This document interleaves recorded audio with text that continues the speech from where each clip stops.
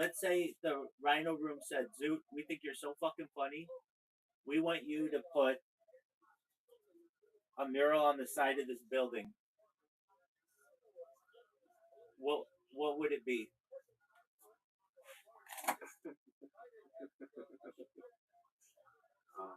Charlie Kirk's assassination. All right. I figured it would just be a bunch of bombs because that's what you do there. Hey, oh. I mean, Charlie Kirk's assassination controversial. Fine. All right. Now, here's my question for you. Are you ready for it? Yeah. Can you wait 30 seconds for me, please? Can you wait 30 seconds? Yeah. All right, just one moment.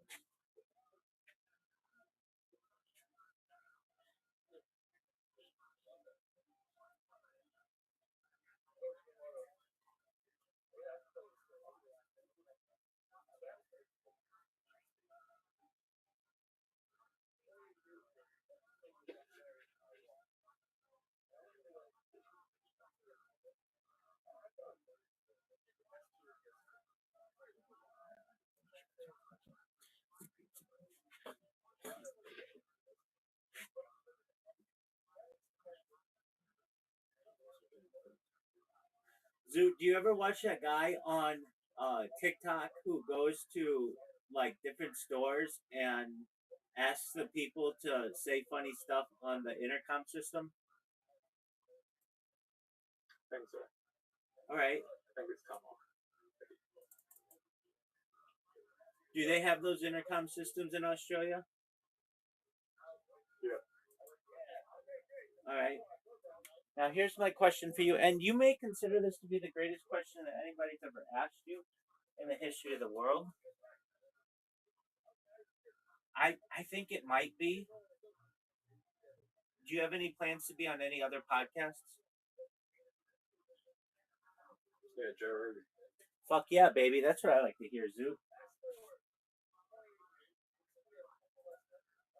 Zoot, if I had a podcast and I wanted to interview you, would you let me? Yeah. All right, tight. Do you want to be on another podcast? I can get you on another podcast. What podcast? It's called The Life Podcast with Tony. Who's Tony? He's someone from Europe. I don't think about it. Okay. Are you ready for my next question? Yeah. Do you think that William Montgomery will ever come back to kill Tony? Yes or no? Yeah. Okay, here's my next question. Oh, look who the fuck shows up. Look who the fuck shows up. You don't even get your normal welcome. Where in the F have you been? I've been eating and I finally have my room back. I don't care. You said you were going to be back an hour ago. Happens. You couldn't send me a message? You couldn't send me a message? You couldn't send me a message? I'm not sure if you're gonna read this message.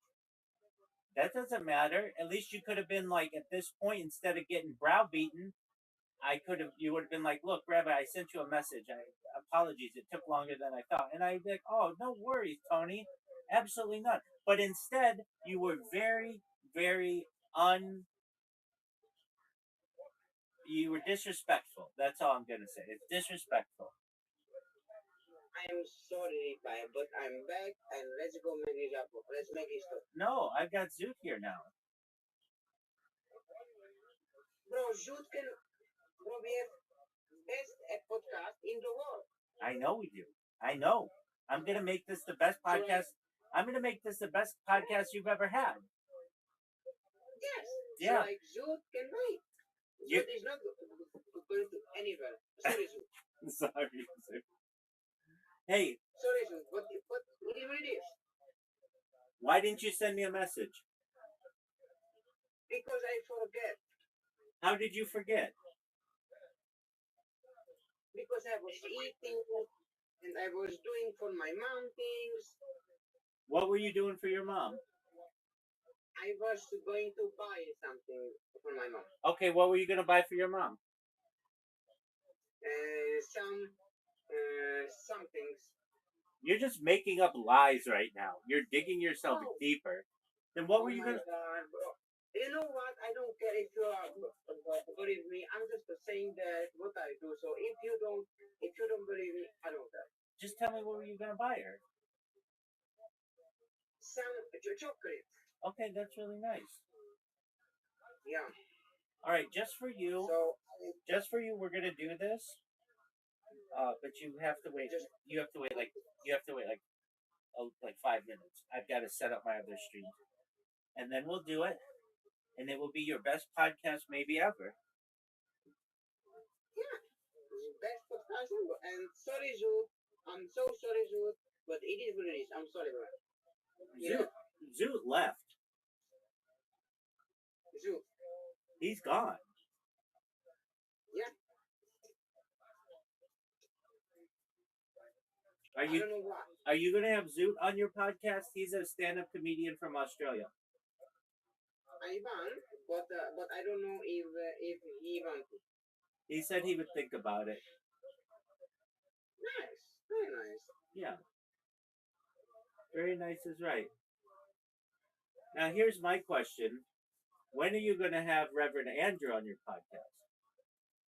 Oh, this podcast will have 1 million views because he's so different than other people I ever have podcast. So soon, I know. I know.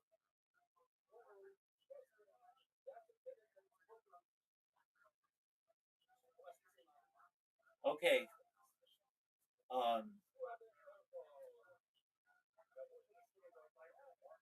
The description of the podcast that we're gonna do, though.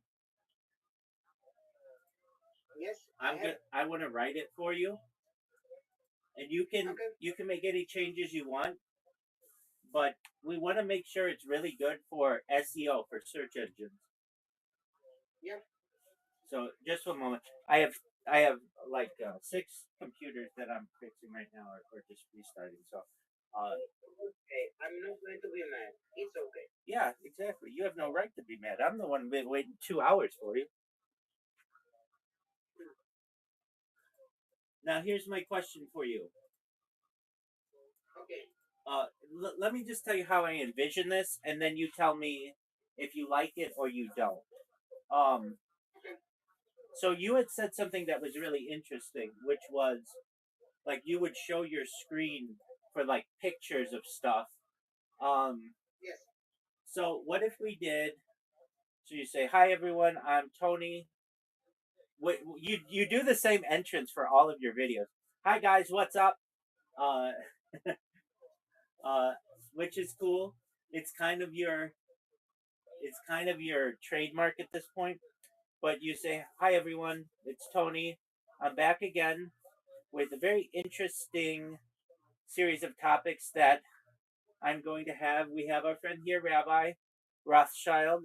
Rabbi Rothschild, in addition to being an Orthodox rabbi, is a futurist. And I'm going to let him talk about some of the discoveries that he has made while spending his life live streaming 24/7 on the internet. Rabbi, go ahead, and I'll say thank you, Tony. So, Tony, you should know that I have spent a lot of time, obviously, on the internet, and I discovered this website a few years ago, and I find it to be fascinating. It talks about futurism, but I don't ever hear anybody talk about this website. And so I consider it a privilege to be able to use your platform to be able to review some of the information. It is in relation to a future timeline. It's futuretimeline.net for anyone who wants to follow along with us. And what Tony and I are going to do, we're going to have discussions on the different topics that we review as I read them, and while I read them, Tony is going to look up and show pictures on his screen, and we hope you enjoy. How does that sound? Yeah. Okay. And I never share my skill on podcasting. So we will gonna see how I'm going to do it. okay.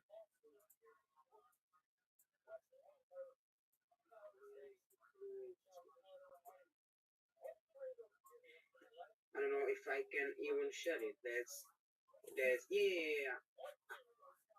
I can share it. Yeah. I can.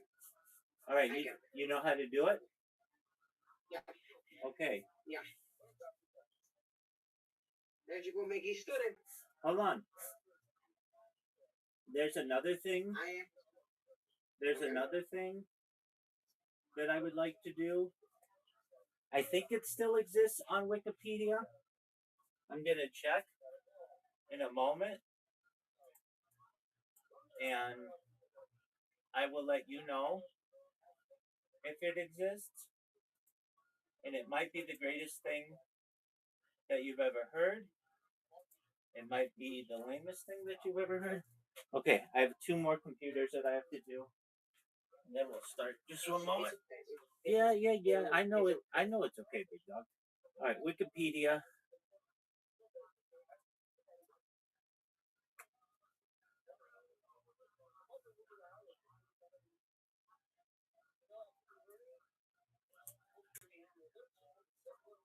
And now this podcast is not going to be live, right? So we can edit it.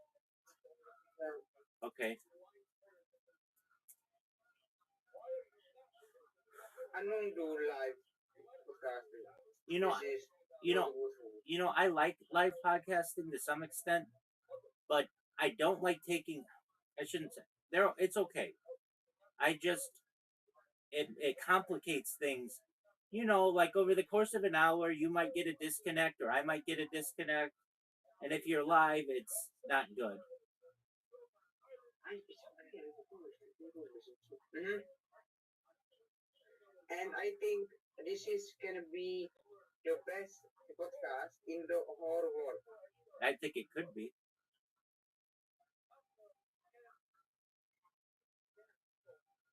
Because like we can do something what and not what nobody done it. I agree. We can do something very very big, very big. I agree. Okay. I was Okay. sorry. Now I think you may not like this, but I think it's a good idea if we're going to do this that we don't go straight into futuretimeline.net. I think we should go to Wikipedia first. And you may say, why, Rabbi, I really like that website. And I know, I do too. But so long as we're doing like future predictions, I want you to, I'm just going to give you an example. I want you to go to a website, okay? Wikipedia.org. I am brushing my teeth. Oh, you're brushing my teeth. Well, you're going to smell beautiful then. Okay, well then just one moment. I'll be right back.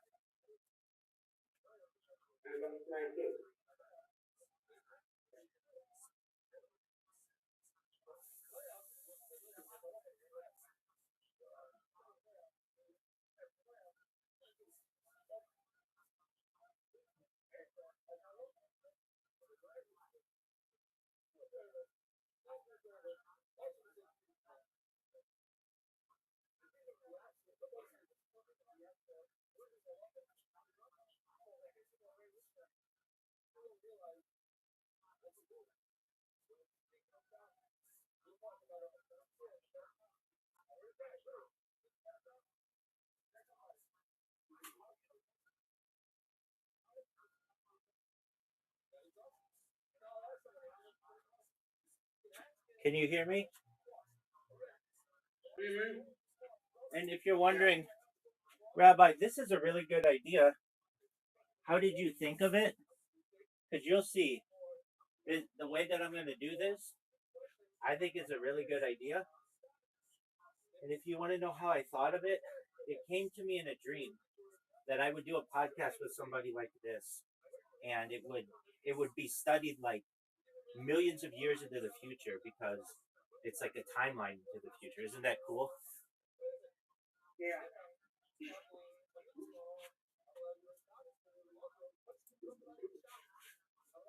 Okay.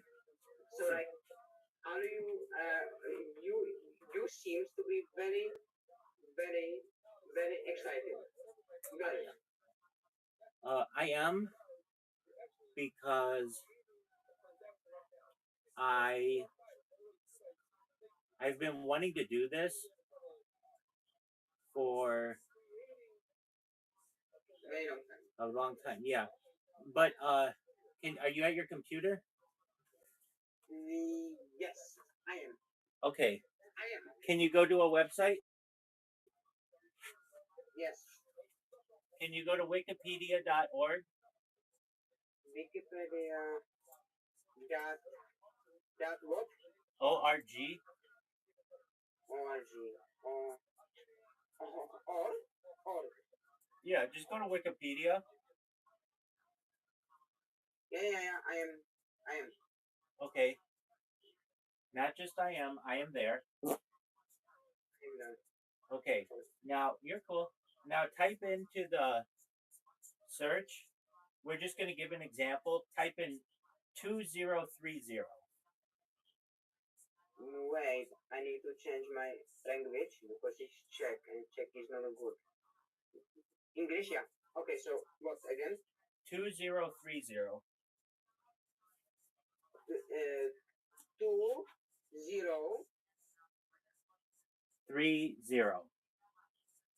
30. Yeah, and then Calendar year. yeah, and then click on that. And so what I'd like to do is read with each year what the Wikipedia says is going to happen, and then what futuretimeline.net says. Is that okay? Yeah. Okay. Okay. And after each year, I can say to you, as I do this, you're going to be showing pictures or whatever you want. I mean, do whatever you want. But I'll say, you know, isn't that interesting or whatever? Do you have any questions? And you can say, yeah, Rabbi, it says that the 2030 World Cup is going to be played in both Spain and South America. Spain, Portugal, and South America. Do you know how many teams are going to be playing? And we can say, I think it's going to be 64, but we'll look it up. Like basically, we can look up any questions that we have, or you can say, before we move on, I did want to say that I think it's really interesting that they say that the World Cup's going to be played in multiple countries. Whatever. You raise any questions that you have, but if not, Okay. I'm going to say, okay, if you don't have anything more, we're going to continue. But you realize this isn't going to be your normal kind of podcast.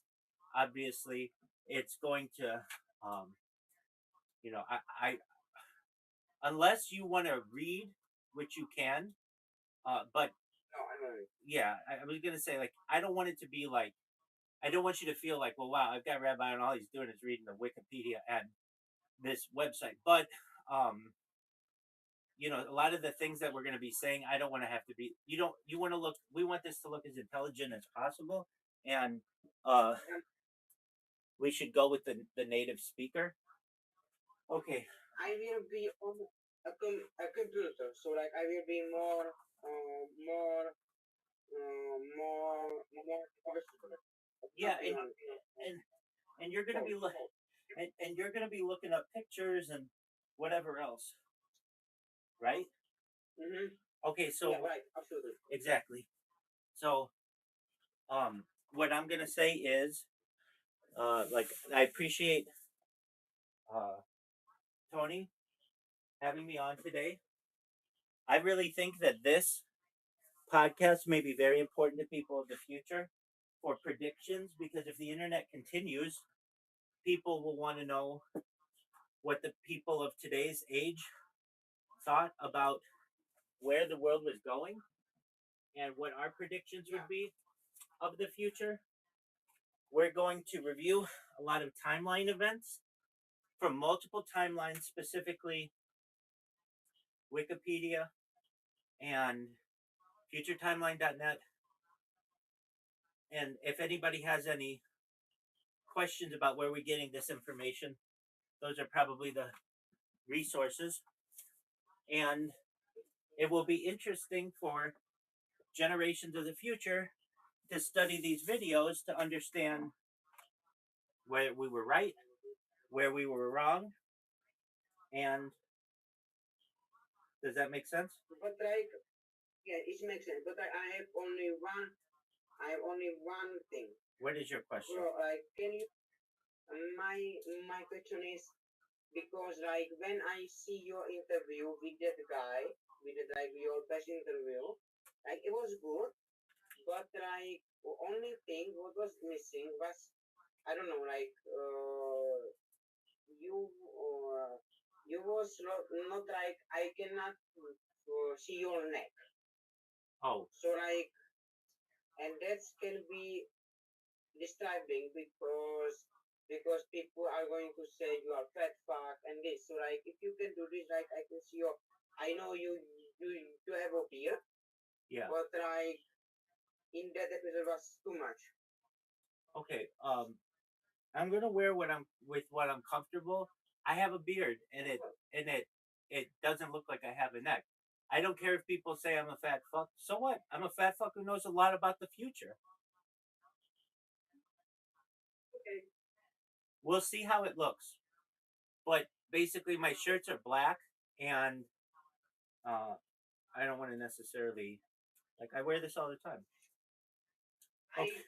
I just want to tell you that. I appreciate it, and you should know that I recognize that's an important thing for me to know. I understand, but I'm not too like. Okay. How do I want to say? If I wear a white shirt, my beard is still gonna cover me up. But like I think white shirt can be a really good idea because I will have black shirt. I am in black man.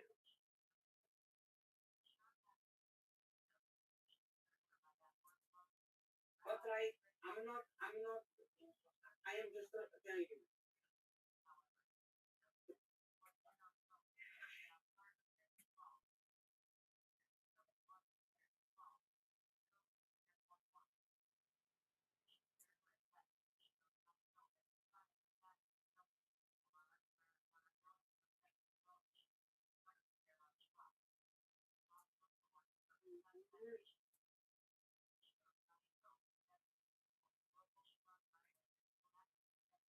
So do I do you are you ready for the link?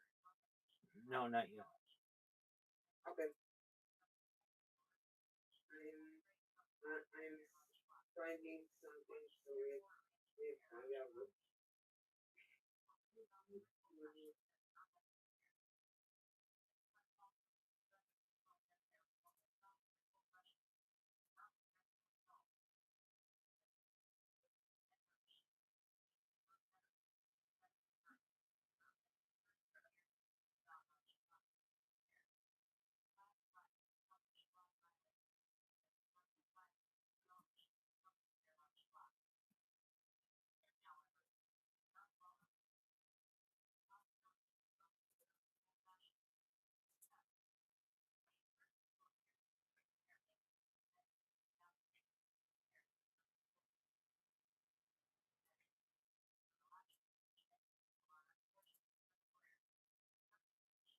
What do you will have for the background? I'm gonna have my space background.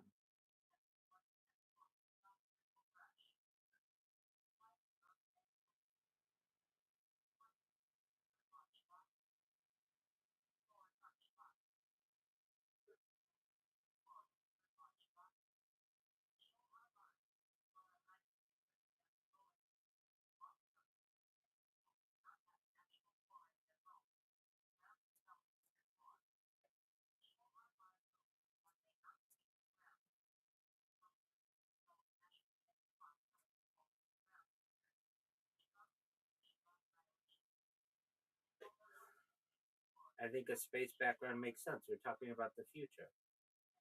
Yeah, yeah, that's true.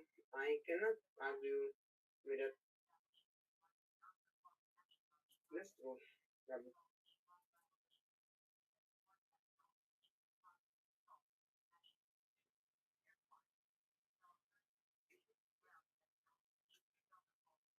Do you have my email address?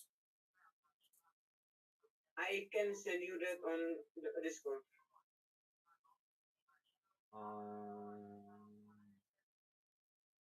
Okay. I can send it on the Discord because like yeah, I think I have, but like it's so much easier if I can do like.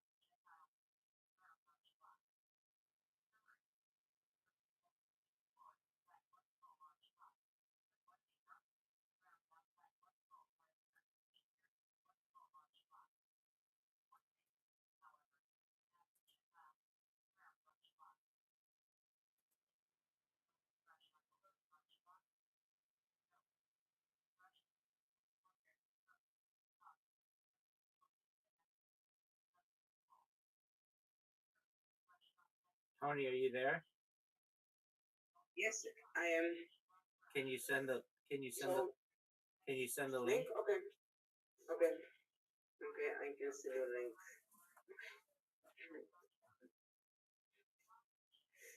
Tony, also before we start, I want to talk about time, how we define a year, and different kind of clocks. Of course,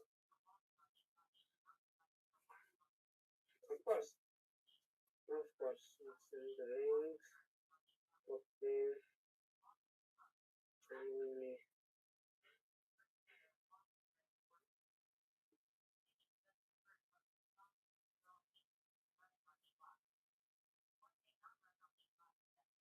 bro, when I'm going to be famous, I will going to do one thing, and that is I will going to have episode with Discord boss, and because I don't know why like I don't have still my Discord, so For that sh- is bullshit. Absolutely. When are you sending me this?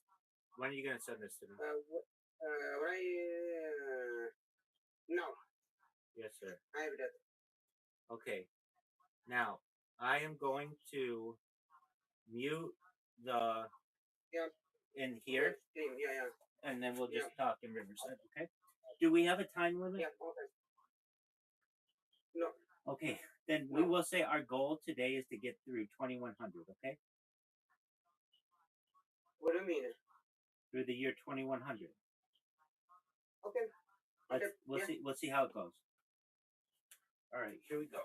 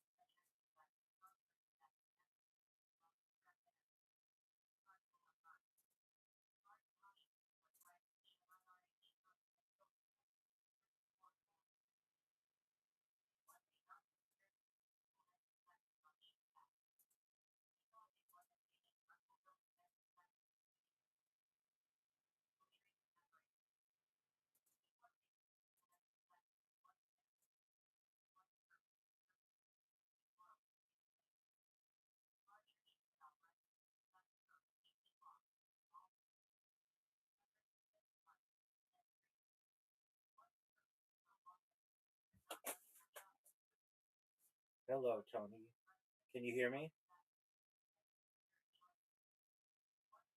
Okay.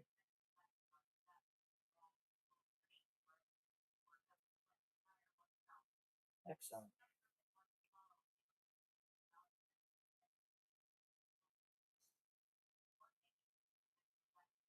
Oh, your lips look terrible. Your looks. I wouldn't watch your podcast because of your lips. They're just awful. I'm kidding with you. You're too you're too focused on the wrong thing.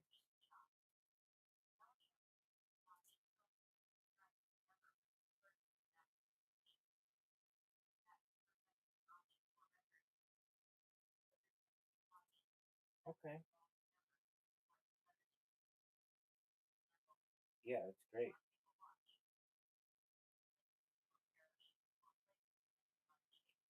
And we will start in 2027 if that's okay with you.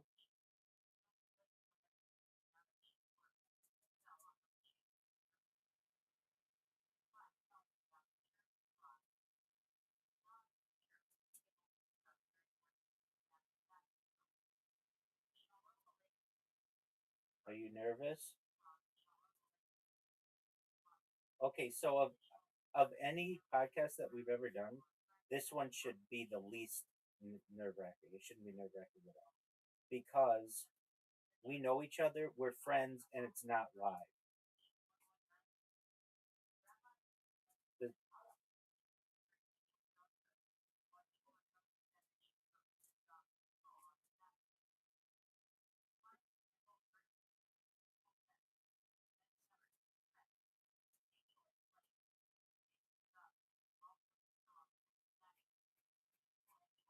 You're gonna do you're gonna do just fine. Yeah.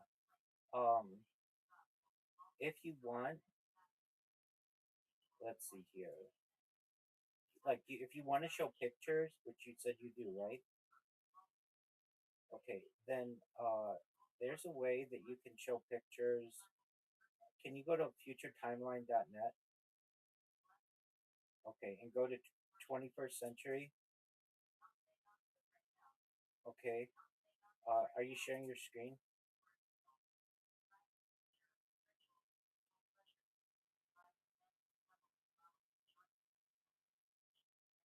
Perfect. Okay, go to like that's fine. Yeah, that's perfect. Yeah.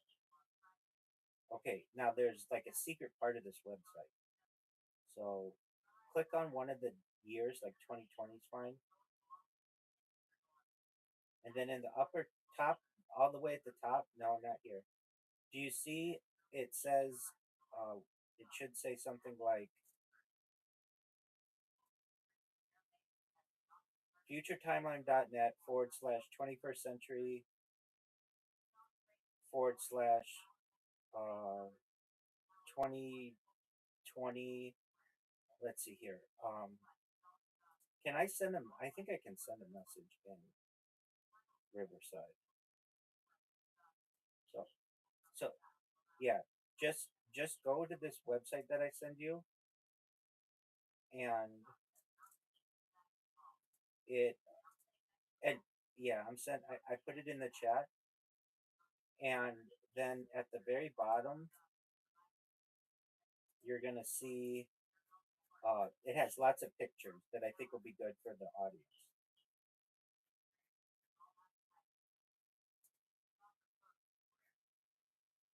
Just one moment.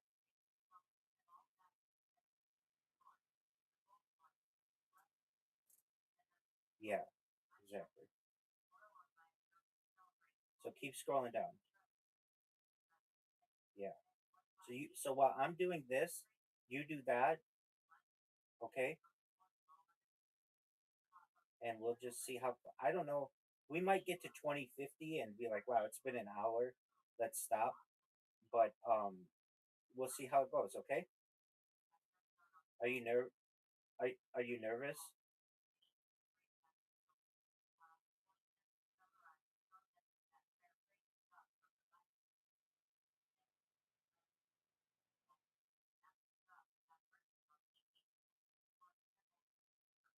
I'm none of those things. I'm your friend. We talk all the time in my Discord. This, you're going to be totally fine. One thing that I will do at the beginning, I want to show people my YouTube, so where they can find me. So I'll show this screen just for a moment, and then we'll move into it. Okay?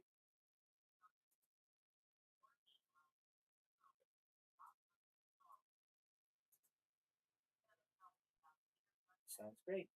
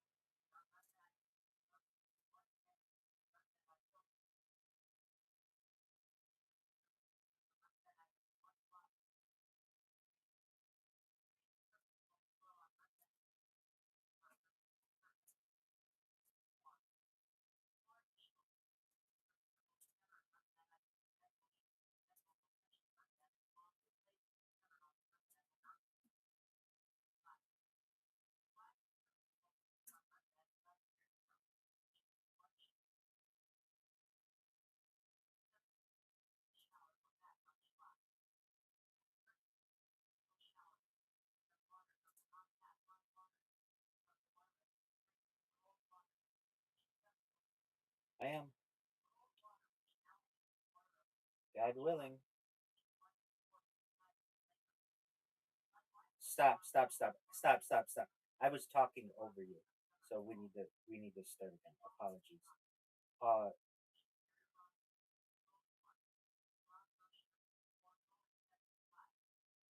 okay, okay. I have a question. I have a question. With Riverside, I have to wait at the end to let it upload, right?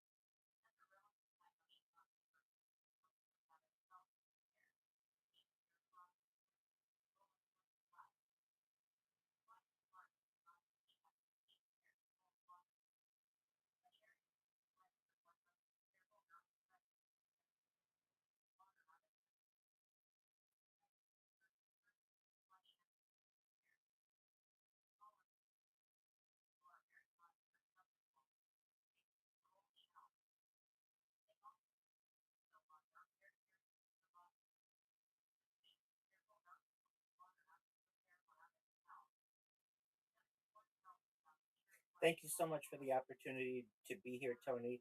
Yes, absolutely. First and foremost, make sure you're watching this to subscribe to Tony's channel and like and comment if you find this interesting. Our topic today is on futurism. Firstly, many people don't know what futurism even means. Futurism, as defined, is considered to be a idea that combines economics, technology, and human behavior to study long-term change. Many times, the people who study futurism are known as futurists. A futurist is a person who studies current trends to figure out what might happen next in the world. Futurism is something that could be trend watching, problem solving, but what we are not are psychics. And in addition to being an Orthodox rabbi and Kabbalist, I am a futurist. Moreover, I am someone who is archiving time as we know it.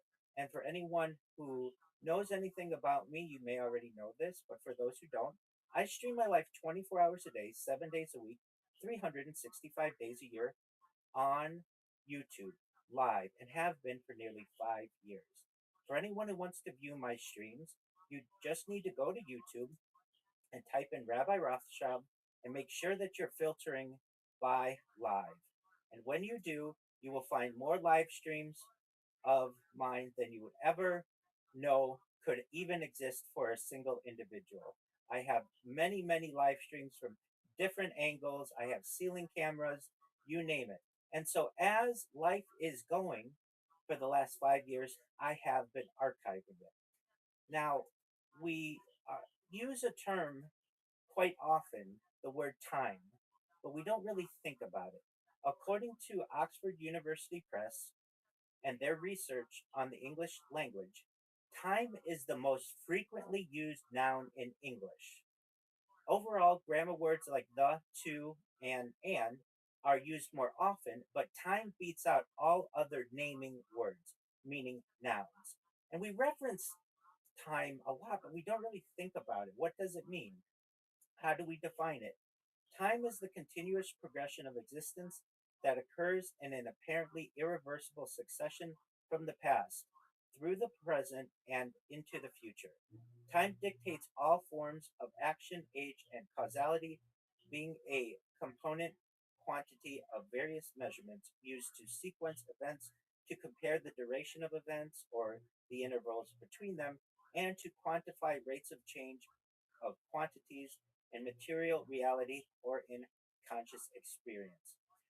We reference time in science fiction, things like time travel, time machines, and certainly use it in our regular conversation. Are you on time? What time is it? And there are different ways that people keep time.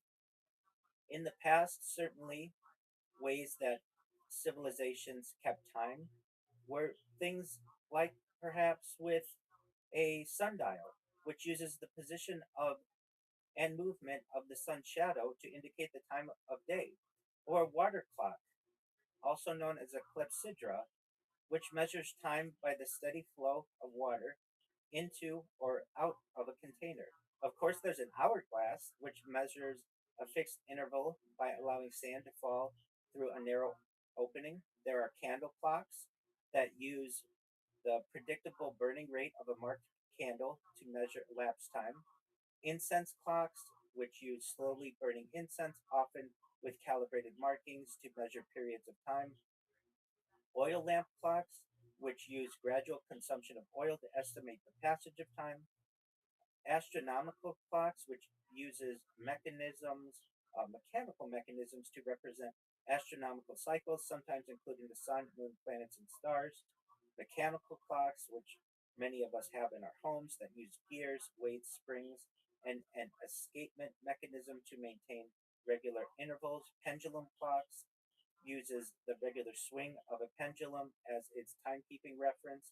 Spring driven clocks store energy in a wound spring and releases it through a regulating mechanism, which are common in watches. Other types, we just have wristwatches, which is a wearable clock designed to be worn in the wrist, or pocket watches, a portable mechanical timepiece designed to be carried in the pocket. And as we move into the modern age, of course, the digital clock becomes much more common, which displays time electronically using numbers rather than traditional clock hands. Of course, the electric clock uses electrical power to operate a timing mechanism or maintain oscillations. And we get into more specific, more accurate clocks, like a GPS clock, which determines extremely precise time using signals from GPS satellites, or an atomic clock, which uses extremely stable atomic transitions as the fundamental reference for measuring time. There are cesium clocks and rubidium clocks, hydrogen maser clocks, optical atomic clocks, astronomical timekeeping, which determines time from Earth's rotation and observations of celestial objects. Of course, we have biological clocks, which use biological rhythms within our natural state, such as circadian clocks and circadian cycles to regulate an organism's perception and synchronization with time. And of course, we have network time or internet clocks, which synchronizes computers and digital systems using network based time protocols and highly accurate reference clocks. Moreover, there are some advanced, very advanced clocks that I'd like to reference before we start. And for those who aren't familiar with these are increasingly advanced clocks that are really important, maybe not so much while we're trying to figure out what time my favorite television show may come on, but in terms of traveling great distances into the future. And Tony and I are going to be talking about a lot of futuristic opportunities that mankind may experience over the course of the upcoming years, decades, centuries, millennia, and really far in this series. So there are things like cesium 133 atomic clocks, the traditional primary standard defining the SI second. Rubidium atomic clocks, compact atomic frequency standard, generally less accurate than the best optical clocks. We talked a little bit earlier about hydrogen masers, which are extremely stable microwave frequency references. There are many elemental based clocks, which certainly can be very accurate. To give people an understanding of a technological ladder, mechanical clocks are really the some of the least accurate clocks, even though we rely on them. But then moving towards quartz, then cesium atomic, then hydrogen maser, then optical atomic clocks, optical lattice clocks, single ion optical, quantum entangled optical, nuclear clocks, thorium 229 nuclear clocks, and then future quantum nuclear clocks. To give people an idea, this we get really ultra precise with some of these clocks, even into the hypothetical or theoretical concept of what time could be. So the next time that somebody says, "Are you on time?" Is anybody really on time? Does anyone really know what time it is?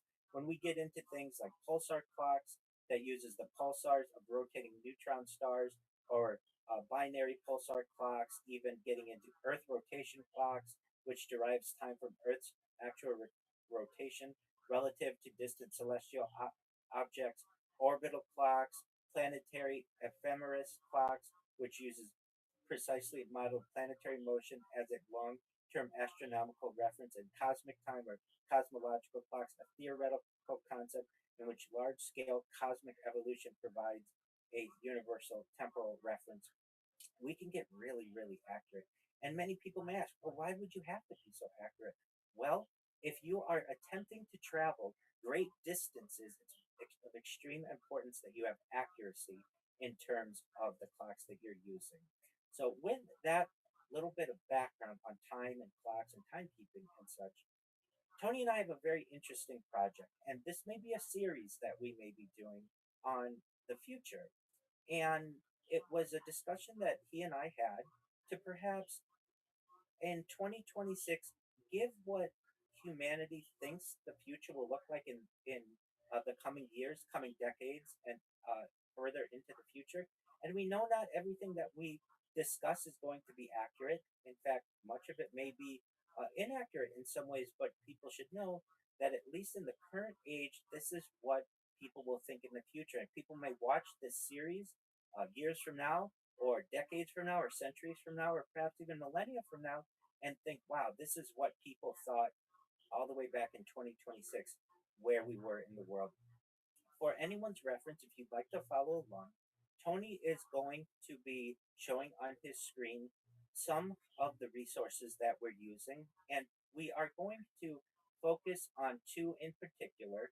One is Wikipedia, And the other is a very interesting website known as futuretimeline.net. I found this website years ago and I find it fascinating as a predictor of potential events that may happen in the future. So, with that, I'm going to ask Tony, are you ready to start on the Wikipedia page for 2027?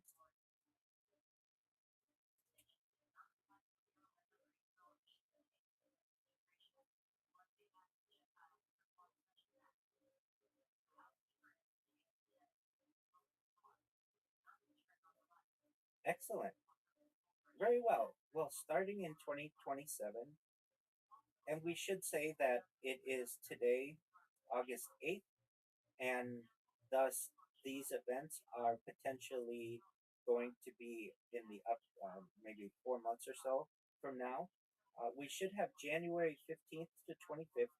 The 2027 Winter World University Games are scheduled to be held in China. From January 20th to February 7th, the 2027 African Games will be held in Cairo. January 30th, 2027, the 2027 German presidential election is scheduled to be held. March 7th, if not triggered earlier, the next Estonian parliamentary election will occur no later than this date. March 19th to September 26th, the 2027 World Horticultural Expo is scheduled to be held in Yokohama, Japan. April 18th, the 2027 Finnish parliamentary election is scheduled to be held, as well as the 2027 French presidential election. In May of 2027, we will have the 2027 Eurovision Song Contest that is scheduled to be held in Bulgaria. On May 1st, if not triggered earlier, the next Serbian presidential election will occur no later than this date. May 15th to August 15th, Expo 2027 is scheduled to be held in Belgrade, Serbia. June 6th, the 2027 Mexican legislative election is scheduled to be held. June 16th through 27th, Istanbul, Turkey will host the 2027 European Games. June 19th through July 17th, the 2027 Africa Cup of Nations is scheduled to be hosted in Kenya, Uganda, and Tanzania. June 24th through 25th, the 2027 FIFA Women's World Cup is scheduled to be held in Brazil. June 25th through July 4th, the 2027 Military World Games will be held in Charlotte, North Carolina, in the United States. July 16th through August 1st, Lima, Peru will host the 2027 Pan American Games. From July 24th to August 8th, the 2027 Pacific Games is scheduled to be held in Tahiti. July 25th, if not triggered earlier, the next Greek parliamentary election will occur no later than this date. August 1st through 12th, the 2027 Summer World University Games will be held in South Korea. August 10th, the 2027 Kenyan general election is scheduled to take place. August 22nd, if not triggered earlier, the next Spanish general election will occur no later than this date. August 27th through September 12th, the 2027 FIBA Basketball World Cup is scheduled to be held in Qatar. September 1st, Pope Leo is expected to celebrate his Golden Jubilee of religious life and be honored. September 28th, if not triggered earlier, is the next Slovak parliamentary election will be held no later than this date. October 1st through November 13th, the 2027 Rugby World Cup will take place in Australia. October 16th through 24th, the 2027 Special Olympics World Summer Games will be held in Santiago, Chile. October 24th, the 2027 Argentine general election is scheduled to be held. October 27th through November 4th, the 2027 Commonwealth Youth Games will be held in Malta. November 11th, if not triggered earlier, the next Polish parliamentary election will occur no later than this date, December 22nd. If not triggered earlier, the next Italian general election will occur no later than this date, and December 31st, if not triggered earlier, the next Serbian parliamentary election will occur no later than this date. Now, there are some events that do not have a set date as of right now. In late 2027, Artemis 3, the second crewed mission of the Artemis program, is scheduled to launch. We have World Youth Day 2027 being held in South Korea. The 2027 Cricket World Cup will take place in South Africa, Zimbabwe, and Namibia. The first Olympic esports games will be held in Riyadh in 2027. That to me is very cool. WrestleMania 43, the first WrestleMania held outside North America, will be held in Riyadh, Saudi Arabia in 2027. The 2027 Arab Games will be held in Riyadh, Saudi Arabia, and the 2027 presidential election in the Middle East is scheduled to be held. With that, we're going to move on to our sister website, futuretimeline.net. And if I may ask, my colleague Tony, are you ready for futuretimeline.net? Excellent. All right. In 2027, the EU will end all energy imports from Russia, or this is what is predicted. And I want to again say we don't know any of this for sure. In February 2022, Russia began a full scale invasion of Ukraine. This led to international condemnations and sanctions, millions of displaced Ukrainians, and the largest armed conflict in Europe since World War II. The US and United Kingdom announced a ban on Russian oil, while the EU announced a two-thirds reduction in its demand for Russian gas. Oil companies Shell, BP, and ExxonMobil suspended all operations in the country. German Chancellor Olaf Scholz, previously in favor of the newly completed Nord Stream 2 gas pipeline between Russia and Germany, suspended certification of the project indefinitely. Amid soaring energy prices, Russia's continued aggression against its neighbor, and longer term concerns over climate change impacts, the EU proposed to go even further than its earlier announcement. The bloc's leaders began drafting a plan to end their reliance on all Russian energy sources by 2027. Finalized in May, the REP Power EU project would completely phase out Russian gas, oil, and coal imports while accelerating the green transition. Until this point, Russian fossil fuels had been used as an economic and political weapon, costing the EU nearly $100 billion euros per year. The bloc depended on Russia for about 40% of its gas, 27% of its oil, and 46% of its coal imports. The REPower EU plan included measures to boost energy savings, diversify energy supplies, and accelerate the rollout of renewable energy, all of which could strengthen economic growth, security, and climate action for Europe and its partners. The energy saving aspect included raising the energy efficiency target for the European Green Deal, a set of policy initiatives by the European Commission approved in 2020, from 9% to 13%. Fiscal measures included reduced VAT rates on energy efficient heating systems, building insulation, and appliances. The energy diversification aspect would ensure the EU worked with reliable and trusted international partners to minimize supply disruptions. In addition to new gas pipeline deliveries and LNG imports, this included major developments with hydrogen continuing beyond 2027. Finally, and most notably, the REPower EU project called for a massive scaling up of renewables. It proposed a doubling of solar capacity by 2025 and a further 600 gigawatt by 2030, a legal obligation to install solar panels on all new buildings, a doubling of the rate of deployment of heat pumps, and measures to boost both geothermal and solar thermal, shortened and simplified approvals for major renewable projects, and a target of 10 million tons of domestic hydrogen production for use in hard to decarbonize industries and transport sectors. By 2027, the EU invested 210 billion euros, or 225 billion dollars, in upgrading its energy infrastructure, allowing it to completely end any dependence on Russia for imports of oil, gas, and coal. Additionally, in 2027, light duty hydrogen fuel cell vehicles reached $1 million in annual sales. The first vehicles powered by hydrogen fuel cells emerged during the Cold War space race.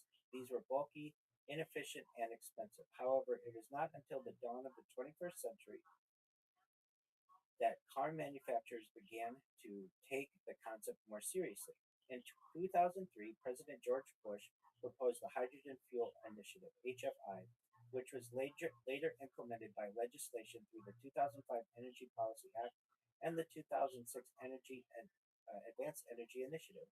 This aimed to further develop hydrogen fuel cells and infrastructure with the goal of producing commercial fuel cell vehicles.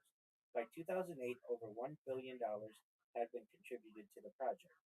However, the U.S. Department of Energy later shifted its interest from fuel cells to battery vehicles. High costs and the lack of infrastructure were major problems, compounded by the culture of deploying fuel stations over such a large geographical area. This led U.S. automakers to delay their hydrogen vehicle rollouts. The situation was different in Europe, however, with less geography to cover, and where governments had serious plans to develop the required infrastructure. Japan and South Korea, too, had similar initiatives getting underway. In addition to expanded infrastructure, future advances in technology reduced the size, weight, and cost of hydrogen fuel cell vehicles.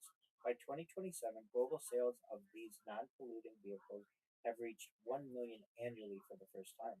Although still only a tiny population, although still only a tiny proportion of total overall vehicle sales, the industry is now entering a period of explosive growth. Also in 2027, Tokyo and Nagoya are connected by high speed maglev. Two of Japan's largest cities, Tokyo and Nagoya, are now connected by the Chuo Shinkansen, a high speed maglev route. This 178-mile, 286-kilometer line runs beneath the Japanese Alps, the Akaishi Mountains, at speeds of up to 313 miles per hour, or 505 kilometers per hour, enabling journey times of just 40 minutes. Built by the Central Japan Railway Company at a cost of 9 trillion yen, or $115 billion, the route will be extended to Osaka by 2045. The launch of the Nancy Grace Roman Space Telescope. Go ahead.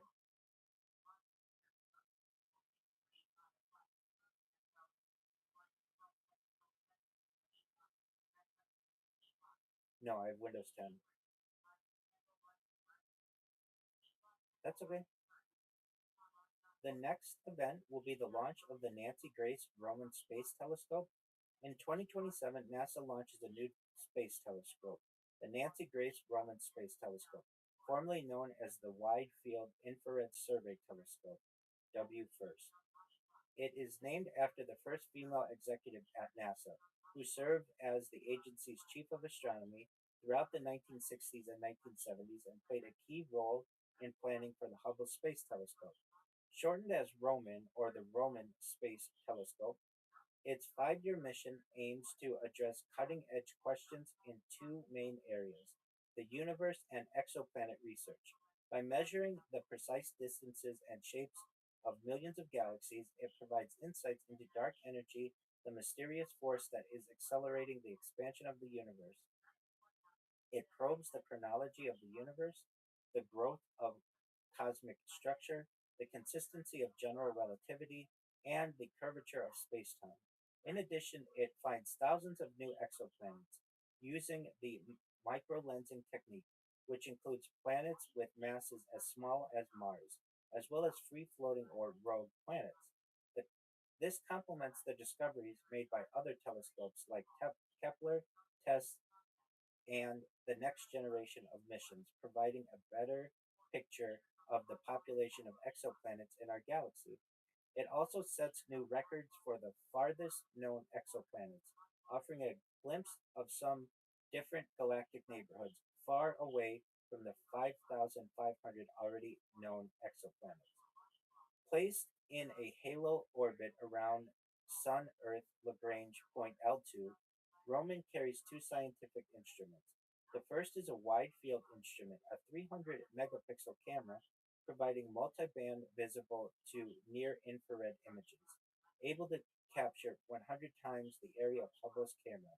Roman also features 1,500 times the surveying speed of that earlier telescope. Its second instrument is the coronagraphic instrument, CGI, a high contrast coronagraph designed to achieve a part per billion suppression of incoming starlight, enabling the detection and imaging of planets with a visual separation of as little as 0.15 arcseconds from their host stars. In addition to its two primary missions, Roman performed stellar seismology studies on 1 million giant stars. This involves analyzing brightness changes caused by sound waves echoing through a star's gaseous interior to learn about its structure, age, and other properties. It also identifies over 1,000 neutron stars, hundreds of stellar mass black holes, and thousands of Kuiper belt objects, including some as small as 9.7 kilometers or 6 miles across, about 1% of Pluto's diameter. The combination of its gigantic field of view and ultra precise coronagraph makes the Roman Space Telescope a unique and powerful tool for astrophysics, contributing to many exciting discoveries in the late 2020s and early 2030s.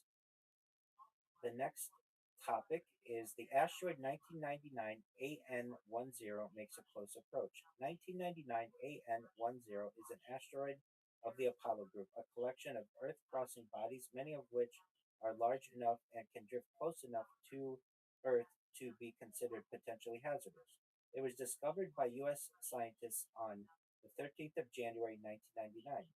The object was estimated to have a diameter of up to 1,800 meters, or 5,905 feet, or about a mile, enough to cause continent scale devastation should an impact occur on Earth. AN10 circles the Sun every 643 days and twice each year passes the Earth's local neighborhood. On the 7th of August 2027, it makes a particularly close approach as it comes within just 0.0026 astronomical units or 390,000 kilometers or 240,000 miles, about the same distance as the about the same as the distance between the Earth and Moon. The asteroid reaches a peak apparent magnitude of 7.3, bright enough to be visible with binoculars. Its orbit remains dangerously close for the next 600 years. So we better be on the lookout for that. The Square Kilometer Array begins science operations is our next topic.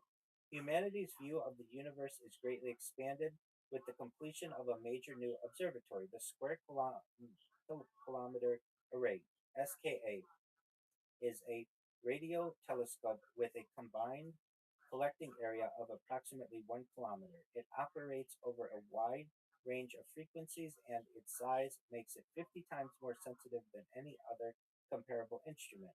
By utilizing advanced processing technology, it can survey the sky more than 10,000 times faster than ever before. With additional stations extending to a distance of 3,000 kilometers from a concentrated central core, it continues radio astronomy's tradition of providing the highest resolution images in all of astronomy. First light is achieved in 2027, and the telescope is fully operational by 2030. Direct flights from Sydney to London and New York. In 2027, Australia's national airline, Qantas, begins Project Sunrise flights, the new service described as the final frontier of long haul travel. It enables direct non-stop flights from Sydney to New York and to London and New York, connecting Eastern Australia to major global cities without the need for intermediate stopovers. The Sydney London journey takes about 20 hours, making it the world's longest regularly scheduled commercial passenger flight. Despite the extreme distance, the non-stop service cuts total travel time by up to 4 hours compared with previous routings that required at least one layover, while also reducing the physical and psychological burden of multiple takeoffs, landings, and airport transfers. Qantas had already taken a major step toward ultra long haul travel in March 2018 when it launched nonstop flights from Perth to London.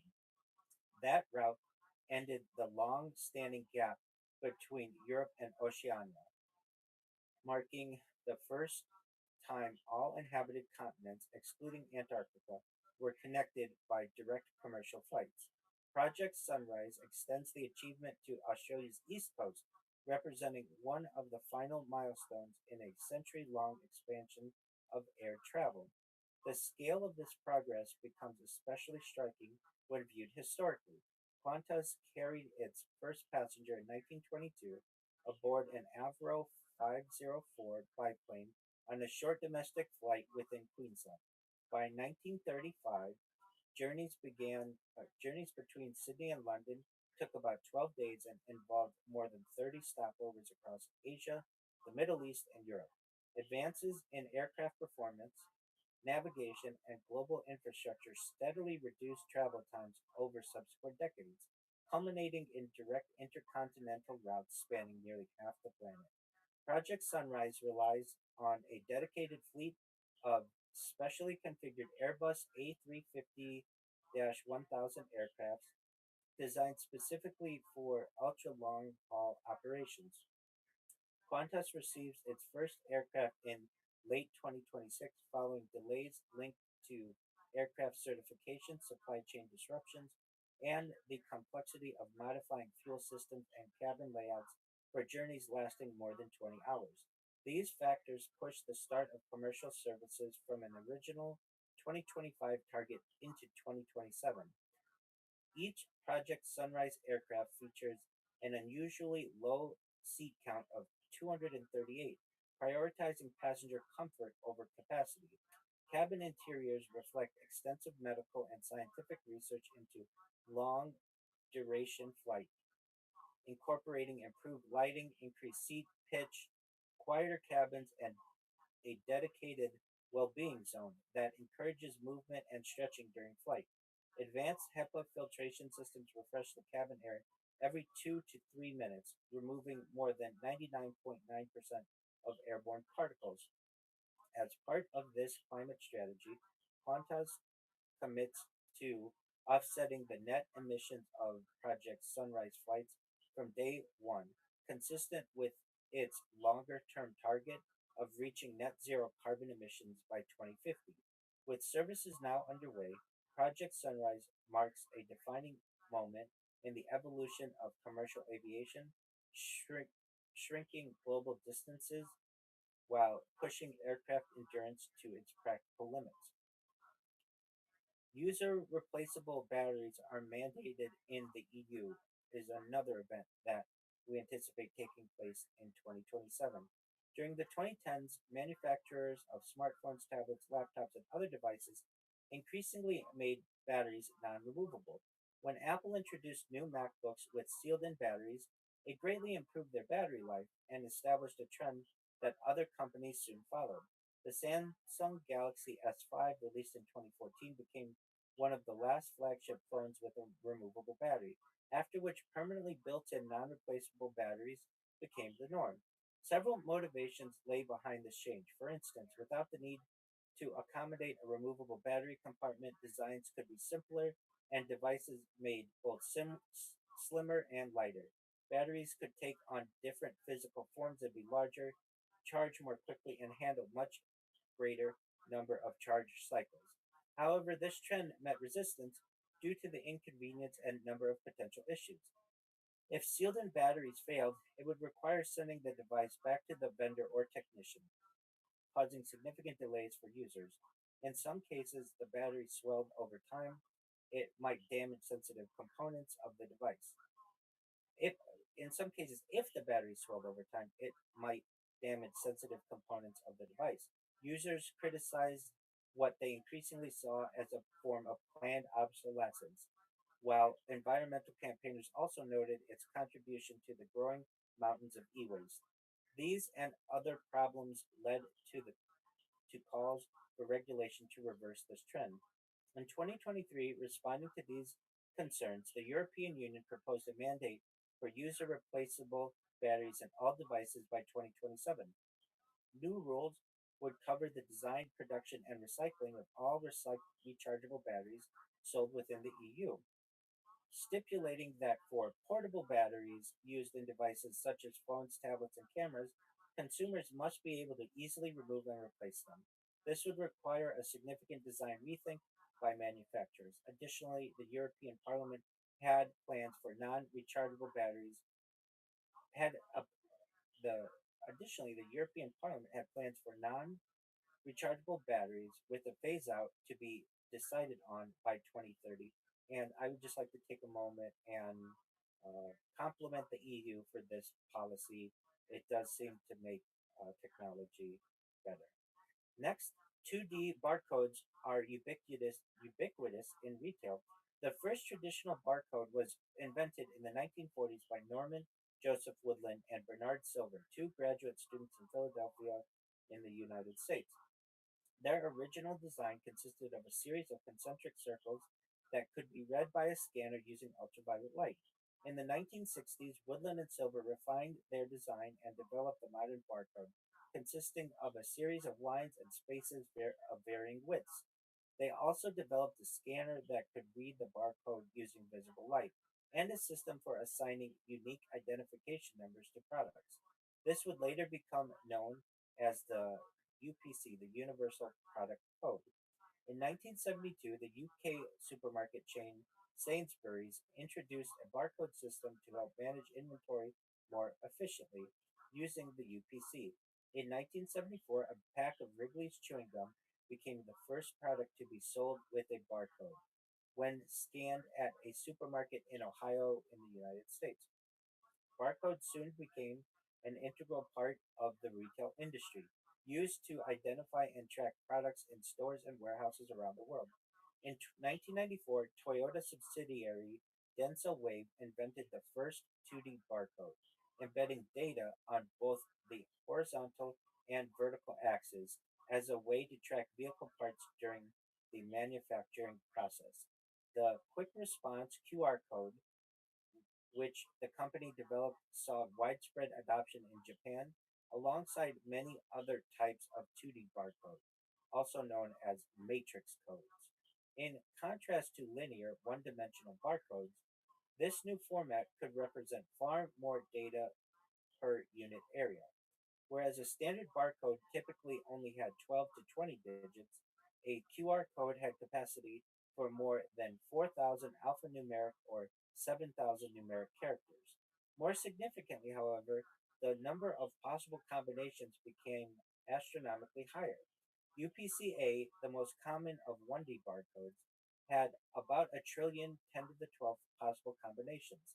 The initial version of QR codes released in 1994 featured 21 by 21 modules, black and white squares, which increased to 177 by 177 with version 40 in 2015. This enabled 10 to the 9,403rd possible combinations, more than the total number of atoms in the known universe, ensuring that humanity would never run out of codes. After gaining popularity in Japan, QR codes and other 2D barcode formats began spreading to countries around the world. In the 2010s, they became even more widely used due to the prevalence of smartphones with cameras and code scanning capabilities. The COVID 19 pandemic of 2020 further increased their appeal as a touchless system to display information. With 2D barcodes already widespread in manufacturing, warehousing, logistics, healthcare, and other industries, attention now focused on the retail sector to make its older barcode system fit for the 21st century. These efforts included Sunrise 2027, proposed by GS1 US, a nonprofit standards organization, along with initiatives in other countries aiming to have all shops and point of sale POS terminals set up and ready to accept 2D barcodes. By 2027, this upgrade is largely complete. The use of 2D barcodes in retail offers more data capacity, interactive capabilities, enhanced tracking and traceability, and cost effectiveness. For instance, more information can be stored about a product such as nutritional content, ingredient lists, and allergen information. This can be crucial for customers with dietary restrictions and allergies and helps promote transparency and trust between customers and food producers. The codes can be used to create interactive experiences for customers, such as providing recipes, games, or discounts and loyalty rewards. They also help shops and food producers gather valuable data and insights into customer preferences and behavior. Individual food products can be tracked and traced throughout the supply chain from farm to table. This helps improve safety and quality control, and can also help reduce food waste by identifying and addressing inefficiencies in the supply chain. Information can also be provided on sustainability practices. The next event, which is quite interesting, that may occur in 2027, is the autopsy report for Elvis Presley being made public. Elvis Presley was one of the 20th century's most iconic singers, often referred to as the King of Rock and Roll or simply the King. After cementing his place among the legends of American music, his final years were marked by serious health problems. These were aggravated and possibly caused by drug dependence. On the 16th of August 1977, Presley was found unresponsive on the bathroom floor of his Graceland home. Attempts to revive him failed, and death was officially pronounced at 3:30 p.m. at Baptist Memorial Hospital, Tennessee. Controversy surrounded the autopsy and its aftermath, as the competence and ethics of two medical professionals were questioned. One had his license permanently revoked after charges were brought by the Tennessee Medical Board. An overdose of prescription drugs, including codeine, Demerol, morphine, and Valium, to name a few, had apparently caused Elvis's heart to beat irregularly and then stop. However, rumors of a cover up were rife as the exact cause of death remained unclear. Vernon Presley, Elvis's father, had the complete autopsy report sealed for a period of 50 years. The controversy surrounding the autopsy, as well as the various other questionable circumstances, led theorists to proclaim that the king was still alive. After his funeral, there were numerous alleged sightings of Presley. A long standing theory among fans was that he had faked his own death. Some fans noted apparent discrepancies in the death certificate, a curious different spelling of the middle name on his gravestone, him reportedly cutting family members out of his will shortly before he died, rumors of a wax dummy in the original coffin, and numerous accounts of Presley's planning a diversion so he could retire in peace. The full autopsy report is finally made public on the 16th of August 2027, exactly half a century after Presley's death.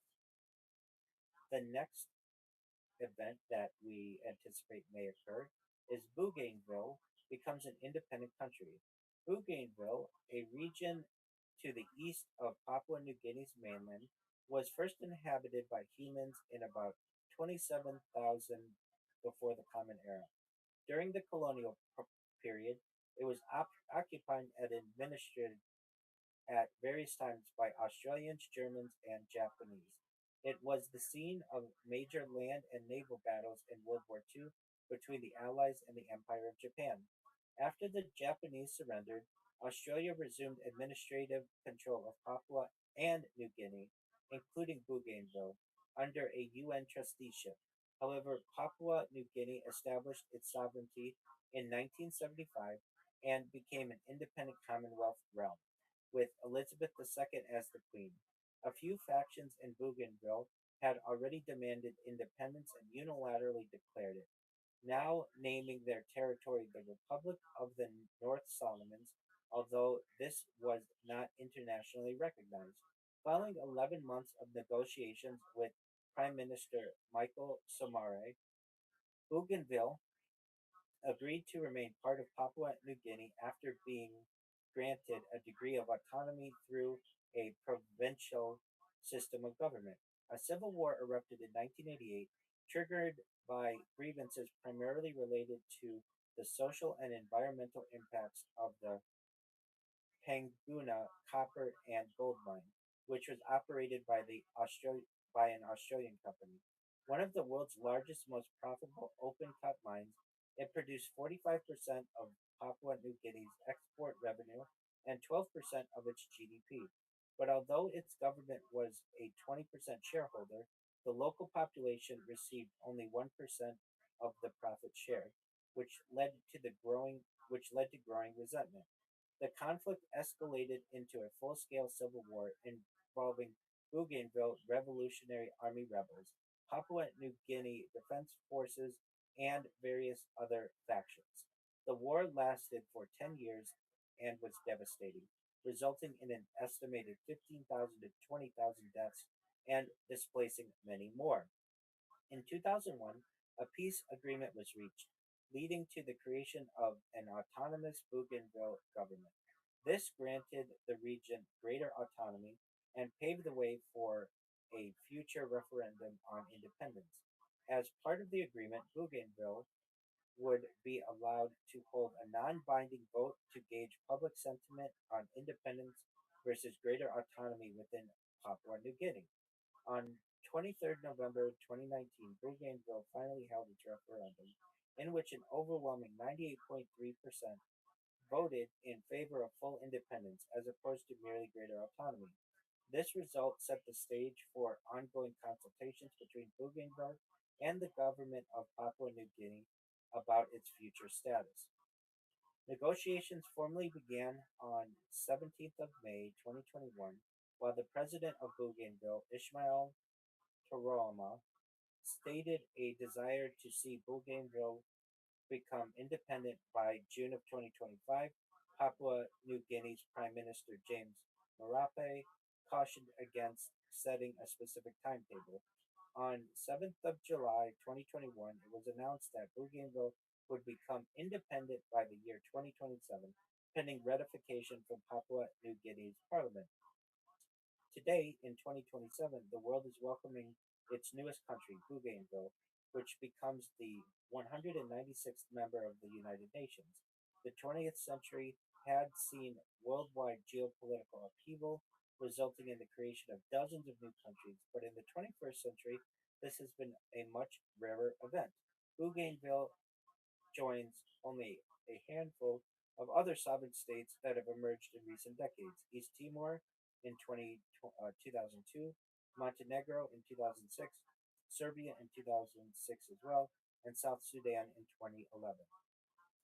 With that, that is an overview of what we expect to be the events of 2027. I'm going to ask my colleague what your thoughts are, Tony.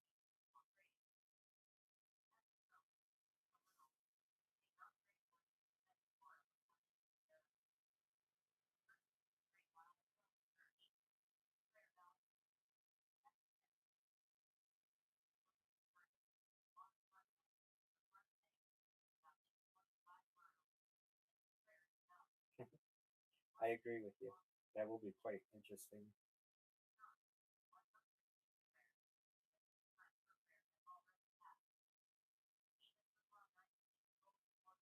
Yeah, I agree with you there as well.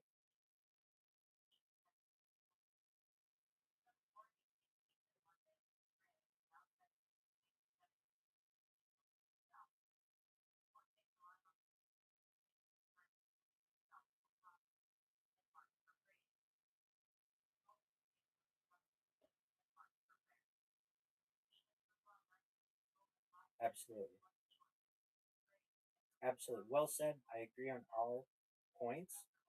And as we move into our 2028 discussion, I may make the suggestion to Tony, if possible, to mute your microphone unless you are going to speak, to perhaps limit any kind of background noise, if that would be possible.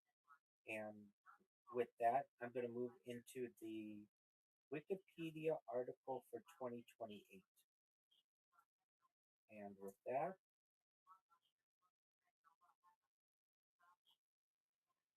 yes. Oh, yeah, definitely. Big time.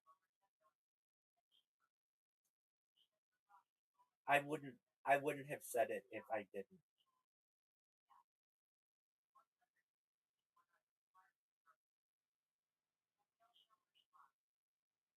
All right. You let me know when you're ready for 2028. Excellent. Here we go.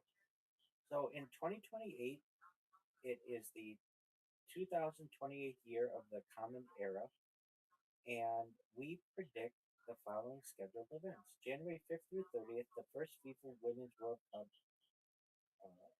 the first FIFA Women's Club World Cup is scheduled to be held.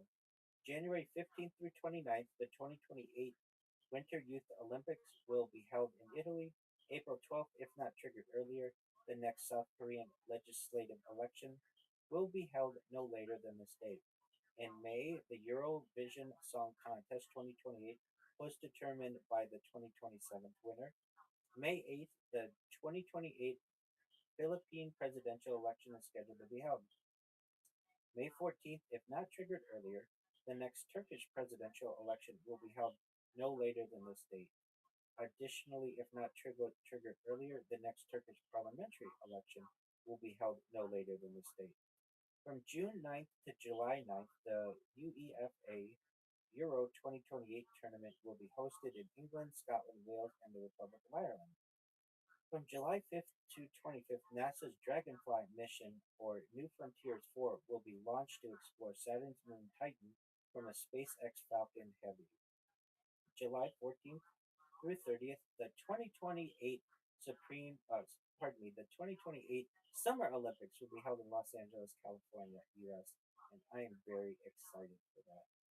July 22nd, a total solar eclipse will be visible across Australia, including Sydney and New Zealand.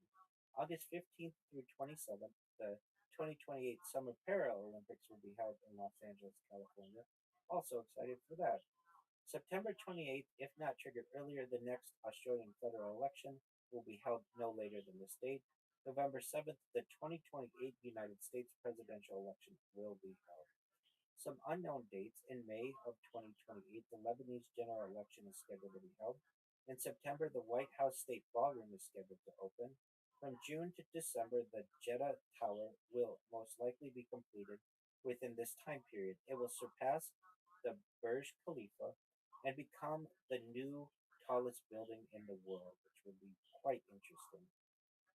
NASA is targeting the first two-thirds of 2028 to launch Artemis 4, the first crewed lunar landing since 1972, and the last third of 2028 to launch Artemis 5, the second crewed lunar landing since 1972.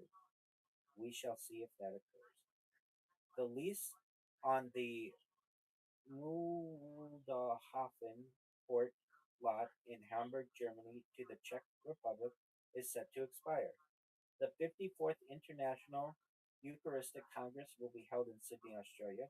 The 2028 ICC Men's T20 World Cup is scheduled to be held in Australia and New Zealand. Nusantara is set to replace Jakarta as the new capital of Indonesia. Colossal Biosciences aim to birth the first generation of woolly mammoths and reintroduce them into the Arctic, Alaska, Yukon, and Pleistocene Park in semi captivity 4,000 years after the species went extinct. And anyone who watches my streams know I talk about this event all the time and I'm very excited for it, as you can see on my face. So that's not that far away. So that's really, really exciting. And with that, go ahead.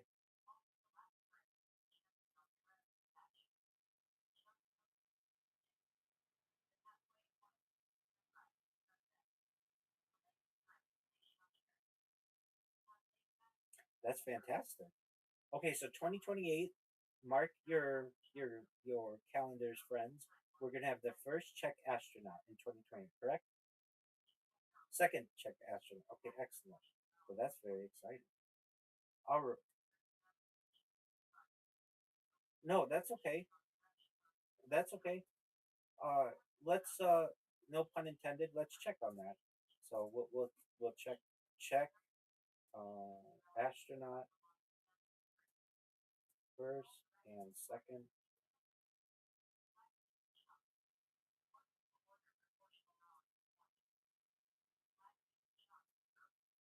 The first Czech in space was Vladimir Remek, who flew on the Soviet Soyuz 20 mission in March of 1978. The designated second Czech astronaut is Ales Svoboda, a military fighter pilot scheduled to fly to the International Space Station in the second half of 2027. So there we are. That's okay. That's okay. You're really close. You're really close. No, no, no, no. That's it's close enough. Close enough under these circumstances because nothing's happened yet. So excellent. So people out there, that's a really an amazing highlight for Czech Republic or Czechia. And with that, I will ask my futurist colleague, are you ready to go to 2028 on future timeline? Okay, excellent. Very well. So, to give some people just an overall view, from 2028 to 2033, mRNA based vaccines for cancer and heart disease will be perhaps started. 2028 to 2031, Veritas mission to Mars, or pardon me, Veritas mission to Venus. 2028 to 2030, the orbital reef is operational. And in 2028, China's economy surpasses that of the US. Medical marijuana is legal in the majority of countries. Completion of the Lunar Gateway. China builds the first largest particle. China builds the world's largest particle accelerator.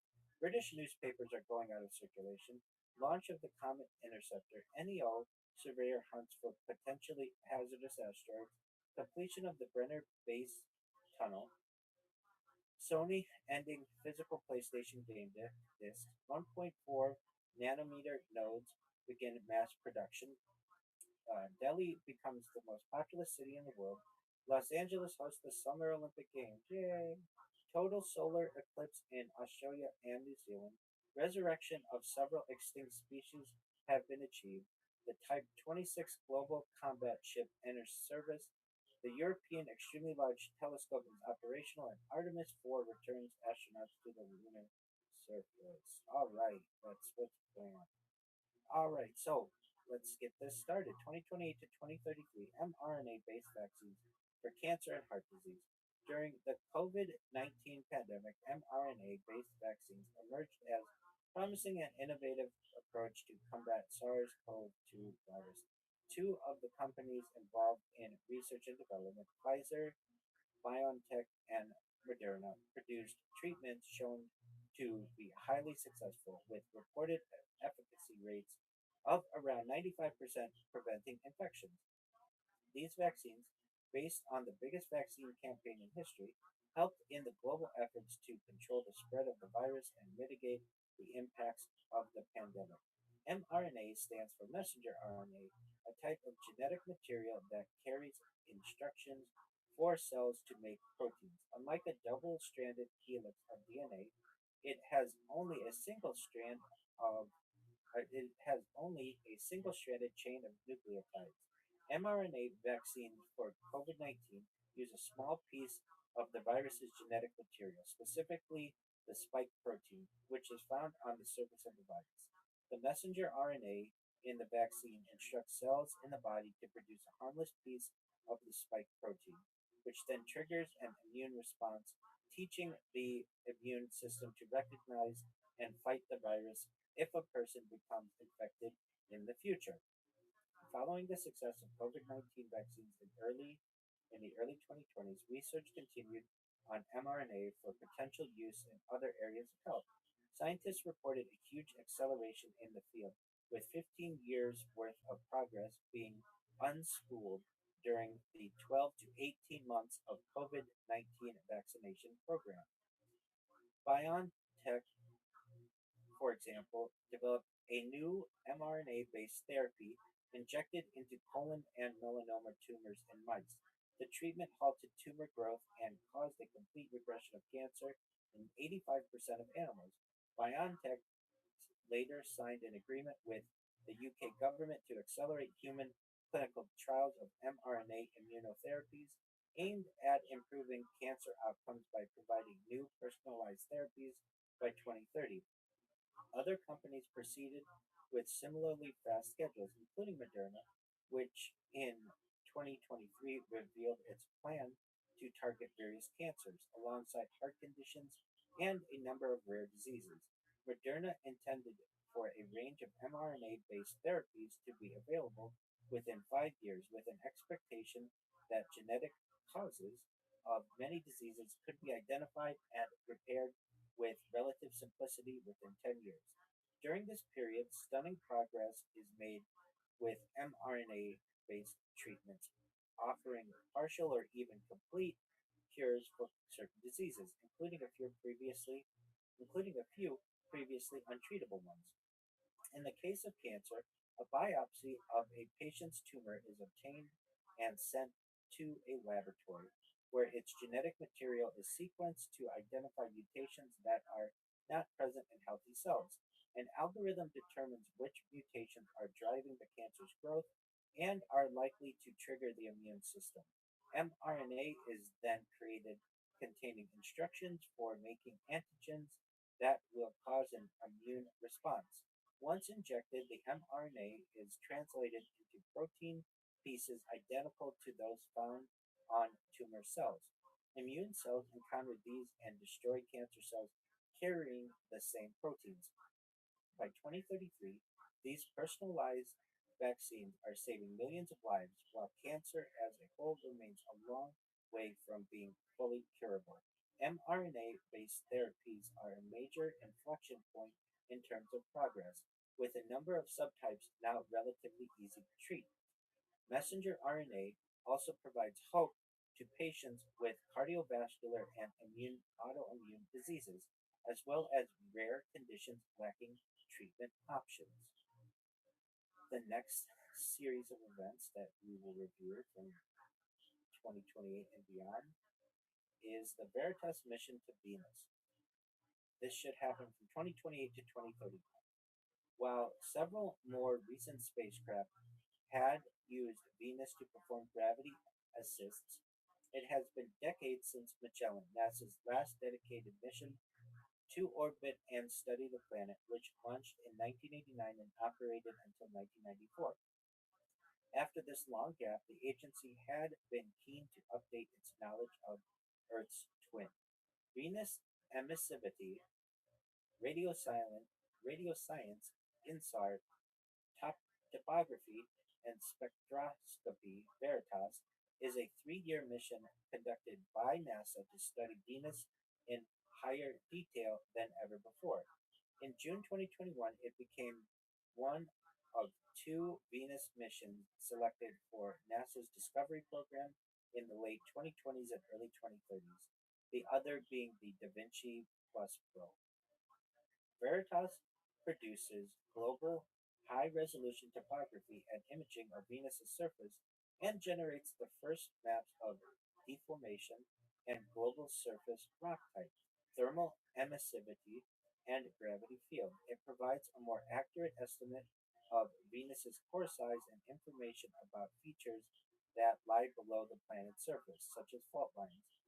The combination of topography, near infrared spectroscopy, and radar image data provides new knowledge of Venus's tectonic and impact history, gravity, geochemistry, the timing and mechanisms of volcanic resurfacing, and the mantle processes responsible for them.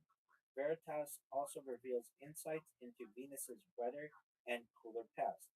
Much of the probe's data is of relevance to exoplanet science and understanding how planets beyond our solar system evolved. While the earlier Magellan probe had a spatial resolution of 200 meters, Veritas can generate image details as fine as 30 meters, a nearly sevenfold increase. Meanwhile, altimetry measurements are improved by as much as 60 times. On board are two scientific instruments, the Venus Emissivity Mapper, VEM, and the Venus Interferometric Synthetic Aperture Radar, VISAR. The spacecraft the spacecraft operates until 2031.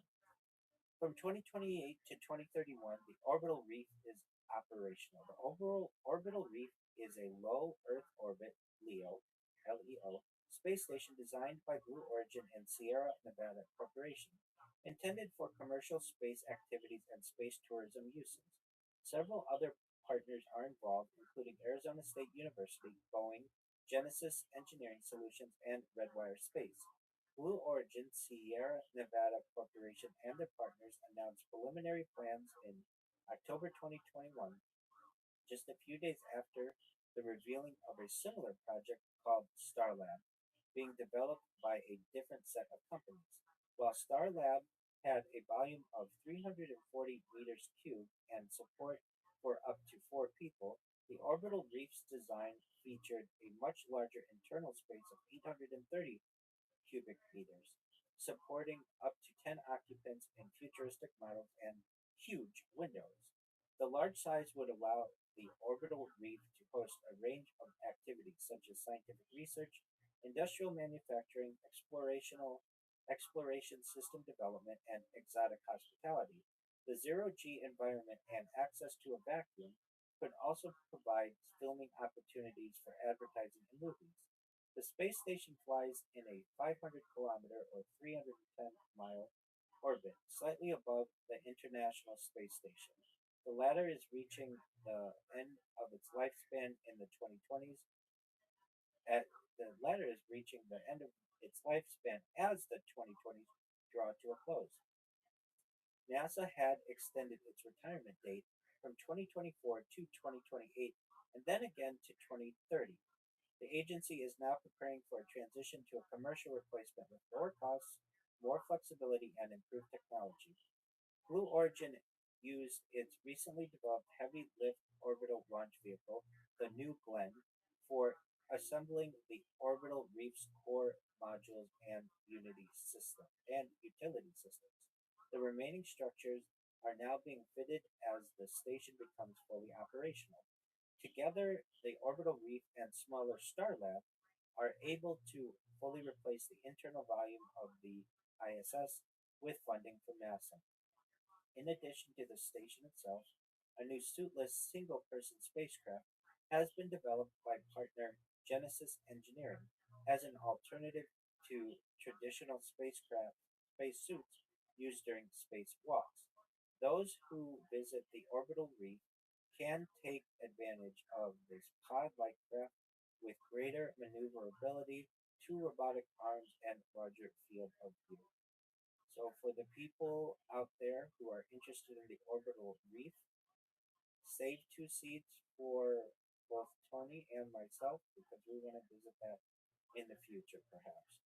The next, absolutely, the next event in 2028, China's economy will surpass that of the United States.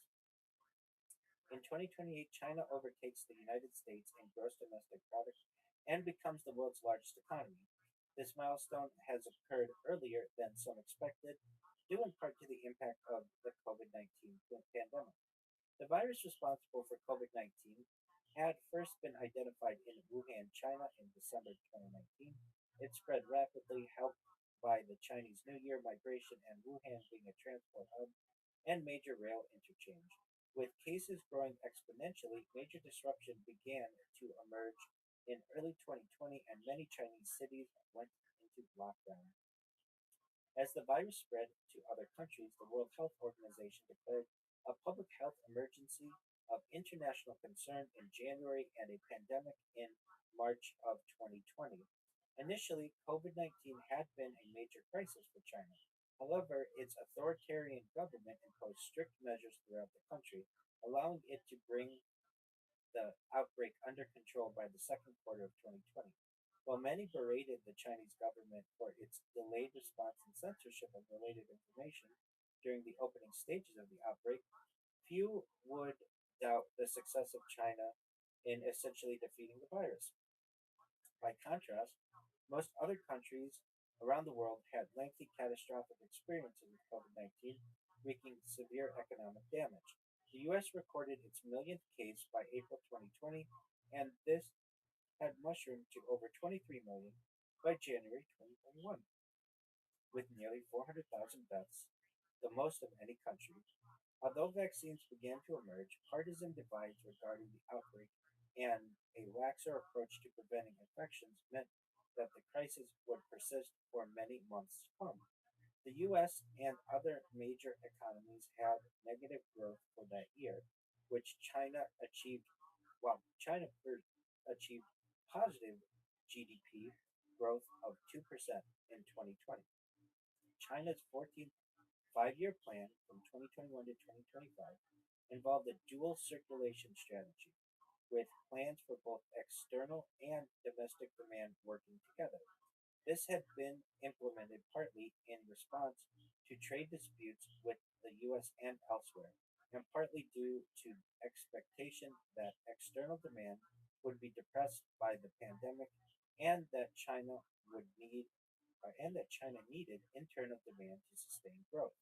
President Xi stated his aim as being to fully bring as President Xi stated his aim as being to fully bring out the advantage of its, meaning China's super large market scale and potential of domestic demand to establish a new development pattern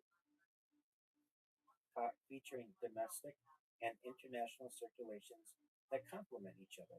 With skillful management of the pandemic and damage to long term growth in the West, the relative economic performance of China exceeded many analysts' earlier forecasts. China saw average economic growth of more than 5.5% a year during this time. By the end of its 14th plan period in 2025, it had comfortably met the threshold for a high income economy, defined by the World Bank as a gross national income per capita of about $12,536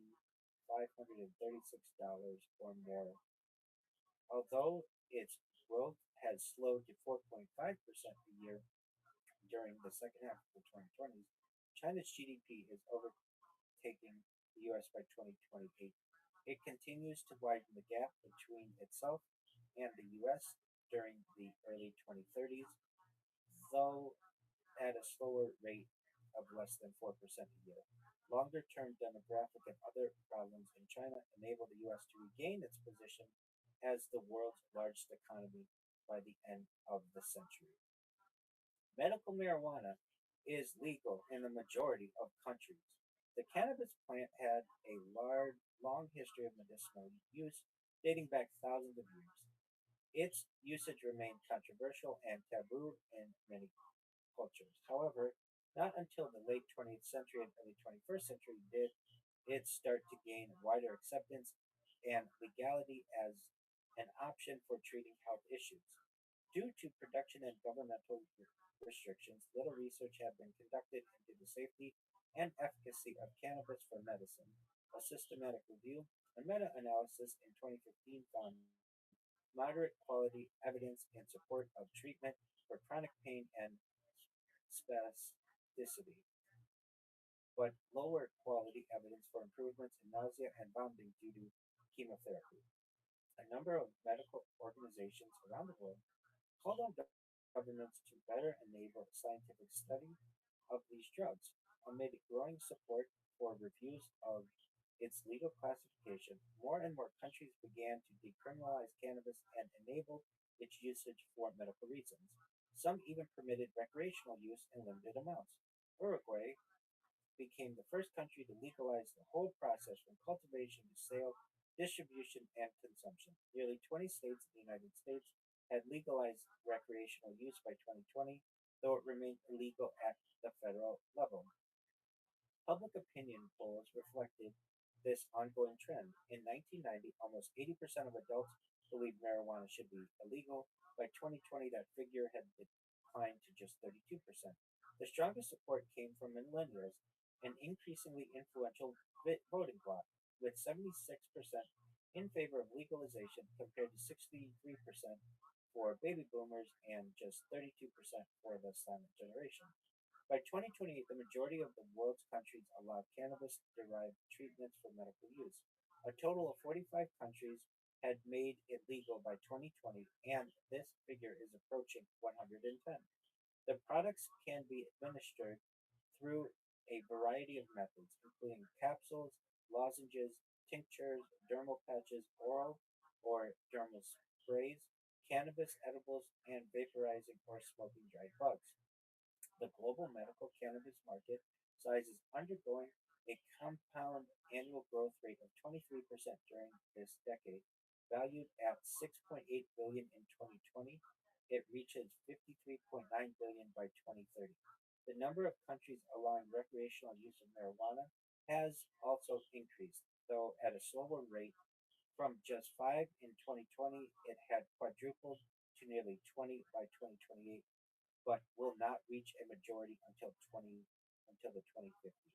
And I would like to call on the world, as medical marijuana is becoming more and more legal, to not forget the people who have been put in jail because of these perhaps outdated laws, and to clear their names.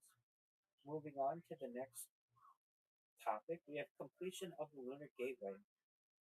The Lunar Gateway is a successor of the aging International Space Station. Whereas the International Space Station was placed in orbit around the Earth, the International Gateway is close to the Moon. The partners involved in its construction are similar to the ISS, the Canadian Space Agency, European Space Agency, Japan Aerospace Exploration Agency, and NASA.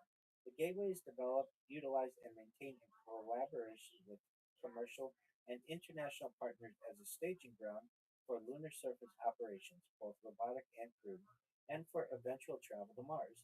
By sending people and cargo to and from cislunar space, those involved in the project gain the knowledge and experience necessary to venture to the moon and beyond. Originally, NASA had intended to build the gateway as part of an asteroid redirect mission, but later canceled the mission. An informal joint statement on cooperation between NASA and Roscosmos was announced in September 2017. However, in October 2020, Roscosmos stated that the program would be too US centric for Russia to participate in, and in January 2021 confirmed that it would not take part in the LG LG. NASA commissioned studies by private companies into affordable ways to develop the station's power and propulsion elements. These private companies were Boeing, Lockheed Martin, Orbital ATK, Sierra Nevada, and Space Systems / Loral. The LG would be built in stages. Originally, the plan had involved each part being delivered solely by the Space Launch System (SLS), a huge new rocket being developed by NASA. However, a subsequent plan incorporated commercial launch vehicles, such as the SpaceX Falcon Heavy. The latter would also carry supplies to the LG using a new craft called the Dragon XL, similar to the commercial cargo program for the International Space Station, to support crewed missions there and to the lunar surface. The international partners involved in the LG plan for its construction to occur gradually from 2024 to 2028, with delivery of four main components: power and propulsion element (PPE). Serving as the main command and communication center of the LG, the PPE can generate 50 kilowatts of solar electric power for its ion thrusters, which can be supplemented by chemical propulsion. An S-band communication system provides a radio link with nearby vehicles, and it can also function as a space tug, transferring a spacecraft from one orbit to another. Alongside the habitation and logistics outpost, see below, the PPE is the first component of the LG to be delivered, launched by SpaceX on a Falcon Heavy in 2024. Habitation and Logistics Output (HALO), a crew cabin for astronauts visiting the LG. Its primary purpose is to provide basic life support needs for the visiting astronauts and to enable preparation for trips to the lunar surface. In addition to environmental controls and energy storage, it features space for science and stowage, data handling capabilities, and docking ports for visiting vehicles and future modules. The Halo is delivered in 2024. International Habitation Module (IHAB), an additional habitation module built by ESA in collaboration with Japan. Together, the IHAB and HALO provide a combined 125 cubic meters, or 440 cubic feet, 4,400 cubic feet of habitable volume for the station. Delivery of the IHAB occurs in 2026. This component also includes a large robotic arm contributed by Canada's Space Agency. European system providing refueling, infrastructure, and telecommunications.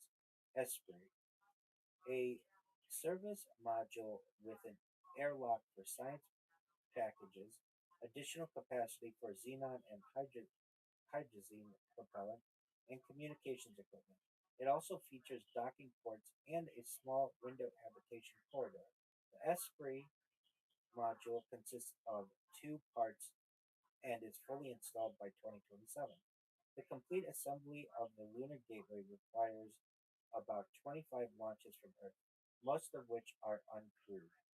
The final delivery occurs in 2028, and the station then begins full operation, serving as a platform for missions down to the Earth. Pardon me, serving as a platform for missions down to the Moon. These surface operations are initially robotic but enable construction of a permanent human base in the 2030s. The LG has an expected service time of about 15 years, allowing it to operate into the early 2040s. Towards the end of this period, NASA begins testing a new and separate vehicle designed for crewed missions to more remote destinations, such as Mars. Known as the Deep Space Telescope (DST), this can carry up to 6 astronauts on extended voyages using both electric and chemical propulsion. The DST is returned to the LG after each mission to be serviced and reused for a new mission.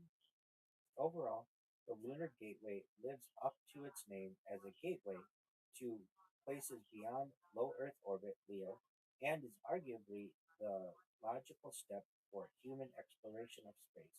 In addition to being a platform for regular visits to the lunar surface and functioning as a relay between the Earth and Moon, it also provides opportunities to test new technology for reaching Mars. Also in 2028, we anticipate China will be building the world's largest particle accelerator. Following the success of the Large Hadron Collider (LHC) in Europe, the Chinese decided to build their own larger particle accelerator. Researchers at the Institute of High Energy Physics in Beijing announced plans for a machine 52 kilometers or 32.5 miles in length, twice the circumference of the Large Hadron Collider. This would allow the Higgs boson to be studied in greater detail, revealing new insights into the fundamental structure of matter and confirming whether multiple types of Higgs boson existed. Construction began in 2019 with completion in 2028. It paves the way for an even larger project in 2035. And so we see from this design, this diagram, with a Large Hadron Collider, which was completed in 2008, circumference of 27 kilometers and energy of 14 TeV. China's Electron Positron Collider should be completed in 2028, circumference of 52 kilometers and energy of 70 TeV.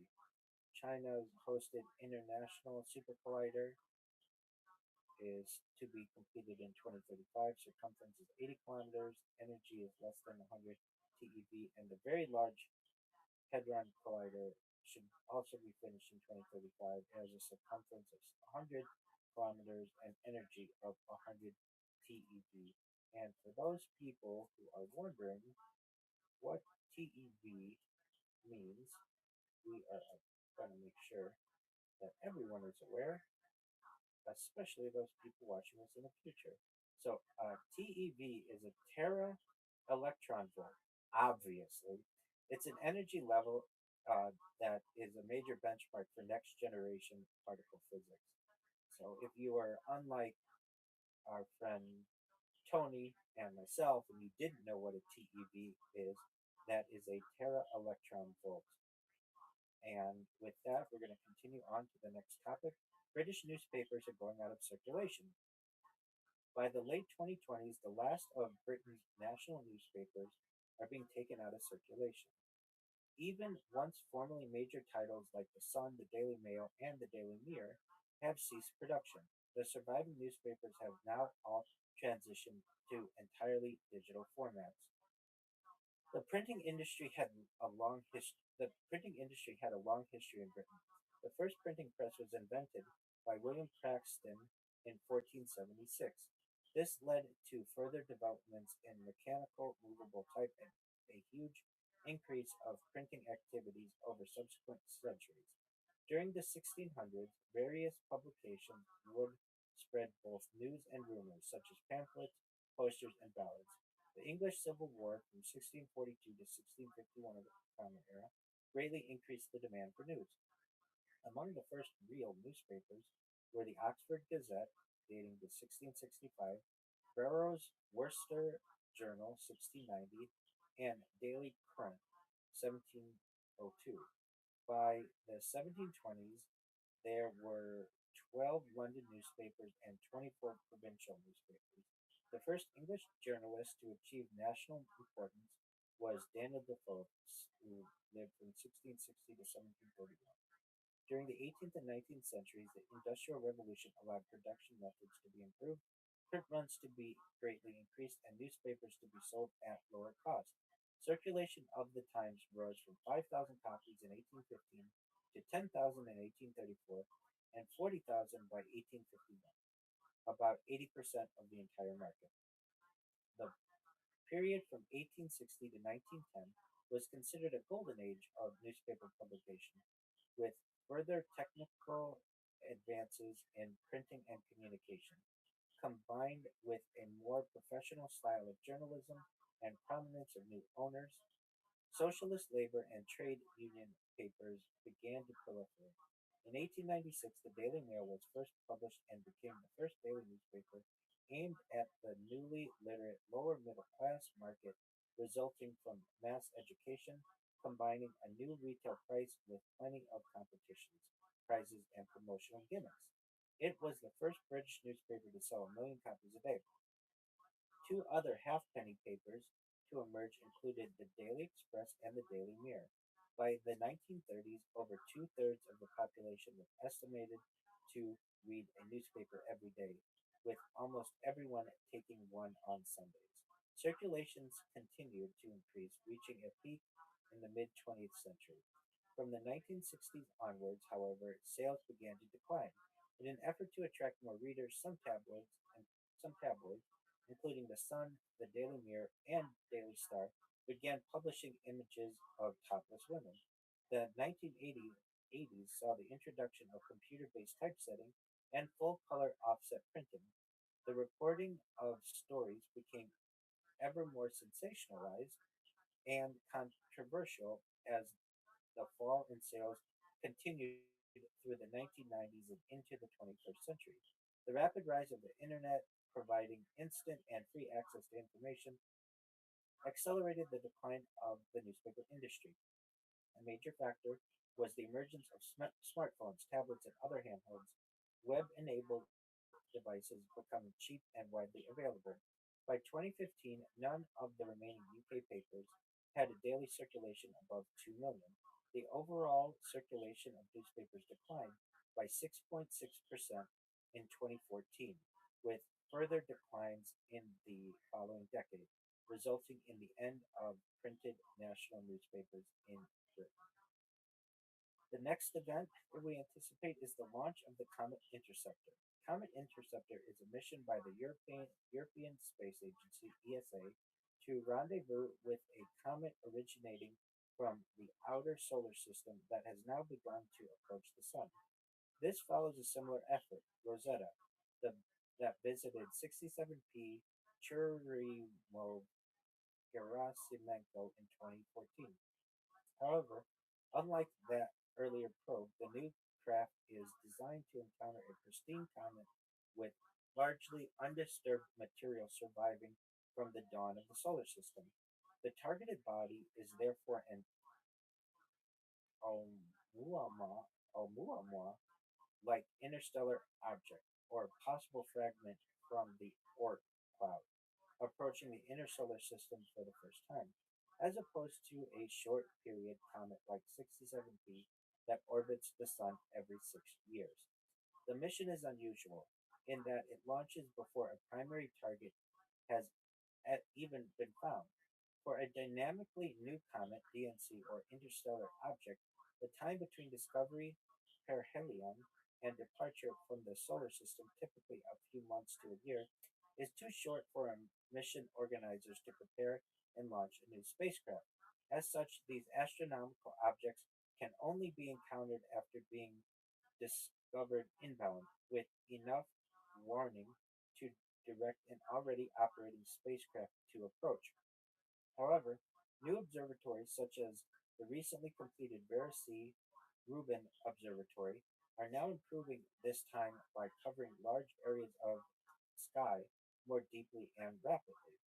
The spacecraft is separated delivered to Lagrange point L2 via its own propulsion system. Comet Interceptor consists of a mothership and two smaller daughters, which perform simultaneous observations from multiple angles to generate a 3D profile. The daughter probes carry instruments on different trajectories through the comet's tail, while also getting close to the nucleus. Together, all three spacecraft generally improve the understanding for pristine comets and their surrounding environment, revealing their structures and compositions in more detail and their dynamic nature as they interact with the solar wind. This, in turn, provides new insights into conditions that existed at the birth of the solar system and perhaps even further back in time. The next event is the NEO Surveyor hunting for potentially hazardous asteroids. NEO Surveyor is a space based infrared telescope designed to survey the solar system for potentially hazardous asteroids. The spacecraft is developed by NASA and its successor to the agency's Near Earth Object Wide Field Infrared Survey Explorer (NEOWISE) mission, which launched in 2009. First proposed in 2006, the concept failed repeatedly to obtain funding. In 2019, however, the Planetary Defense Coordination Office greenlit the mission outside NASA's science budget due to its national security implications. In 2021, NASA authorized the NEO Surveyor mission to proceed to the preliminary design phase. The spacecraft is launched in 2028 with an expected lifetime until at least 2040. It deploys a sunshade and operates a halo orbit around the Sun Earth L1 inner Lagrange point, enabling it to see near Earth objects (NEOs) inside Earth's orbit. Its mid infrared detectors are sensitive to thermal emissions for revealing particularly dark and elusive asteroids independently of their illumination by the sun. The detector array is 2048 by 2048 pixels and generates 82 gigabytes of data per day. The telescope's orbit allows fast downlink speeds to Earth. Its mirror is 25% larger than that of its predecessor. The onboard instruments feature improved sensitivity and better cooling techniques, combined with a field of view that is wide and deep enough to discover tens of thousands of new NEOs with sizes as small as 30 meters or 98 feet in diameter. This continues the exponential trend of cumulative discoveries in recent decades and leads to over 90% of asteroids 140 meters or larger being identified and tracked, helping to improve planetary defense capabilities.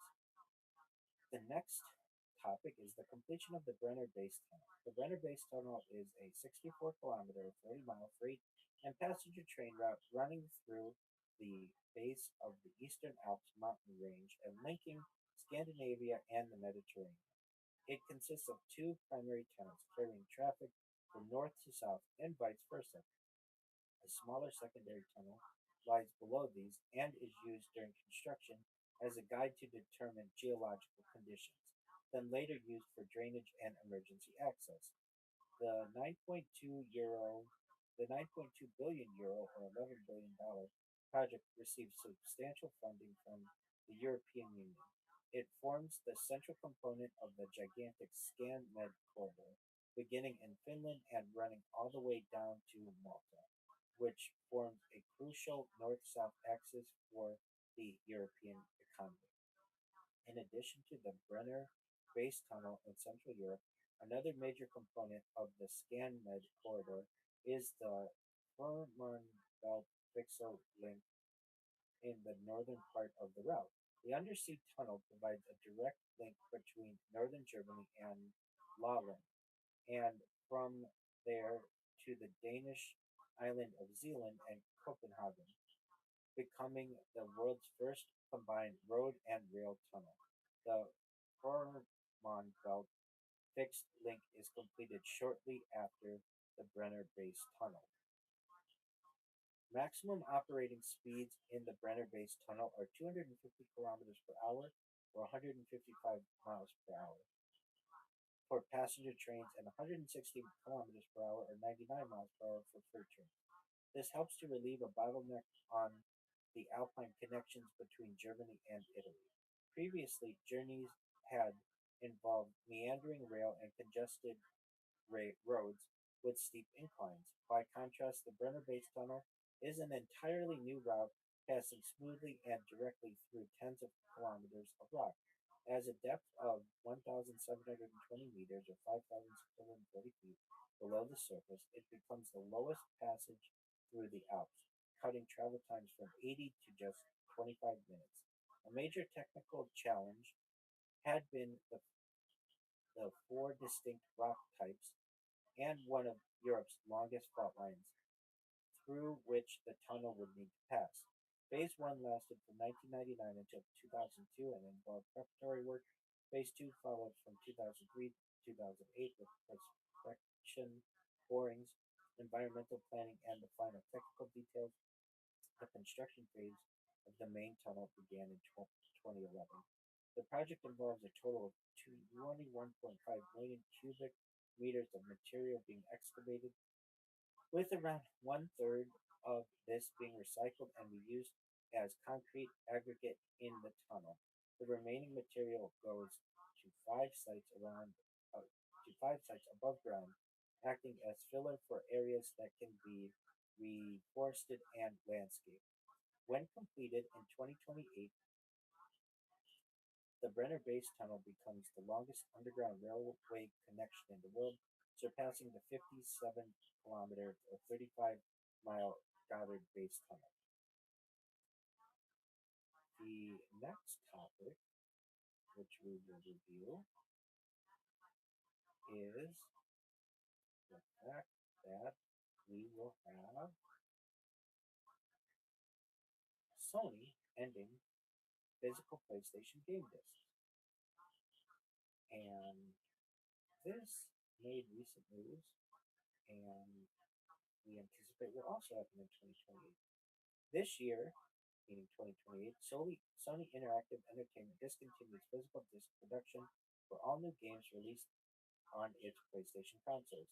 New titles are now only sold in digital formats via the PlayStation Store and participating retailers, ending more than 3 decades in which boxed PlayStation games normally contain physical media. The change reflects a long-running shift in consumer habits.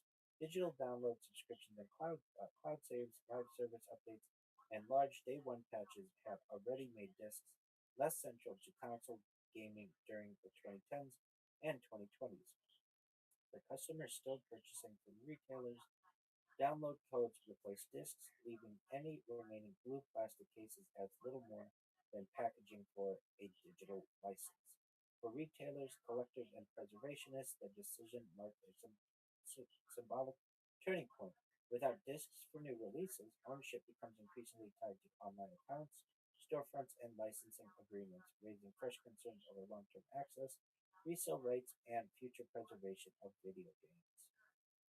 The next event, which we will cover, is 1.4 nanometer nodes beginning mass production. In semiconductor manufacturing, the 1.4 nanometer process is the next die shrink following the 2 nanometer process node.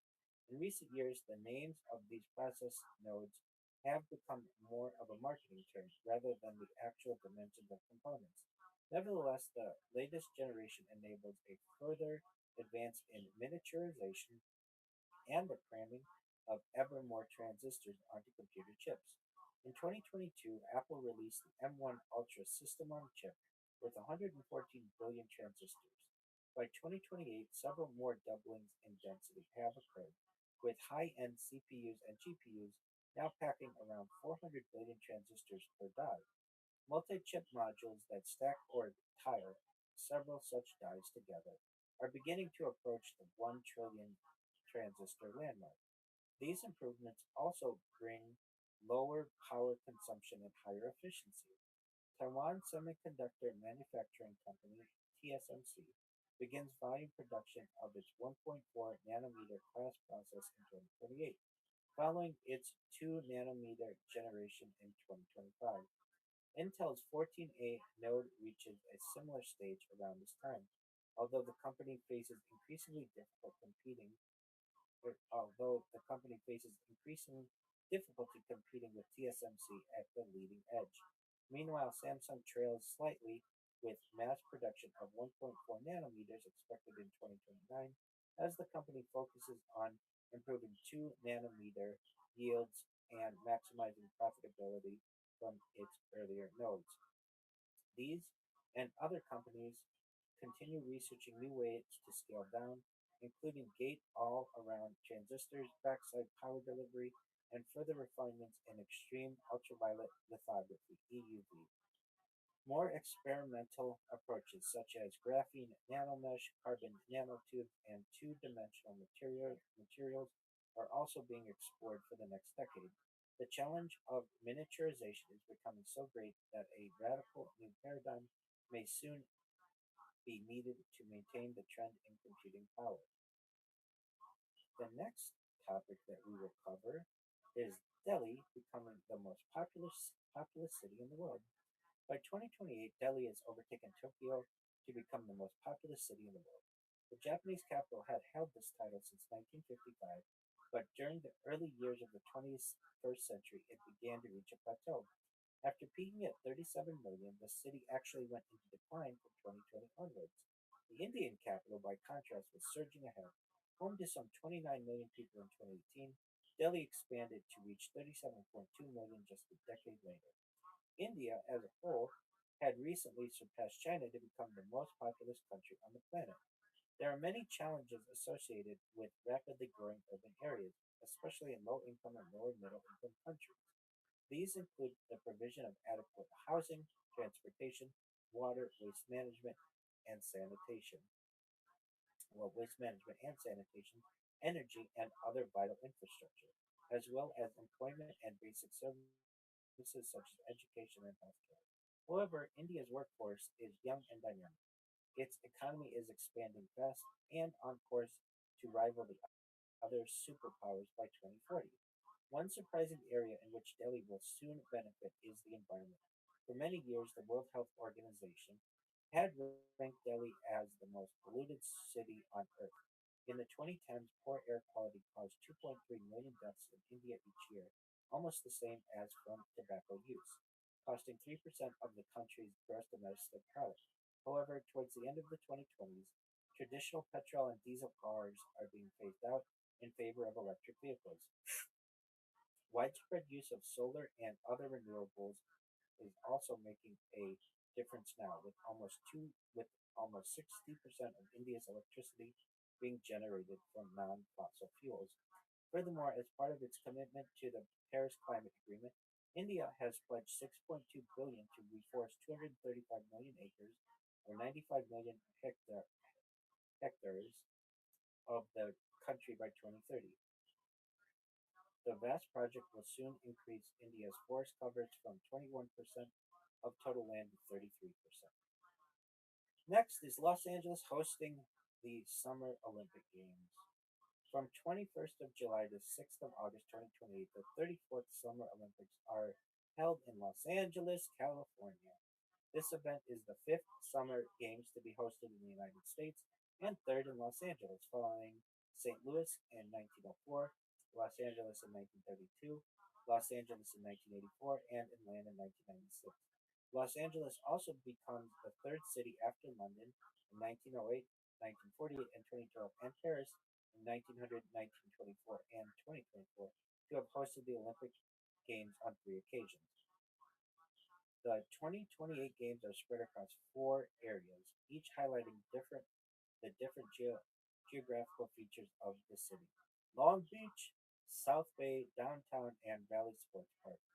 Travel between venues is made easy thanks to LA's extensive system of highways and public transport, with many improvements and upgrades having been made since the 1984 games. By 2028, $88 billion worth of expanded subway, light rail, rapid bus transit, and express lane projects are operational, connecting all sports parks, the airport, the game center, and every corner of LA. We'll believe it when we see it. The Olympic and Paralympic Village is based at the centrally located UCLA campus, close to the city's cultural and entertainment attractions. All Olympic and Paralympic sports are within 40 minutes of the village. The opening and closing ceremonies are each, for the first time, staged across two different stadiums. The opening ceremony starts at the Los Angeles Memorial Coliseum and finishes at the Los Angeles Stadium at Hollywood Park, the latter forming part of the major new sports, business, entertainment, hotel, and business district. The order is reversed for the closing ceremony. While most Olympic host cities have 7 years to prepare, Los Angeles was given an additional four, for a total of 11 years. This was due to the unusual bidding process in 2017, which saw Paris and Los Angeles elected simultaneously for 2024 and 2028, respectively. The next event that we have, I think it would be fine, but keep in mind it might be copyrighted, and I wouldn't want to lose this video because it is on someone else's YouTube. So if anybody's interested, you could go to the Welcome to LA video. Yeah, especially that one is probably going to be copyrighted. So um, you can check it out on YouTube. Welcome to LA, LA 28. The next event is a total solar eclipse in Australia and New Zealand. A total solar eclipse occurs on the 22nd of July, 2028. Totality occurs in a narrow path across Earth's surface, and a partial solar eclipse visible over a surrounding region thousands of kilometers wide. The central line of the path crosses the Australian continent from the Kimberley region in the northwest and continues in a southeasterly direction through Western Australia, the Northern Territory, southwest Queensland, and New South Wales, close to the towns of Wyndham, Coonaroora, Tennant Creek, Birdsville, Bourke, and Dougal. It continues on through the center of Sydney, where the eclipse has a duration of over 3 minutes. It also crosses Dunedin, New Zealand. The next event, again, very excited for this one. Resurrection of several extinct species has been achieved. In 2009, the Pyrenean ibex became the first animal to ever be made unextinct for 7 minutes when a cloned female was born alive before dying from a lung defect. By the late 2020s, a number of other species have been resurrected, with varying degrees of success, including the famous dodo, last observed in 1662, the wild pigeon, and woolly mammoth calves. Three different approaches have been taken to restore lost animals and plants: cloning, in which genetic material is extracted from preserved tissue to create an exact modern copy; selective breeding, where a closely related modern species is given characteristics of the extinct relative; genetic engineering, where DNA of a modern species is edited until it closely matches the extinct species. Ethical concerns have arisen, however, such as the effect of these alien species on modern ecosystems. The next event is the Type 26 Global Combat Ship entering service. The Type 26 Global Combat Ship is a British Royal Navy vessel that replaces the aging Type 23 frigates, allowing aging Type 23 frigates. Following 30 years of research and development that began in 1998, it enters service in 2028, with the program running into the 2030s. A total of 8 ships are constructed by BAE Systems during the time at during this time at a cost of nearly $12 billion or 16.5 12 billion pounds or $16.5 billion. They remain in service until the 2060s. The Type 26 forms a general purpose fleet with air defense, anti-ship, towed array sonar, and anti-submarine warfare capabilities.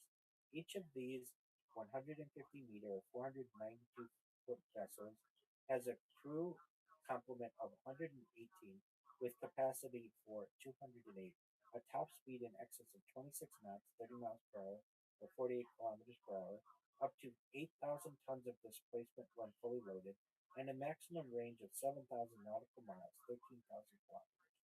The ships are designed for multi-role versatility, flexibility in adapting to future needs, affordability in both construction and through life support costs and exportability.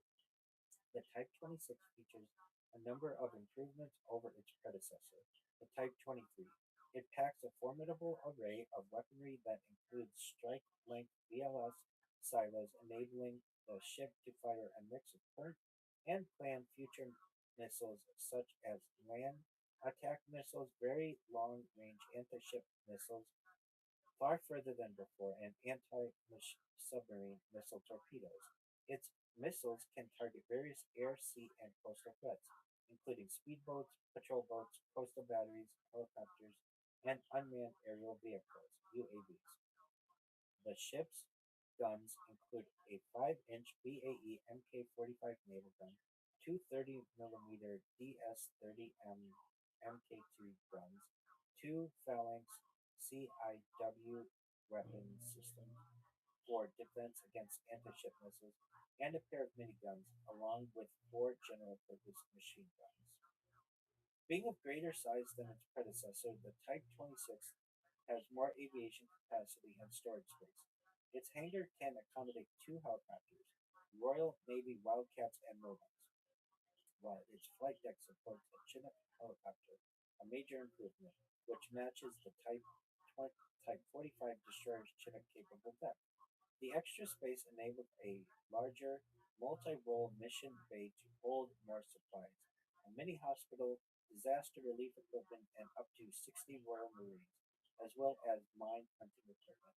If necessary, a fleet of these ships can be organized to have a group of 18 helicopters take off simultaneously and land more than 1,000 soldiers at a drop zone in a single movement.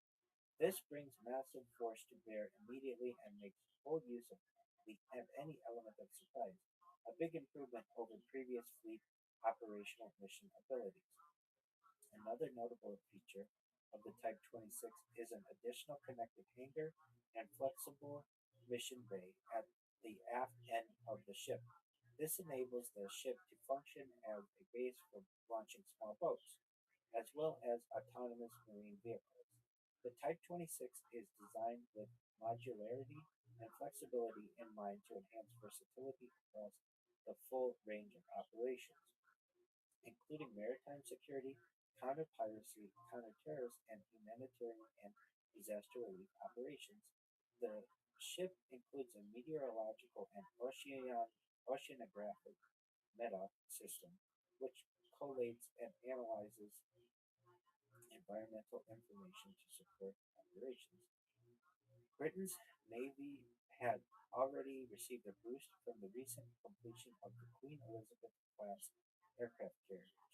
The Type 26 Global Concept Combat Ship is another highly important addition. By the 2030s, about half of the Royal Navy's frontline personnel are operating on these frigates. The modular design and open systems architecture ensure that they can easily upgrade as the modular design and open system architecture ensure they can be easily upgraded as new technology develops. The next event is the European Extremely Large Telescope becoming operational. The revolutionary new telescope is built in Cerro Armazones, Chile, by the European Southern Observatory (ESO), an intergovernmental research organization supported by 15 countries. It has the aim of observing the universe in greater detail than even the Hubble telescope. The main mirror is 39 meters or 129 feet. This makes it powerful enough to directly image exoplanets, study their atmospheres, and potentially detect water and organic molecules in protoplanetary disks around stars. It can also perform stellar archaeology, measuring the properties of the first stars and galaxies alongside probing the nature of dark matter and dark energy. Originally planned for 2018, the observatory was delayed several times due to financial problems, with first flight not occurring until 2028. The mirror is also reduced in size slightly, having previously been 42 meters.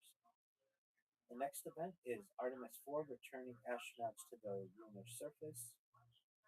In 2028, NASA lands astronauts on the lunar surface for the first time since Apollo 17 in December 1972, or at least what's reported in December 1972.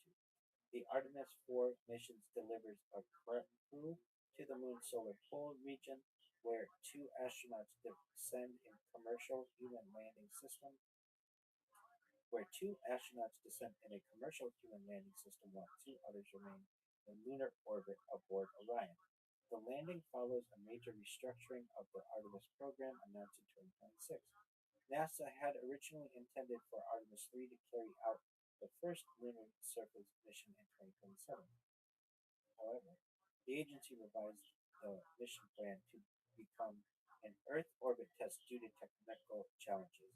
The human landing system required large scale refueling, which involved transferring hundreds of tons of cryogenic propellant in Earth orbit, approximately 100 times more than the Apollo lunar module had carried. NASA also needed to validate full system integration between the Orion spacecraft and the lander, including autonomous rendezvous and docking, crew transfer procedures, power and data links, environmental control compatibility, and abort scenarios. Following this Earth orbit test, NASA launches the next mission in the Artemis program in 2028. Artemis 4 flies aboard an upgraded space launch system and carries Orion plus additional cargo into lunar orbit. The astronauts dock Orion with a SpaceX Starship based human landing system. Two crew members transfer to the lander and descend to the surface, near permanently shadowed craters that contain water ice. The lander, pictured below, dwarfs the Apollo lunar module of the 1960s. SpaceX's human landing system stands 52 meters tall and provides around 600 cubic meters of internal volume, compared with Apollo 7's 7-meter tall lander and its cramped 4.5 cubic meters of crew cabin space. Because of its height, astronauts do not climb down a ladder. Instead, they ride a cable based lift system mounted to the exterior of the vehicle, which lowers them from a hatch high above the surface down to the lunar regolith below. Two astronauts spend approximately 1 week conducting scientific investigations, testing surface systems, and preparing for future long duration missions. Artemis 4 marks the first time a woman and a person of color walk on the moon. NASA views the landing not as a one off return, but as the start of sustained human activity on the lunar surface. The agency schedules follow up missions at roughly annual intervals, expanding surface infrastructure, mobility, and resource capabilities. By the early 2030s, heavy cargo deployments are being made to establish a more permanent presence. And with that, we conclude our discussion for 2028 and perhaps conclusion for this video. In future videos, you can anticipate Tony and I going through the other series of years and learning about what we anticipate to occur on Earth and outside of Earth and human development. Before we close, I will let everyone know where you can find my content. Of course, as I showed earlier, you can always find me live streaming 24 hours a day, 7 days a week, 365 days a year on YouTube and Rumble and wherever else you can stream generally. You can find me directly on YouTube by typing my name, Rabbi Rothschild, Rabbi space Rothschild, into YouTube, and the key is filtering by live. If you don't filter by live, you'll see my streams, but they will be from yesterday or last week or perhaps last year. And I want you to see all of the live streams that I have going simultaneously. I am building my own timeline during this. Moreover, you can find my social media at linktree.com/Rabbi Rothschild. You can find all my social media there. There's also a link to my Discord where I'm available 24 hours a day, 7 days a week, 365 days a year. Discord.me/Rabbi. You can also find my writings on many of these futurism topics and topics on technology, religion, humanity, social justice, you name it, at rabbirothschild.medium.com. And with that, I'll pass the microphone back over to Tom.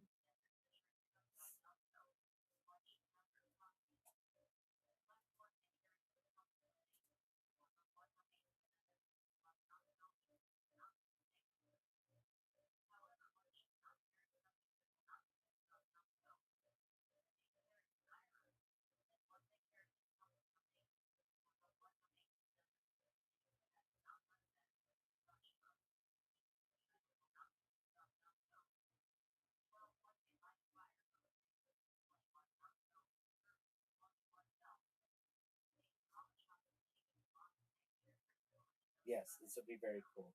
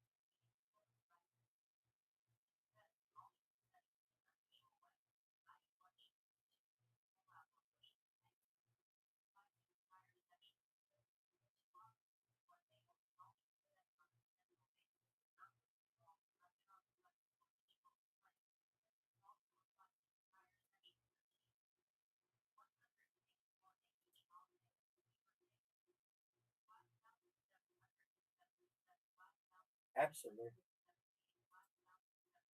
And if there's any event that you think might take place during the years that we mentioned, or maybe something that you don't think will take place, put that in the comments. We would love to hear from you. In our future series, we can even potentially take a look at them. And if you haven't had a chance, please make sure that you follow Life Podcast Network on YouTube. Go to Tony's link tree, which, Tony, what's your link tree?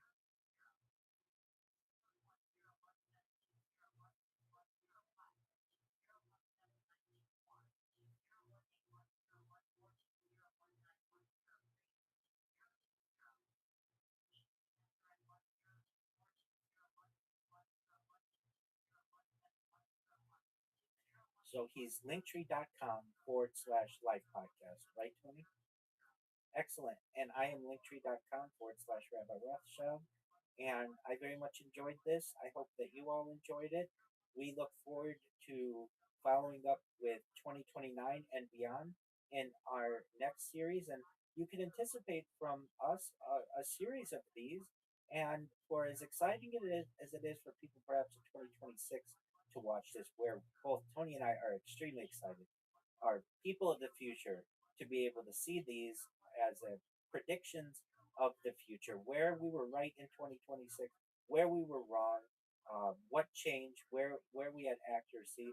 We anticipate there are going to be events that occur that we weren't able to foresee, and how that will change the world. It's been extremely exciting being here with all of you. We sincerely appreciate your time and look forward to our next discussion. Thank you so much.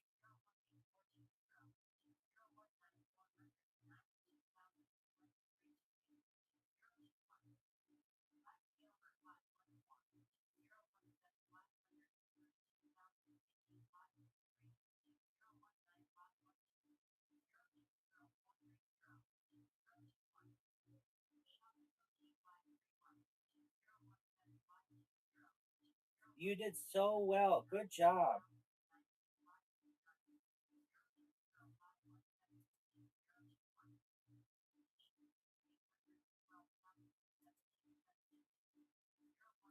You're not annoying. You're wonderful. You did really well, and thank you for just listening to me talk. You know that's kind of what it was going to be.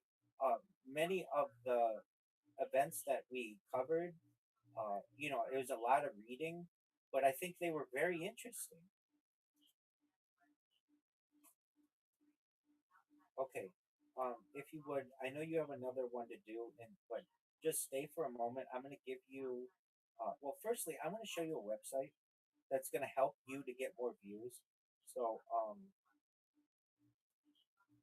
okay, great.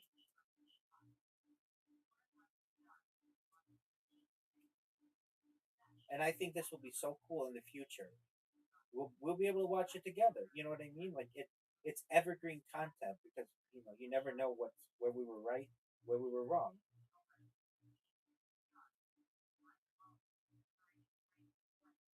Okay, so I'm gonna try to do this with what I want to do, and what's important for you to do on your videos is you want to provide timestamps for people, and the best. And so I'm going to show you how to do that.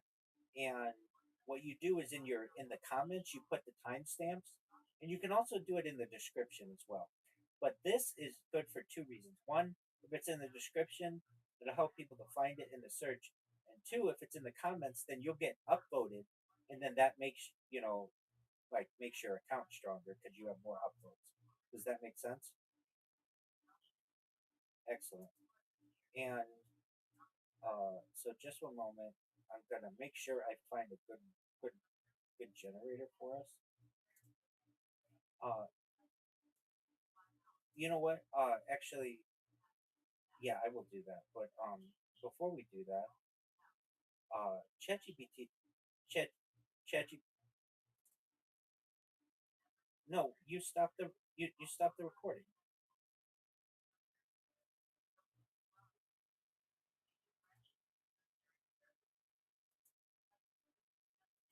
Oh, I recognize that.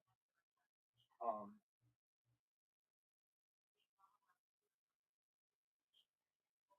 and once I close out, I think I can make that faster because I can get on a different network. But even still, I'm live streaming on my own.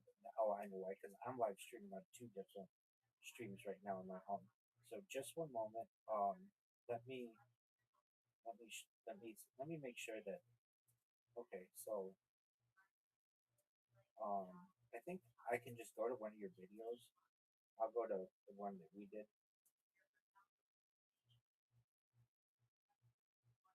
Is this the longest podcast you've ever done? Okay, that's cool.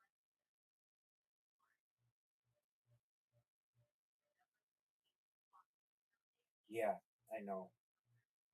Um, okay, so we're gonna go to Life Podcast Network.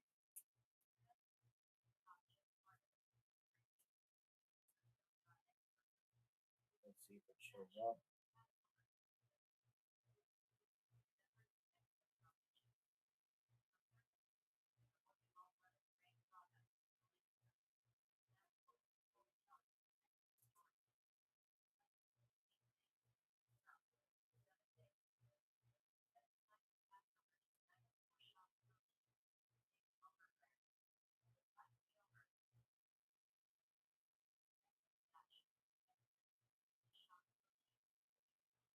I agree with you.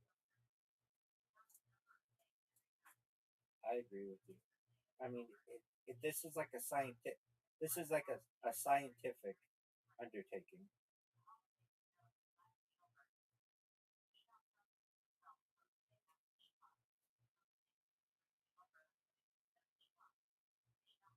It could be. Okay, so I see Life Podcast Network. You have 100 subscribers, and I'm gonna go to our the most recent. Um, well, I'll just go. I see the most recent one that we did. I don't know. It's from 2 months ago, but that's fine. Okay, I'm gonna share the link. Gonna copy the link,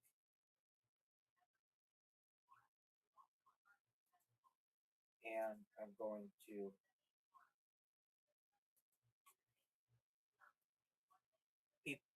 pe- people in the future will, and then when we have like 10 hours worth of them, they'll watch it on a playlist.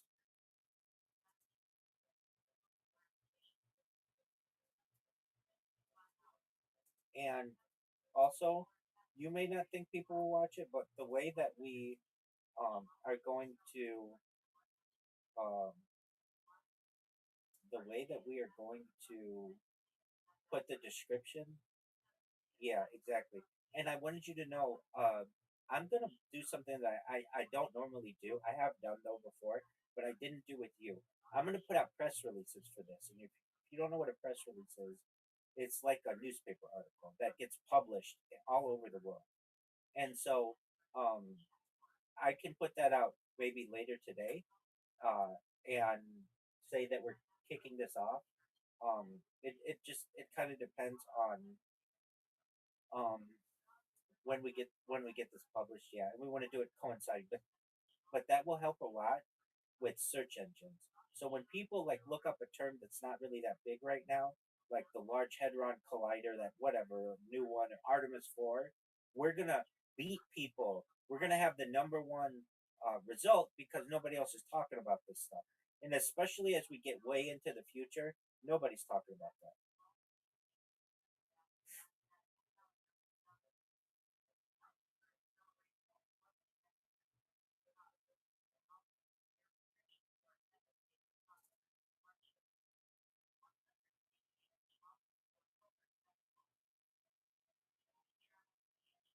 We should do them like weekly. I think weekly. Yeah. So we do 2027 and 2028 this week, maybe 2029 and 30 the next week. You know what I mean? And just know that like it's the information's really dense up until like 2060, something like that. Or no, up until yeah, 2060, and then again like the further in the future that we get, there's not as much to read. And then once we get to 2100, it's a lot easier. It's like there's not that much, but we have like a lot of content there, and that's the thing that you should see is very beneficial. The more content that you have, the better. In terms of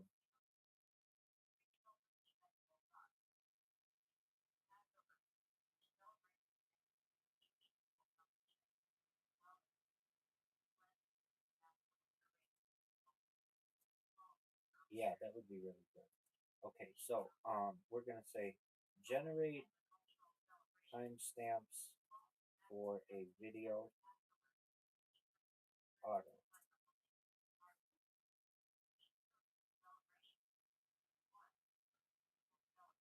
Just I know, but I just keep it this way because then I have to.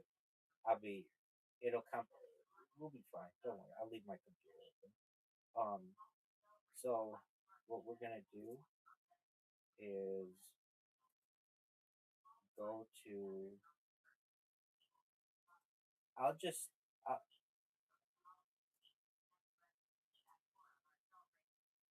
I was gonna say I could just send you the website that does this all for free.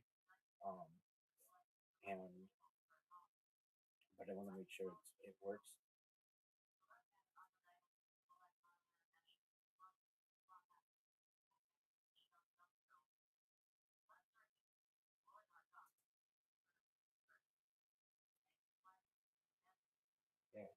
pretty fascinating. I mean, it, you could make one for each one of those articles. You could do a TikTok.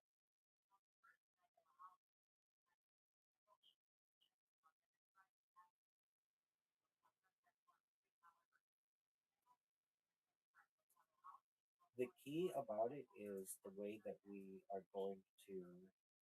Um, the key about it is the way we are going to market it. And then I'm gonna put out press releases. I'm gonna do at least two, maybe probably two press releases that will go, and that shows up in Google News. You know the news tab of Google? Okay, well, go to Google, and then you see at the top it says AI mode, all videos, short videos, images, forums, news.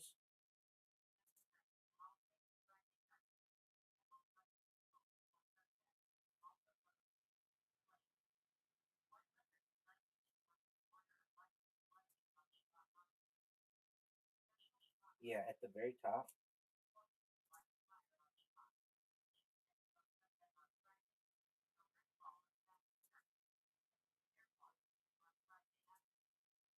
Yeah, potentially. Um, okay, so here's what I want you to do. Go to this website and I want you to put put this link in and see if it comes up with what you want. So put that link in.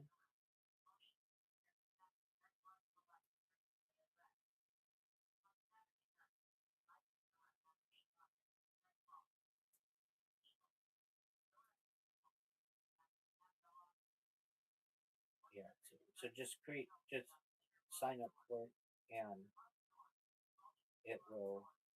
And while you do that, I'm gonna generate a description for this one. Uh,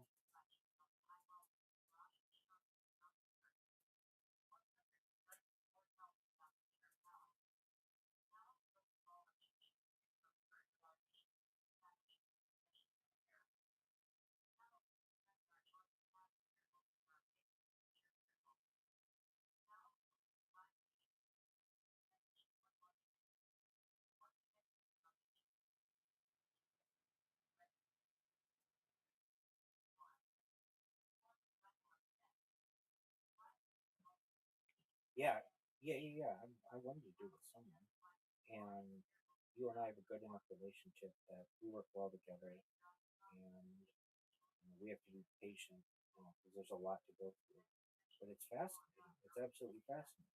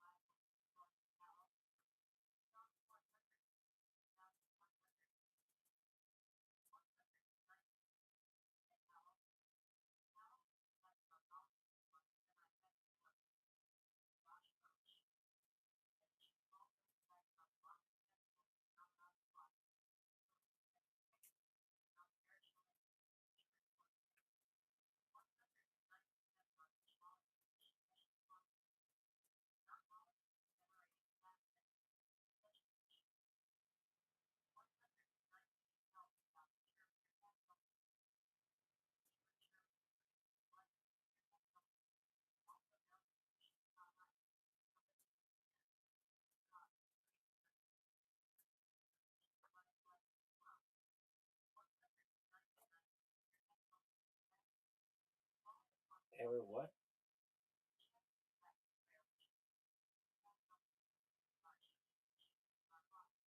Okay. Um, I'll give you another website that you can use. So that was exemplary AI did not work.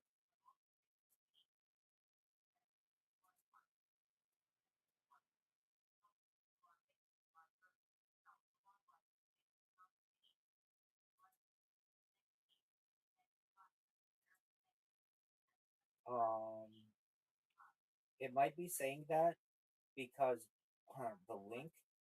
Uh, so I'll send you another link to put in there, and you tell me if this one works. I just sent it.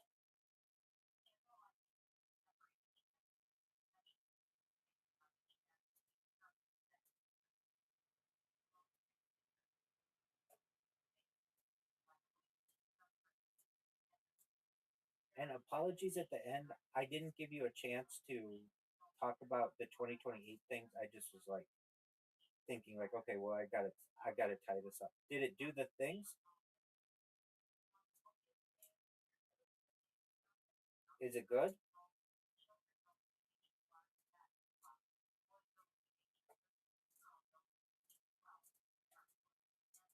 You did perfectly correct. You did perfectly correct.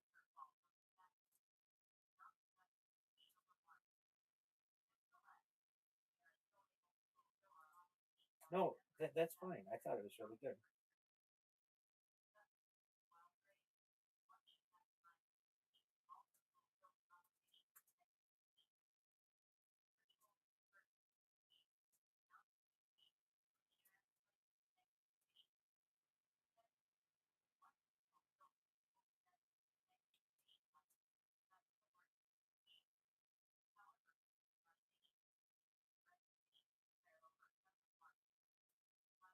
Okay.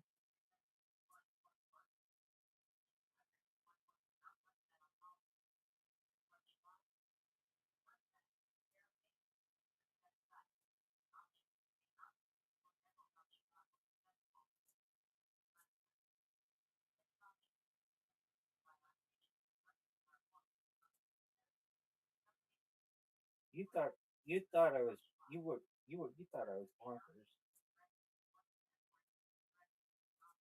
You thought I was bonkers.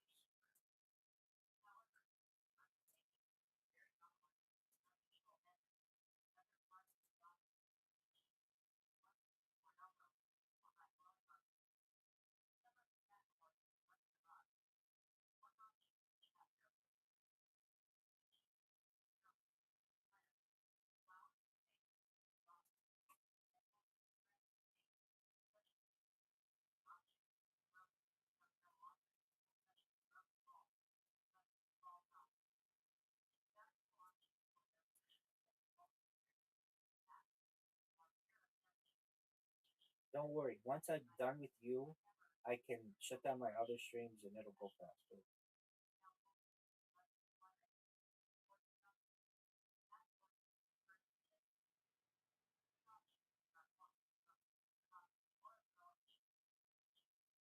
Exactly. So that's what you need to do with all of you. You get what I'm saying?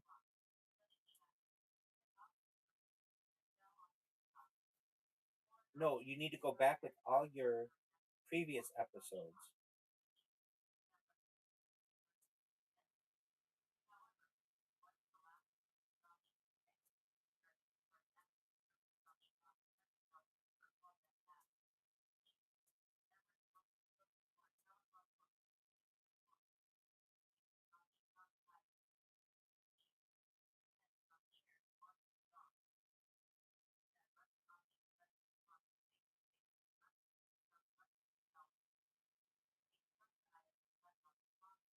Is it okay if I call you Tony from Life Podcast?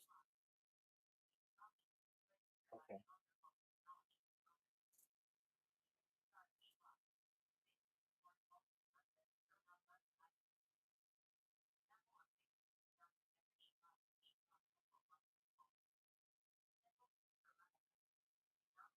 Well, that's just what you go by in my Discord. So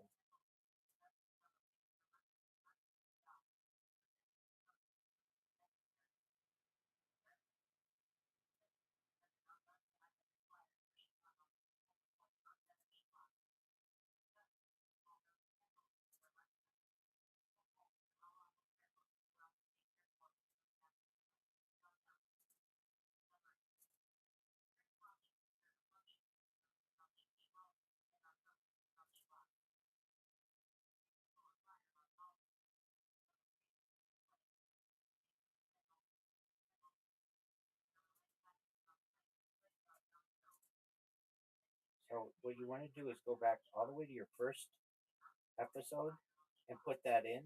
And then you also want to do that if you can in the comments and the description and all your other like on Spotify and Amazon.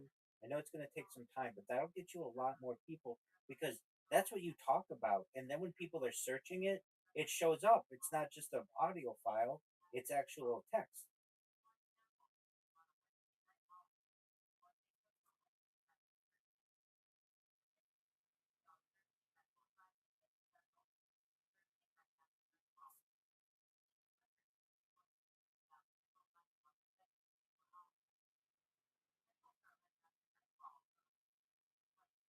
Oh, great. Thank you.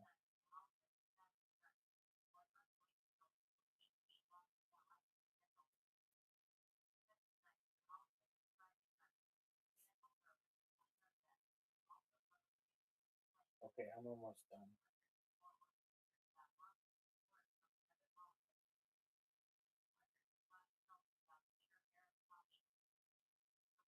And I don't know if we call this like I don't think you call it like you know how you have like life podcast number 30, 31, 32. I don't know if you necessarily call it that. I think you call it life podcast future timeline or whatever. Like it's a different thing. You know what I mean? Exactly. So I will um, I will give you the name how it should be named as well. And I'm gonna I'm gonna send it to you in here. I'm almost done. I just want to put my links, and I've got the hashtags in there. So all you have to do is literally cut and paste. I'm gonna put copy and paste, and we can. I mean, depending, I mean, you and I both have pretty open schedules. We don't have to wait till next week. If we find, hey, let's do it tomorrow or whatever, we can do that. But I would publish them weekly. That way you give your audience an opportunity to listen to one of them and not get overwhelmed necessarily.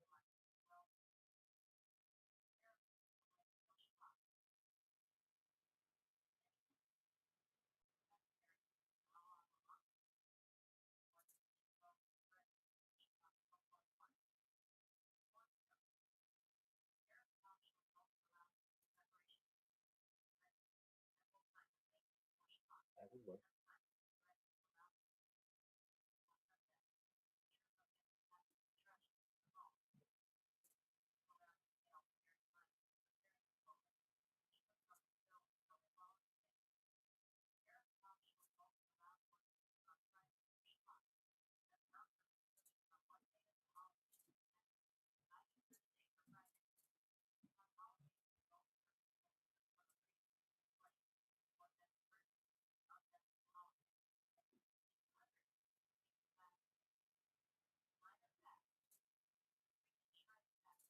What do you mean?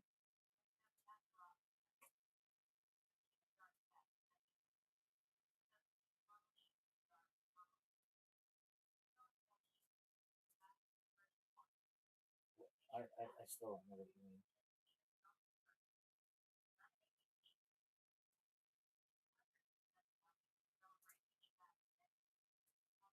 What do you mean?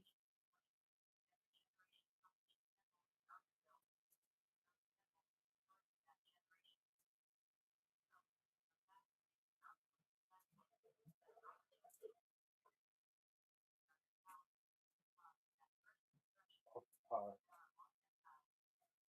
so what do you say? Oh, let me just ask you before we do that. Um, let's see here. I want to make sure I'm going to put your relevant websites in here as well. Do you have a hashtag that you use? Is it hashtag life podcast? You need one. So just make it life podcast. Okay, and then you are you you are YouTube life podcast. No, you're not. Night Life Podcast Network. Okay. And then linktree.com/life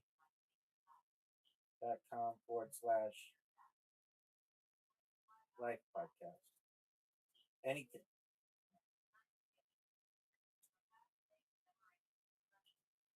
Yeah. Okay. And you put in anything else you want. I'm just putting a section for you. Um, and you put it all because I don't want to spell it wrong or anything like that. And um, we're gonna call it. This is gonna be called um, Life Podcast. I would call these special editions. Future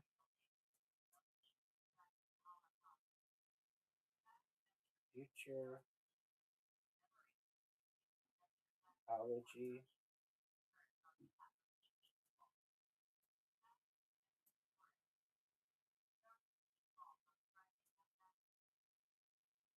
How many people have seen my blog?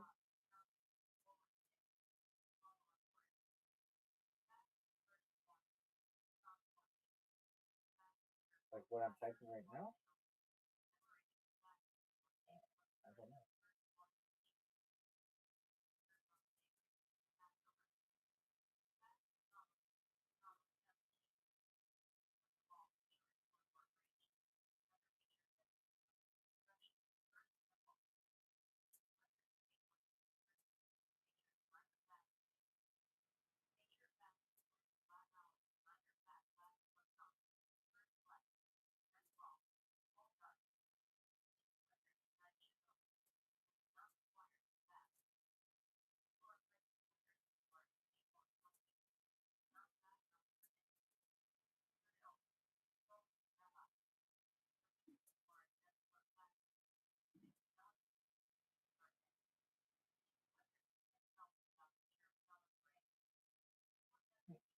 I mean, over time, absolutely.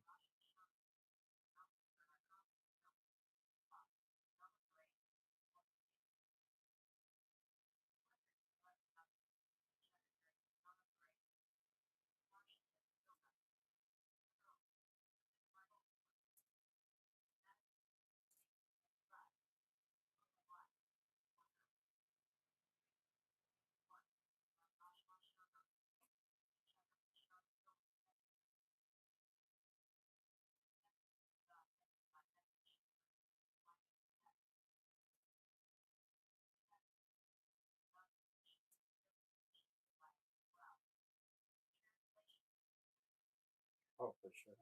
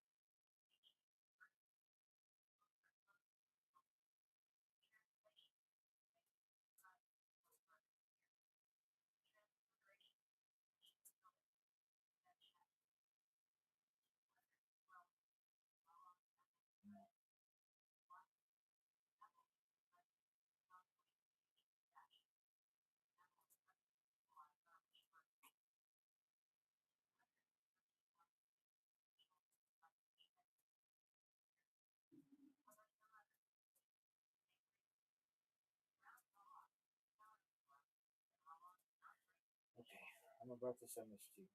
Are you ready for it? Okay. And this is uh this is how I would finish reading it. I want to make sure.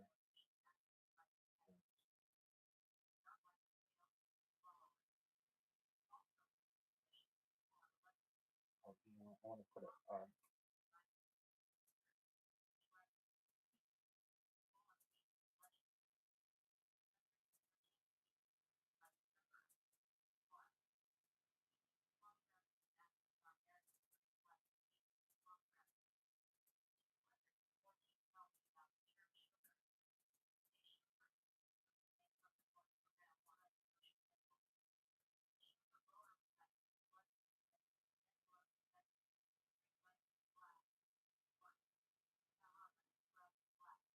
What are you saying?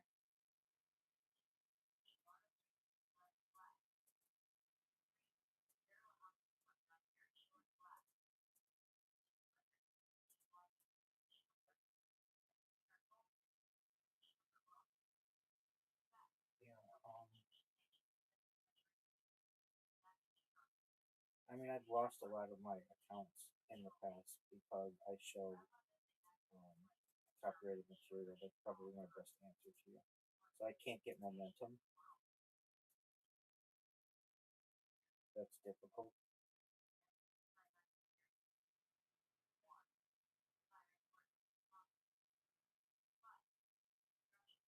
Oh, for sure.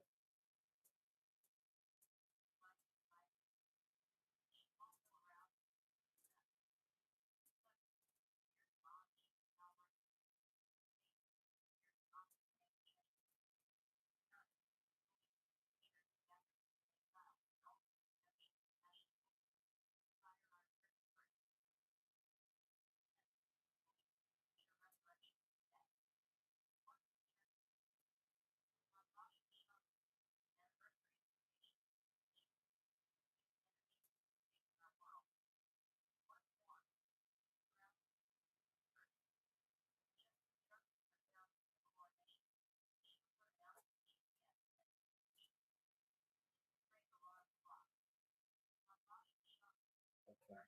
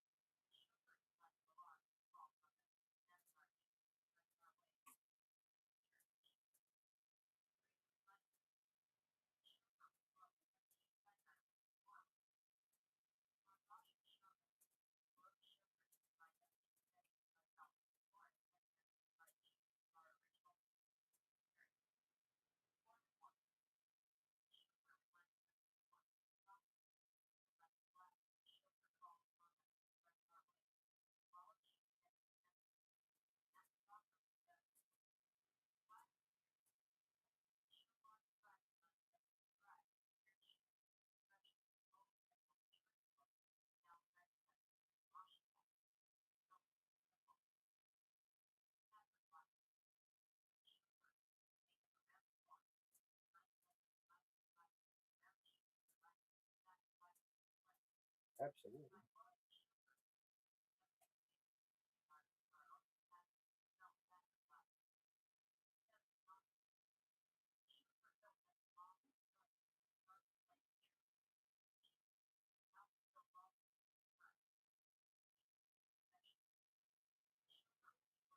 What is that, like Legos?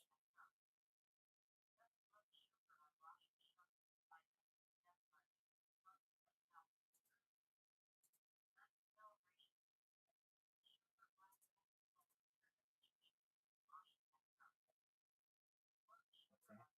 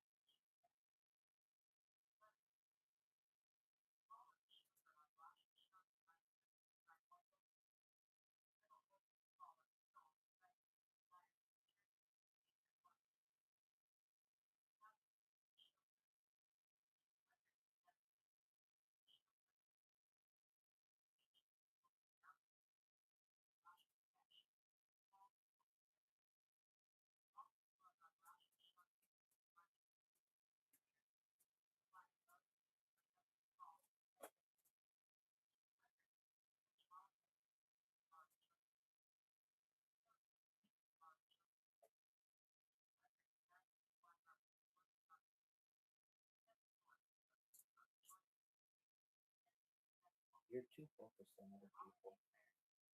You gotta focus on yourself. But I understand. I get it. That's how everybody is at your age.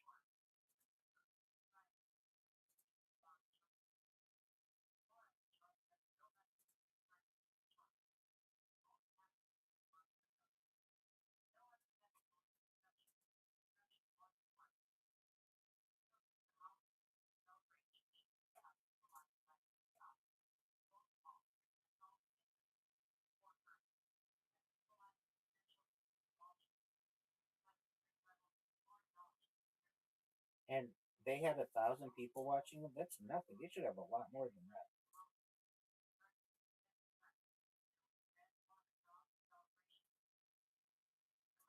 Oh, okay, yeah.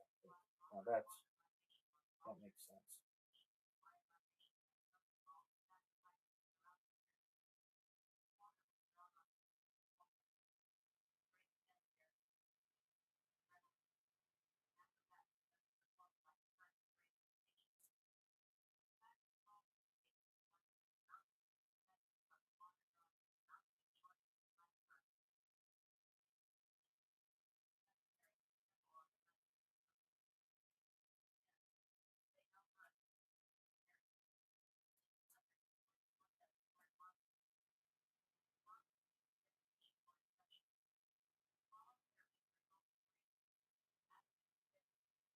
No, I know I have more than everybody, so I can really focus on it.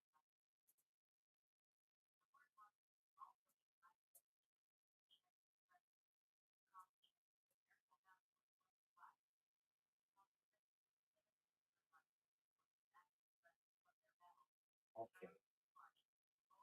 Alright, I'm gonna send this to you. I want you to look it over, and if you like it, well, you add your social media. I have a place for your social media at the top.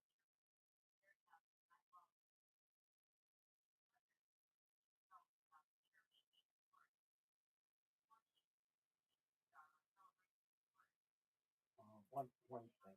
I don't know the way it said something. Wait, let me make sure. Uh, oh no, it did it. It did it. It did it. Okay. So I think you can have 5,000 characters in the description, which I'm sure you don't normally do, and you should. You should use it all. Um. Okay, I'm not gonna send it that way. Let's see here. Uh, it's just too much. Um, can I email it to you? Okay. And your email was lifepodcast at some.com. Right? Okay, let's see if this works.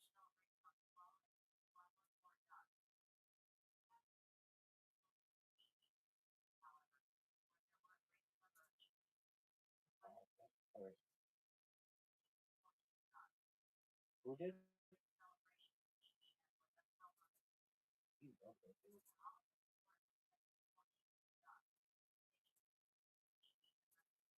Very good, Wilson.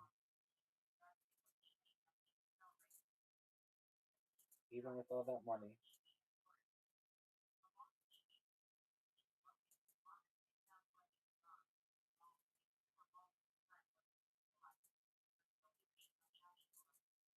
All right. I have a question for you. What was the longest podcast you ever did before this one? With the who? Oh, okay.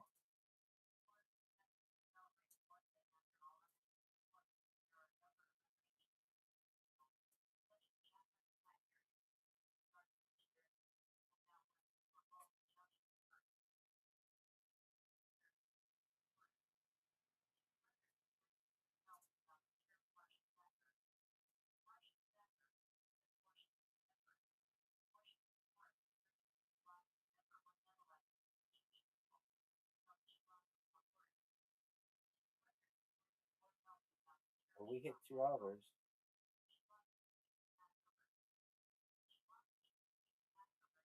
Okay. I'm sending it to you. Now I want you to look at it, and this is how I think you should use. Like, we'll use it as a template. If you don't like it, that's fine. But to me, it's engaging. It doesn't seem all that AI based. I mean, it's not perfect, but it's. So just can you check your email and then let me know what you think.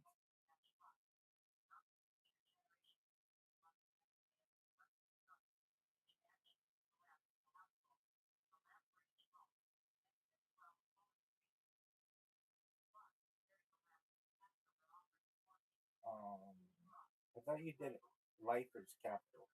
You didn't do that. Oh, okay. Okay. Let me resend it to you then. Unless you can fix that.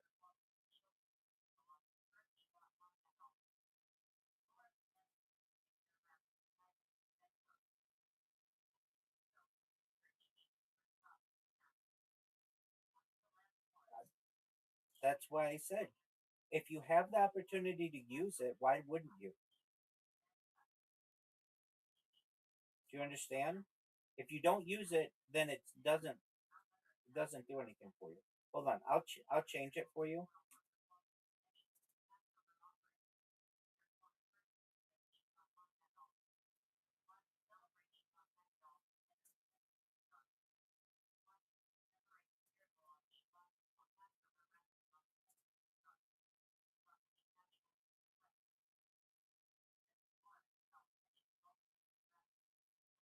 No, this is your description for the video. For the blog, I can't make it that long. It's only 500 words or something. So, I have to shorten it, and it'll be really brief. Like we can't go in depth with anything, and it has to be newsworthy. Sometimes they get rejected, but like I'll send you one so you can see what it looks like. But just one moment, let me send this to you. No, it's not. I want you to read it. In fact, I want you to memorize it. I'm just okay. Okay, so you should. I'm gonna send it again.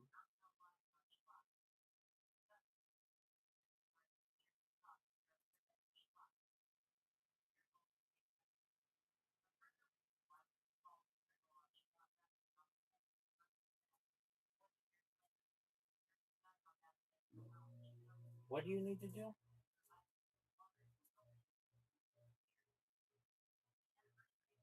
Just tell me.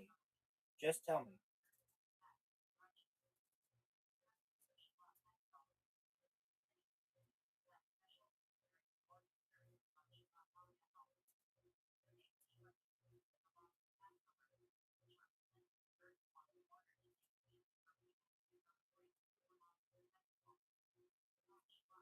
What are two black rounds?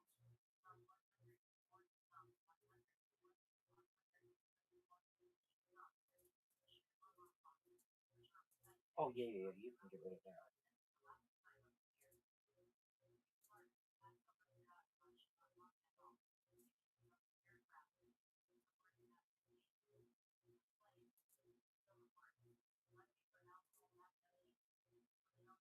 Oh, people will know you're with your chicken now. I bet it work and my toes. Okay, so where were the two lines you were saying?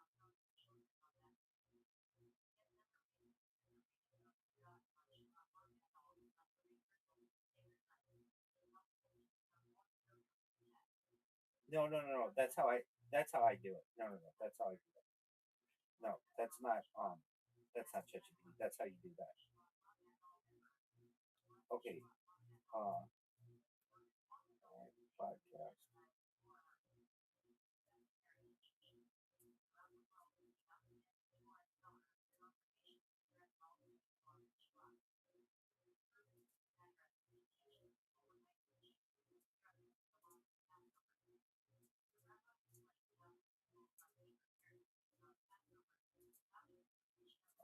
I mean, we're just reading off the book. We're the ones who should tell them their job. No. Once it publishes, yeah, that's fine.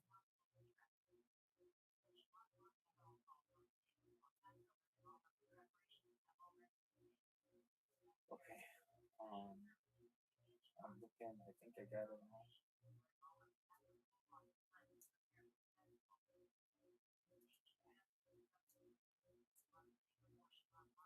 That's great.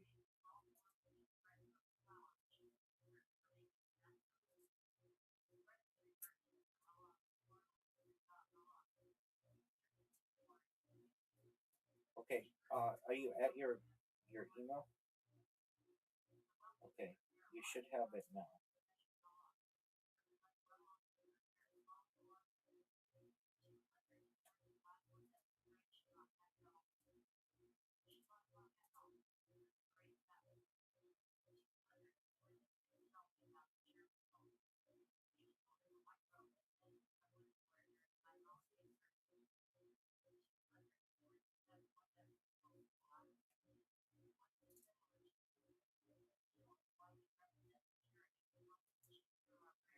It says it's sent on my end.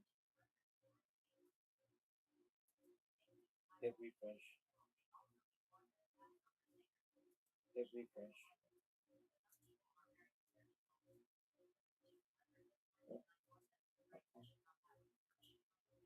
Okay, read it now.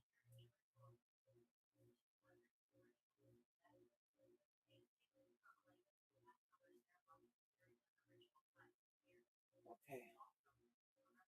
Okay. Oh, I know what I want to do. Just before you go, and then you can go. So I did one.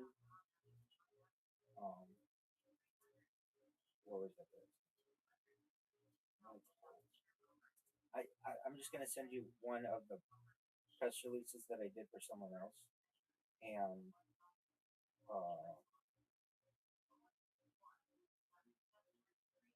it'll be similar. So I'm sending this to you in the chat, so you can take a look at it.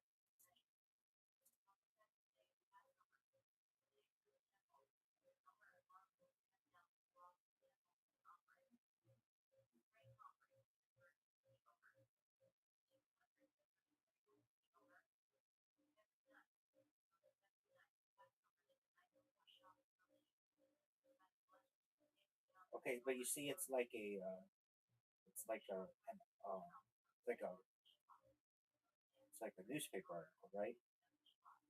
Yeah, so that's what it's gonna look like. Okay, and I'll send it to you when what?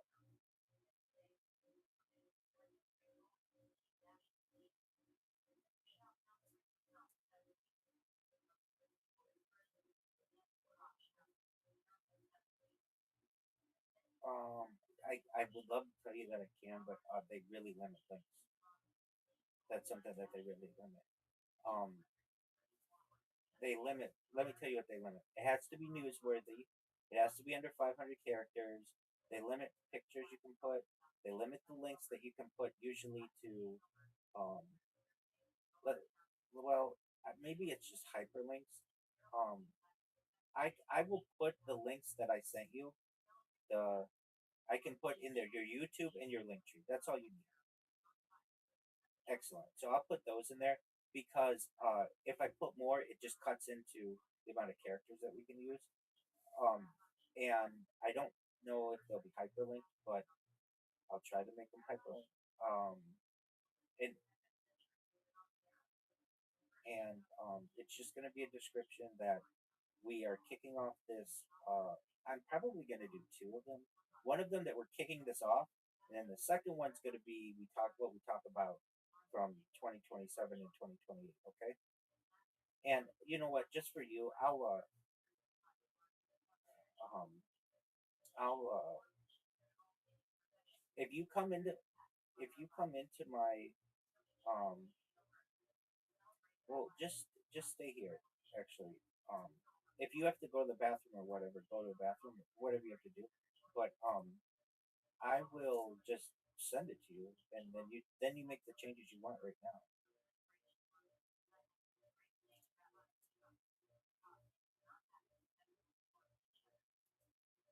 Yeah, definitely. Um, but before we do, I'm gonna please.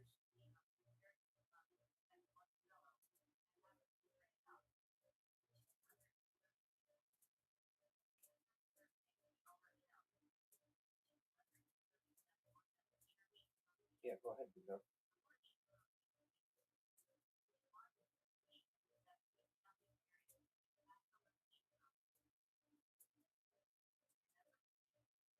No, not even. The reason why is, I've had people with like 250,000, and other people have like 70,000 downloads. People with 190,000. Those are really exciting because those anybody could see it. You and I both combined have like maybe 1,200 people who see us on YouTube. It's not that big.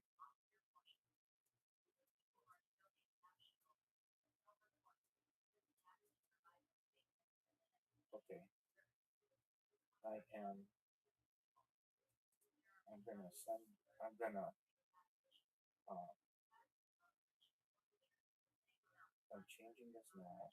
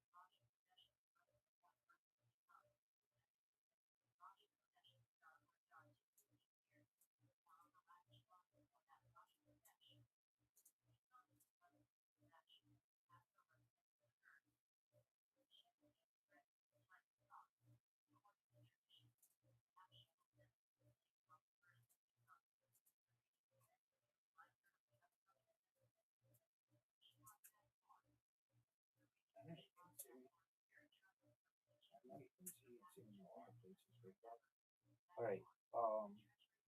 Since we don't know how many sessions, this is just a.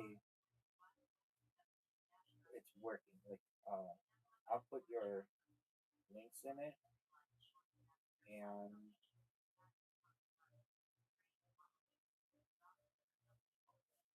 um,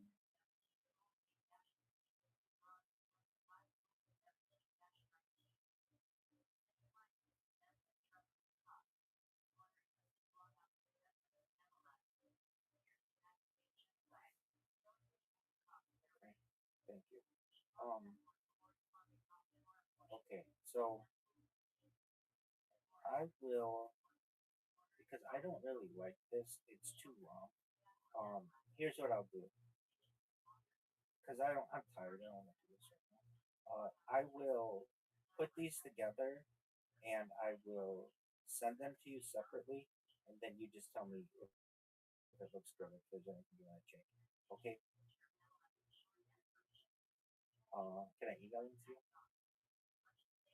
Excellent. Because if I send them to you in Discord max, so it's like 500 characters or something. It'll be like thing after thing after thing after thing. And an email, I can just send it out. Okay. Well, then with that, I'll keep my computer open. I'm gonna stop. I'll allow my. I'll take a break, but I will. Um, yeah, no. I understand. What I want to say is, okay. So tonight, at the same time that you came in, like come in again, and we can plan on you. Like you can post that whenever you want. Um, but just I'll send you an email, the two different press releases. I can't guarantee it'll be exactly what I send, but it'll be close. And if you have any changes, we'll make them. I'll make sure to change in there. I'll have your YouTube and your link tree, and if you have any changes, you make me aware. And when I stop communicating with you on here, um, the upload should go faster. And I'm uploading in four on this computer alone, four other places. So it's like it's too much for my computer. I get that, but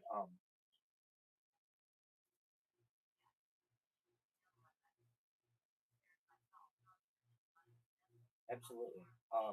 The key, the the key, the key is putting the description just like we have it. You know what I'm saying?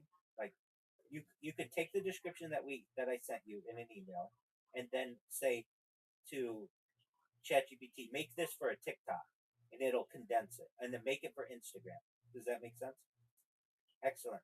All right. Well, this was really fun, my man, and we will we can do another one tomorrow if you want, or we could do it maybe later in the week, whenever. For me, it's easier to do on the weekends because I usually don't plan podcasts then. But maybe we do another one tonight, or certainly next weekend. Okay. Well, thank you. Absolutely. You take care, man. Bye bye. Shout out to Tony, everybody. Oh, Rabbi has to go to the bathroom. That was cool. Very, very cool. Oh, oh, oh. Very, very cool.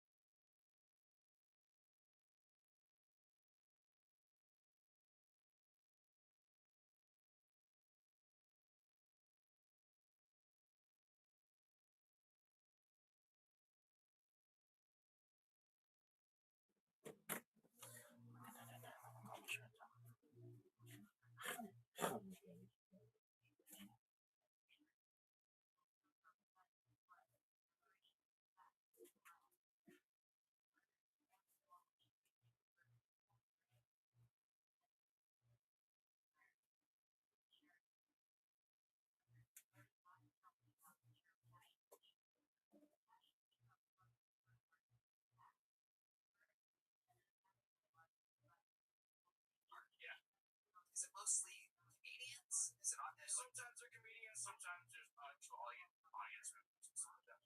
Okay. Here's the catch, Serge.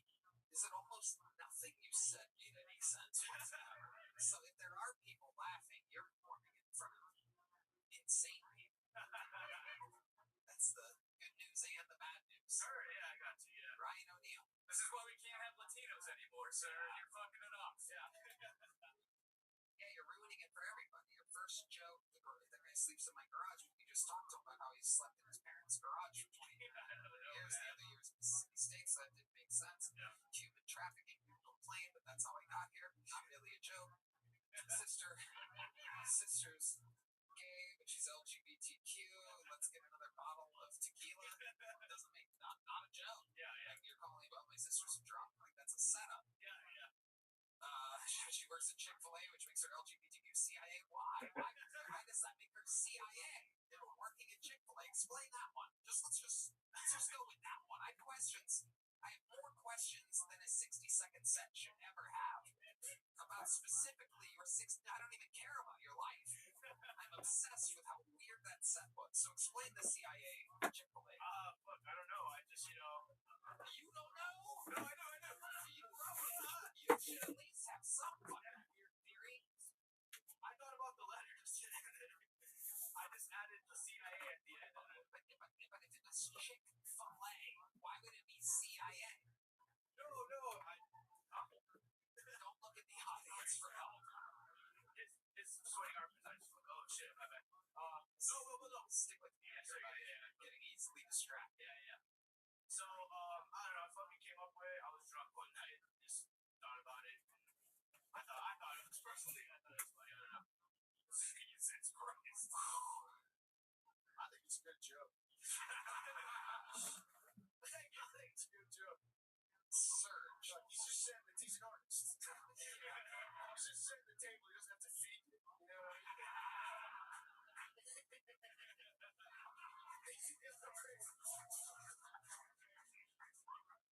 And then at the end, you said your sister got deported by immigration. That didn't happen either, right? No, it did not happen. Right. Is your sister really gay? She is gay, yeah. How do you know? She has a girlfriend. Do you have a girlfriend? I do not. What do you do for work? I'm a server at the moment, yeah. You're a server? Yeah. Yeah, at a restaurant called Sawgrass. Okay. Yeah. Oh, you made a noise there. You like Sawgrass? You do? What do you get when you go to Sawgrass, D. Madness? Tell the truth. Oh, you're saying steak? You're lying. No, really? Okay,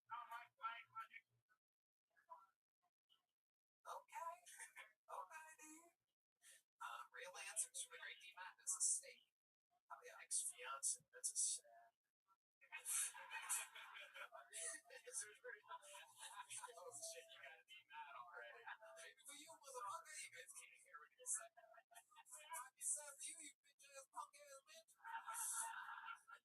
D does not let anyone get a fucking thing in on him, by the way. No. D, how do you like your steak? Medium rare? Fuck yeah, absolutely. Absolutely. Alright, Surge, what do you do for fun? Give us one good redeeming quality about you, something that's gonna make this whole room like you out of fucking nowhere. I used to make music and stuff like that. What kind of music would you make? I just freestyle and listen to the noise the crowd makes when there's someone that we all know will not be good at freestyling.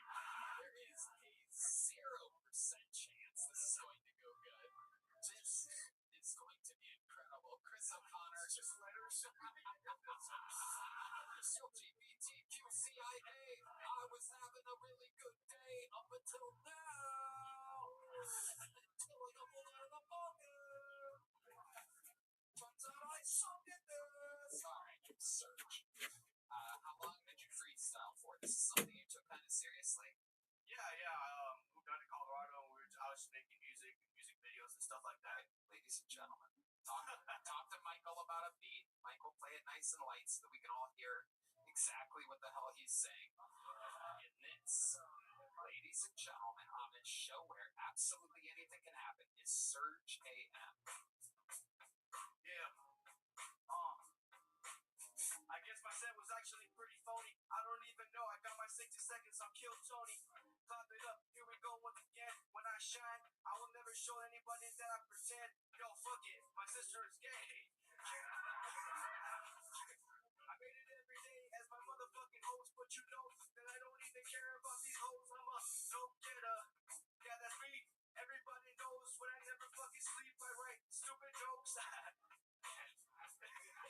exactly how I thought it was gonna go.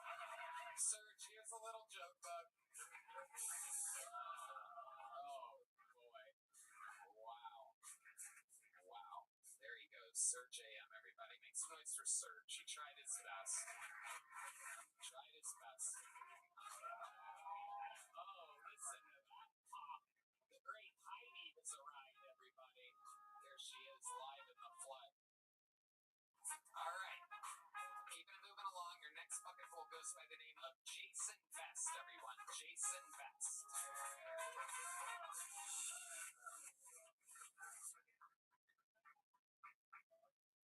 I lost my virginity at the Asian massage parlor.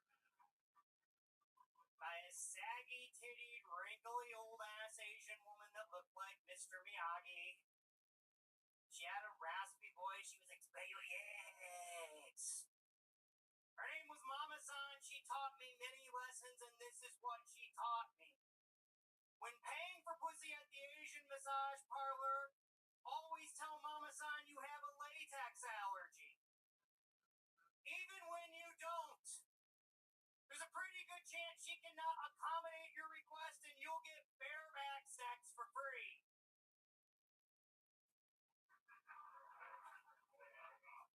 Make sure your happy ending ends with you nutting in that bitch's cervix.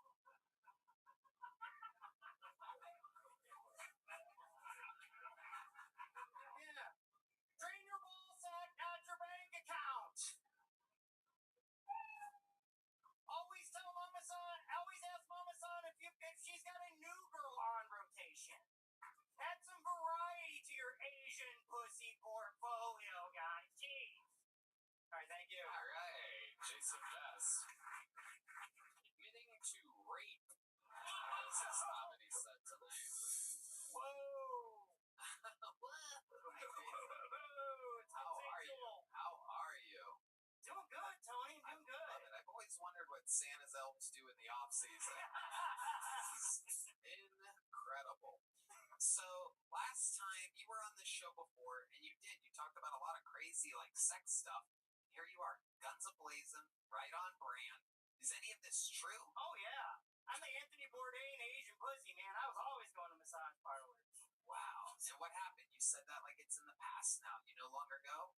I'm reformed, and now I just help men achieve success by giving advice, helping my brethren out. How did you reform? How did I reform? I got married. Okay. She said, well, you can't be having sex with Asian pussy anymore. So I've been married for 20 years, guys. 20 years. Wow. 20 years. No one's excited about it. To a woman. She's going to love this shit. Yeah. Amazing. So, Jason, remind us, how long have you been doing stand-up? 5 years. And what do you do for work? I'm retired from the National Guard. Whoa. Wow. Thank you for your service. Yes. Where did you serve exactly? The North Pole.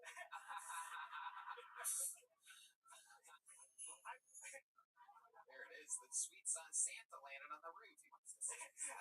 I was a recruiter for the National Guard in Jackson, Michigan, Lake George, New York, and I worked in Chicago, Illinois too. Oh, wow. Okay, wow. Some of the places where we need our military the most. Okay, what's the craziest thing that happened? What's the most like violent thing you had to do in the military at the National Guard? Most violent thing I ever had to do? I never really had to do anything violent. Like, and I was a recruiter, so it's like a basic job. People come in and they want to join the military. You lie to them to get them to join. It's a simple process. What's a trick you would use to get them to join? I would tell them anything. Like, let's say someone came in and they wanted to be a cook, right? Being a cook, nobody that joins the military wants to cook the damn food. They want to do like cool Rambo shit. So I'd be like, listen, you're going to be like an executive chef for the president or some shit. Oh. I was a top recruiter for the Michigan Army National Guard. So I talked about this. Wow. Damn. Brag. A lot. Braggadocious. Incredible. Okay, Jason, what's something interesting about you that we didn't find out last time you were on the show? Something interesting about me, I am a compulsive eater. Oh, okay, let's talk about it. I mean, my wife's got to hide the peanut butter jars. I am a compulsive eater. I'm a recovering alcoholic, and I just treat it for food. I just traded booze and everything for food, and I just compulsively. What's the most piggish thing you've ever done eating food? I spent $45 in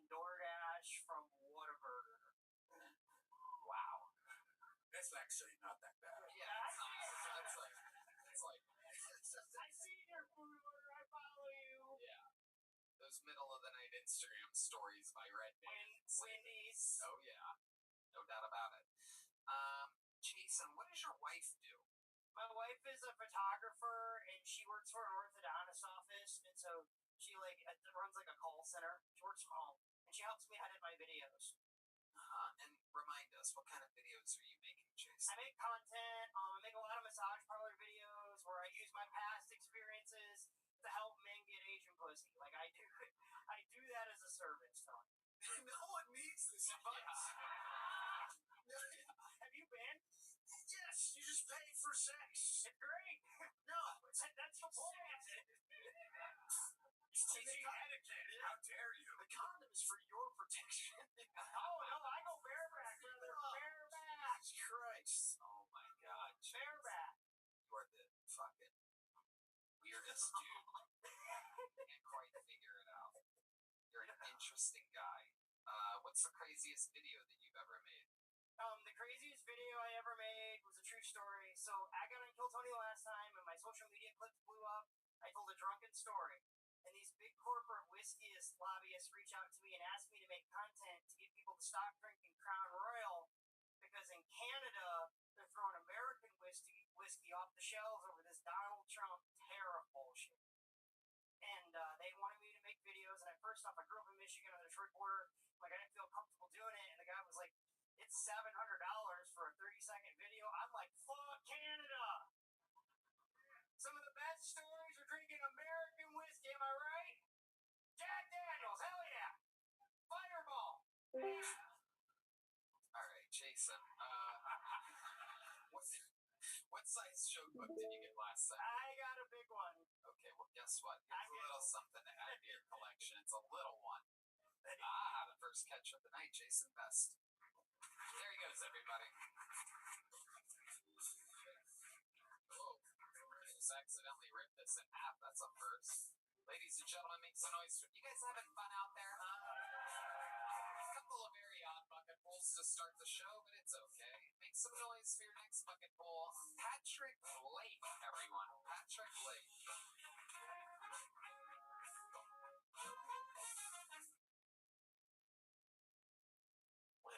When cops that are looking to get laid get rejected, do they jump straight into stop resisting, stop resisting, stop resisting?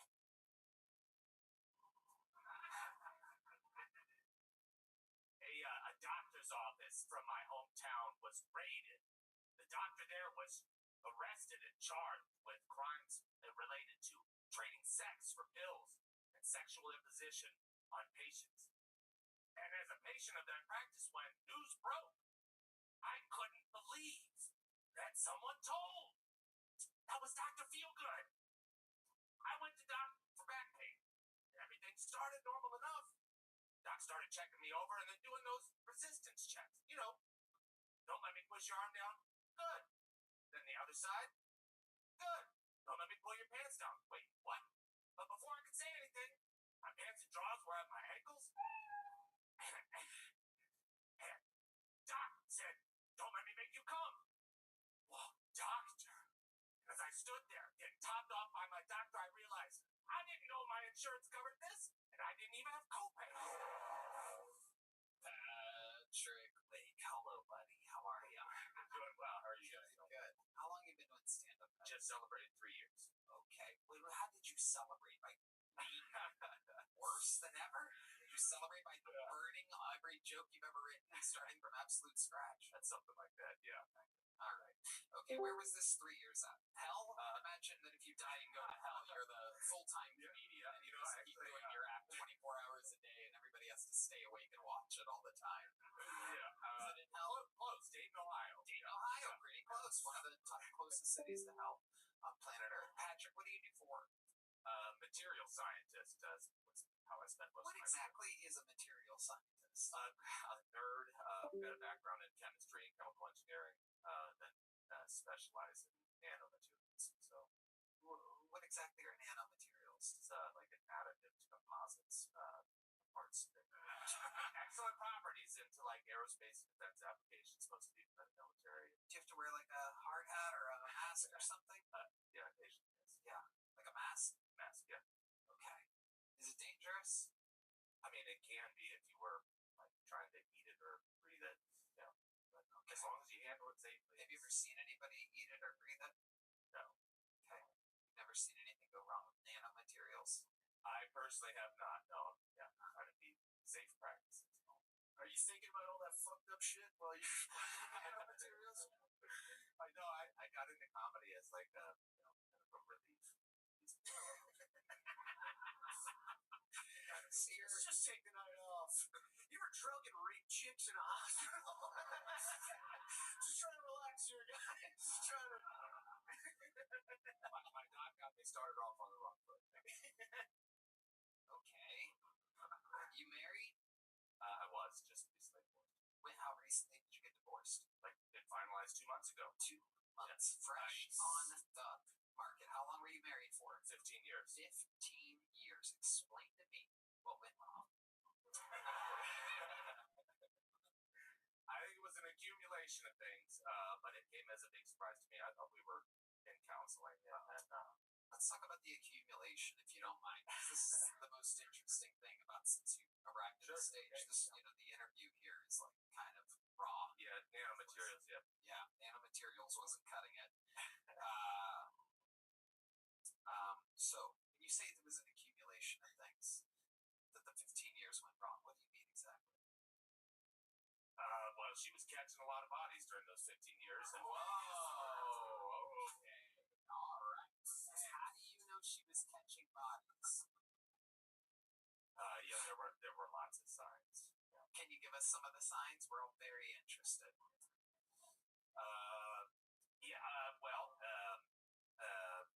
STIs. Oh shit. Okay, now we're talking. This is very compelling. Give this guy a round of applause. That's what I love about this show. Is all of a sudden it just hits you out of nowhere. At least I'm on the edge of my seat. Ryan O'Neal, you feel good about this, right? Yeah. Was this all happening while you were collecting turquoise? Like what?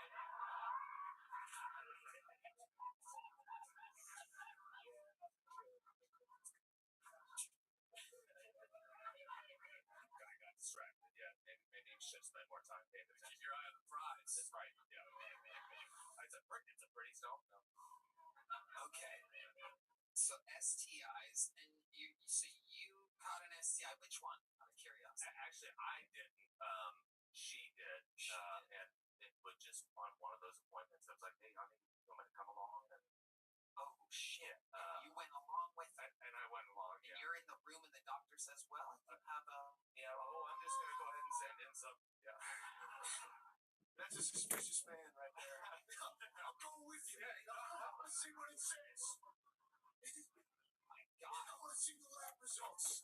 Yeah, I find this so compelling. So can you kind of paint the picture for us? Yeah, I mean, like, it had a fishy smell, and I was like, oh, yeah, that'll do it. It's just a little bit odd, and then, she was kind of trying to glaze past that with the doctor, like, hey, honey, what about that little fishy smell? And then, the doctor did a swab, and as soon as she got close to my then wife, said, oh, no, I'm going to call in a prescription for antibiotics. And I said, well, do I need some too? No, no. There's only a. You're sure she's just not Filipino? Oh, shit. No, for the smell. So the reason why you didn't need a swab, I'm guessing, is because you guys weren't actively having sex. Yeah, the thing that she was diagnosed with there was BB, bacterial vaginosis. Yes. Apparently, us fellas don't have to fix it. Right. So did she admit to you, like, on the spot, on the drive home? Oh, no. She's going to deny it until she's dead. Okay. Yeah. So she stays like, there. Yeah. But how do you don't get these things? How do you know that she definitely did something? There were girls' trips, and there were, there's, she left her, like, message board open on the computer. What messages did you see, just out of curiosity? I mean, like, making plans for, like, meetups in the woods when she'd go on. She's a lot in the woods, yeah.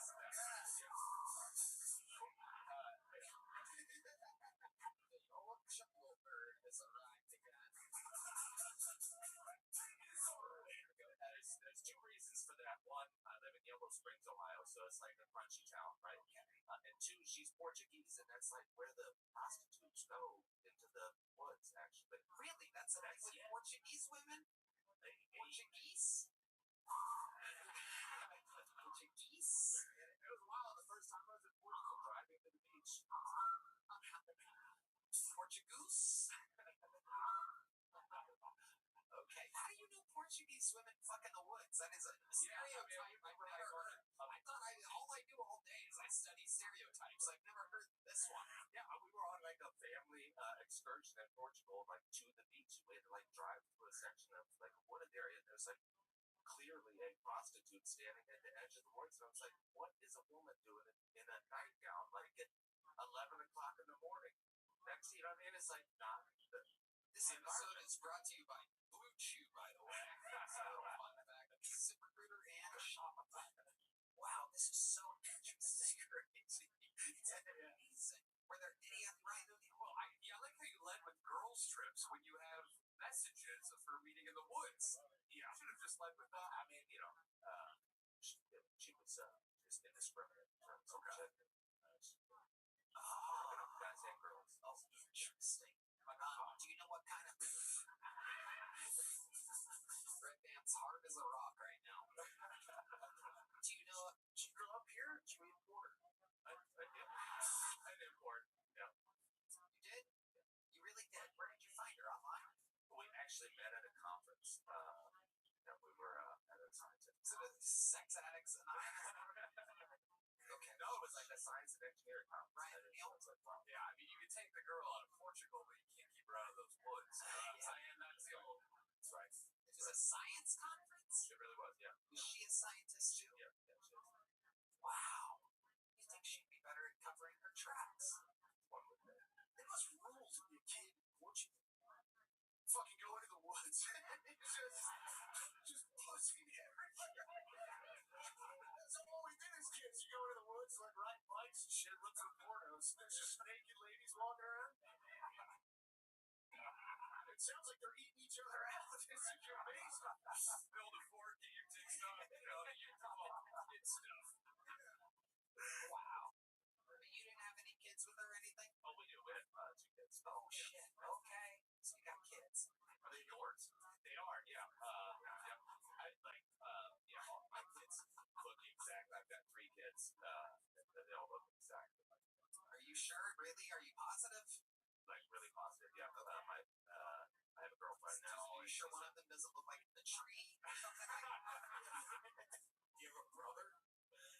I do have a brother. Oh, there we go. Has she ever hung out with your brother, perhaps? Yeah.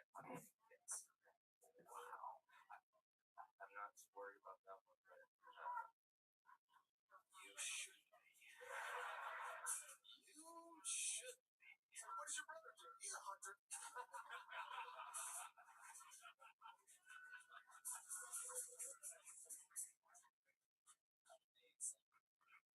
Well, Patrick, like I said, the set was one thing, but you know what? Your fucking interview was so goddamn badass that I'm giving you a big joke book. A big black one, just like your ex-wife probably has right now. There he goes, Patrick Lake, everybody. Right? Damn. That was a hell of an interview. Oh my goodness. Hey, this looks like a brand new name. I know it for a fact. That's always exciting. Make some noise for Wisdom Anderson. Wisdom Anderson is the 4th fucking four. God damn, that was a bad bitch up here. Shit! Where'd y'all find her at? God damn. Let's get to the minute. Like, I heard y'all talking about stereotypes earlier, and I probably did the blackest shit you could probably do. I got fired by a white woman on Juneteenth. Like, I mean, how the fuck does that even happen? I thought that was the one day y'all was supposed to chill on. Just the one fucking day y'all was supposed to chill on. But God is a colorful asshole like that, because if he wouldn't have did that, I wouldn't have been here. So I'm like, I know you was looking out for me. I know you was looking out for me. But I should have known, though. Some shit started happening different in my life. I started looking at white women a little bit differently. Started looking a little bit better to me. I said, I got to be coming into some motherfucking money. There's only money in a white woman to start talking to you. I'm like, I don't know what the fuck is going on right now. Okay? nigga is not fucking funny. I knew I was gonna get you a down. But I like to get into the originals. I want to come up with a fucking set. Y'all gotta pay for that. This shit for free. Oh, I love it. Okay. Wisdom Anderson. Is that your real name, Wisdom? Fuck no, I got a slave name. My name is Elgin. Come on now. That's not some shit you get on your feet. Better than Wisdom. I mean, Wisdom sucks.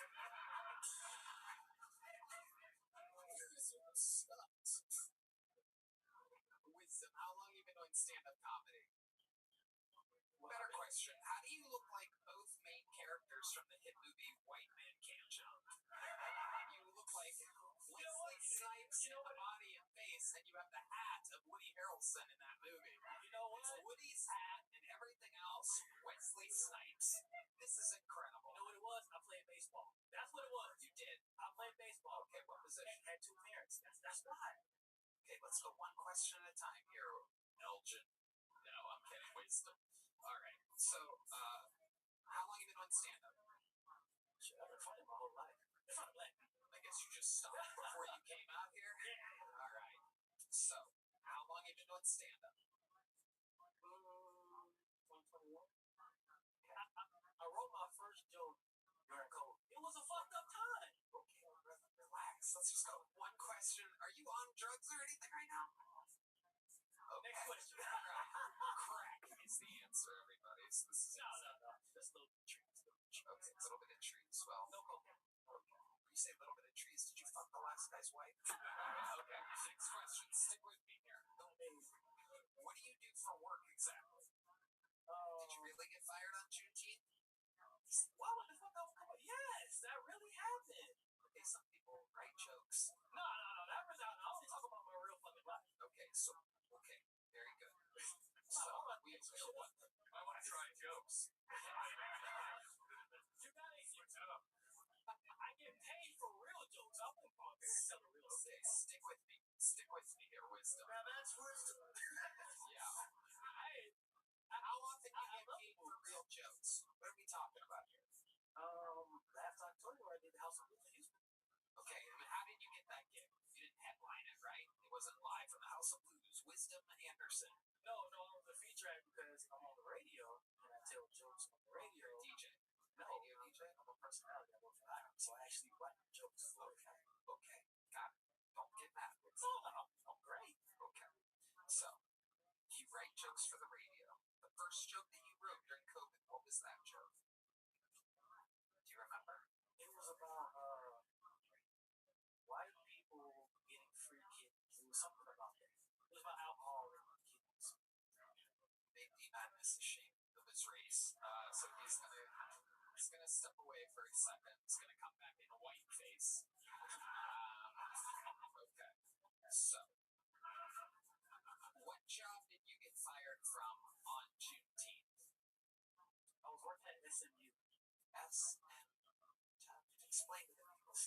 Y'all know what that is. It's a lot of white people. Southern Methodist University. Okay, what were you doing at a university? What exactly were you mopping up at a university? I told you, Tony, I come from a two-parent black household. I played baseball. You know I gotta be a little fucking smart. Okay, so let's go back to the questions, smart guy. What was the job that you had at the university? I was teaching tech. You were teaching tech? Yes. And how and why did you get fired? I made white children tears. You made white children's tears. Okay, what did you do to make white children cry? I told them, hey, you're selfish.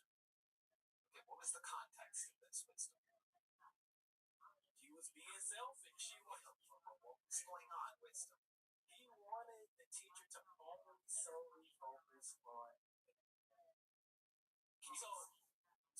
So I teach tech students to teach youth tech. So the teacher in the classroom, like Tech 9. Okay. Let's just get off of this whole confusing university thing. The ring around your neck. Whose ring is that? Where did you get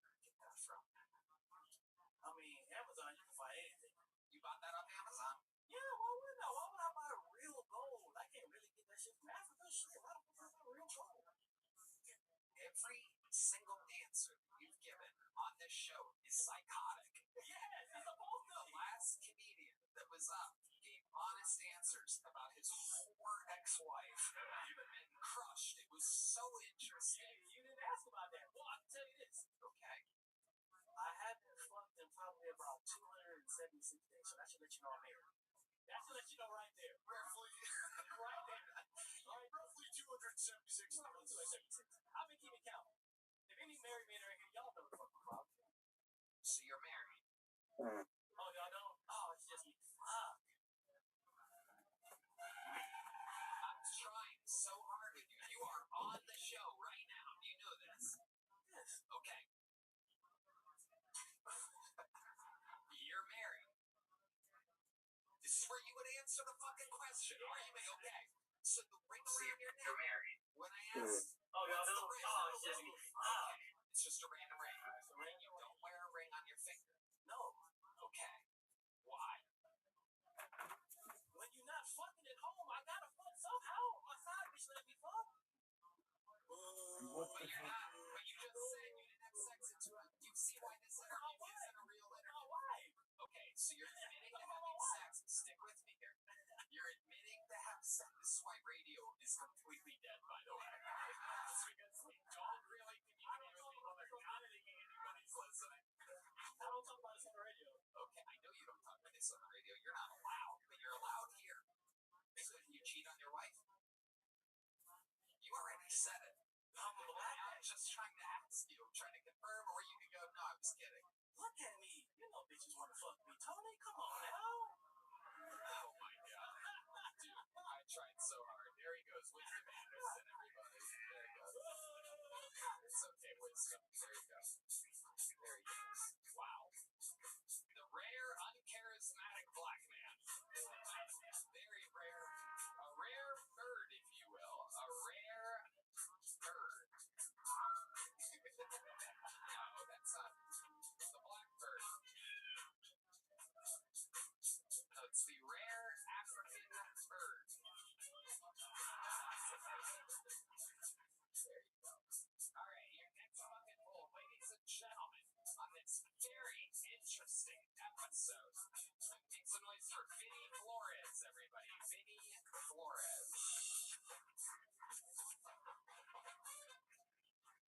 All right. So, I'm a rookie to this comedy field, right? And one of the things that a lot of the veterans tell me is that you gotta be relatable. You gotta relate to your audience. So, has anybody here ever done crack or heroin? See, when I was 17, I shot crack one day and heroin the next day with my older sister. We were in a motel on the run from the police, and she was actively being pimped out. That's never happened to anybody here. I'm just trying to be relatable here, guys. Listen, I'm sorry, all right? You know, it's not my fault, okay, that you guys didn't have a family full of people that love to make memories. And speaking of my sister's pussy, yeah, you're goddamn right that shit got return customers, ladies and gentlemen. That shit put food on the table. We had to leave every 2 hours. And, you know, that deserves a Purple Heart because her pussy got absolutely murdered. All right. Thank you. That's my time. Okay. Vinny Flores keeping the exact momentum of every bucket pull so far tonight. Or was it just completely insane people? It's like, this is exciting. No one wants to make it anymore, huh? They just want to come up here and absolutely just fucking flop around. Vinny! How long have you been doing stand-up? About 5 months now. 5 months. What made you start? The show is a big reason, and also I want to stop the show. We are no longer contributing to a positive comedy environment in the world. Okay. What do you do for work, Vinny? I work at a bar right now in 6th Street. You're a bartender or a door guy? Door guy, barback. Okay. Yes, sir. And how long have you lived in Austin? About 5 months ago. Where'd you live before that? Michigan. Michigan. Yes, sir. Rare. Michigan. Flores. Yeah. There's a few Mexicans out there. What were you doing for work in Michigan? I was a welder. Welder? Yes, sir. Why are you welding here? That's a good paying trade. I have about 4 years experience, and everyone out here's got like it's super competitive out here, so we have a hard time. Interesting. Unlike comedy, right? Yeah, I get it. Let's go somewhere a little easier. Wow. Vinny, is it true about the crack and the heroin? Yes, that's all true. Let's talk about that. Tell us about your history with crack and heroin. So, I'm half white, half Mexican, and my white side is, like Michigan white trash, pretty much.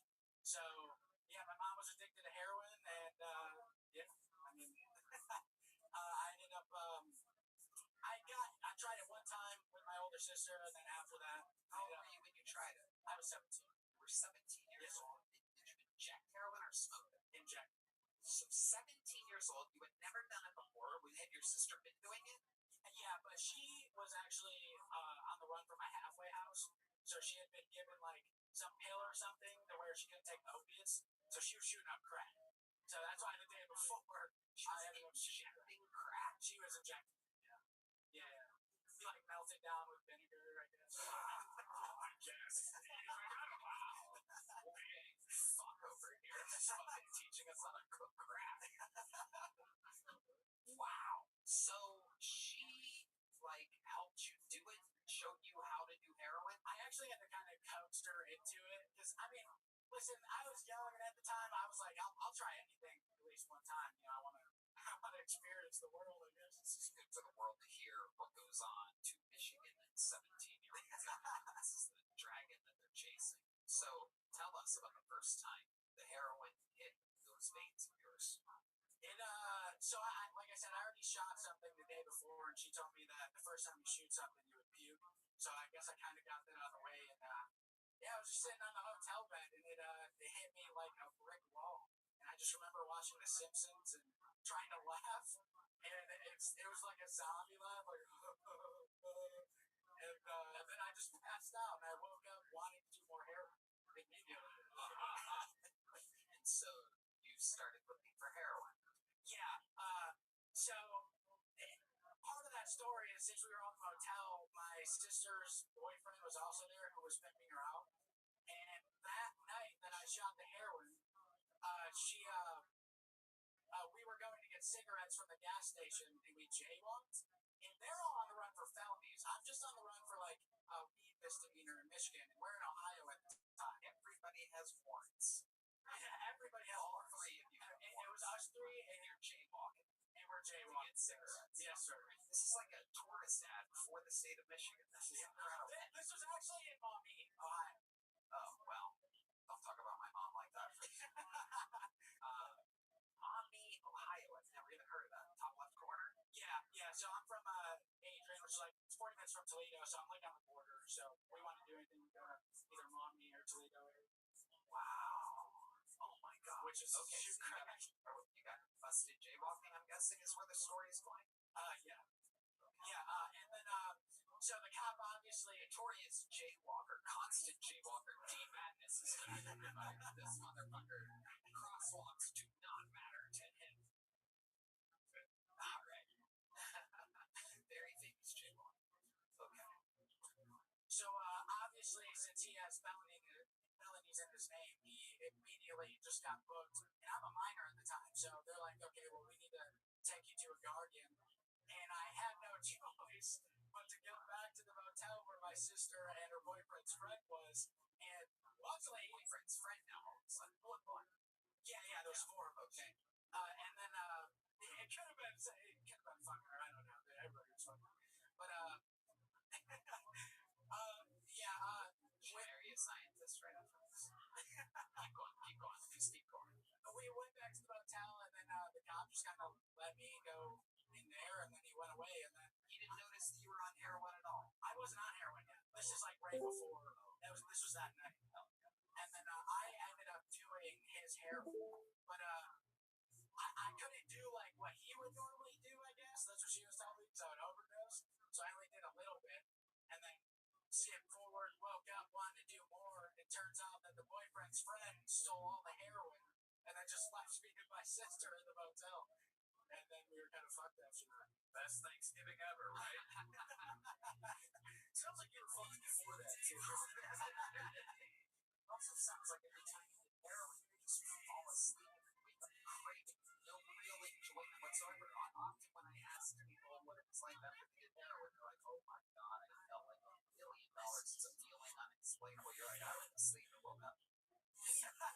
Pretty much. I mean, I would say it is probably like the best drug I've ever done. I mean, the feeling of it was like, Did you feel like you were 5'9"?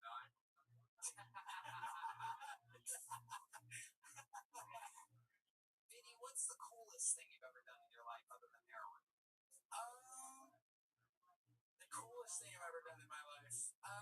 Big accomplishments, you saved somebody's life, or fucking do anything, amazing, win an award perhaps. Nothing crazy like that. I used to play in band, so that was some of the coolest stuff. What do you do in a band? I played guitar and bass. Yeah. Don't worry, I'm not asking. Yeah, okay, I got that. Thank God. Vinny, what ended up happening to your heroin using crack injecting sister? What's her OnlyFans? She's doing good supposedly right now. I mean, she's a little iffy. She ended up marrying like some 50-year-old. They had a wedding in Maumee, and she was barefoot for that wedding. And yeah, so now she's just chilling, I guess, just smoking weed.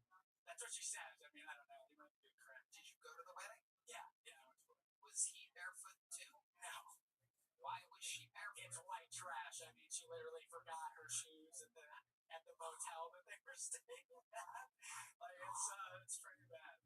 It's gross. Wow. We have to start reporting half Mexicans too. That's what this means to me. I don't know if you guys are with me on this, but I think I'm going to call my friends in the administration. I support it. If they're illegal, I support it. I support it. Alright, buddy. Well, here's a little joke book for you. You can't mix it with vinegar, melt it down, and then smoke it, but you can write some jokes. I think there you go, Vinny Flores, everybody. Keep writing, keep trying, Vinny. I tell people that so they don't fucking relax on heroin and shit on their way out. They're like, okay, told me to do it again. Like, keep signing up, Vinny. Keep writing and signing up, Vinny. Don't give up tonight, Vinny. I'll see you fucking slouched over in the alley tomorrow. Okay, this is a moment that a lot of people have been waiting for. Ladies and gentlemen, the man I'm about to bring to the stage, this is only his second appearance ever on the show. Ever. He's not a golden ticket winner. He's not a regular. But the man went so insanely out of control viral his last time on the show that I absolutely had to bring him back. A disruptor of the force of natural moving comedy. Some people are saying the next amazing thing. Ladies and gentlemen, I present to you the long-awaited return of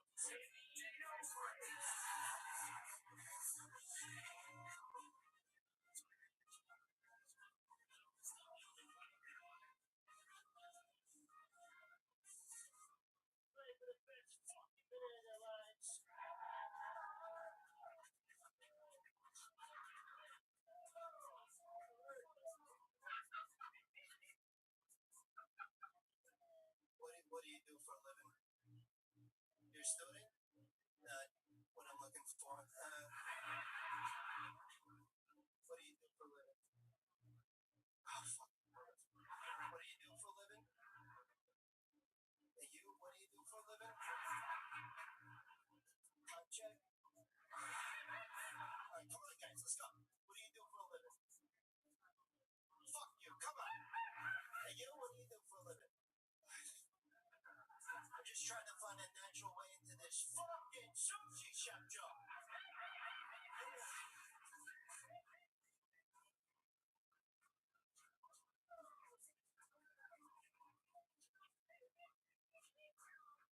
Does anybody work at an airport sushi restaurant?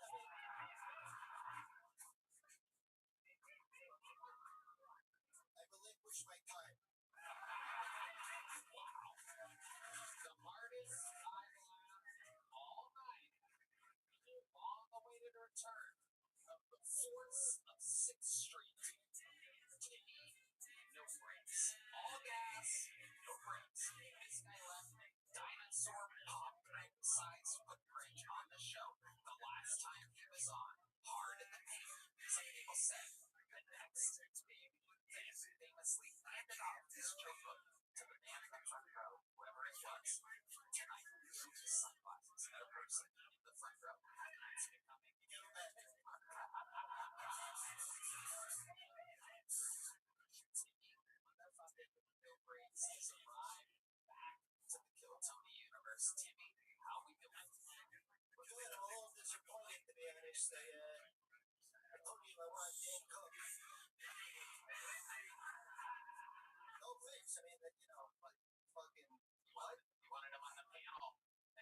were on. Is that what you said? Yeah, I hit you up with some requests. I said a bucket of MHLs. I said Dan Cook, and he's not up on my head, so I don't know what the fuck. I tried my best to get him. Wasn't easy. We have to settle for Chris O'Connor and Ryan O'Neal tonight.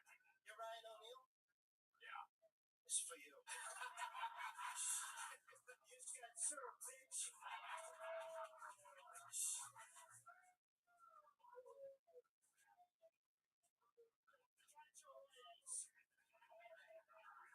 Open it up. Yeah, why don't you show everybody what that is, bitch? Why don't you show everybody what that is? That's a picture of my niece's volleyball team. Oh, Rothschild!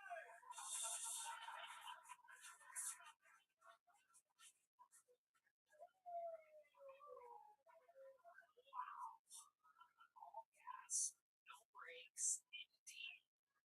The people's champ of Kills. The people's going to take a winner, bitch. That's right. The people's golden ticket winner. I'm gonna pretend like you didn't call me a bitch right there. Because I like you. We're gonna keep it that way. No disrespect. I respect what you're doing. I love you, Tom. Thank you, Timmy. I love you too. So tell us, what does Timmy No Breaks do when he's not on stage? Yeah, I mean, I recently got in some trouble. I went to play laser tag and brought a real gun. That was not good.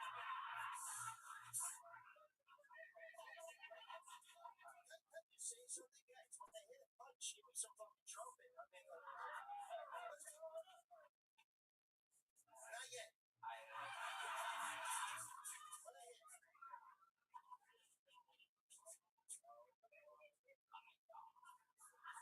So, Timmy, there's so many questions I didn't get to ask this time you were on. I can't even imagine what a confident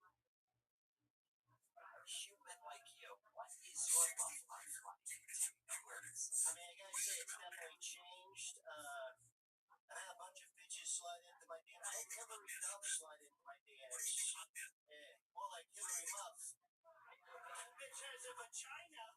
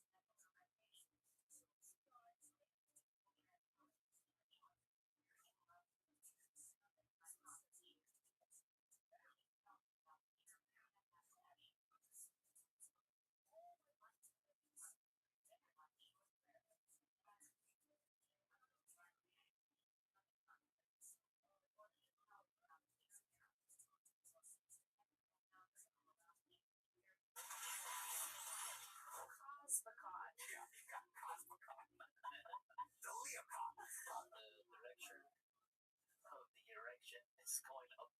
Oh, sorry, it's not this one. You're slow. I'm kidding. You're dumb. I'm smart.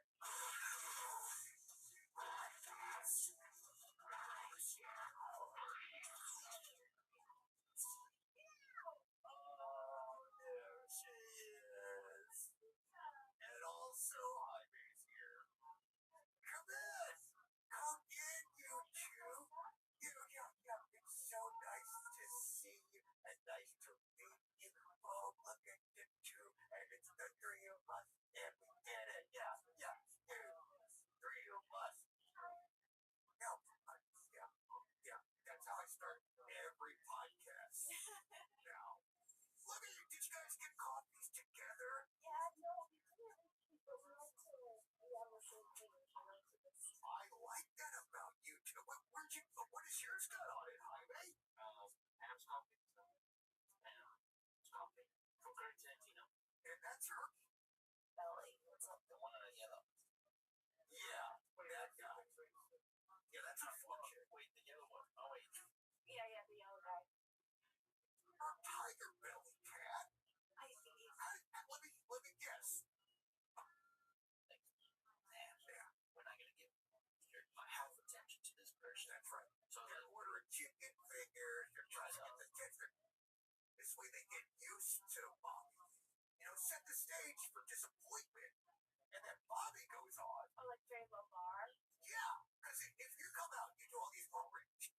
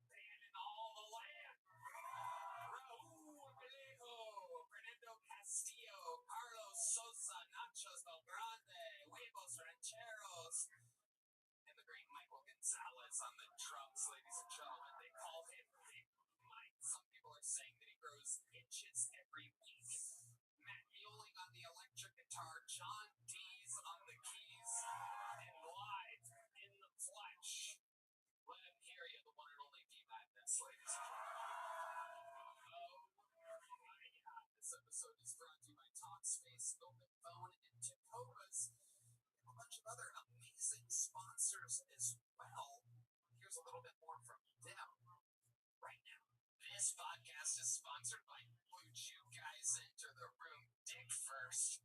Blue Chew isn't just a tablet, it's a cheat code for your crotch. Stronger, harder, longer lasting, like someone gave your downstairs a pep talk and a gym membership. Blue Chew is the original brand offering chewable tablets for better sex. Nothing makes you more of a legend than a little Blue Chew. Discover your options at BlueChew.com. We've always got a special deal for our listeners. As always, get your first month of Blue Chew free. Just use promo code Tony at checkout and pay $5 for shipping. Wow, that's it. Join Blue Chew's mission to upgrade humanity one thrust at a time. Head to BlueChew.com for details and safety info. And big thanks to Blue Chew for sponsoring the podcast. Are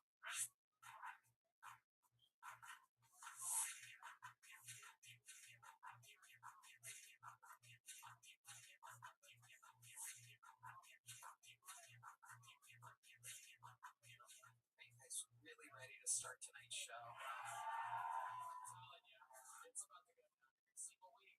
We're really doing it right now. Oh, I forgot to mention, this is the first episode that we've ever taped. 12 years and 2 months of doing this show nonstop. Never missed a Monday release. This is the first time in our history, right now, and it might only last 1 week, in which we are actually the #1 podcast in the world. So, very exciting. Wild accomplishment. Don't tell the guy that owns the club. But this week we are the #1 podcast. Oopsie daisy. Sorry, boss. No, we're all best friends. It's all very exciting. Speaking of best friends, I booked 2 on tonight's show. An absolute legendary episode ahead of us, ladies and gentlemen. 2 of the best to ever be on this show. You're here. You're lucky. Ladies and gentlemen, make some noise for our guests. The return of Duncan Trussell and Ian Finance.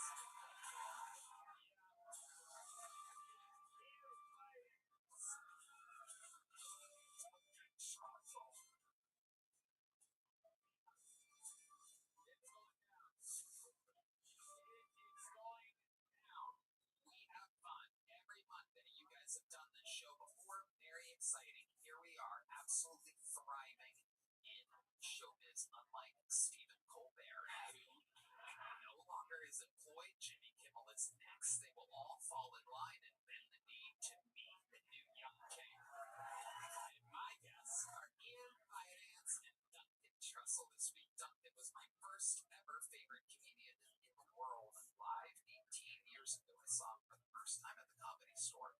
Special appearance at the end by the great, another Hall of Fame nominee guest, Lil Hobo.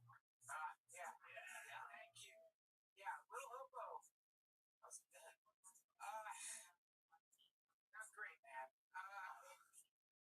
He after the last appearance, he's already addicted to drugs, but after the last appearance, he spiraled into heroin addiction.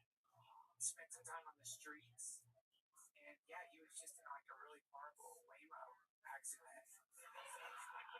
Wow. Well, prayers up to the great Lil Hobo. Thank you. A ventriloquist doll that has the soul of an aborted baby in his heart, right?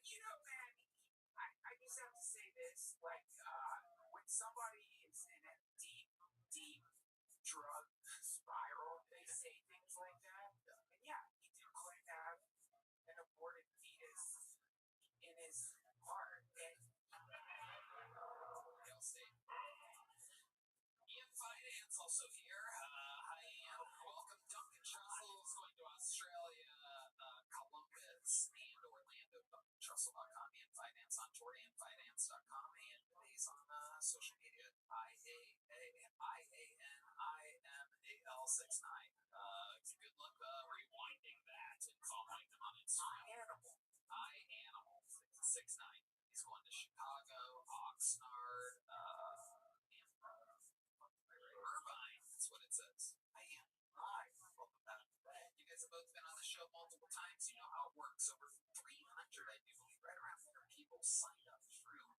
Truly insane the amount of humans that are in this bucket. It's absolutely crazy. Names are falling off. I pull one of their names out, they get 60 seconds on their opinion. Other times, I'll hear the sound of a kitten. That means they have to wrap it up. Then also bring out the angry West Hollywood bear, which their set. Then I conduct an interview with them. We find out everything about them. They go from being a comedian for a minute to a guest on a podcast, absolutely out of nowhere. Anything can happen. The whole thing's improvised.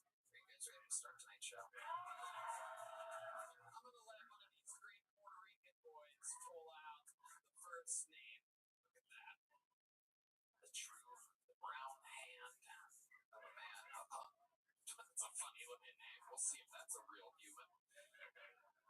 And in the meanwhile, we are going to start the show with one of our esteemed golden ticket winners, ladies and gentlemen. We don't get to see a lot of this guy very often because it's not easy to write a new minute of comedy every week. He was very, very new and green when we found him. And here he is giving us a brand new minute. Ladies and gentlemen, a fan favorite, an adorable species unlike anything we've ever seen before. Ladies and gentlemen, make some fucking noise for the return of golden ticket winner Keith Cordes, everybody. Here we go.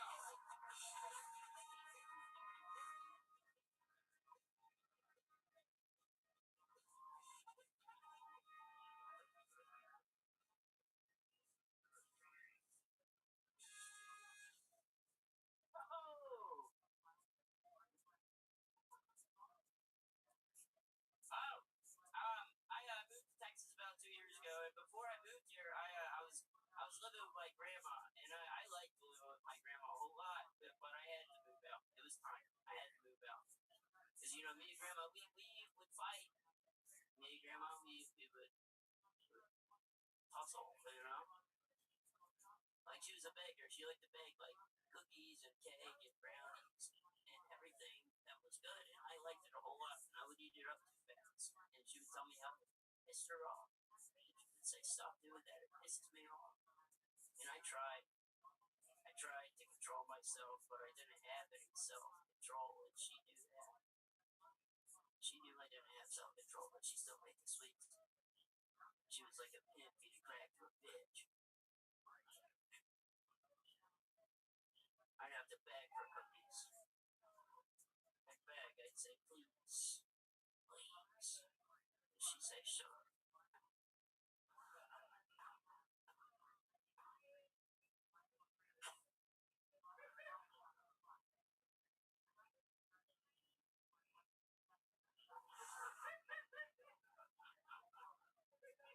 No, I didn't do that. I didn't.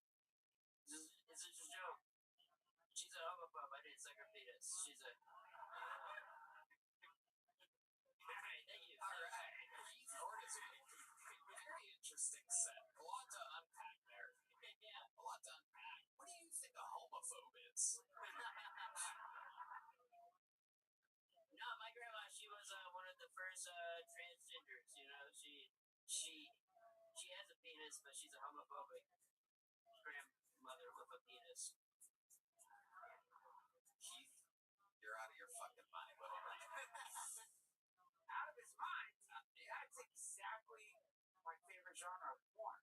Yeah. Old grandma tussling. No, homophobic grandma with a penis. Oh, yeah. I love that. Yeah, my grandma, she has a site. I'll give you her website. Great. It's a porn website for you to jerk off to. What? Dude, I already jerked off to your grandma. Under the table. I am hard as a rock. It's rare comedians can mix eroticism with such great jokes. What the fuck is real? Yeah, I don't know. I'm a little confused. Just to make sure your grandma doesn't have a dick, right? No, she doesn't have a dick. It's a joke. I'm sorry, Right. Did you guys ever fight? No, we didn't fight too much. Did she bang? No, was anything real, Heath? No. Did you even like cookies? I loved her cookies. I loved her cookies, Ian. I loved her cookies.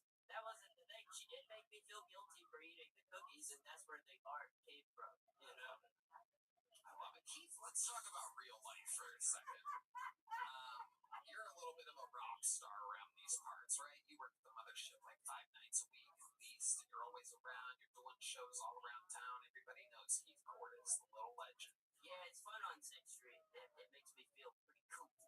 Yeah, speaking of which, I was given a little bit of information that you might not know that I know. Oh, no. Yeah, I was shown a video, I believe it was Saturday night breaking news.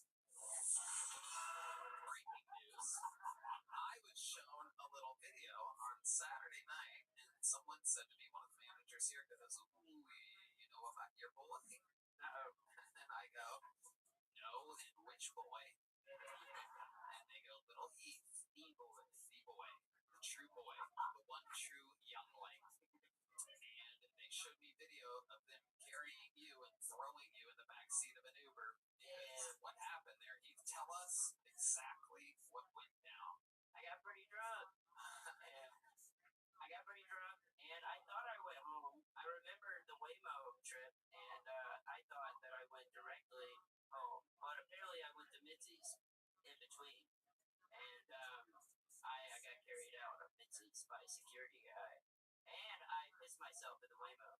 Wow. Wow. That's Waymo that we needed to know. Wow. How do you know that you pissed yourself in the Waymo? Because my pants were very wet the next morning. The next morning they were still wet. They were very wet, yeah. You naughty little boy. Wow. What exactly did... Wait, how much do you have to drink to get that drunk? What is that, a full can of beer or something? What puts you in that type of place? No, I'm getting good. I'm getting good at it. It was at least 8 or 9 drinks that night. Oh my God. Yeah. What's going on with you, buddy? Do you feel okay? You're just having fun. You're 22 now? I've never felt better, Tony. Oh, wow. You fucking little party machine. How old are you? I'm 23. I just had my birthday. 23, day over 11. It's incredible. And you've been drinking a lot like that, or was that like a special thing? It happens a little too much. Yeah, think about that. What are we thinking? You might have a little problem. I have a little problem. A little problem for a little guy. That's adorable. That's adorable. Who needs grandma's cookies when you can have a glass of straight whiskey? Amen.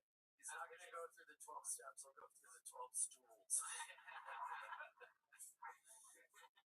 Are you drunk right now, Heath? I'm a little buzzed. What have you been drinking? What is going on over here? Someone put a little White Claw in your baba. Yeah. Someone put a little dip your pacifier in some whiskey. They did. I know, if they did whiskey, I'd throw up. I can't do whiskey. Worse. Yeah, I just do Jello shots.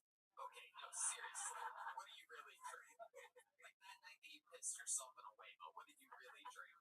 Yeah, like lemon drops and gay shit. Like, with Jello shots. Really? I don't think I'm gay, but, like, I drink gay. That's okay. That's okay. Nothing wrong with that. Amazing.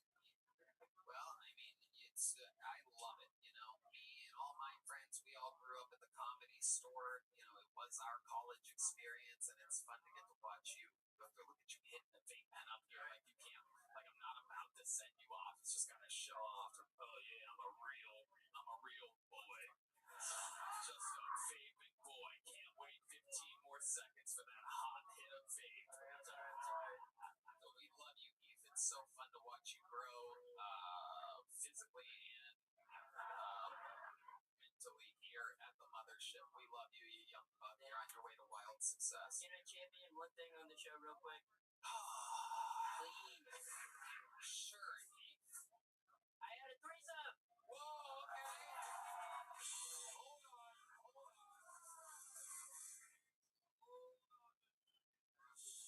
Holds are fucking horses. Now we got something to talk about. Yes, Black Power, absolutely. Holy, whoa, hey, whoa, no, don't do Don't do that. Little rabble-rouser, settle down. Settle down, you crazy bastard. Jesus Christ. I'm trying to get away from the whole Nazi thing. God damn it. Fascist Tony Hinchcliffe has an 11-year-old Nazi training the Hitler Youth over here. It looks like the kind of genetic freak Hitler was trying to get rid of. Let's talk about this threesome, or as many people are calling it already, a 2.5-some. What happened? How did it go down? Let's talk about it, Heath. It was a very hot lady who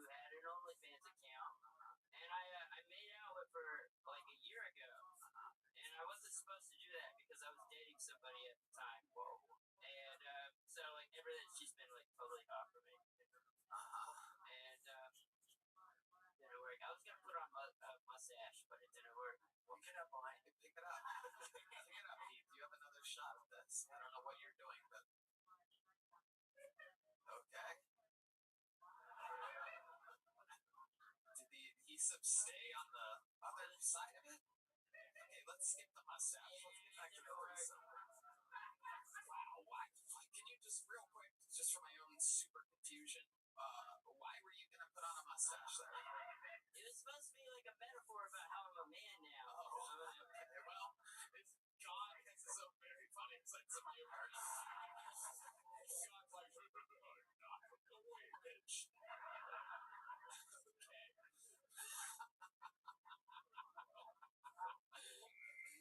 Flag on the play. All right, so let's talk about this threesome. Yeah. Alright. So it happened. It was with a very hot lady, and we met at the strip club. Hold on, Heath, let me tell you. You got the hot lady part. Yeah. For it to be a threesome, there has to be one more. There was another one. It was her friend. I don't remember her name. I don't know her name at all. It was just her friend. May I interject? Dude, you're gonna get sex trafficked, man. Yeah. Absolutely. Serious. You can't fuck around. There's no one easier to traffic than somebody you can fit in your glove compartment. You gotta be careful. I know. I gotta be more careful. His threesome was just him and a baby going while two people fucked.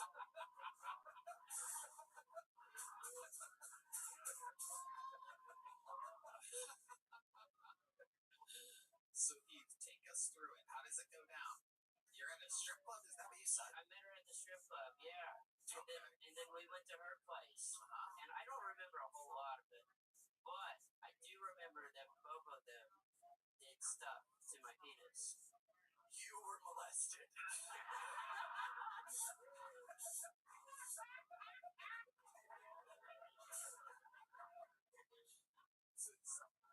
This is what a show this is, right? 1 second he's doing Nazi salutes, the next he's admitting to being molested.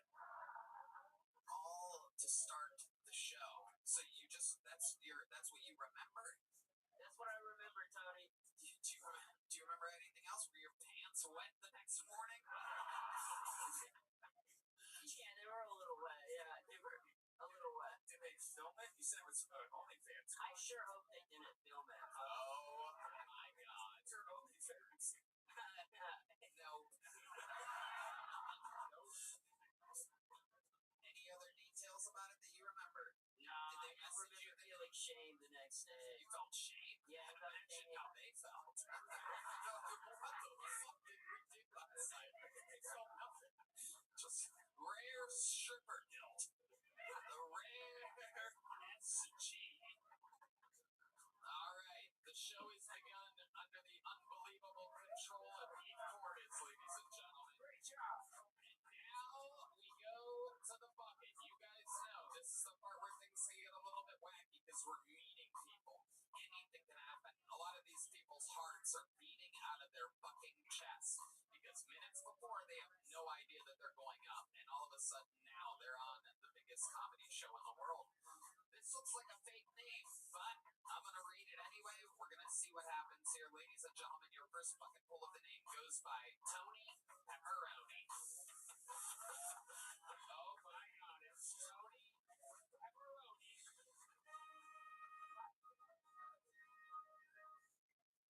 It's me, Tony Pepperoni. Hey, what are you following? The right brothers do 9/11, the wrong brothers and Mamma Mia. When I say Mamma Mia, you say Papa Mia, Mamma Mia. Mamma Mia. And what's a fat lady's favorite computer, Adele? Mamma Mia. Hey guys, anxiety is like vaping. Just because you're not ashamed of it doesn't mean it's not gay. Mamma Mia. What was that? Say some racist jokes? Okay.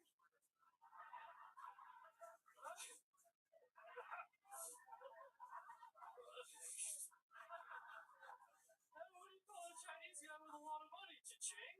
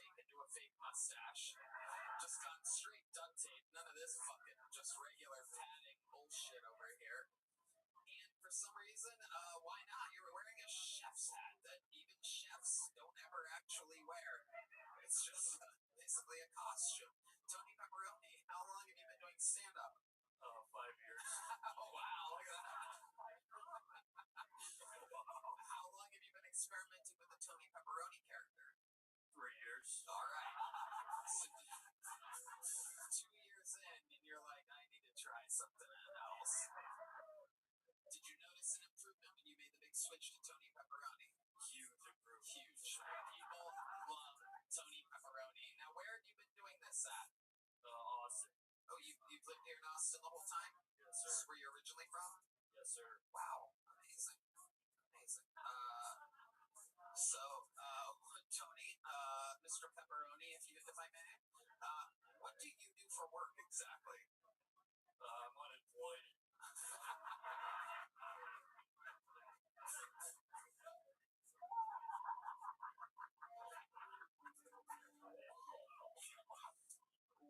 What was the last job that you had? I worked in tech. I was in tech. Okay. Up until when? How long have you been unemployed for?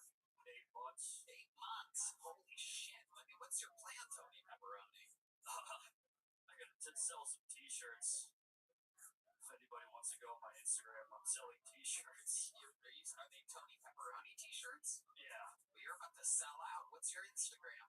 Tony Pepperoni Comedy. Wow. Tony Pepperoni Comedy, ladies and gentlemen. Support Tony Pepperoni. We love Tonys, and we love pepperonis. Incredible. How many t-shirts have you sold up to this date? 0. Wow. Amazing. We would expect nothing less, nothing more. That is the over-under at DraftKings.com using the promo code Tony. So let's talk about it, Tony. What do you do for fun? Sometimes I make rap beats. Like on a computer at home? Yeah, on a computer at home. You don't do it with your mouth or anything? Well, sometimes I rap. Really? Yeah. Wow. So, I mean, guys, I don't care if you say it's not good. You're wearing a chef's hat, you have duct tape on your face, a pepperoni shirt, and you crushed your set. Michael, give us a little light beat. Tell them the beat that you want, Tony Pepperoni. A slow beat.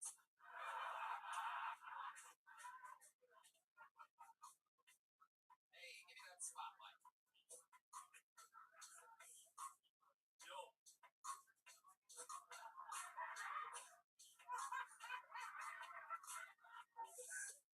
Put your hands in the air. Put your hands in the air. When I say Mamma Mia, you say a Mamma Mia. Mamma Mia. Mamma Mia. Yo, see ya. I wanted one to be ya. Cause you ain't the one. Though it's one that's wearing pizza. That's me, Tony P. P-E-double-P-R-O-N-Y. Ain't no phony. Ain't no baloney.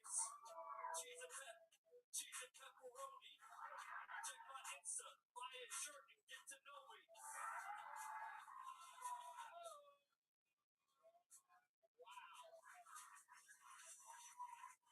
Reports in my ear that is one of the most prolific raps in the history of the show. Some people are saying, they're also saying that you just said pepperoni 5 times. It's absolutely incredible. Wow. What's your real name? Anthony.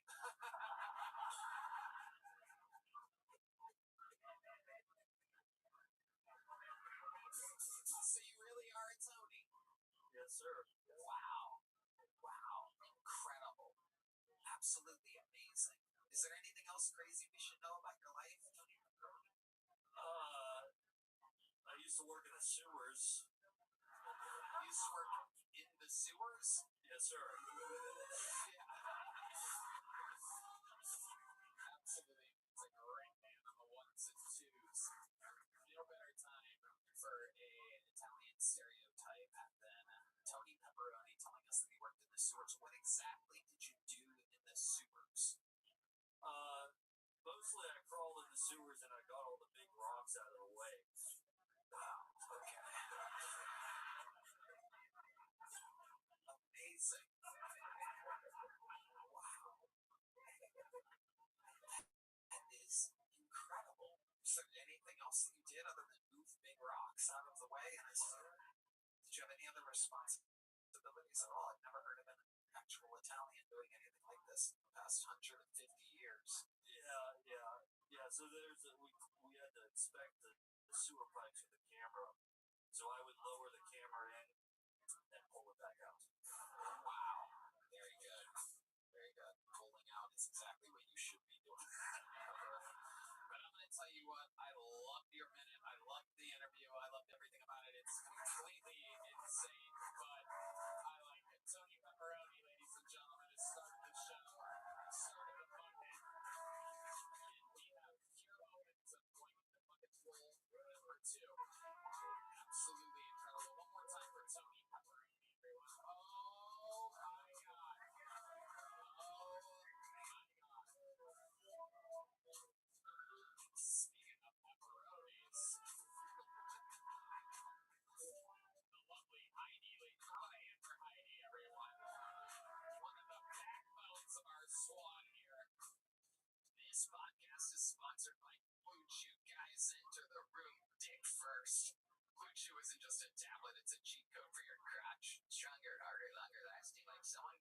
downstairs of pep talk and a gym membership.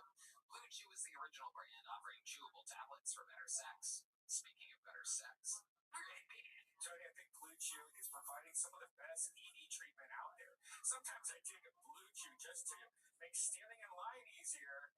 It gives me something to lean on. yeah, Let's face it, Tony, this ain't a supplement. It's an erection resurrection. we're really doing it right, man. And guys, this isn't just about performance. This is about legacy, or third legacy. Give our group chat something to talk about. You know when you lay it down and they're talking about how it gets up. Nothing makes you more of a legend than a little Blue Chew. Discover your options at BlueChew.com, and we've always got a special deal for our listeners. As always, get your first month of Blue Chew free. Just use promo code Tony and check out, and pay $5 for shipping. Wow, that's it. Join Blue Chew's mission to upgrade humanity one thrust at a time. Head to BlueChew.com for details and safety info. And big thanks to Blue Chew for sponsoring the podcast.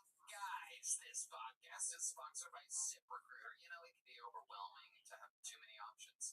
Figuring out which TV shows to stream or deciding what to wear in the morning can just be too much. Well, the same applies to your business owner who's hiring. It can be overwhelming to have too many candidates to sort through. But you're in luck. ZipRecruiter now gives you the power to proactively find and connect with the best ones quickly. How? Through their innovative resume database. Right now, you can try it for free at ZipRecruiter.com/GoTony. Tony, I think ZipRecruiter is the best hiring site out there. ZipRecruiter resume database uses advanced filtering to quickly hone in on the top candidates for your roles. See a candidate you're really interested in? You can unlock their contact info instantly. It's no wonder ZipRecruiter's #1 rating hiring site based on G. The #1 rated hiring site based on G2. Skip the candidate overload and instead streamline your hiring with ZipRecruiter, where 4 out of 5 employers post on ZipRecruiter get a quality candidate within the first day. Just go to this exclusive web address, ZipRecruiter.com/GoTony right now to try it for free. Again, that's ZipRecruiter.com/GoTony. ZipRecruiter, the smartest way to hire. All right, we're having fun. Ladies and gentlemen, your next bucket full goes by the name of Ian Simon, everyone. Ian Simon. Make some noise for Ian, everybody. How the fuck is everybody doing? This is a great evening. Glad to fucking be here, guys. New band, amazing. Alright, so I'll start off on fucking 2. Alright. I'm a German Jew to be exact, so it's very confusing for me a lot. Sometimes I'm like, oh, hey, the other times I'm like, see, Kyle. I can fucking see you guys. Anyway, here's one for you. What do you get when you cross a Jewish guy? Nothing?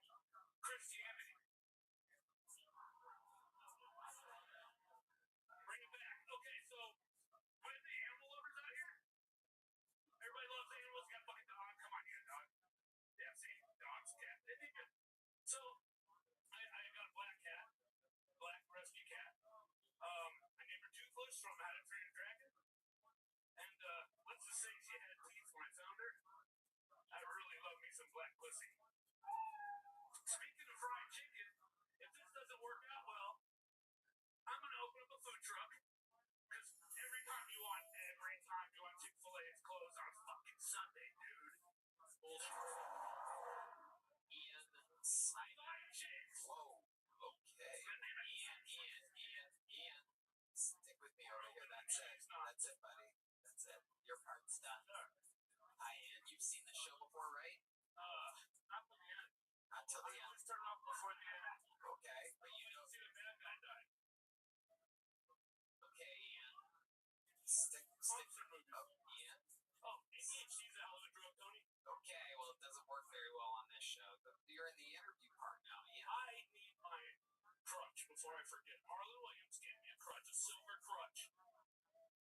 I'm sorry, I shouldn't do this, right? Are you supposed to be talking? You are correct. Wow.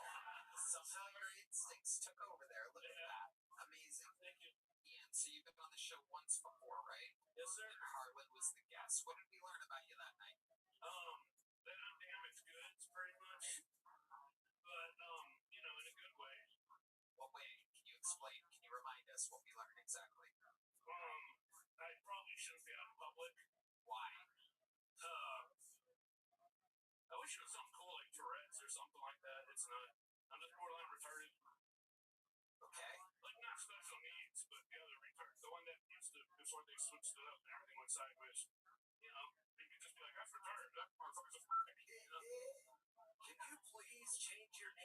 to not, Ian?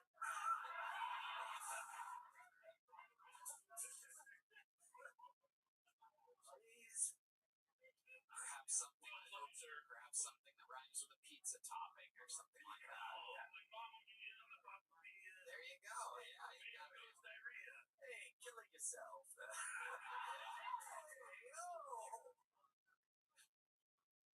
Ian, how long you been on stand-up? About a year and a half, 2 years. What do you do for work? Nothing at the moment. Thank you for asking, though. We touched on it last time. I had disability for 20 years. It's all fucked up. And, How'd you get fucked up? it's been a run of interesting, Can you just name some of the things? yeah, car accidents, adrenaline junkie crap, just run of the mill. Driving his car into protests. Yeah. I've been to protest or two on the way to the Circle K or 7-Eleven. Okay, Ian, we're gonna keep it moving. You got a little joke book last time you were on? Fuck no, I didn't. I got a crutch. You got nothing. Crutch. You got nothing No, last no, time. I got a silver crutch. I can see why you got nothing last time. You know, I was in ER twice for my legs. Here, catch It's this. crutch. Finish that. There he goes, Ian Simon, everybody. There he goes. There he goes, Ian Simon, everyone. He's leaving now.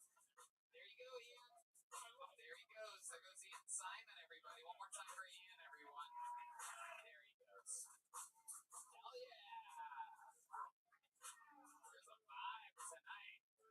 Anything can happen on this show. Make some noise for your next fucking bull. Mark Fitz. Mark Fitz. Yeah.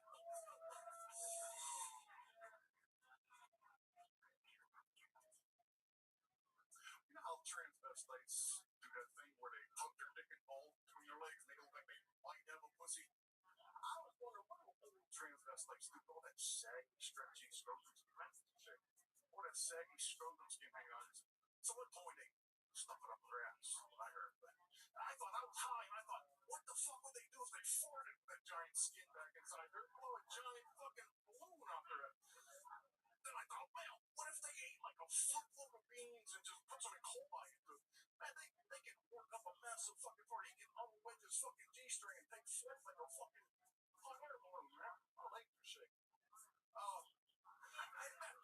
can go on to be the next giant hairy scrotum float in the next gay pride parade, man.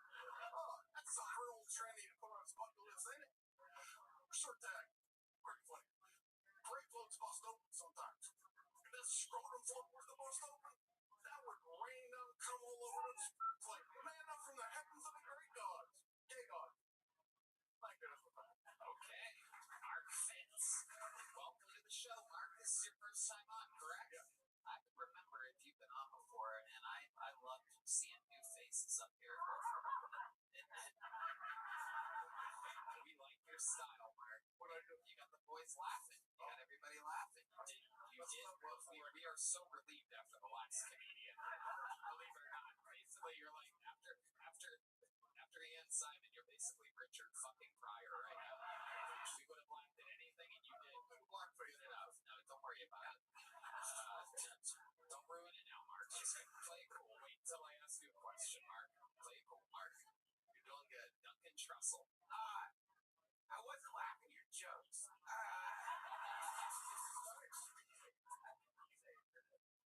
I was laughing because like the only funny part of that to me was when you kept saying my legs are shaking. Yeah, when I did the scrotum thing, I looked down, my knees were okay then. I went like this, my knees were like, See, that's real. Yeah. Everything else, well, I can't imagine that at some point you're like, I wonder what happens if an old transvestite. You think if they eat beans, they shit a fart. So let's talk about it, Mark. You have a very good command of the stage. You're calm, cool, collected. How old are you, Mark? 63. How long have you been on stand-up? That's a loaded question. 44 years, but technically this is my first time on stage. All right, explain that to us. The first time I ever actually did a stand-up act was when I was in 11th grade. I was in this class, it was called a speech class. And every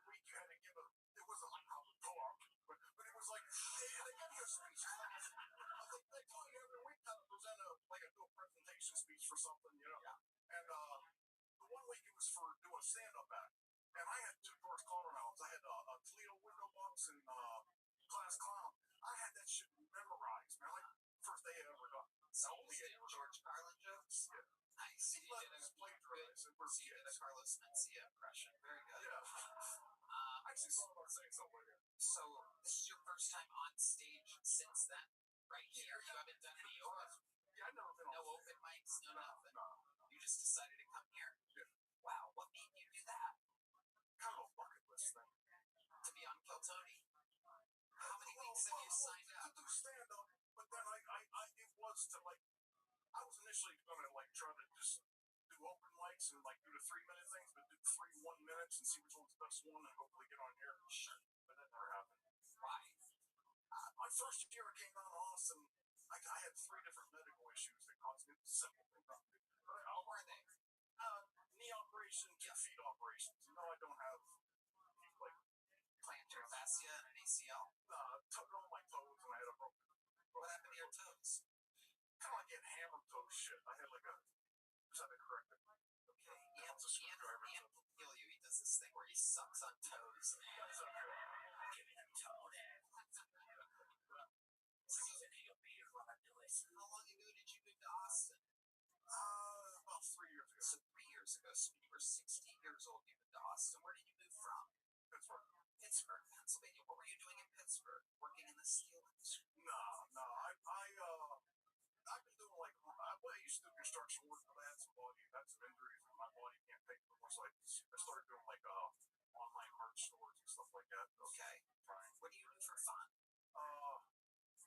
Super Bowl. Nice. Do other things. Absolutely. Okay, Duncan, show us your feet.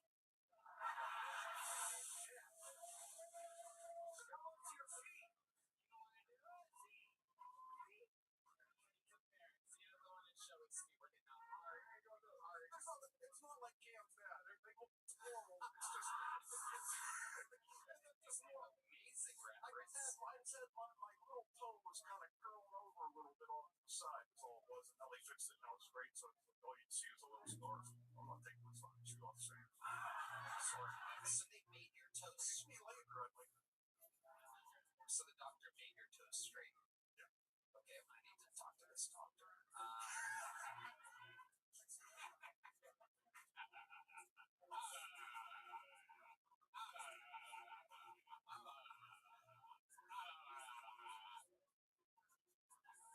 Anyway, do you have any kids? not that I know of. So you were just, you have a wife ever? No. Never married? Gay? No. Okay. Christ, all right. Homophobe. What are you? He's grandmother? Okay. It actually makes sense because Heath's grandmother, homophobe, and had a penis, could be done. Oh, right. It's a reference. So you had girlfriends? Of course, yeah. Of course. What's the longest relationship you ever had? A few months. A few months, that's it? Well, how do these things end so fast? You're a handsome man. You look like you could be a former pro wrestler or something. I used to. I was real wild. Tell us about that. What do you Yeah, I kind of figured you would. Yeah. Like other people, I don't understand why people don't come prepared, of course, with jokes, but also to talk about something. You have an opportunity to do what you're criticizing right now. You are in the moment being like, you know what's crazy is when people don't answer questions honestly. Go right ahead. But I was a real wild kid. I started stealing when I was 7. I then went all off into my young adult life. I spent a bunch of time in and out of jail and prison. What's the longest you ever spent in prison? I did 17 years altogether, but 7 of it was busted up into a bunch of movies. Wow. And I did 10 years straight. Oh my God. So what did you do to get the 10-year sentence? Robbery and a handful of other. What did you rob exactly? Us of our sign.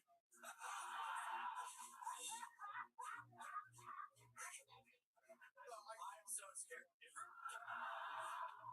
That's a good thing.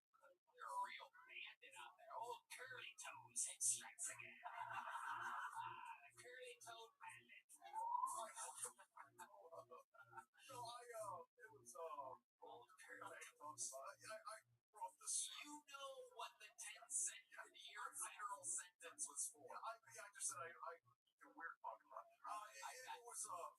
long ago. It's over now. You're a great guy now. The safe in the grocery store. You broke open the safe in a grocery No, store. I went in while they were open for business. Called the manager. I don't think he was it EGB. No. This is a different thing. Giant Eagle? No. Kroger. Different thing. Was it a Kroger? It was one of it was one of those. It was in Pittsburgh. It was like I don't even know the name of the grocery store. It wasn't a chain. No chain. You don't even know the name of the grocery store that you robbed and got 10 years in federal prison for. I think that's the last thing I should really concentrate on. You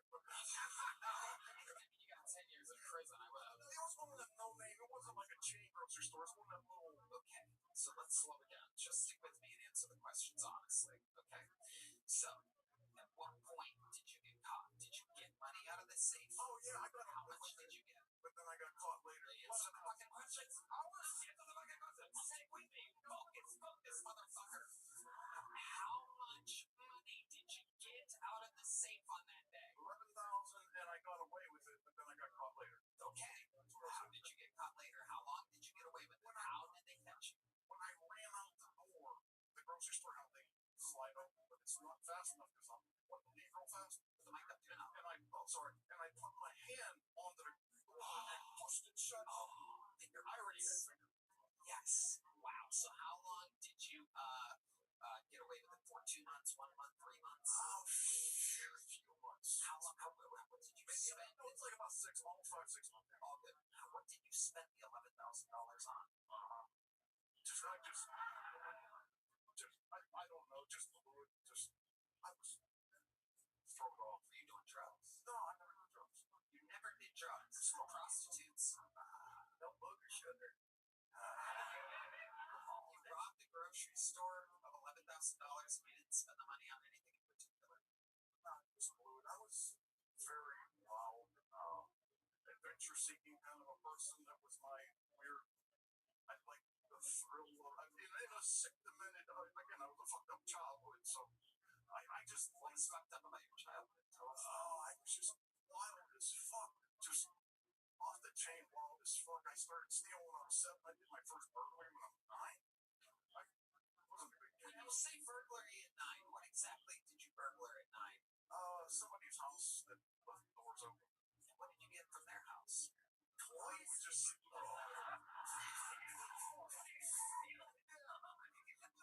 I would steal like money and stuff. The first time I did I went back to this house like 4 or 5 times over a period of a couple of months. And I would go in, sneak some stuff. What's the last crime that you committed? That one in The big one, the grocery store. And when I got into prison that time there, my first year in, I was like your typical angry prisoner. But my second year in, I decided, man, I'm done. While I was there, it wasn't hard. It was very hard. It wasn't easy. It's not a mass security prison. Turn your life around. Craziest thing that happened to you in the 10 years in prison. You answer this one good, and then the interview is over. But I want a good fucking answer on this one. I want you to go, it was wild. And you go, what do you mean wild? It was really wild. And you go, what the fuck did you do? I'm trying to be kind of crazy. I got snagged up in a riot, but I got out of it, left. But it wasn't. You say snagged up in a riot. What exactly do you mean? Well, I was in one of the prisons where it's divided up into gangs. Of course, But I'm guessing. I didn't want to be in it, so I was like by myself, which is rather dangerous. But I used to be pretty big, so it was. But wait. I was outside out in the grass field, and it was a softball field, and there's only one gate to go through to get out. And a riot started right outside that gate. And I had to leave because you have to go to lockdown when they have riots, and this place has riots all the time. Yeah. And I got snagged up in a little bit. Set was decent. Interview was compelling. I'm giving you a big joke book, Mark. Wait, what? Can I ask you one thing real fast? You're going to ask me something right now. Okay. I've been trying to contact Ari Manny for a while because I can help him. I can help him qualify for a government program to get citizenship. I'll give you his phone number. Hold on. But it's prison style. You got to give me something in return. I actually have. Can you explain to us how you, of all people, not me, friends with the current administration, or Joe Rogan, who literally decided the presidency of the United States, what can you do that we can't do exactly? It's a long story how I got it, but I was looking for something for myself, not because I'm really your but something else. But I noticed this one thing that I read about, and it's something that you can qualify for. That's a pathway to citizenship. Because I was trying to contact them, I did a video and I put it on a tablet. I have the tablet out here to give to you, so you can. It explains in the video. It's too much to explain out here. I'm funny.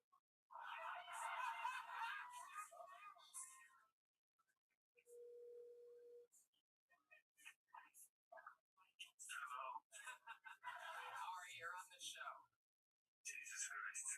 I know I told you that you have the night off, but there's a guy up here, very scary guy. He's been in prison numerous times. He's 63 years old. The last time he was on stage was 44 years ago. It takes him forever to answer questions. He's spent 10 years in federal prison after robbing a grocery store in Pittsburgh, Pennsylvania for $11,000. He got away with it for 6 months, but he left his fingerprints on the door on his way out. And he was part of a riot once. Long story short, at the very end, after I told him I'm going to give him a big joke book, he said, "There's one more thing. Can I ask you a question? I can help Ari pack his citizenship." How far away are you from the club exactly? I'm just getting out of the seating room, so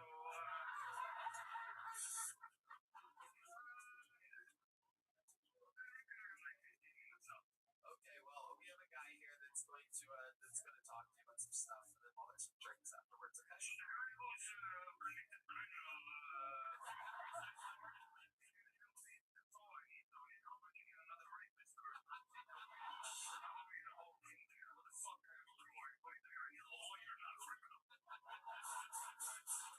Absolutely perfect. Ari, Maddie, ladies and gentlemen, we love you, Ari. We'll see you soon. There you go. Here's your big joke book. Did you have fun here tonight? You seem like you didn't enjoy this. You happy? Okay, there you go. There you go. Smart fits.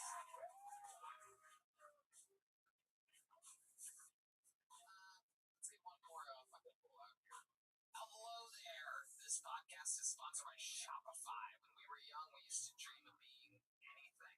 An astronaut, a president, a princess. That's me. Instead of dreaming of going to space or owning your own castle, maybe you start dreaming of owning your own business. You'll need a website, a payment system, a logo, and a way to advertise to new customers. It can all be overwhelming and confusing, but thankfully, that is where Shopify comes in. Shopify is the commerce platform behind millions of businesses around the world and 10% of all e-commerce in the U.S., from household names like Mattel and Gymshark to brands just getting started. Tony, I love Shopify. You can accelerate your content creation. Shopify is packed with helpful AI tools. Get the word out like you have a marketing team behind you. Easily create email and social media campaigns wherever your customers are scrolling or strolling. And best yet, Shopify is your commerce expert with world-class expertise in everything from managing inventory to international shipping to processing returns and beyond. If you're ready to sell, you're ready for Shopify. So turn your big business idea into with Shopify on your side. Sign up for your $1 per month trial and start selling today at shopify.com/GilTony. Go to shopify.com/GilTony, shopify.com/GilTony, shopify.com/GilTony, shopify.com/GilTony. This podcast is sponsored by Talkspace. Therapy can be costly, but Talkspace is affordable and in-network with most insurance providers. Talkspace, the leading virtual therapy provider, makes getting the help you need easy, accessible, and affordable. And I think Talkspace is providing some of the best mental health treatment out there. Tony, Talkspace therapy and psychiatry are covered by many insurance plans and employers, including TRICARE and for active duty and veterans and their dependents. Most insured members have a zero copay. That is incredible, right, man? You can easily sign up online and get paired with a licensed provider that's the right fit for your needs, typically within 48 hours. You can also switch providers at no extra cost. Talkspace makes getting help convenient because you can take your appointments from the comfort and privacy of your own home. You can even talk it out between sessions by sending messages to your therapist as a listener of this podcast, you'll get $80 off your first month when you go to Talkspace.com/Tony and enter promo code SPACE80 for Talkspace. That's SPACE80 to match with a licensed therapist today. Go to Talkspace.com/Tony and enter promo code SPACE80. Your next fucking cool, ladies and gentlemen. Do we have it fun out there? That's what I fucking thought. Make some noise for it. It's Jimmy Coteros, everybody. Jimmy Coteros. Austin, motherfucking Texas. How we doing? Little about me. I'm a 10-year manager of a grocery store in Pittsburgh.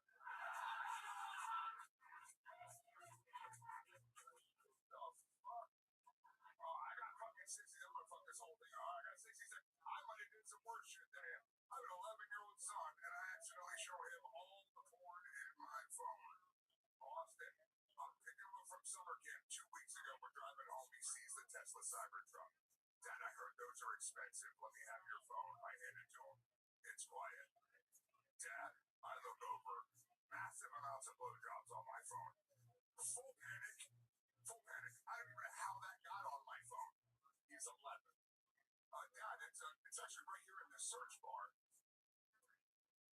I'm freaking out. I take the phone from him. Listen, this is why we have Google Block on your electronics. 1 minute I might see is Tom Brady coming out of retirement. And the next minute I see this disgusting filter. And it's quiet. And I feel like I weathered the storm. And he says, Dad, it's totally okay if you're gay.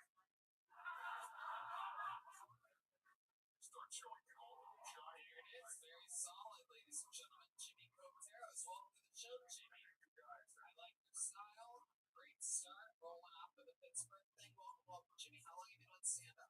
2 years and a month. Awesome. Where are you from? Outside of Tampa. Okay. Gordon Dixon country. That's my boy. Yeah, Gordon. That sounded less weird when in my head. Gordon Dixon. He was on here. He works down at Shakespeare's. He's been on here. Okay. All right. Thank you guys for coming. Okay. Yes. They're all here for you, I Jimmy. just wanted to give him a shot. I came and saw my boy. He's Crazy shout out to give, but okay, you got it out there. And you'll never get repaid for that, by the way. It's an odd favor, and you did it. I like your style, Jimmy. What do you do for work? What type of mechanic are you exactly? I run grocery stores, Tony. Seriously, Jimmy, stick with us. What do you do for work? I like junk removal and hauling and home services stuff. Wow, strong white guy stuff. It's called Jimmy's, so you know I own it. Like I just needed to. Yeah. If you need someone to haul your junk. Where were you, Tony? I apologize. Okay. Jimmy, do you live here now? No, You still live in Tampa? I do. Okay. It's my second time here. You didn't ask that. Okay. All right, Jimmy. Very good. What's the most interesting thing that's ever happened in your life? Is cancer interesting? That's You had cancer? Yeah, 3 years cancer free. Wow, congratulations. It was up the lymph nodes? It was though, man. The lymph nodes? Yeah. Yeah. And were you a heavy smoker? Yes, I have tissues. Jesus. I'm a light smoker. Are you still smoke? I smoke. Well, I mean, you have one there. No, I smoke and I drink. Uh-huh. And all that added up. How old were you when you got diagnosed with cancer? 44. Okay. And you had partied hard from your whole life up until that point? No, never been a party. What was your symptoms? So I was picking a friend up from the airport. I lean over to tie my shoes, and I start salivating. So I go over to the sink, and it's just blood. Jesus. It's the hot part of the show. So then I call 911. Like, it was just a burst abscess, and they go, which every doctor has told me, your tonsils are massive. Have you ever been told you should remove them? And I go, yeah. And they go, we think it's time. So I had my tonsils removed, like a miracle. They removed my tonsils, and they find the smallest. Now, what they'll tell you about cancer is they're looking for like a cluster of grapes. They found like 8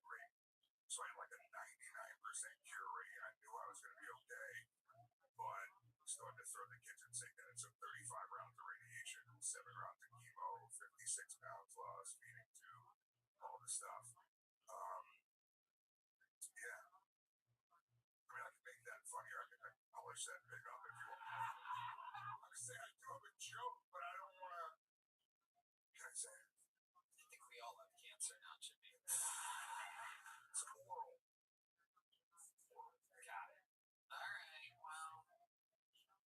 You really have kids? Yeah. How many do you have? 8 kids. Just one. Yeah. How old's he? He's 12 now. 12 now. Is it true that he found porn on his phone? Fake story. Say it again. Real story or fake story? It starts out as a real story. He was on 4 or 5, not 2 weeks ago, and he saw it. And he goes, "Dad, what's this?" I go, "What the fuck is this?" Like it wasn't even a relevant thing that I had to explain, but I felt like it would be a good bit. Alright, yeah. Feelings aren't facts.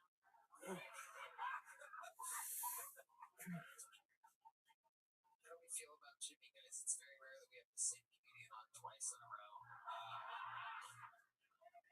It's a very The picture was on the wall on that fucking grocery store. By the way, it's called Pathmark. You don't remember the name of it. I fucking remember it. I'll never forget that day. Rest of my life. third time's a charm. I like you oscillate between like funny and then like trying to argue. I think you're naturally funny. Like some of the stuff, like some of your mannerisms and like little lines where I felt it like very funny, but then it's like I don't know, like you try to be fun. I would suggest like just be natural. Like you have a very compelling, funny story to tell. I think stick to that and just be yourself. Great. I thought it was. I was laughing at something. Taking all that. Because if you have 60 seconds, you can laugh at some parts.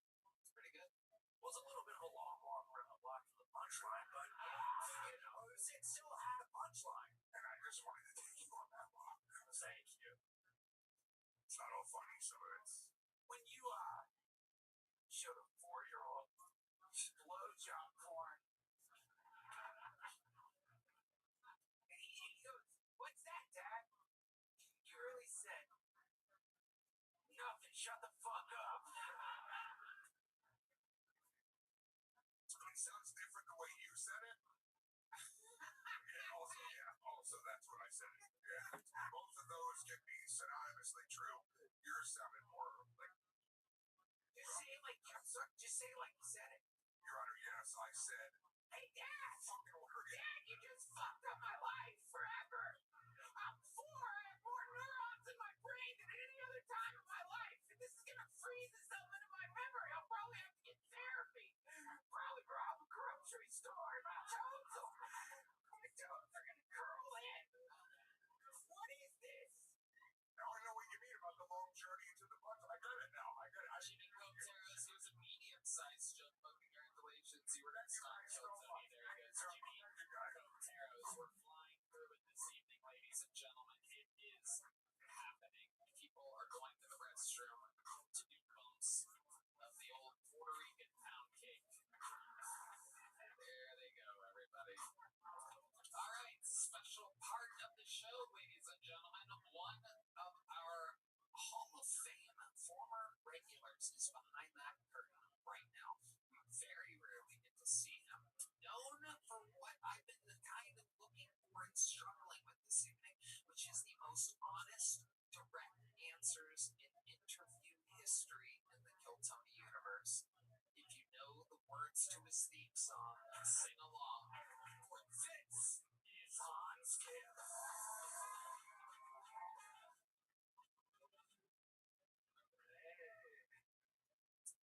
I like how Texans will make fun of liberal cities, but when they jerk off, they set their VPN to California.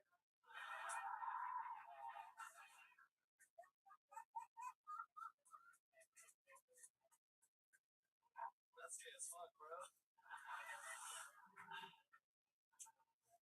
I have a gun. Not on me. Somewhere in the room. I don't even leave my door unlocked anymore because I want to use it. Like, oh, is that my best friend I met an hour ago or the greatest moment of my life?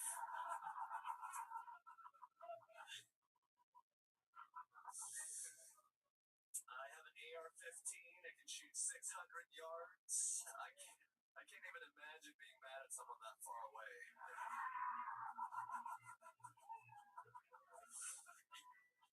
Hey, you better stop doing that at 500 yards. Alright, that's my time. Thank you so much. Showing the difference between Golden Ticket winners, fucking bulls, and true full-time regulars of the show. Former weekly regular Hans Kim is back, ladies and gentlemen. Hello, my sweet Hans. Hello, Tony. Thank you for having me. Sorry about this weekend. I totally fucked up. Oh, that's right. You guys want to hear a fucking behind-the-scenes awesome showbiz story and how absolutely insanely autistic and retarded Hans Kim is? Let me ask you this before I tell them the story. You don't have to say the number. Don't say the number. Was that the highest paying one-time 15-minute long gig you've ever missed? Yes. Without a doubt, right? Without a doubt. So for 15 minutes, let me just tell you, it was a lot of money. We will not say the number, but just know, a fucking lot of money, especially for 15 minutes of work. It was scheduled to be in Edmonton, Canada. We all did it. I made it. Ari Maddie made it. David Lucas made it. William Montgomery made it. We had to have a layover in Denver because they don't tell you about Austin. So there doesn't fucking direct flights everywhere like LA did. That sucks. Anyway, and in Denver, Hans Kim, after we ate breakfast, he realized right then, boarding the plane to Edmonton, Canada, that he forgot his passport, ladies and gentlemen. Oh.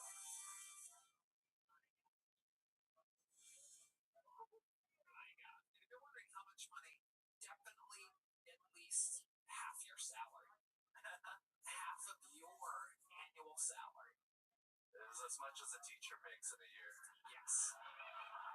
For 15 minutes of work, the only thing that he needed to bring was his passport. Not even a change of underwear would be necessary. We would all have been home 24 hours later. And we were, me, Ari, William, David, richer than ever. And then there was Hans, who had to tell me what I don't even know. I couldn't even talk to you afterwards because it was so stupidly frustrating. Oh, yeah. So what happened? You had to get a flight from Austin? Or from Denver to Austin? I was going to do that, but then I was like, I have a weekend in Appleton that I canceled for that show, so I was like, let me just go to Appleton. So I was just alone in a hotel room while you guys were in a stadium. Oh my God, yes. In Appleton. In Appleton, Wisconsin. Yeah. So that's even worse. Holy shit. So wait, hold on. Did you cancel the whole weekend? No, I canceled the Friday. So you were going to fly from Edmonton to Appleton? Yeah. That's crazy. So that night, can you tell us, like, what was going through your head? What type of guilt? I was like, stupid.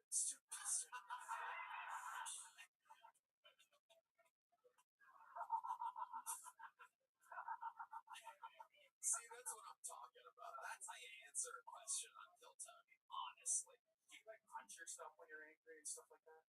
I throw out things very hard sometimes, but I try not to do it anymore because, it scares me. That's true. That is true. So, Hans, what else is going on in life? Well, the shows in Appleton were great. There was a... And you had to do, 2-hour-long sets? 2 Saturday, 1 Sunday to make up for the Friday. So I was just like 4 days away from home, just without the teacher salary. And there was a pregnant lady in the show, and she had a seizure during my set. Wow, a pregnant lady had a seizure during your set in Appleton, Wisconsin. Yeah, she was fine. She couldn't handle her liquor. No, I'm just kidding. That's the joke the husband made. Okay. Giving credit where it's due. But yeah, it was like, name the kid after me. But yeah, she was seasoned up. I guess that's something that women do when they're pregnant. What is it? I don't know. Maybe she was a liberal. Was it at a specific joke? Was there something that what it was? Yeah, it was like, the Chinese, a lot of people were racist to the Chinese during the pandemic, which, as a Korean, I say let them have it. Yeah, they're the ones that decided to eat bats and pangolins. I was just eating dogs like a good Asian. That's right. Hans still got it. Wow. Everything else is good, Hans. What else is going on? I have a bulletproof vest now. What the fuck is going on with you, Hans? He's a Virginia Tech shooter 2.0. I mean, yeah, it's a force multiplier. I have a battle. What do you mean? Wait, what? What's a force? What do you mean? Like, if you have a bulletproof vest, it multiplies how much force you can inflict on your enemies. What? What do you mean? Like, if you buy another gun, it's not like you're gonna dual wield two AR-15s, so it makes more sense to buy, like, gear that'll help you in a gun battle. So this is going from an interview to evidence. Yeah, it is kind of wild. What are you gonna do with all of this stuff, Hans? Do you ever have thoughts about it? Yeah, think about Chance LaFan SHTF a lot. Wait, what? SHTF. I've been watching a lot of YouTube about this. Nobody knows what that is. You're a prepper. You're becoming a prepper. Thank you. He bought me a long range walkie-talkie recently. I don't know if he. Ooh, that means I'm safe. Oh, a walkie-talkie. Redman, I give you a gift. Do you want the walkie-talkie? The shit that hit the fan beats me at a tooth party. I'm sorry. I put the walk in walkie-talkie. What is your plan with the walkie-talkie situation? You're looking for some long-form friendship. Yeah, when we're out in the woods, like doing a net. You go out in the woods sometimes here in downtown Austin. The old famous Austin woodlands. What the fuck are you talking about? Yeah, when the zombies come, when we're like traveling, and you can just be like, hey, Red Man, do you have any more bacon or something? Red Man's like, that's literally all I have is bacon. Some bacon. Have you guys communicated with these walkie-talkies? Hello. Yeah. Little walkie-talkie. Wow, what are you guys talking about? Like, hey, we don't. I mean, we were in the same room when we did it. So. Wow. Truth comes out. That's what I'm talking about. A good, honest interview. It's so much easier than people think. Both parts, really. The stand-up, be real. That's what we tell everybody. The interview answer, honestly. It's such a test of the difference between people trying to blow up their answers and just being real. It's so funny picturing you two in the same room, like, here, can you hear me? What did you guys talking about? I was at the Secret Show every Thursday, and yeah, we were just like, hey, you're gay, I'm gay, we're all gay. Yeah, that sounds about right. Yeah, sounds about right. Well, ladies and gentlemen, Hans, you've done it again. An amazing minute and an unbelievably compelling interview. One of the biggest legends in the history of the show. He is at Madison Square Garden on August 15th. One more time for Hans Kim, everybody. Ooh la la. From walkie-talkie to the mighty Heidi. Wow. Ladies and gentlemen, I pulled another name out of the bucket. Make some noise for Chris Cilio. Chris Cilio. Oh, shit. All right.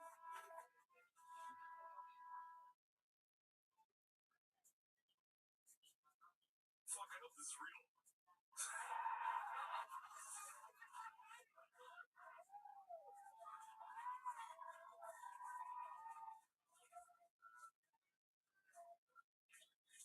What a hilarious break that would be. Chris, it's your big break. It's Kill Tony. It's an empty warehouse. Nobody's here.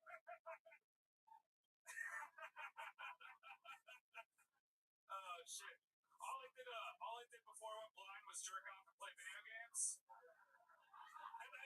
And then God was like, that's enough.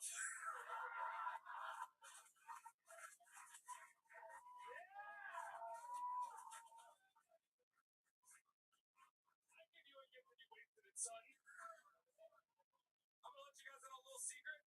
I do it all again tomorrow. I wouldn't have changed a goddamn thing, dude. Give it up for my roommate for bringing me out here, dude. He's a way better roommate. My last roommate sucked. He just didn't really care about personal space. He would always hang out in my room. Yeah. So every time I'd go to jerk off, I'd have to be like, hello?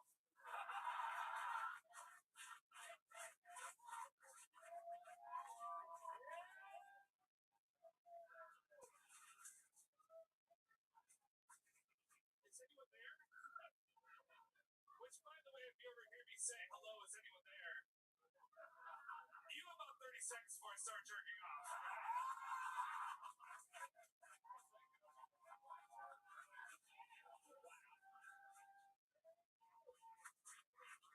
You should say something, alright? Or else it's on you, not me. I don't want to hear about it in the papers later. Guy who kind of looks like Louis C.K. does exactly what Louis C.K. did.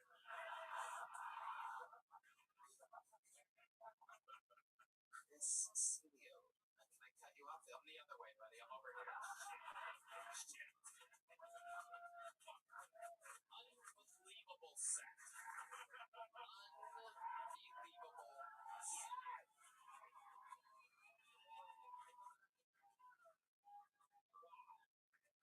Incredible, Chris. I find it all so amazing, and I can't believe that you think you look like Louis C.K.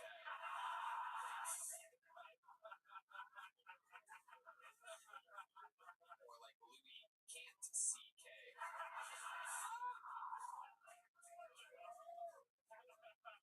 I love every single thing about what happened here with you tonight. How long have you been doing stand-up comedy? 10 years. 10 years. Holy shit. Where are you from? Miami.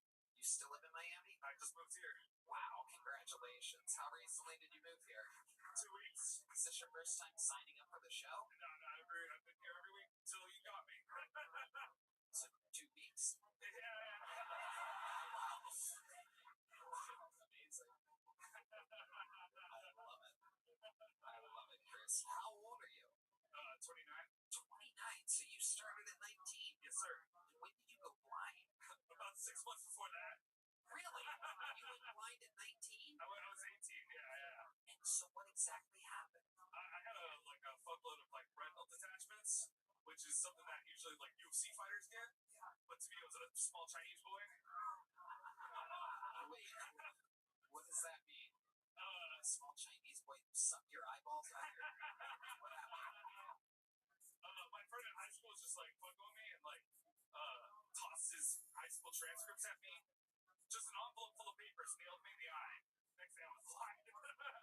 I already had lost one eye before that, and we're still friends, guys. Relax, all right? Okay. He drives me around sometimes. Wow, that's more dangerous than anything. You're probably the better driver out of the two of you. So this is incredible because you lost an eye before that. How did you lose the eye before that? Same thing, just a bunch of retinal detachments, but I was like, this one's going good. Nothing's going to stop me on this one eye. And then he threw that. His bright future sealed mine. Wow. Is it thyroid issues? Is that No, the retina is in your eye. It's the thing that from thyroid that happens. No. Our senior health correspondent, Brian Redman, taking a chance, trying to relate thyroid issues to retinal detachments. He's who you look like, by the way. Not Louis C.K. But the joke still works. Chris, blind at 18, so have you, had a real job or anything? What do blind guys kind of do? I had a job for a while. Wasn't that good at it. What was it? I worked in an office at an operating Car car shop. I was a crane operator.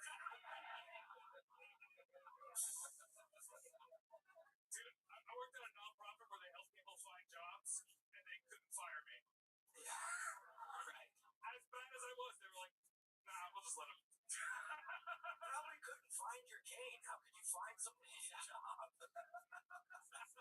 Incredible, Chris. So what else do you do? Like, what are your hobbies? What are you into? I like to go to music festivals, do drugs. Oh, fuck yeah. Incredible. What's the most fun you've ever had at a music festival? What are your favorite drugs? All of them. Okay, hell yeah. Preferably at once. No, acid mushrooms. Everything that some people will make me see something, I put in my mouth. Yeah. Amazing.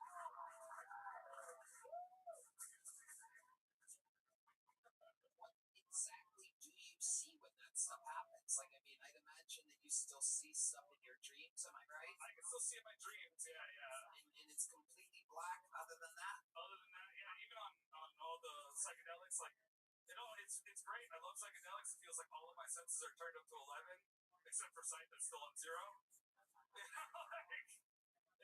It does. I don't get any visuals with psychedelics. Yeah. You don't get visuals on psychedelics. No, I've done all of them. Incredible. How about love life? Have you ever been on any blind dates? So stupid. So stupid. When in Rome. When in Rome. By the way, may I say, D Madness, I've never seen him more on the edge of his seat during an interview. It's the first time he's ever been genuinely interested in anybody in the last 250 episodes of the show. They're clearly biased. They told me to dap him up. I was like, I don't know where he is. It is incredible. Chris Seeley. What's it like? Do you date blind guy? How does it work? It's tough, like, I'm on the apps, My bio just says black comics, see the possibilities. Love it. And I swipe right on everybody. Hell yeah. Has it worked? Like, it's like, give us an example of what going on a date with you is like. I find this all so intriguing. I had a girl take me to an art exhibit. What a bitch.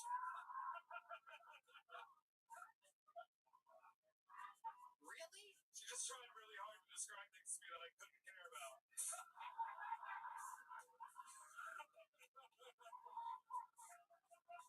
God, that is so fucking funny. It's crazy. Wow. My goodness.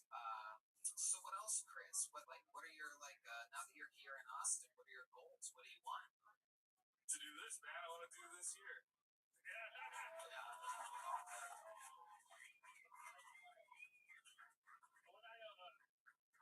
When I first went blind, I always wanted to be a comic, even before I went blind, but I kind of forgot about that with just doing a bunch of surgeries and things like that. But when I went blind, I was just sitting at home in the dark, listening to Kill Tony and shit. So ever since then, I wanted to fucking do this. This is a huge moment.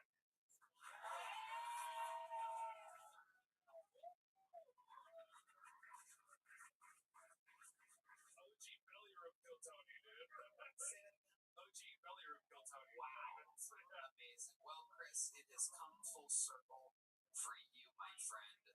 Even though the lineup is out of control nowadays, so many fucking talented regulars and people in the rotation. I have to say that I want to see more of you, and having you sign up regularly would just be a tremendous hassle for you and for everybody else. So let me be the first and only one that matters to tell you that you are indeed the newest golden ticket winner.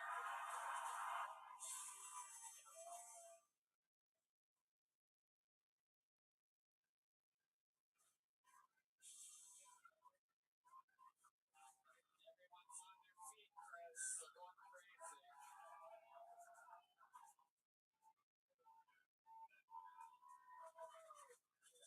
I'll do an interview with the Secret Show Thursday.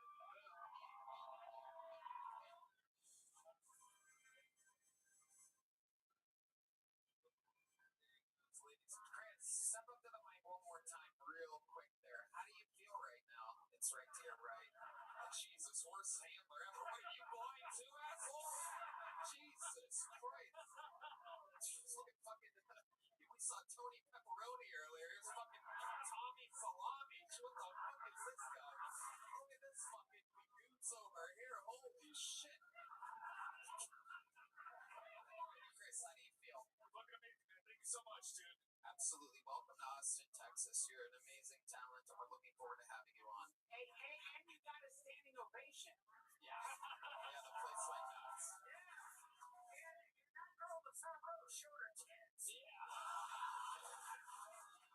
Chris, throw that mic in the mic stand. You're part of the Bill Tony universe. They're going to get your number and information back there. Congratulations. Another one. The squad continues to grow.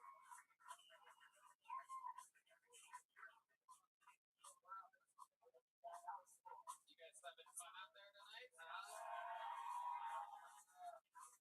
Back to the bucket we go. As you see, or can't see, anything can happen here on this show. It goes from funny to compelling to heartfelt to terrible to amazing. Your next bucket pool goes by the name of Keegan Carmichael, everybody. Make some noise for Keegan Carmichael.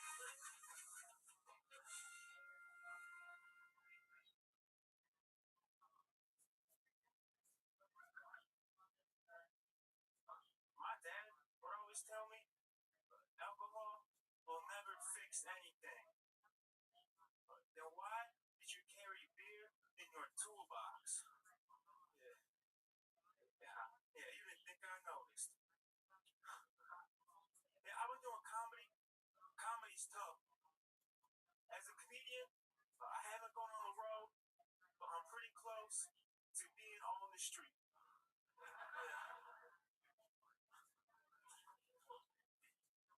And I wish your story really did come with two sides, because I would love to read a book with mashed potatoes and coleslaw.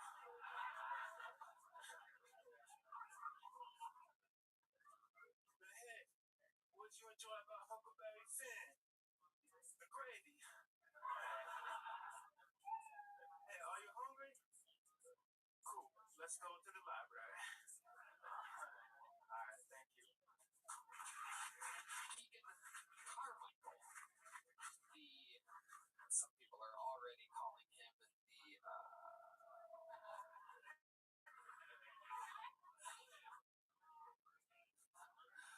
Keegan, let's just jump right into what literally 100% of the people in the room are thinking. Are you aware that in every single way you're doing a Mitch Hedberg impression? I get reminded every day. Is that on purpose or like accident? Is this how you are in real life? Yeah, it's weird. Like people DM me like that question. Like, is that how you are? I don't know what you want me to tell you. So you were like this, and that was your sense of humor, and then you saw Mitch Hedberg, and you're like, well, what are the odds? I used to impersonate Mitch Hedberg. I still do. I mean, the look, the everything, every single thing, the delivery, the joke style. Are you a super fan of his? No, my favorite's actually Dimitri Martin. Dimitri Martin? Now I know you're kidding. That's literally nobody's favorite. I just love the way he rips the paper off the page. Keegan, who are you in real life? What do you really like? I just a couple of beers in the park and read a book, man. How long have you been doing stand-up comedy? A little over 2 years. And has it always been like this? You from Seattle, Portland? Where are you from? I'm from Illinois. Illinois. Sir. Okay. What do you do for work? I DoorDash on an e-bike. What? I DoorDash on an e-bike. DoorDash on an e-bike. I hate it when my deliveries are on e-bikes. Yeah. It's always smushed around and fucked up. Well, believe me, nobody understands that better than me. Interesting.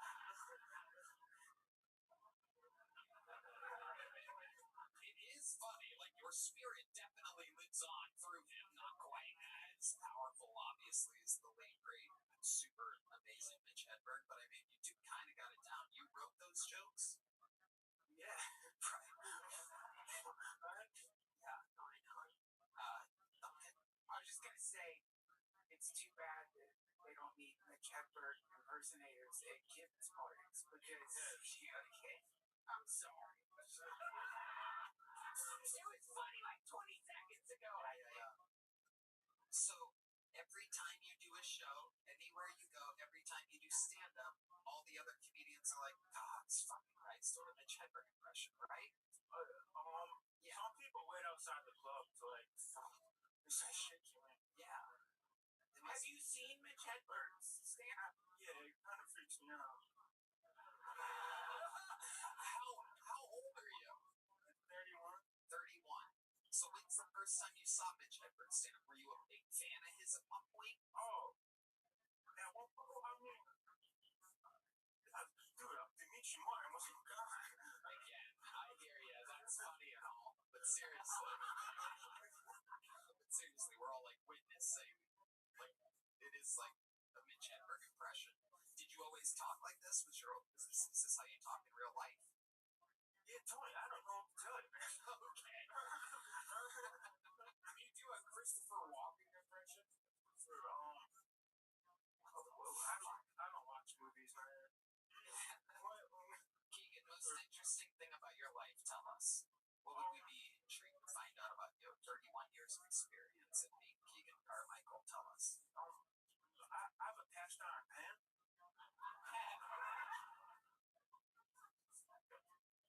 Do the other part, go ahead. Oh, no, yeah, it's cool because you gotta take care of it. Like, if you have a cast iron pan, you have a responsibility, you know?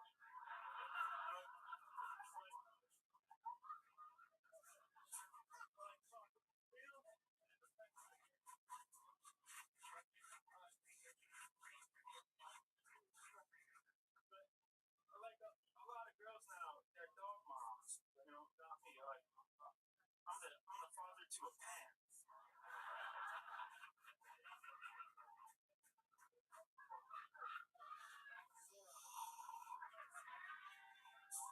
What else, Keegan? Tell us something else interesting about you. Dude, door dashing on the bike, that's a fucked up world.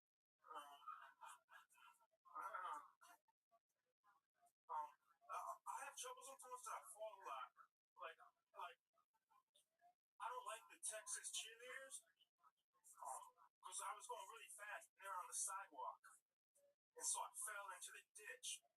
And I'm laying on the ground and she looks over me and she's like, is your bike okay? And they're like the lime scooters, they're on the way too. Well, you know, to me, a Texas cheerleader is like a lime scooter. I probably have to pay to ride you, but I just prefer you get out the way. Keegan, fun times. Here's a little joke book, my friend. There he goes. Keegan Carmichael.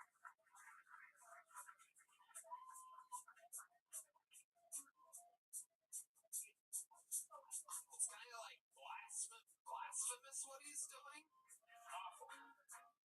Yeah. Like, he has good jokes. He can just do them like different, like his own self. It's like literally acting. Yeah, and looking like him's kind of crazy too. Anyway, do we have any sage? Can we sage the room? Never really saged. Never saged the Kill Tony stage before, but that one kind of creeped me out. Yeah. All right. You guys good? Everybody good? This guy's leaving. He's seen enough. This guy's pissed. This guy's pissed off. Make some noise for your next fucking poll, ladies and gentlemen. It's Mike Gleason, everyone. Mike Gleason. How's it going? A lot of my friends say that I'm really hard to get gifts for. I don't think it's that hard to hop online and Google things to get for people with yellow teeth. That's an incredibly fake smile. Sorry about that. I'm from Chicago. I'm in the dating scene here, which is pretty good. Took a chick out the other day, which is awesome. Opened up the car door for her. She's like, look at this. Chivalry's not dead. I'm like, easy, bitch. My door stinks. I gotta climb in first. All right. Chivalry, I don't know if you're cold. The window works just fine. That's awesome. Really big fan of these Waymos out here you guys got. They're pretty cool. Brings back the childhood me. I used to throw snowballs at cars, which is pretty fun. But now I feel like you can just throw anything at these things, and you're feeding all these like vegans that are like hanging out in the streets doing yoga poses and stuff.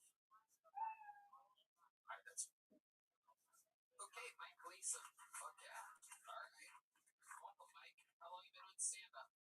it's kind of weird. I started in like 2001, and then I kind of quit, and I really liked the show, so I kind of moved out here and kind of restarted. Nice. How long did you move to Austin? On Easter 420. 420. Perfect. Fuck yeah, dude. What do you do for work? I haven't found a job yet. Okay. What's your plan? What are you good at? Stealing catalytic converters. No. Where are you from? Where were you at before? Chicago. Chicago. Construction. Yeah. This is what construction guys look like in Chicago. I guess, yeah. Okay. Good. Have you looked for a job in construction here? I have, yeah. How's it going? Not bad. I kind of actually turned down a few jobs, which is weird, but I just wasn't catching the vibe. Okay. How much money do you have saved up? Quite a bit. Like what? A lot that I don't want, like, my poor friends to reach out to me.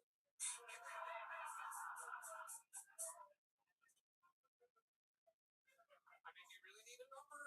It's not a lot anymore, but it was enough to get me out here. I'm doing the Hans Camp thing, living in a trailer. Nice. Nice. You have a bed in it? Yeah. Like a little bed? I got a purple bed. Nice. Very good. You're doing good. Purple. You're doing good. Okay. So what do you do for fun, Mike, when you're not doing stand-up? I like to frisbee golf. People watch. It's a huge thing for me. Yeah, people watching is fun again. Yeah. Fentanyl's out. Trump stopped fentanyl. Crack is back. People watching is more exciting than ever. There was nothing fun about that fentanyl phase that we went through under the Biden administration. And now crack is back thanks to the reigning, defending President of the United States, Donald Trump. And 300 people just shut the show off right then. I don't know if you guys heard that, but that's what they do because they literally can't hear that without losing their mentally ill minds. Mike Gleason, tell us what the most interesting thing about your entire life is. It's our first time meeting. You might as well spill the beans. An overshare. Like overshare. Why don't you start right now then?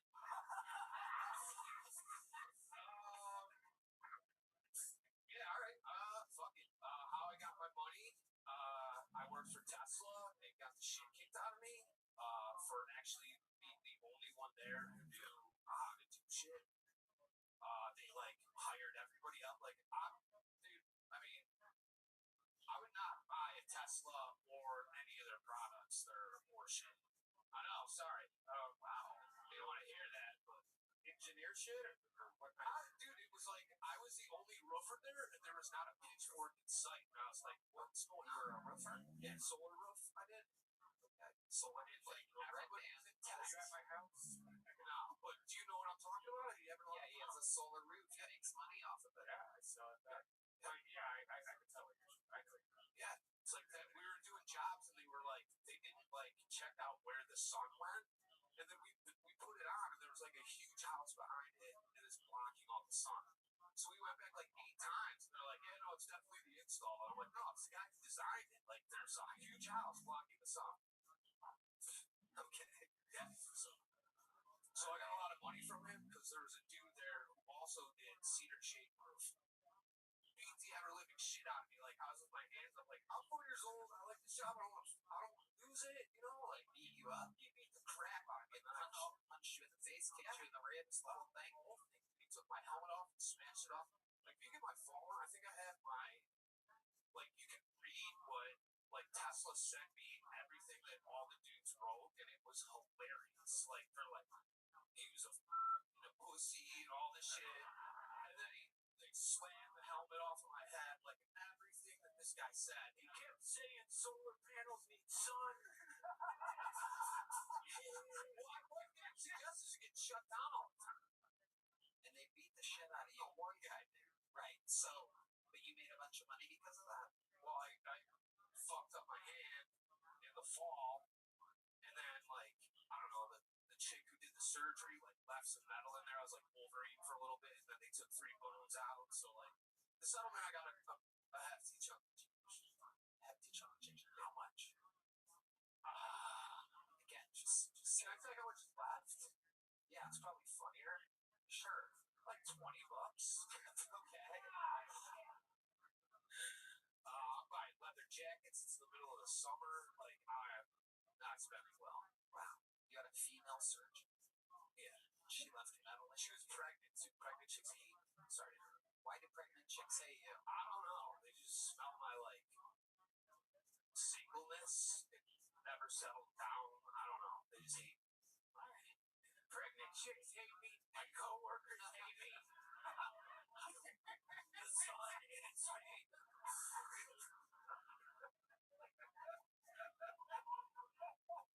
You ever think it might be you, Mike? Maybe, yes. Alright. Any crazy accomplishments? You ever win a trophy for anything? Yeah. I used to be a good swimmer. Oh. First place. Word.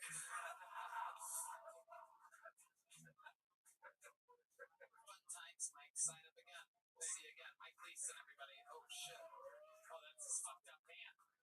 He really does have a fucked up hand. I saw the bounce off of it right off the single plate. One more time for Mike Leeson, everybody. Alright, we're coming around the corner here. Make some noise for your next bucket pool. We're going to keep it moving along. It's Derek Spady, everybody. Derek Spady.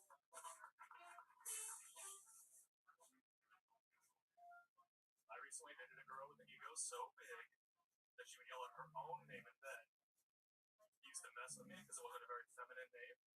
Like her name's their daughter Rape. Let's get into some personal stuff. Alright, when I was 6 years old, I told my parents I figured out that I was adopted. My mom was like, who told you? I was like, who told me? My sister's Asian. What am I, one of the slow kids? Even at age 6, you know, 2 whites don't make a walk. And then after the divorce, they just like gave up on parenting. Like I don't know how to do anything right. I kill so many houseplants. I call my home Planned Parenthood. If it hasn't been 3 months and I don't like the name, I can't get it out of that pot. Speaking of, my girlfriend thinks I don't want plants because she got me throwing seeds away in the shower one time. This isn't true. I love plants. I want plants very much. I would love my plants no matter what. Even if they turn out to be transplants. Alright, you guys make great pictures. Derek Spady. Hi, Derek. You been on this show before? No, not before. Okay. Just look like everybody that's been on the show before. Welcome, welcome. How long you been on stand-up? About 5 years. 5 years. You from here? No, from Portland, Oregon. Portland, Oregon. Okay, there it is. I felt Portland energies earlier, and this is why I felt it because you were coming up. Okay. How long have you lived here? So I'm here for about a month just doing stand-up. I got an Airbnb. Nice. Just visiting. This is your first week signing up? Yep. You look fun. I know. Amazing. Odds were 1 in 300, and you nailed it. Are you often lucky in life? No. Right. What do you do for work? So I worked at a Kroger for the last 5 years, and now I'm just taking time off because I saved money. Kroger shout out this episode. Absolutely. It's almost as good as HEB. When I got down here, I was pretty blown away. You be careful.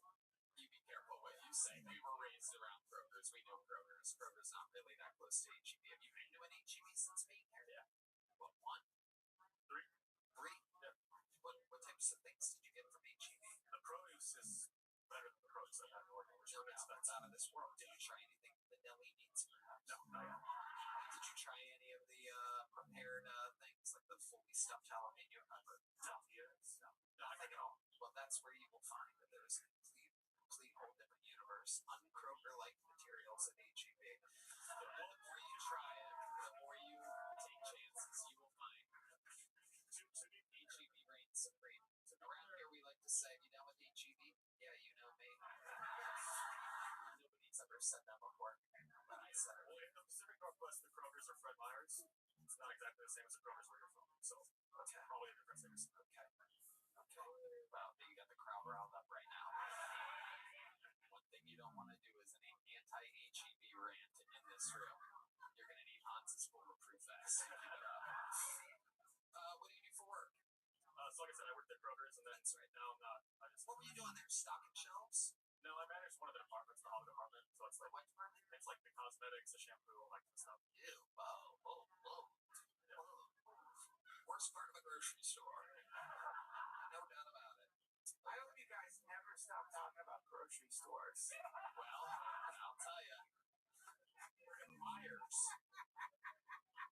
You don't like grocery store talk? You have a whole family. I love it. Everyone loves it. Everyone loves grocery store talk.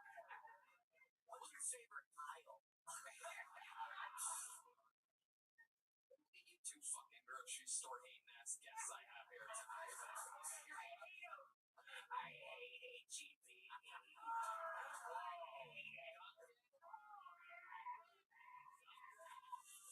Grocery store.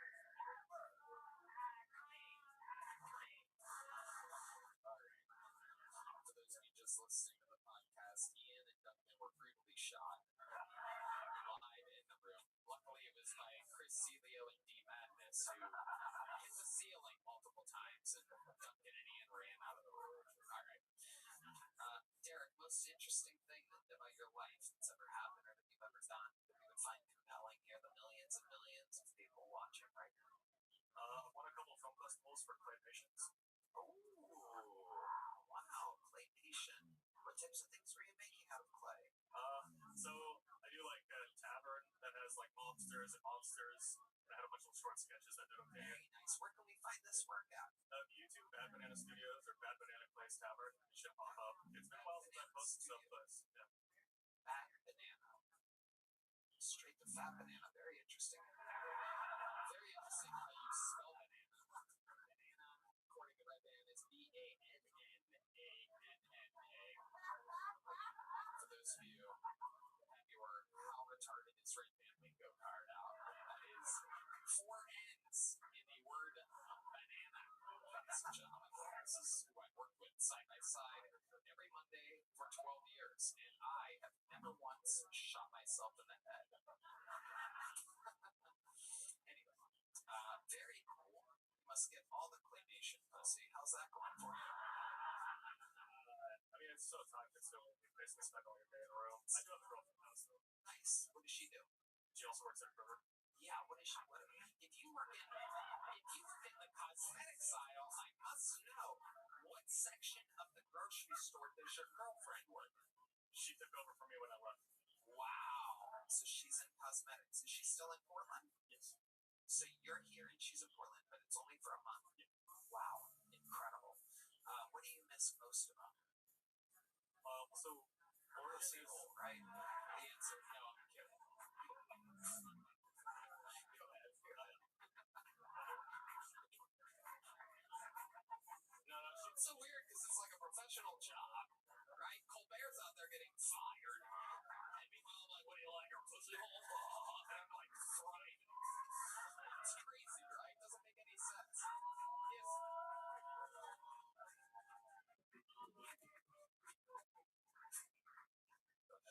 She's really funny. For instance, the other day after we had sex, I was like, "No, we should figure out some activities. We'll have to do some art together." She goes, "I thought we just made art." I was like, "Pretty fun." Guess you had to be there. Okay. He had a good set, right? We like Derek. There's a big joke with Derek Spady. Congratulations. You were on Kelsonia. If you're here for another month, sign up again. Congratulations. There he goes. Make some noise for Derek, everyone. And your final fucking fold of the night. Ooh la la. Sweet, sweet, sweet.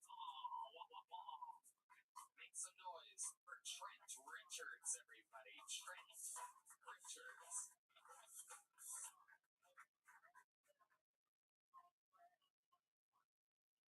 So my wife, she's been telling me for a while that I need to watch this Gypsy Rose documentary. And so, eventually, I finally caved in. I watched it. If you don't know Gypsy, she suffered from Munchausen by proxy. Her mom, she fabricated a bunch of diseases for her, pretty much kept her imprisoned in her own home. Didn't let her go anywhere. So, eventually, Gypsy got tired of it. She went online, she got a little retarded boyfriend, and well, they both ended up going to prison. set her free. That story was so crazy to me. It blew my mind. Because it had me sitting there thinking, 34 years, but doesn't Munchausen by proxy mean eating pussy from the back?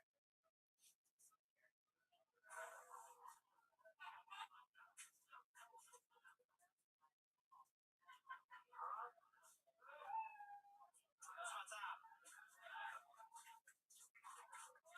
Okay, Trent Richards, a 55-second long setup from one punchline. Hell yeah. Pussy from the back. All that information for one little fucking thing. Okay, how long have you been doing stand-up, Trent? 2 years. 2 years. Where at? Fort Worth. Fort Worth. Would you consider that joke your best joke? Was that something you're like working on recently, or? No, I've been working on it. I have more jokes, but the documentary came out 8 years ago. And all that information you give, it's all just for the pussy on the backside thing. The payoff is there. Literally, I looked. It was 55 seconds. You hit the landing at 56. Don't trust it. I was actually very absorbed into your setup. I mean that. Something about you, I don't know, it caught my attention. It's like watching a Southern one-person show. Like a really sad one-person show. You know what I mean? Like, it's like an actor. Like, you really, like, if there was some nice, like, if he redid that in Red Band, you played, like, the Civil War soundtrack. It's a good idea. I actually like this idea. Look up some. No, watch. Guess what? Don't even do the punchline. Actually, why don't we have the band play some? You guys have like is there a way to do generic like Civil War music like that? But you have to do like dear Gypsy Rose. Nice and easy, nice and easy. Ladies and gentlemen, here he is. Do it again. Trent Richards. So my wife, she's been telling me for many years now that there's this Gypsy Rose documentary, and that I might just need to sit my white ass on down and give it a view.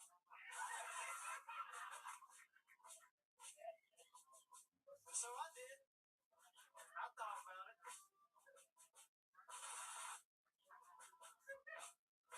And after some mighty long viewership. Alright, I'm gonna stop you there. That was fantastic. Trent, what do you do for work? Deliver groceries. Whoa! Here we go. $1 million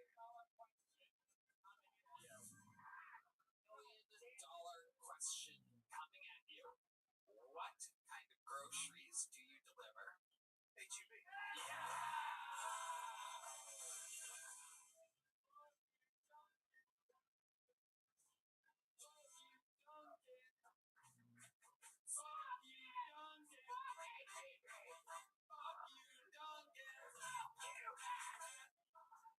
Son of a bitch. HEB sucks. Whoa. It still hurts every goddamn time.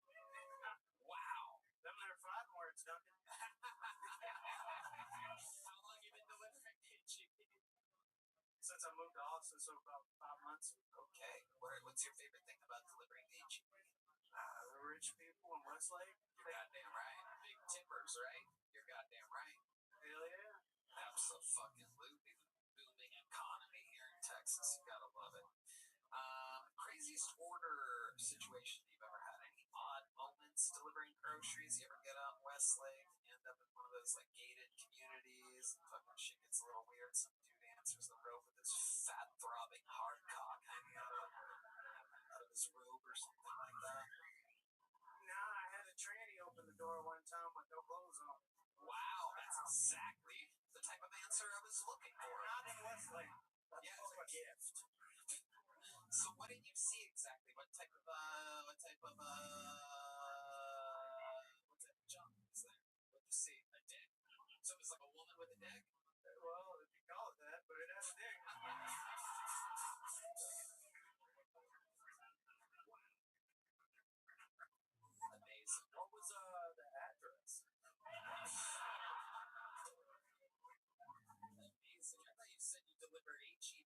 HIV. That's incredible.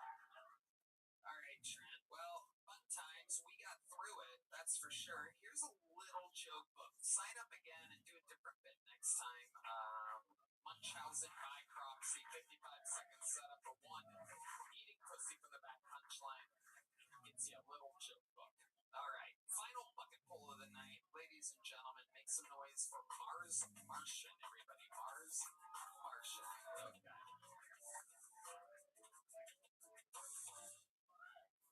Yeah, crack up a little backwards. I don't know, I'm feeling cute. I might come later. Yeah, what else is for the cup of water? The mirror. Alright. I don't know, guys. Anybody ever break a long no-fap streak by beating every side of your dick raw? That's a question for the ladies.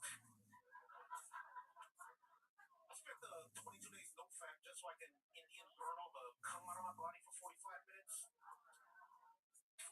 I don't know if I'm doing it right, but I defeated no-fap.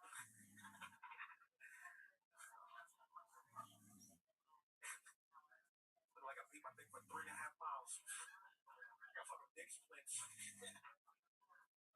don't know, it's like I was running a cum gauntlet. Ladies don't know what I'm talking about, but every lady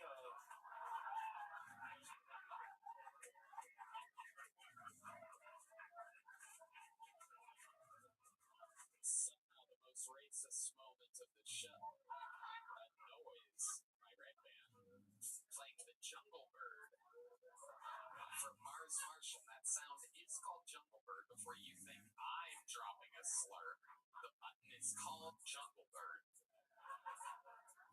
Hi, Mars Martian. You did it again. You've been on the show a few times before. It's always pretty much absolute embarrassing bomb fest. And yet you've done it again, chuckling your way through a set about completely jerking off. Ian Finance, our senior jerk-off correspondent. You were there. Thank you, Tony. Most of your set was talking about no fat, but most of it made me no laugh.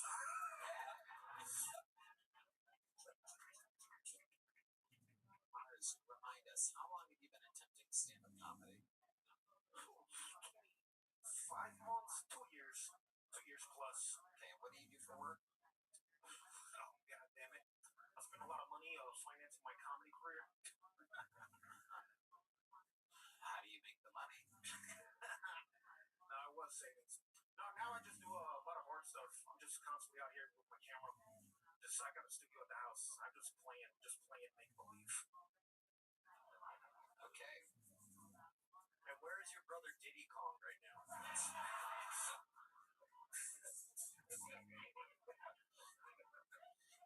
New most racist moment of the show. The crown weighs heavy for Ian Finance with the absolute Donkey Kong reference out of nowhere. What's the most racist thing anybody's ever said to you, Mars Martian? There's not. No. Okay. I mean, there's just so many things. There's an array of things I've been called throughout my existence. Yeah. Call me something right now. What you got? Oh, I know what I want to call you right now. A Waymo home, am I right? All right, Mars, get out of here. There he goes, Mars Martian, ladies and gentlemen. Completely unbearable. 100% unbearable. Anybody whose first response to every question is burn in hell. It's all cruise control from this point, ladies and gentlemen. Let's face it, an unbelievable episode. It all started with the youthful young legend Heath Cordes. Who can forget the stylings of Tony Pepperoni? We flew through Ian Simon's annoying set. Mark Fitz, the rebel out of Pittsburgh, the curly-toed bandit. Jimmy Cotero's Hans Kim was with us. The golden ticket was won by Chris Celio tonight in an unbelievable performance. We literally had a sociopathic young Mitch Hedberg pretending like he didn't know that he was doing a Mitch Hedberg impression. Mike Gleason, Derek Speedy, Trent Richards, and Mars Martian, which means if I can say there's only one way to end an episode like this. This man, some people say, is Jesus Christ's favorite comedian. He recently performed at the Roman Coliseum to a sold-out crowd at 3 in the morning. Some people call him the Vanilla Gorilla, the Memphis Strangler, the Talk Space Tycoon, the Opus of Open Mode, the Tyrant of Tacovas.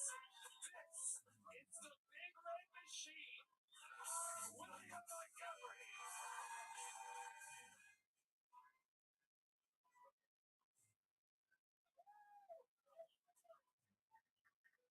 So they announced there was no Epstein list, and for some reason, Red Band started crying tears of joy and screaming, "Free at last! Free at last! Thank God Almighty, we free at last!" A woman from Thailand filmed herself having sex with a bunch of Buddhist monks over a 3-year period and then blackmailed millions of dollars out of them to keep quiet about it. Bangkok, indeed. Hey, Red Band, remember that boy band 98 Degrees? Yeah, that's 98 more degrees than your dumbass ever got in college.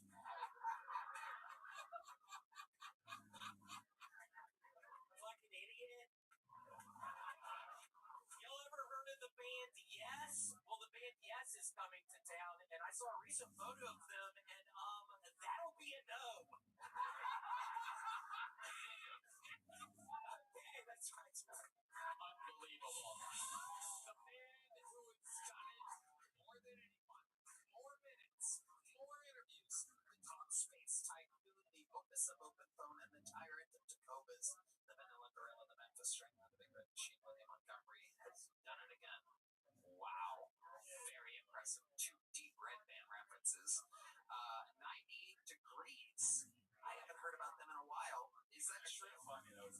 Yeah, because you had what? 0 degrees, right? Yeah. Works, right? Didn't you get a degree? Did you drop out? Math classes away, but yeah. Wow. But yeah, I think you dropped out or something. No, I got hired because I was the only one that knew how to make websites back in '96. That sounds made up. That sounds what? So that's why you failed out of college, you idiot. You only know how to do websites. I don't even know what that means. But dude, it's really like so fun, the dynamic between you two, I must say. William, so much fun. How are you doing? I'm doing wonderful. And Tony, I went with Tony and David and Ari to Canada this past weekend. It was wonderful. It felt like old times. It was great. Tony was so sweet. He let me stay on his couch, so I didn't have to get a $500 hotel room. I really did. So a little fun fact that, again, I love the behind the scenes on this episode, is he was going to share a room with Hans. I may have mentioned many times that both Hans and William are shockingly cheap. They're sharing a room. I only had to Venmo Hans $40. That's not bad for a hotel up there. Hey, what? I only had to. It was going to cost me $40 to stay with Hans. Yeah, that's crazy. Why? I mean, why? Again, the amount of money you guys are making is criminally insane to not buy your own hotel room. But a fun fact is that since we found out that Hans forgot his passport in Denver, William started panicking when we got picked up in Canada. Oh man, I don't even have a room. I'm like, what do you mean you don't have a room? He's like, I was going to share a room with Hans, and it was under Hans's name. I don't know what to do, Tony. You know, the whole thing. You let me stay on your couch, I think. And I did. I got to hear you breathe at one point in the middle of the night. I could hear him breathing. It wasn't a snore. It was more like an open mouth, like, it was actually quite nice. It helped me fall back asleep. I'm like, oh, that's a sweet noise. White noise. But yeah, it was. It was like an open. It's like white supremacy noise. So yes, we had a lot of fun. Big fun gig in Edmonton, Canada. What stood out to you, William?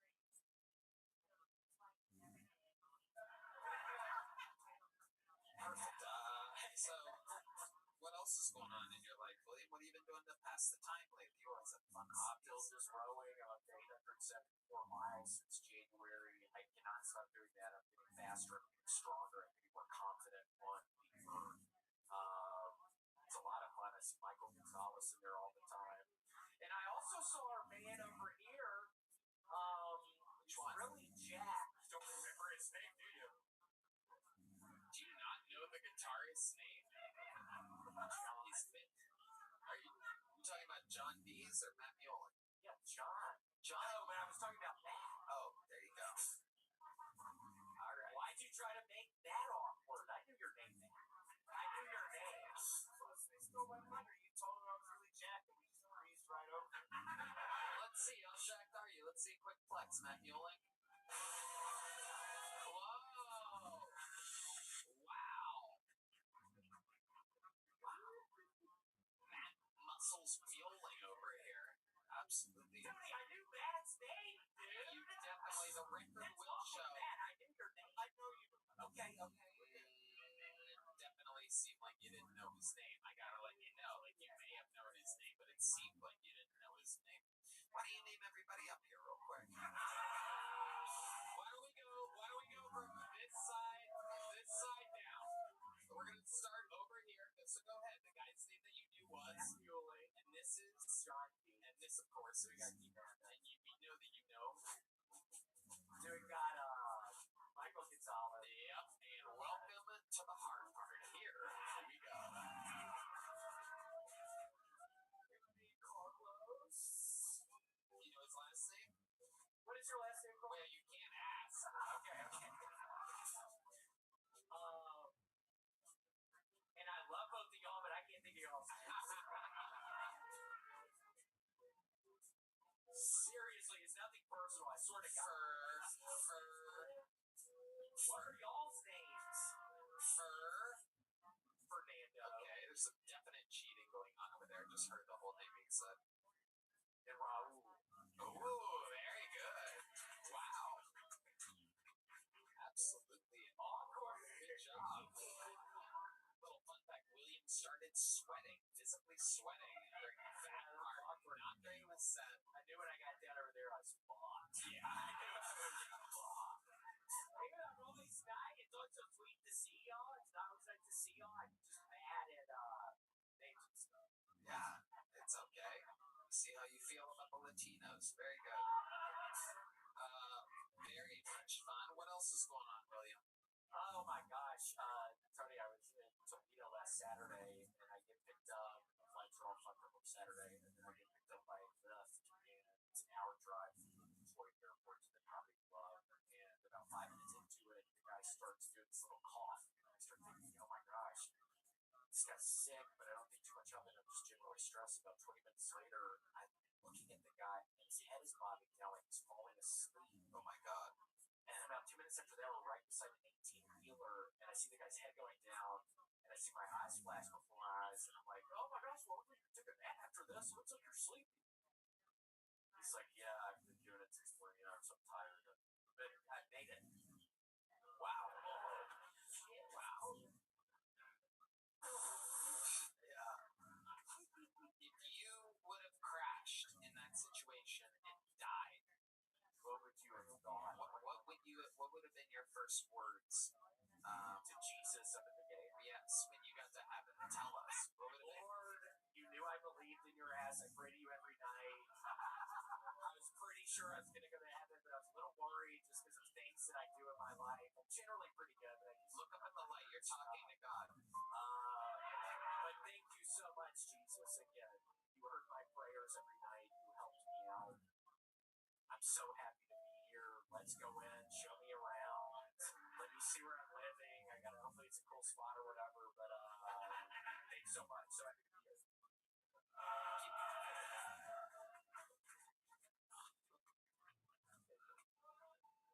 I was gonna be God, but let's just skip ahead. And Duncan, I'm with you, dude. I can't fucking stand HUB. I never. Thank you, Randall. Yeah.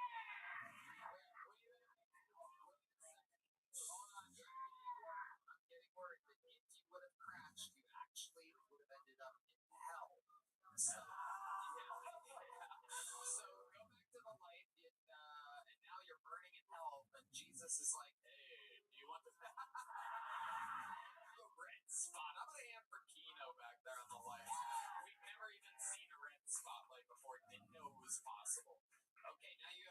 negotiate. You're begging the devil to let you out.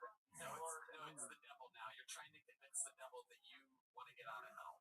Devil, here's the deal. I grew up going to church. I'm confirmed in the Episcopal Church. I prayed every night. You can ask Jesus about it. I talk to his ass every night. This is a horrible mistake. I get it.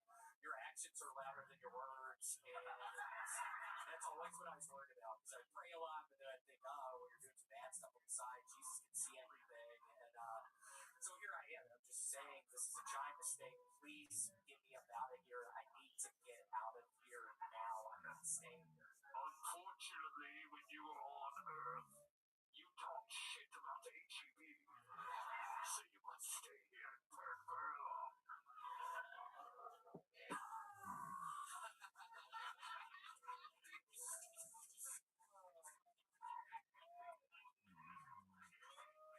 If you did find out that you were going to eternally burn in hell, would you ever stop trying to beg? I don't think I'd ever stop trying to get William Montgomery, ladies and gentlemen, has giant talk states open phone, the tyrant of Tacovas, DuncanTrussell.com. He's going everywhere. Columbus, Orlando. Make some noise for our guests. Ian Finance is on tour. IanFinance.com and Ian Finance Comedy on YouTube. He's going to Chicago, Irvine, Oxnard. He's iAnimal69. Again, one more time for Duncan Trussell as well. Talkspace open phone Tacovas. The drawing for Brian J. Ebelt is in, and it is absolutely unbelievable. Just a reminder, the band's playing New York City Blue Note right after the Madison Square Garden show. It's August 18th on that Monday night. Let's see what Chris Rogers drew over there.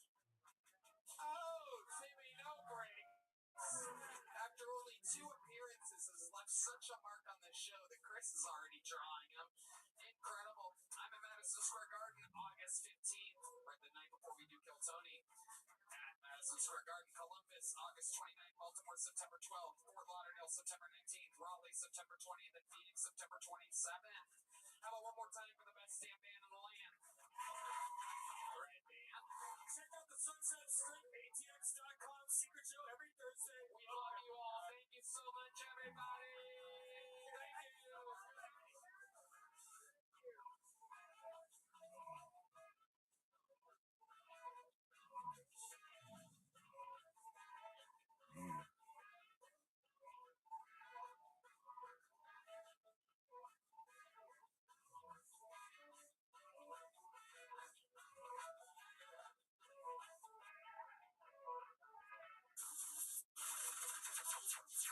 The Sunset Strip Comedy Club in Austin, Texas is now open. Check out Red Band's secret show every Thursday. Go to sunsetstripatx.com for tickets.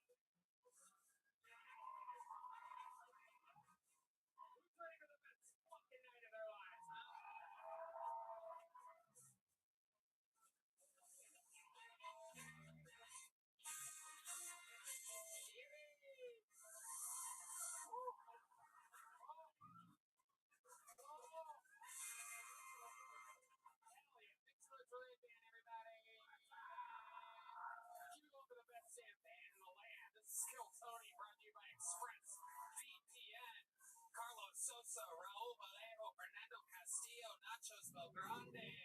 Michael Gonzalez sweating bullets. Big Mike on the drums. Matt Mueling on the electric guitar. John Dees on the keys. And that is D Madness live in the flesh, ladies and gentlemen. An absolute scorcher. We're sitting here at 81.1 degrees Fahrenheit.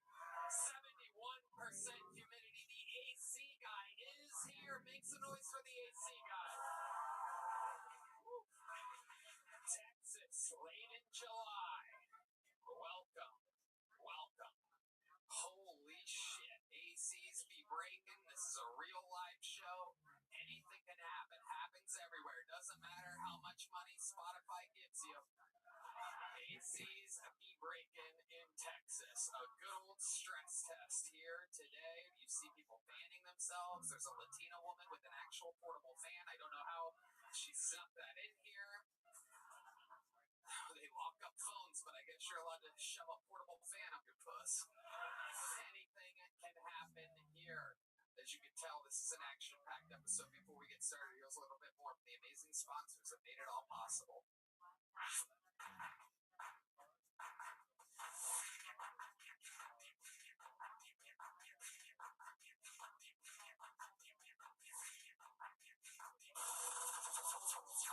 The Sunset Strip Comedy Club in Austin, Texas is now open. Check out Red Bad's secret show every Thursday. Go to sunsetstripaTX.com for tickets.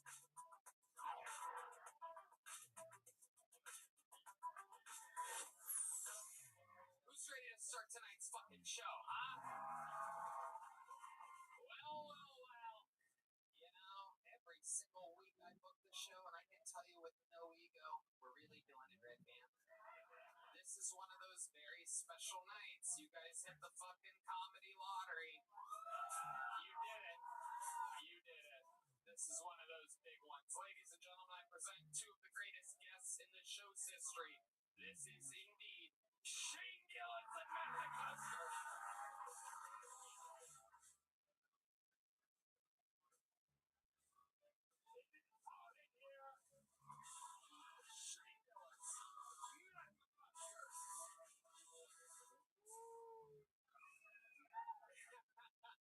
It's crazy how much hotter it is out here.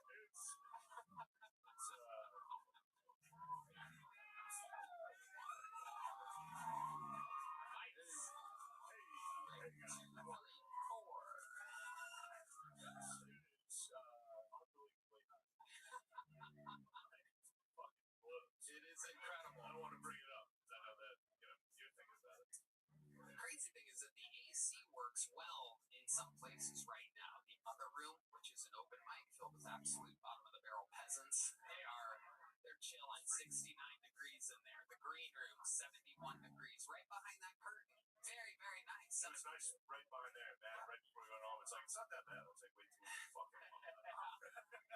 This is where God has decided the heat will lay tonight. Matt, how you feeling down there? Pretty good. I'm thinking we can like alternate breathing, guys and girls, every 30 seconds. We're gonna have to come up with some kind of plan. The AC guy is here. I'm gonna ask management if anyone's listening. Wait to me before he leaves. I want an update. Maybe we can get the AC guy to agree to make a quick appearance, live appearance. Maybe he can explain himself. Whatever we do, do not let that guy fucking leave without giving me some kind of signal. I know he was just planning on another quick stop on a 6th Street fucking dungeon-esque bar, but he might end up in front of 5.5 million people real quick. Who gives a fuck? Right? Should we harass the AC guy? Anything can happen here. You guys have been guests numerous times on the show. 305 human souls signed up for tonight's show. Matt and Shane know what the fuck is up. The bucket gets crazy. They get 60 seconds uninterrupted. Then you know their time is up and they hear the sound of a kitten.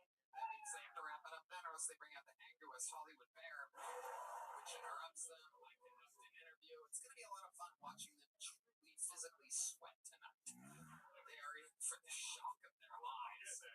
None of them know that the AC is broken here, so they're at a nice air-conditioned bar next door right now. They're going to be in the nice air-conditioned backstage, and they're going to walk out. They're going to think it's them. So let's have some fun.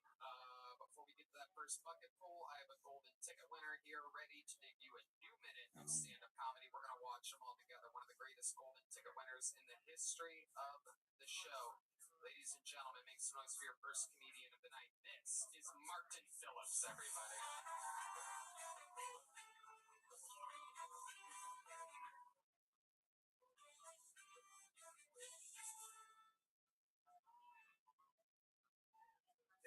It's fucking hot. Holy shit. Oh my god. Okay, growing up, I didn't have any Jewish friends, not on purpose, but I was never invited to a bar mitzvah. I think it's too late. You know, I think people would take notice that I specifically hung out with 13-year-old Jewish boys. They know I just want to party with damn, it's so danger. Anyway, circumcision started because God told Abraham to do it. He also told him to kill his son, and he took it back as the past. So maybe he waited too long to say something. You know, he came back. He was like, "Oh, by the way, oh crap, he did it. Well, this looks great. He told everyone to do it. Yeah, that's the thing now." Okay. Martin Phillips with a brand new mini. Acknowledging the heat up top. How does the heat affect your condition? I get sweat like the motherfucker. Anything else when it gets real hot? Can you like straighten out your legs? I think I just get kicked off. Yeah, I'm a heavy sweater, so I definitely go out short up here. Okay. Heavy sweater, you're dressed for the occasion. You're one of the only people wearing shorts tonight on the crew. Yeah, text me like 15 minutes ago. So. Okay, perfect. Nobody needed to know that, but I guess that's fine. Yeah, you needed a last second opener there, Martin. Gave you the opportunity of a lifetime, but I guess you exposed my lack of preparation and trouble. I didn't have time. Yeah, it's all bets on. You gotta get like 4.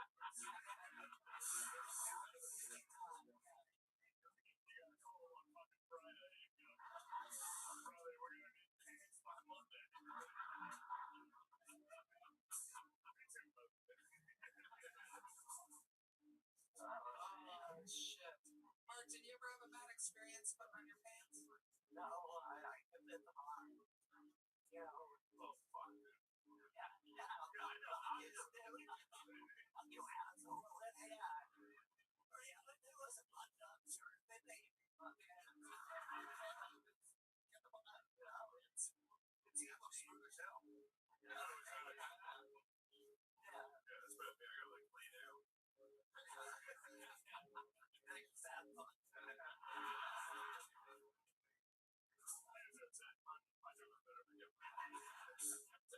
Martin, what else has been going on in your life? I'm sweating. My glasses are off. I bought a new car. Myself. Yeah. Wow. Not because I crashed the old one. Okay. I just needed a new car. So, What kind of car did you get? I got a Prius. So it's potential INK. I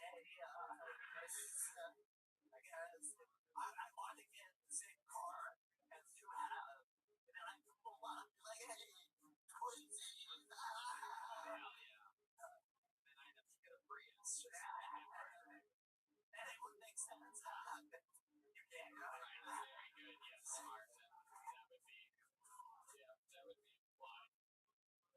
Only 2 ungays so far in 2.5 minutes. This is another episode of Kill Tony. Blend in with the others. That's the drinking game every time. Do you drink, Martin? Sometimes. Ari Maddie tells us some crazy tales. That's not even true, dude. Ari's been saying shit. I'm like, I go to bed. Ari is the one out. No, till 6 a.m. I know one time I did get drunk already getting it drunk, yeah. And it doesn't make me look any more able. It makes it worse, I think, actually. Like, my hotel was like a block away. I had to Uber, like, it was, I was not gonna make it there, so, yeah. Awesome.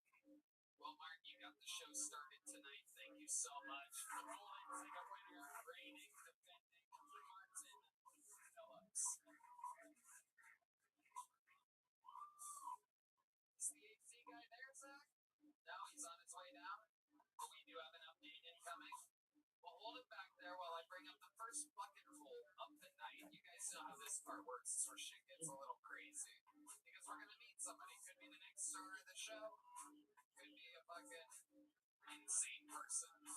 Make some noise for your first bucket full of the night. It's Daniel Shepard, everybody. Daniel Shepard.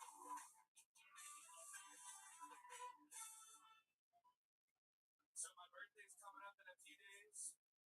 I think I look great for 36. The problem with that is I'm turning 26. So that fucking sucks. I've been watching this show about guinea pigs.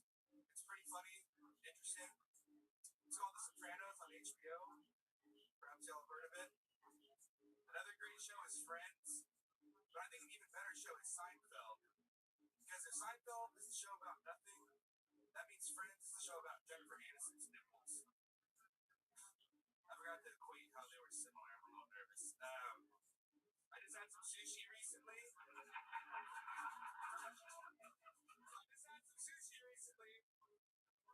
Over in the hood at this new place called Nigiri Please. I ordered the what? Yeah, they didn't have a drive-through, but they had a drive-by. And last joke, what do you call a black lawyer? A brother-in-law. Thank you guys. Okay.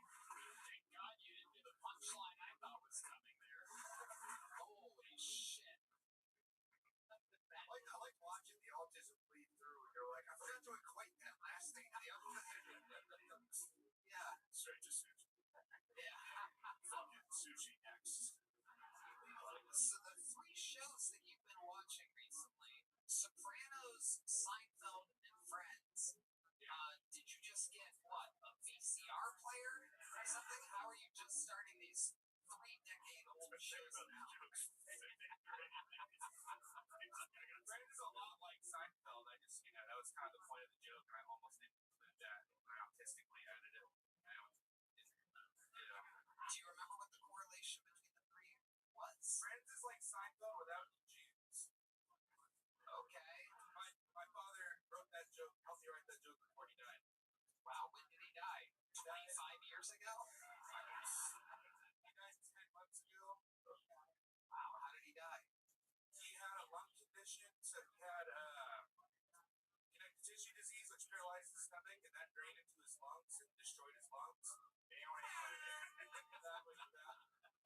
And then he died in my arms. He died in my arms at home one day. What? What was on the TV?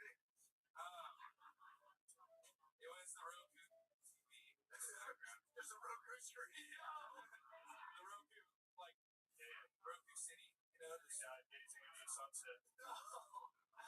So one last sunset, there's Roku. How long ago was this? Like 10 months ago. Oh, shit, all right. Like, it was my sister's birthday was the day before. What? October 1st. Did your sister bust into her like Kramer? Like, She must not have blown out all the candles or something. She was in a big fight with my dad, so she wasn't home at the time. Oh, so maybe she did blow out the candles, made a nasty little wish. Oh, yeah. I don't even think she saw him the day before. Yeah. Well, that's really fucking horrendous. yeah, I'm sorry to hear that, bro. Yeah, what were they arguing about, your sister and your father at the time of his death? The people at home want to know. My sister would try to attend to my dad a lot, and douchebag with like a sick guy being told what to do. What was she trying to get him to do? Just like she's just kind of up his ass kind of person, I guess. My sister's a little bitchy. Oh yeah. I don't remember. I try not to really pay attention. I just saw a lot of arguing. God damn, dude, this is like really, yeah, you're really fucking bringing it. Yeah, but she feels so bad. You like Star Wars? What's going on there?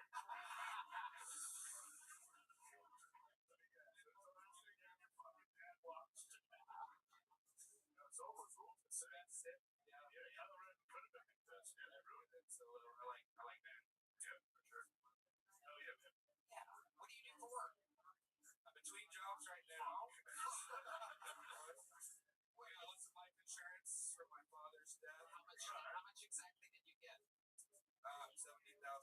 $70,000. I never talk about that. I don't know why I just nonchalantly said that. Well, Yeah, you're finding the silver lining. You got 70 G. And yeah, it's over halfway gone. Question: did your sister get the same amount? No. Wow. Sister got cut out of the life insurance. Mostly. Wow. Poor thing. Wow. I feel bad for her. I mean, you just called her a bitch in front of 5 million people a minute ago, but now she's a poor thing that you feel bad about. Yeah. Okay. It's like that. All right. Very fun. And how much more of the 70,000 you have left? It's been 10 months. You don't have a job. Where are we at now? 25,000. 25,000. It's going fast. It's going fast. So what's your plan? What type of job are you looking to get? I was into welding for a minute, but that's kind of, laborious and hard to juggle comedy. I burned myself a little bit here. And then I'm looking into some kind of audio video thing. Really good with that. The lightning background and stuff. All right. Short clips. Well, there you go. Daniel, well, welcome. Congratulations. You got on the show. Thank you guys. Thank you so much. Daniel Shepard, everybody. There he goes. Appreciate it. Oh, here's a little joke book, Daniel. There you go. Nice catch. Ladies and gentlemen, I'm getting word that the man that we all want to talk to is here. I present to you for the first time in the show's history, this is the Yancey Guy.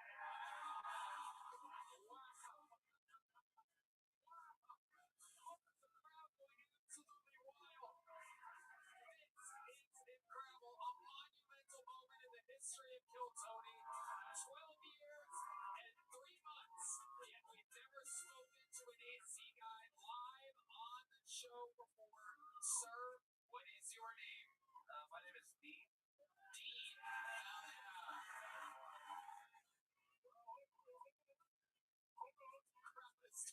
See if he actually fit. Did you fix it? I feel it. I did, yeah.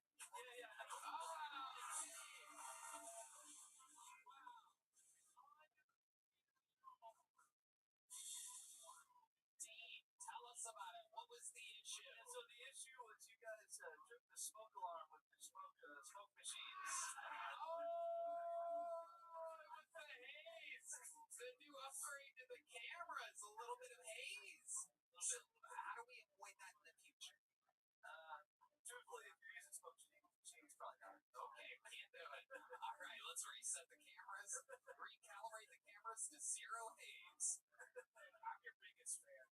There you go. Thank you. No, you chose. This is awesome. So, Dean, how long have you been working in AC? About 8 years. 8 years. Wow, you're very good at what you do. I noticed that it wasn't long that you were here. You came here about 5 to 10 minutes before the show started. You were able to figure it out. 8 years in the game. What's your love life like, Dean? I'm married.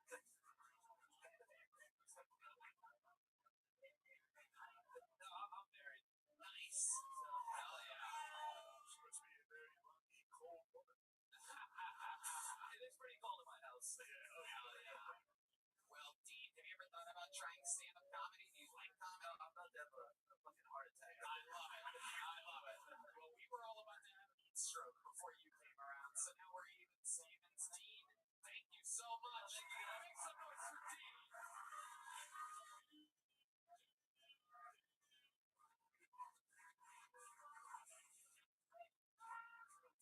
Wow, what a special episode. 82.8 to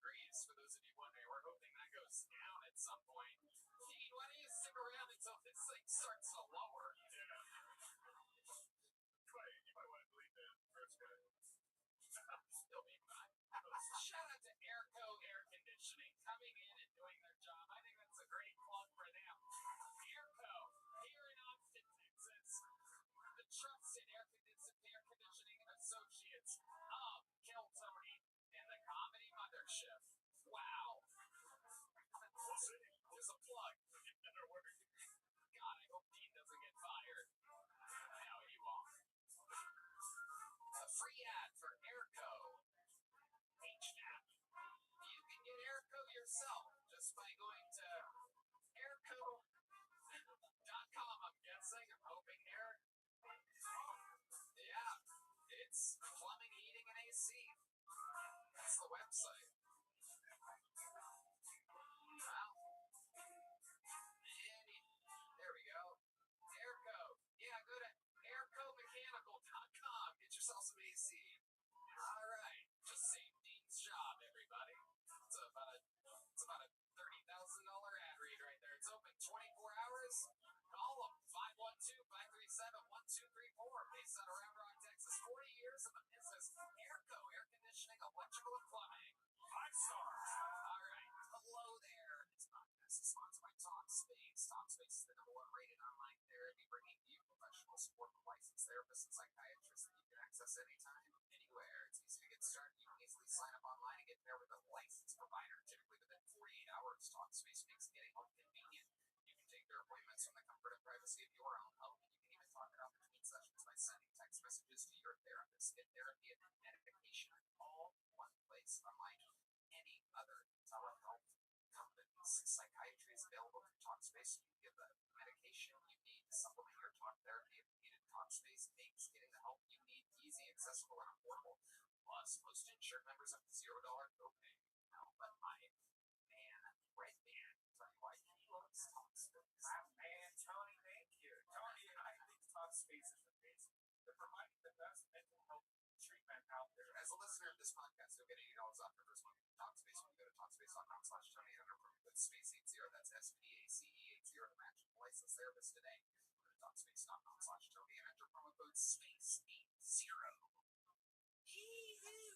This podcast is sponsored by Tacobas. Anywhere worth going is worth going in good boots. Find your perfect pair with Tacobas. Ever wondered if you can pull off boots with your personal style? You owe it to your feet to pull off a pair of Tacobas. Find comfort in the traditions of the West and confidence from making it your own. Tacobas now offers professional grade work boots that will bring comfort and timeless style to the job site. Tony, I love my Tacobas. They're the most comfortable boots I've ever worn. Yeah, they're the most comfortable boots you've Yeah, ever worn.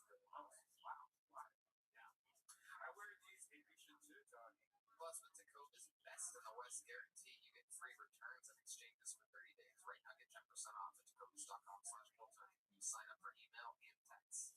That's 10% off at TECOVAS.com/GoTony. Tacobas.com/GoTony. See site for details. Tacobas, point your toes west. Your next bucket pull is a one-word name. Ladies and gentlemen, make some noise for Paul.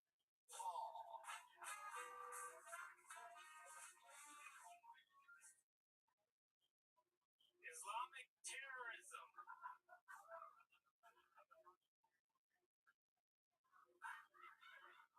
I don't get it. 72 virgins? I don't even get in a bed for less than 100 virgins. Wow. Thought this would be easier. I was so nervous. This is my first time. I was so nervous backstage.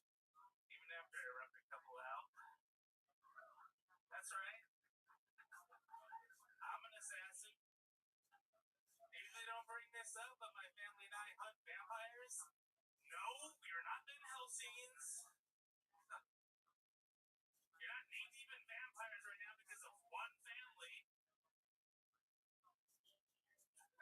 I apologize.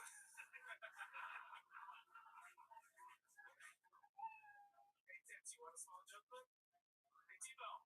All right, Paul, everybody. Very good, Paul. So clearly a fan of the show. first time? What made you want to do it like this? What made you want to pick tonight? Actually, I got injured last year, and I fought.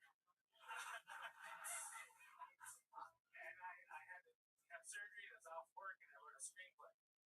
And I wrote a screenplay for William Montgomery. So I'm trying to. I thought it said, well, if this was a taste, we need more. Can I get the elevator, Rich? Yeah. Oh, let's hear the Yeah. movie. The elevator, not the synopsis, elevator pitch. Elevator. Okay. Shaquille O'Neal and Charles Barkley.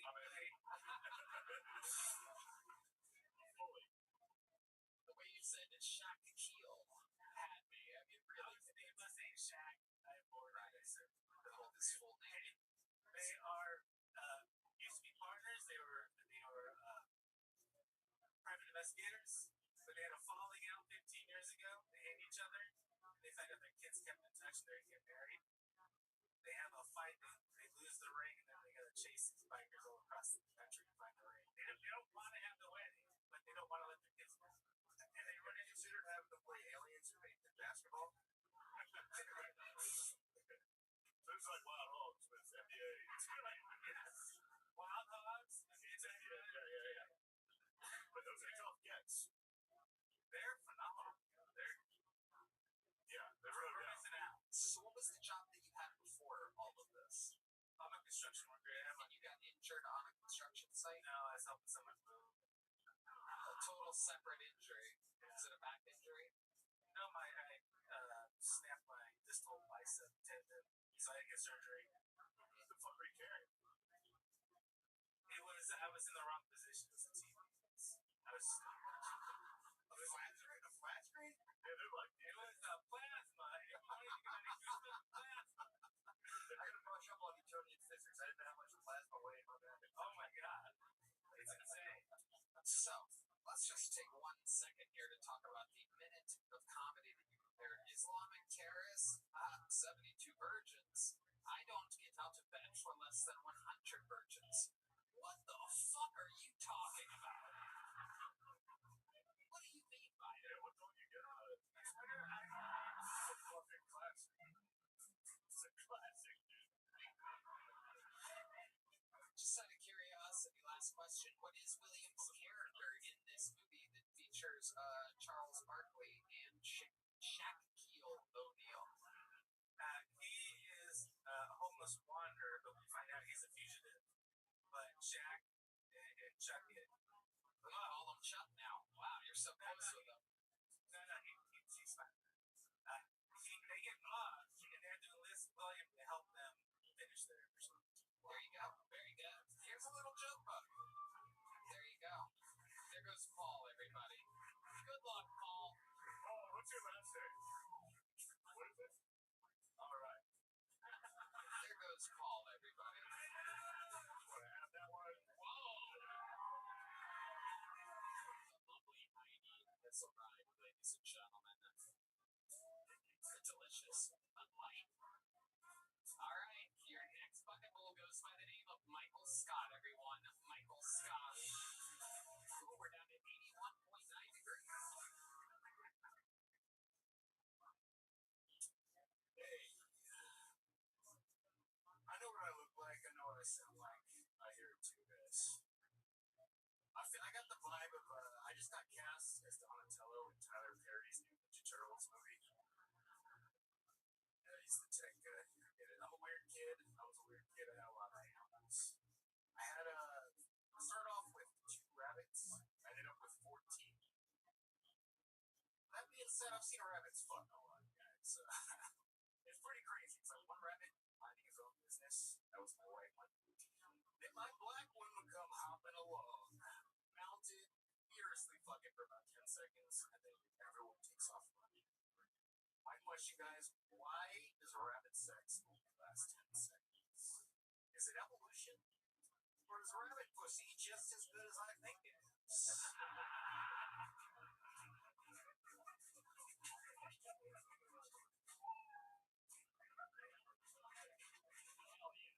Michael Scott.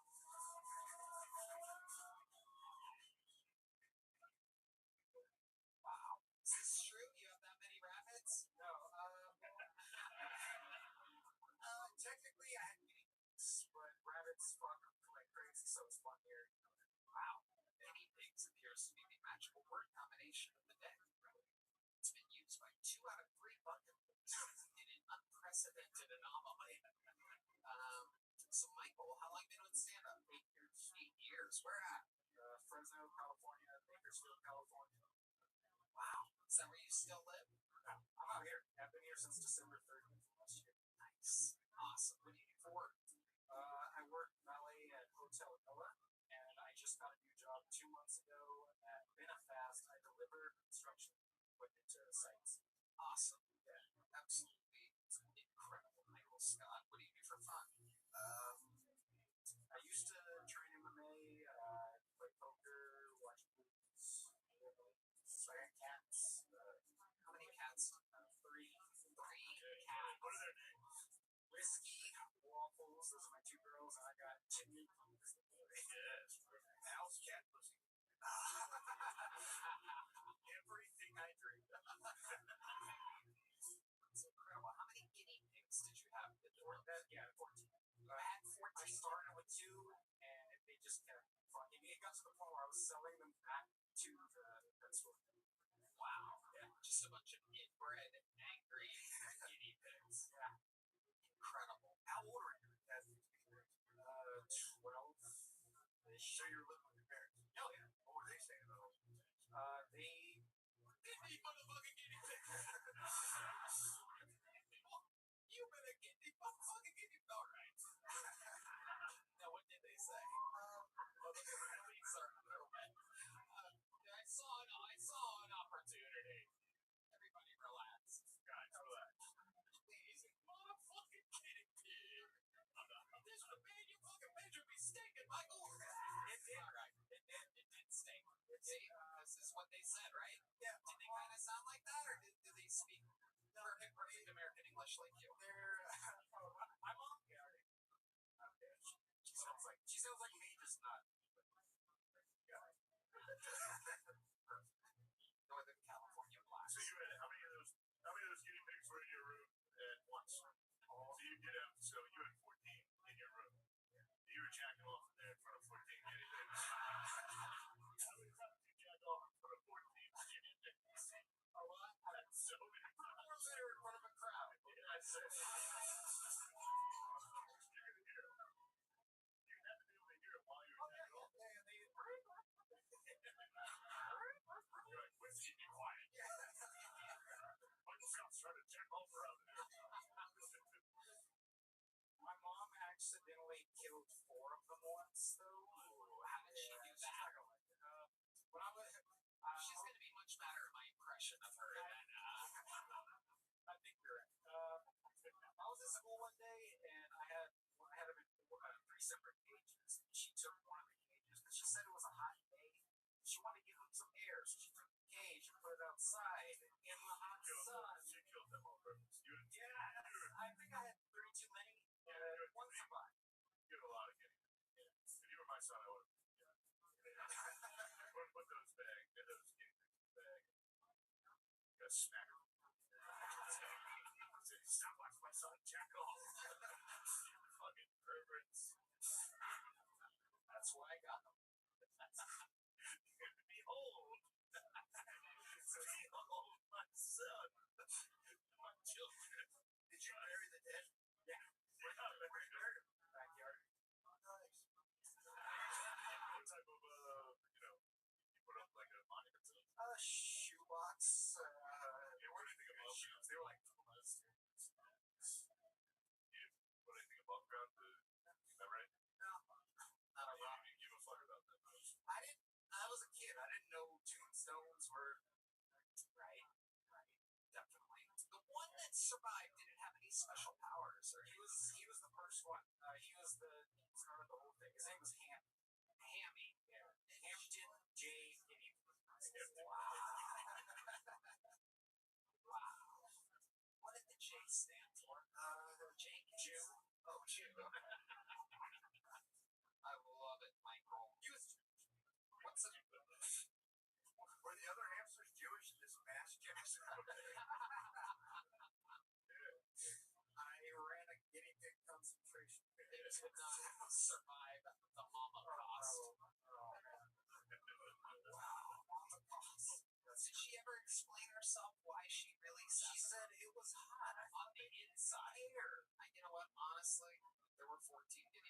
restroom when I got here tonight, I would have sat 4 outside in a cage. Yeah. Thank goodness for Dean from Airco Air Conditioning Company. Well, hold on, let's see. So hotter than hell. We need to bring Dean back. Kill him. Put him outside. Michael, I'd love to have you back on The Secret Show. Thank you. Here's the big joke about Michael. Michael Scott.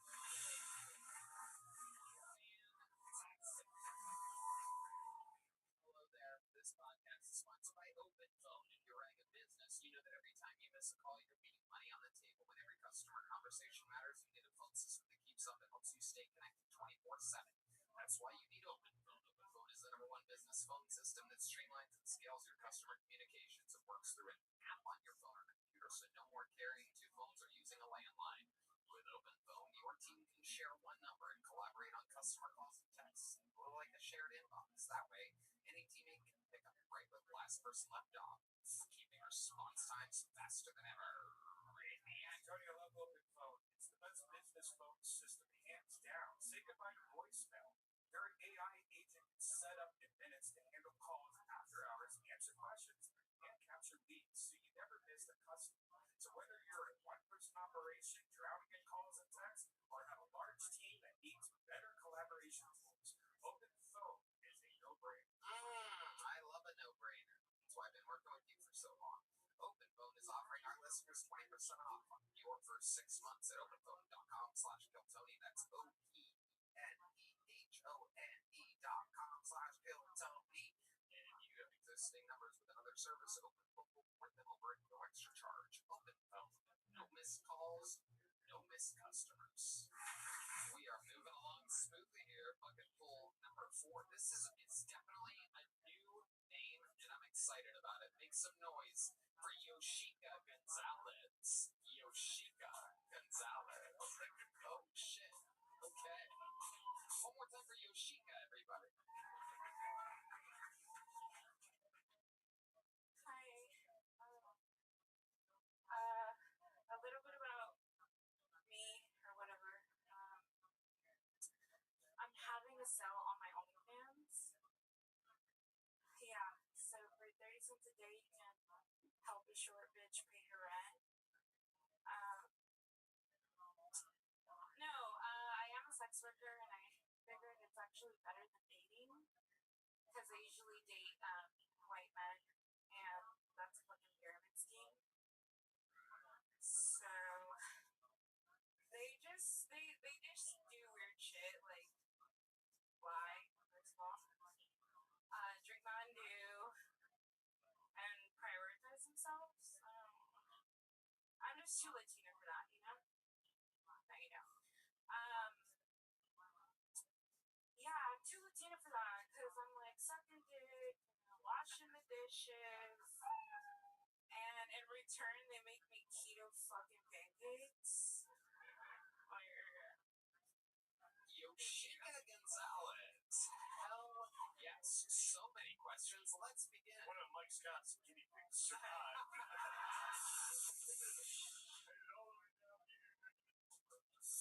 Excuse me? No, it's not about you. No, I have a serious question. When you do your sex work, you get picked up in front of the Home Depot?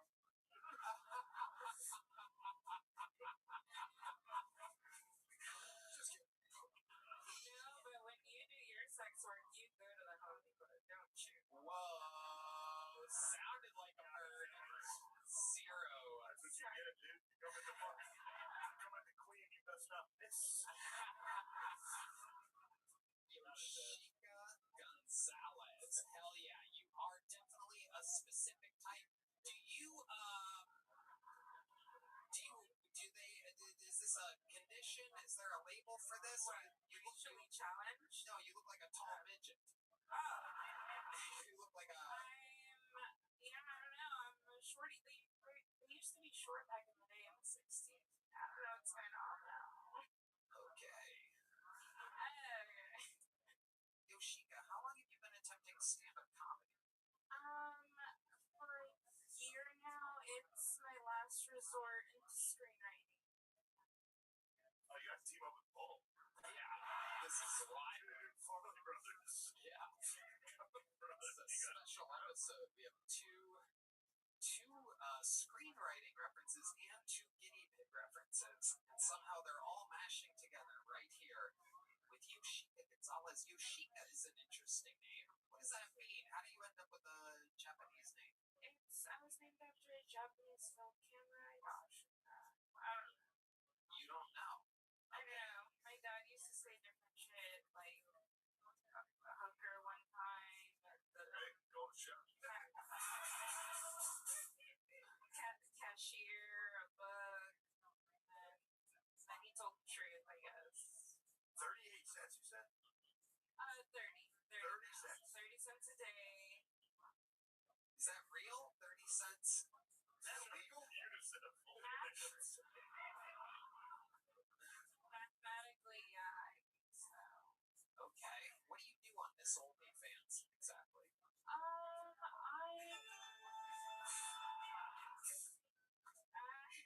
Haunt people's laptops. I don't know. I twerk.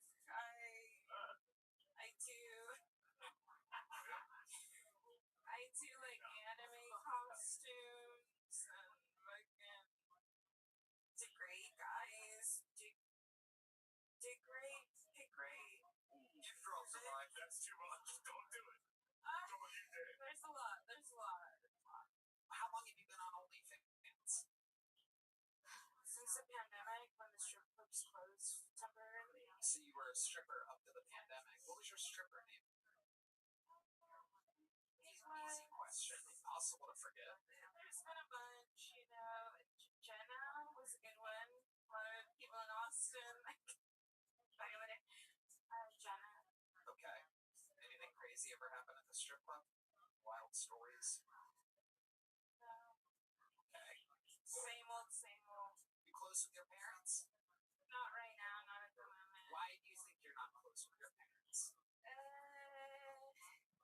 don't think this is a therapy session.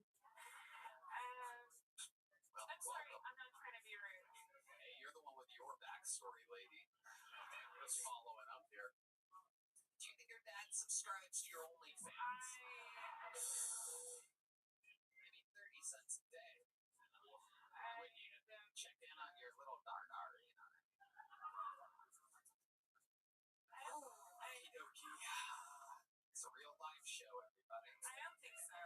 No. He said he never loved me, never will, never did. Perfect. We're good there. Was this a long time ago or like kind of recent? Just the pandemic Like stuff? 2 years ago. 2 years ago to the pandemic. Everyone lost their mind on the pandemic. It's not a big deal. Well, I'm sorry about all that. I'm sorry. That's all right. It's okay, guys. We're here now. Yeah. We're somewhere. For what it's worth, I think you're worth more than 30 cents a day. Okay. Yeah. Definitely. How much are you making a month on OnlyFans? $4.12. Yeah. You're killing it. You're I'm making making my $20. rent $1,000.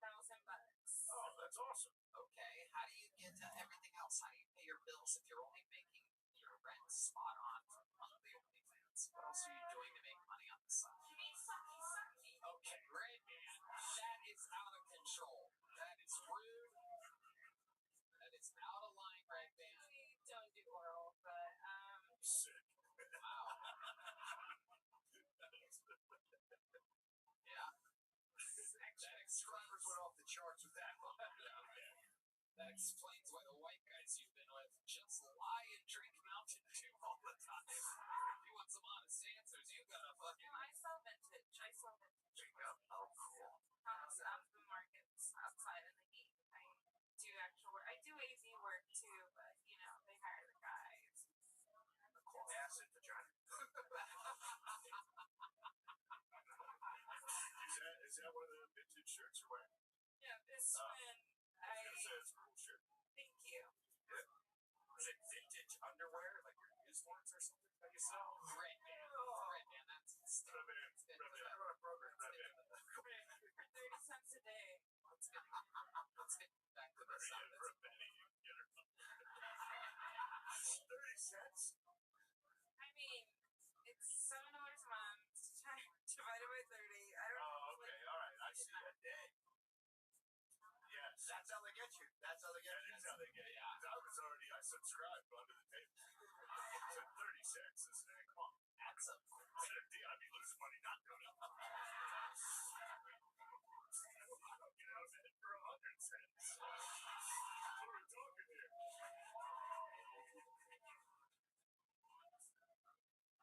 What, you Democrat? You're going to be making a lot more money after this, I'm sure. There are a lot of people watching online right now. Any other last pitches for your OnlyFans that you would like to give to the people out there? Many, many men. Where are you trying to... I'm trying to help her. Yeah. She's just barely making her rent. Yeah, I mean, I have a wish list, but I just have like a printer on there. No one will buy it. I'll get you a fucking printer. Shane's going to buy her a printer. Yo, Chica, here's a little joke book. Okay, Ready for it? Boom, you got it. Wow. She got it. You're going that way. Hey, nice to meet you. There she Right goes. next to your waiting game. Yo, Chica, everybody. There's Heidi. Yum, yum, yum. Time for another golden ticket winner, everybody. This young lady won hers maybe a little less than a year ago. She's fantastic. Works here. Works on Kiltony. Makes a noise. A brand new minute from Aya, everybody. It's Aya, everyone.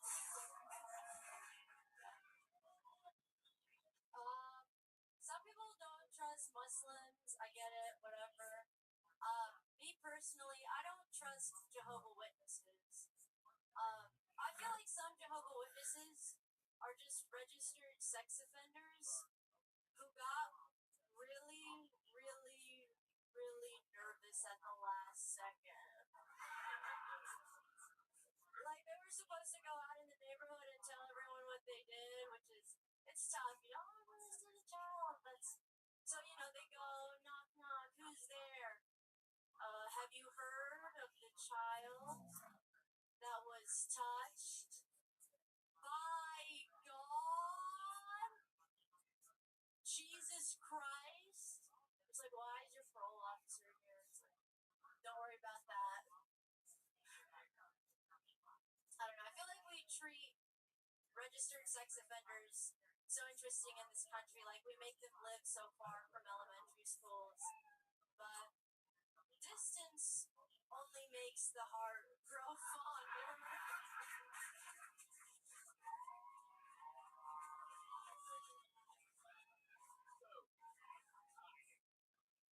Fantastic.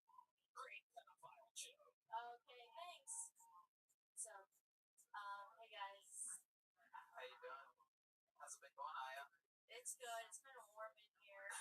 Yeah. I put on a jacket, so when I take it off, I feel cooler. Oh, look at that. A little reverse psychology on pure heat. Yeah. Okay. How are you guys? That's good. I gotta be honest, this is good. Yeah, everything going good? Yeah, everything's good. Yesterday, I talked my... Huh? No. So, yeah, every single person's come up here. Yes. My dad died. My dad is. Yeah, things are bad. Yeah. No, you guys didn't even hear what happened with my dad. Oh, what happened? Right. Is he good? Die and give you that fucking jacket? Where is he? No. Yesterday, I taught him that you have to boil pasta in water. What was he doing before? He didn't know about that. How was he good? He never cooks. He doesn't cook. He just learned. I just taught him yesterday. Oh, okay, so he's alive. That's fine. Yeah, he's alive. Sounds like he's striving. Sounds like he's still learning. Yeah. Yeah. Learn something new every day. So that's good. Where's he at? Where are you from? From Dallas. But my family's from Africa. What? Yeah, I'm Moroccan. Nice. Nice. Hell yeah. What was your dad doing with the noodles? Eating the noodles. Just raw hard noodles? Well, no, I boiled them for him, and yesterday he came and he was like, oh, so that's how you do it. He said he's always seen people make pasta, but he never paid attention.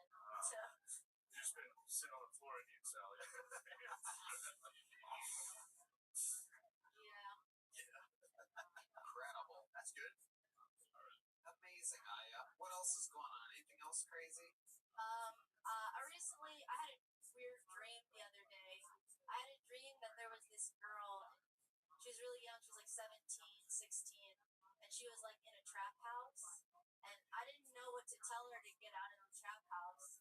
So I just told her, girls like you end up fat in their 20s, and she left. I got her out the trap house. Wow. Hey, good up for her. They're crazy. Yep. The fuck are you talking about? What are you talking about?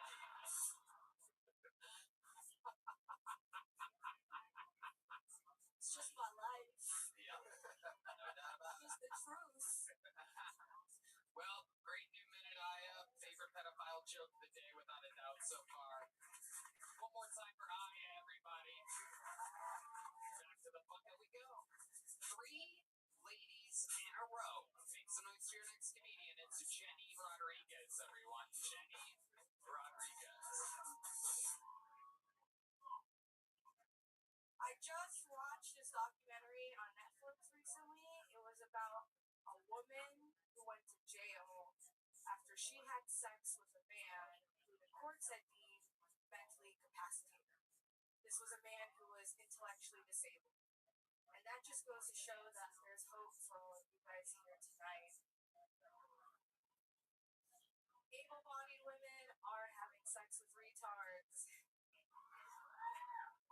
I know I am.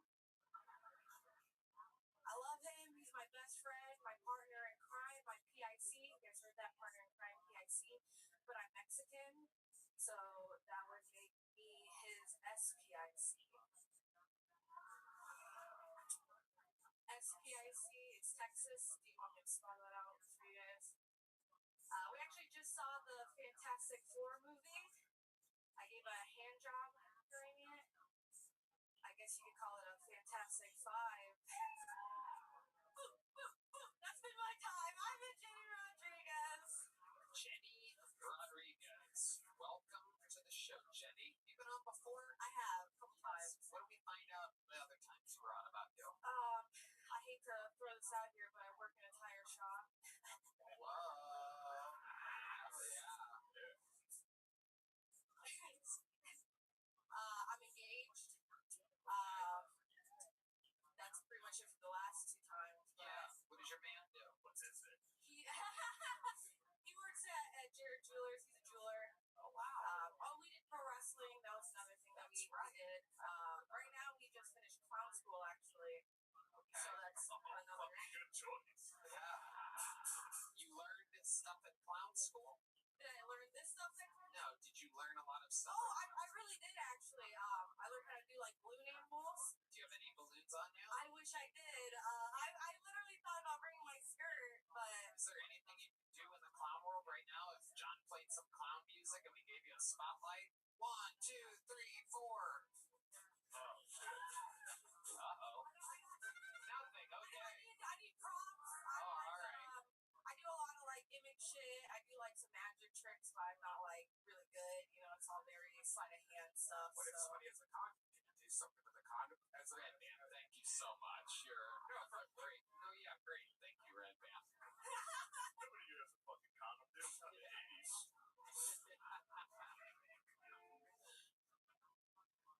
Jenny Rodriguez. So how's stand-up been going for you? Stand-up's been going pretty well. The last few months I've been focusing on clown school, ironically.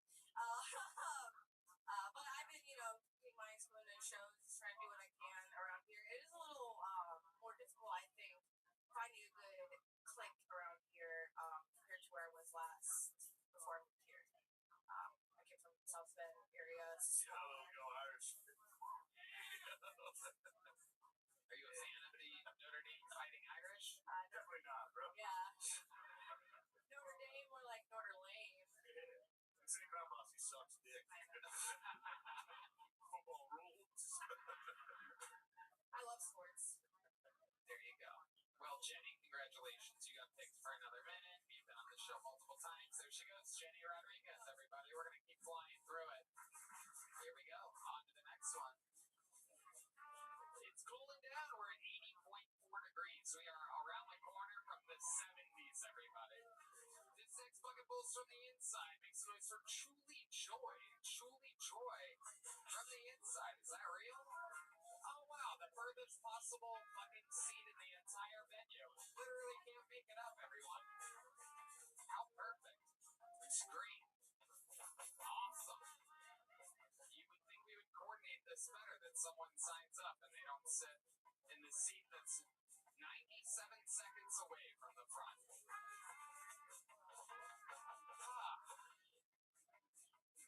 Tire Season 2 out now on Netflix, everybody. Madison Square Garden coming up this week. The 15th, we do stand-up. The 16th, we do Kill Tony. Where the fuck is this fucking inside bucket bowl? Thanks so much for Truly Joy, everyone. So I have pretty bad luck on dating apps. Like, I literally don't get any matches. And I got this buddy who's just bragging about all the matches he has. So one day I was like, let's see him. He's on Grindr. And he's got tons of matches. That's kind of like a weird flex. But then it dawned on me. If I was gay, a lot of my problems would disappear. Like, I wouldn't be as lonely. I would have better fashion sense. And I'd be in great shape. Because you have to be strong to fuck a dude. Right? It's like fucking a bear. And then even jacking off in the bear would be better. Like, come on, guys. Dial in, alright? You're jacking off in the bear, and there's a hot dude jacking off to you in the bear. Right? You start going faster, he starts going faster. Right? And then you jack off, and you bust a nut, and then this dude who's been jacking off to you for 25 minutes busts a nut, you bust a nut. Pretty fucking awesome if you're gay, right? Thank you. Truly Joy, welcome back. I like that you say jacking off would be in the mirror would be better, as if you do jack off in the mirror. Have you ever? Fuck no, look at that. I don't want to see this shit. You jack off in the mirror? No, I don't, but after 25 minutes, 25 minutes is crazy. That is crazy. I'm joking, dude. What? I'm not trying to bust a nut and not be worth it, dude. Jack it off in the mirror for 25 minutes. Bro, don't knock it until you try it. No, I will. 25 minutes is what stands out about that material. Do you really extend your jack-off experience for that long? Yeah, when I do jack off, I definitely milk it, but I try not to. When you say milk it, are you implying... guys. Alright, whatever. I'm fucking weird, okay? So you last 25 minutes with yourself. When I do it, yeah, I try. When you're about to come, what do you picture? What do you mean, dude? Well, what? You were saying that you're edging, right? So, like, how do you stop yourself? Something that turns you on, and then you, like, get ready, and then you just ride that wave until you are ready to bust a nut. Then you plan on killing Bud Simpson. Yeah. You spend the rest of the night watching out for rakes on the ground. Or Party Rock, whatever. Yeah, well, What do you tend to watch when you're jerking off? Truly Joy? honestly, I have a pretty fast spank bank. So, like, I just... What are some of the wilder categories? Yeah, what are some of the weirder things that you're into? I'm into, I like Dom sub stuff. You know, DS. You know about that? I've heard of it. Are you a Dom or a sub? I'm a Dom. Whoa. Oh, dude, I'm already subbing after you right now. This is crazy. Yeah, we're all sitting down and do dominoes. Get dominoes like this while we're sitting down. Bro, sorry, give him a big notebook right now. Dude, it's Dom Dead. What's the craziest thing you've ever done dom-wise in real life? Picturing you in like a big mask with your hair hanging out and everybody being like, well, we know who that is. I was living in LA and I was like going to these parties and it was pretty crazy. They were like, we're gonna film this. And I was like, I don't want to be filmed, right? And they were like, put on a mask. No one's gonna know who you are. I'm like, yeah, no one's gonna know the tall ass dude with fucking afro and blue eyes.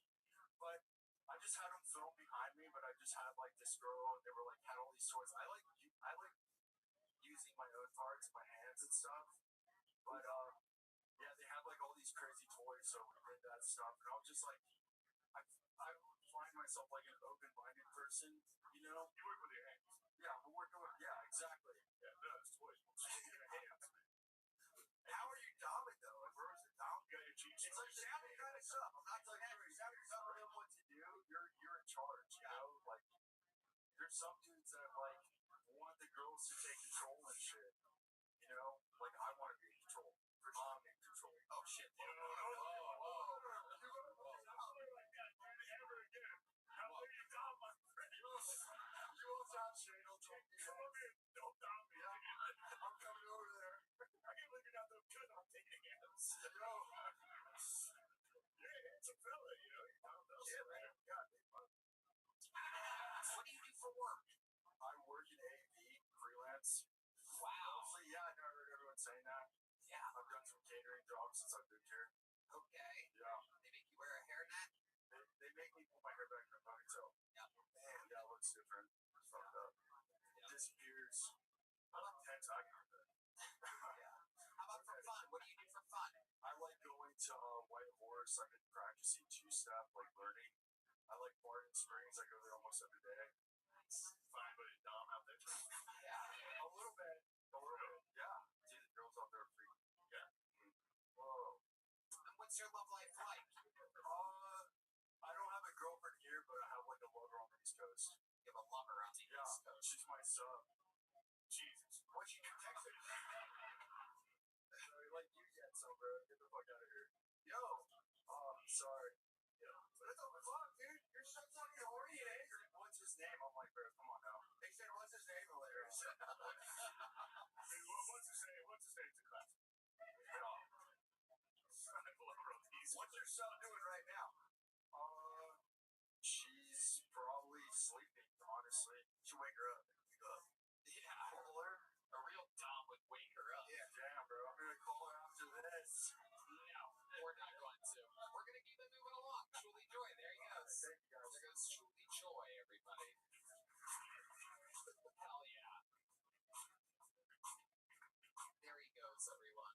All right, fist bumps for the dom. Truly Joy. I thought it was pretty funny. All right, this looks like a fun name and a new name. Let's see what happens here. Make some noise for Mighty Mike, everyone. Mighty Mike. Okay. All right.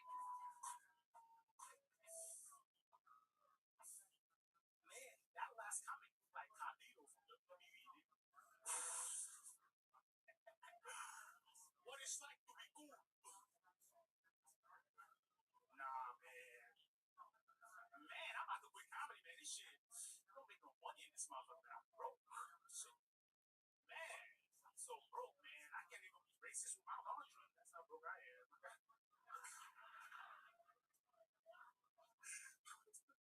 feel like that's the last white racist activity. White and blacks. Apart, buddy. I put the whites first. I'm black. I put the blacks first. I hear mixing leftovers and shit. I made Jamaican food the other day. Rice and pasta. Called it Rasta.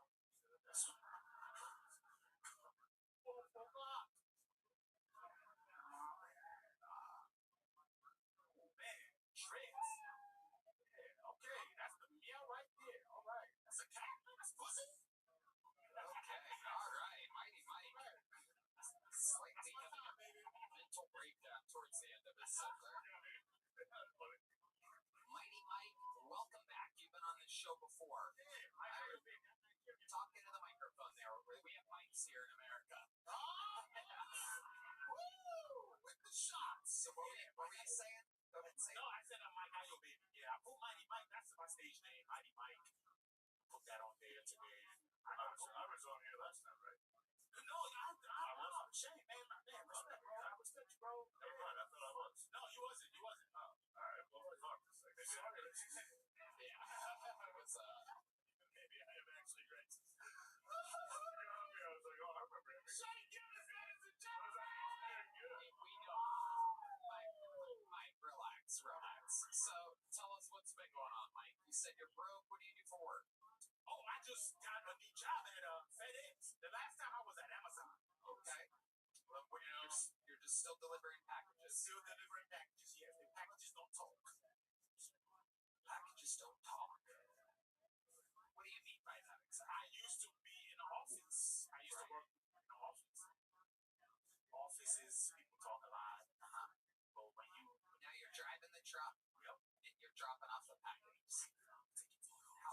How long you been doing that for? I started dropping packages off. I started with Amazon. I was like, Got the Amazon thing. We're talking about FedEx. How long? FedEx is like 2 weeks. So 2 weeks. A week. A week. So how do you do that? Do you have any specific style? Has anything crazy happened yet? Do you? No. I'm still training right now. Niggas still training. Okay. Yeah, it's still got me training. Yeah. All right. What have you learned so far? Man, dude, you gotta put the packages where the white people want them. Because they'll top up that review, man. Next thing you know. You gotta keep them right where the black people can still get them. Yeah, man. I was in the hood today. You know, I help my niggas out. Hey, come quick, Brian. Shit. Okie dokie.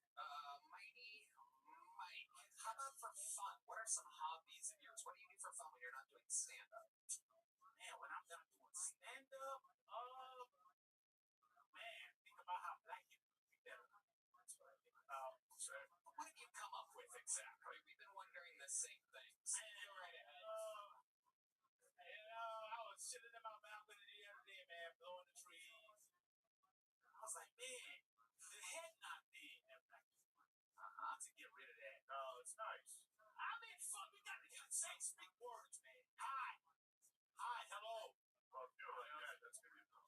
I was walking by and the black guy was like, hi. Yeah, like that. No, you got to smile. What's up? Exactly. That thing's nice. I am everything traumatized, man. Oh, yeah. You're from Nigeria. I was born and raised in Nigeria. So you came here and you're telling the black man they're not doing it right. What? Tell them to pull their pants up. I get it. You know, I mean. Yeah, what else is on this list? So what else is on your list of how they can do better?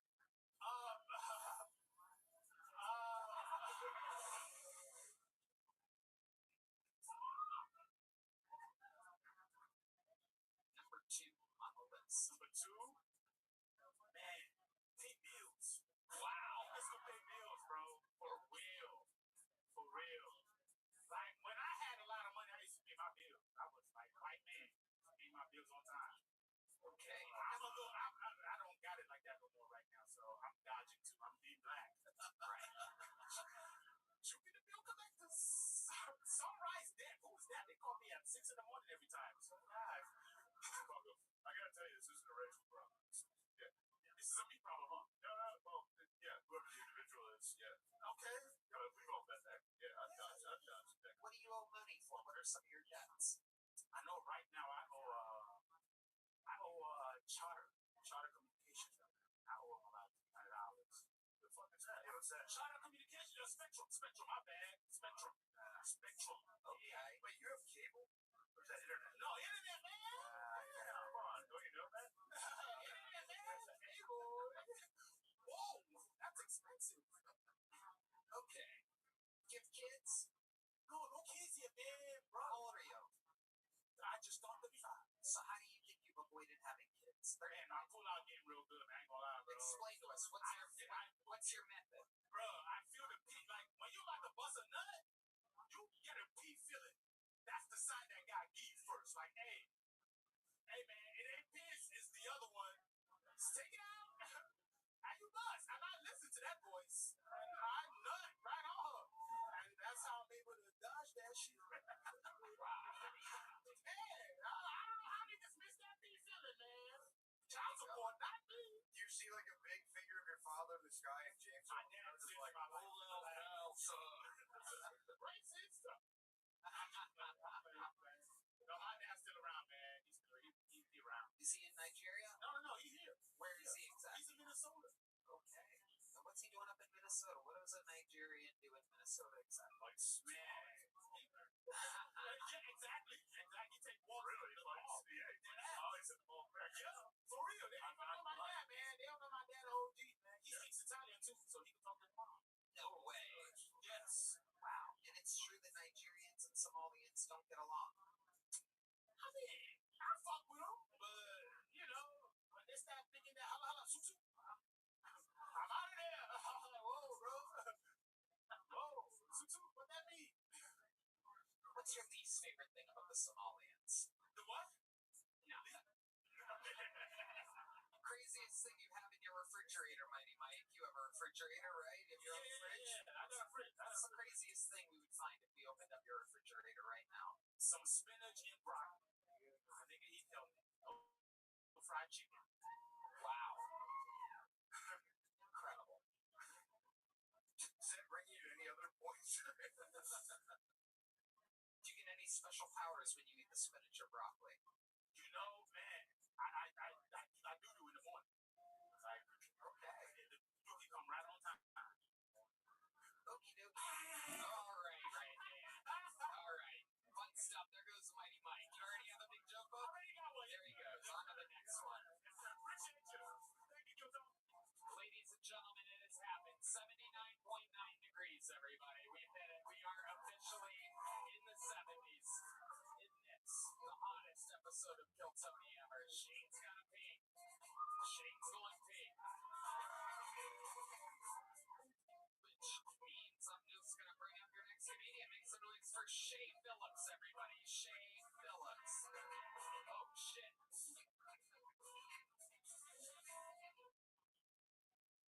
So I know what y'all thinking right now. What the fuck is this fake ass Kimbo Slicer up here trying to make me laugh and shit? Supposed to be in the cage, beat the shit out of me. Recently I've been trying to get back into dating, and I've been kind of struggling. I realize I struggle because I take words a little too literally. Like, I don't like when women call me daddy. Because something deep inside me, something deep in my DNA just makes me want to leave them. It's like every time she says, "Ooh, daddy," I'm like, you know what? We ought to look. I'll be right back. She's like, "You're lactose intolerant." I'm like, "Shit, man, what you looking at? I was sports." I'm like, "You don't smoke for this bitch. You're gonna be on draft day, right? You're going to the NFL." A lot of people give me stupid ass questions sometimes. They ask me like, "Shayla, what's your favorite workout? Like shoulder press, chest press, bench press?" I'm like, "Bitch, I'm deep press. The fuck? Why you don't work out so much?" Well, yeah, Shay Phillips, welcome to the show, Shay. This is your first time on? Yes, sir. Welcome, welcome. How long have you been on stand-up? About 3-4 years. 3 or 4 years. Where at? Houston, Texas. Oh, that's what I was going to guess. Hell yeah. What do you do for work in Houston? On the machines. Whoa. Okay, what kind of machinery are we talking about? My bicep. Wow. But seriously, what kind of machines do you work with? CNC. I just press buttons. Okay, awesome. Sounds professional. It's slowly. Hell yeah. And you don't have kids? No. I know. You have a girlfriend? You're just single. Running machines. What do you do for fun? I like to lift weights. I can choke people with jiu-jitsu and shit. You do jiu-jitsu? Wow. Okay. Like eat my food. Yeah. What do you like to eat? Barbecue. Barbecue what? Shit. Very good. Just won the game, everybody. You got out of me. Hell yeah. Shay, how often do you come to Austin, Texas to sign up for the show? First time. First time. So look at you. You got lucky. Incredible. Is that one of the dogs? That is. You remember Lemaire? Yeah. You look fucking good, bro. You're a Lemaire. This is a little scare. Hey, I'm just This is saying. the last thing you want. Here goes HGH. TRT. Hell yeah. Okay, Shay. Craziest thing that's happened to you at the gym? Anything ever stand out to you? Any white women ever accuse you of staring at them or something like that? No, but I did have a old white lady try to kidnap me one time. Tell us all about it. Well, I'm at the gym and shit. She goes, "Oh, I just want to come get out to my car and get a blah, blah, blah." I'm like, "Lady, I don't work here." But instead, she started dragging me outside and shit. She's like, "I can't carry this by myself. Get inside the car, motherfucker." I'm like, "Hold up, this." You think she was trying to have sex with you? I think she only picked a bunch of heavy shit for it. I'm like, "Nah, no. Yeah, you heard of Juneteenth, bitch? Yeah. Emancipation Proclamation. Absolutely. What did she want you to pick up for herself? Man, bitch, me too. Oh, it's too bad. Yeah. Shucks. That's trying to get me. That could have been great. How old?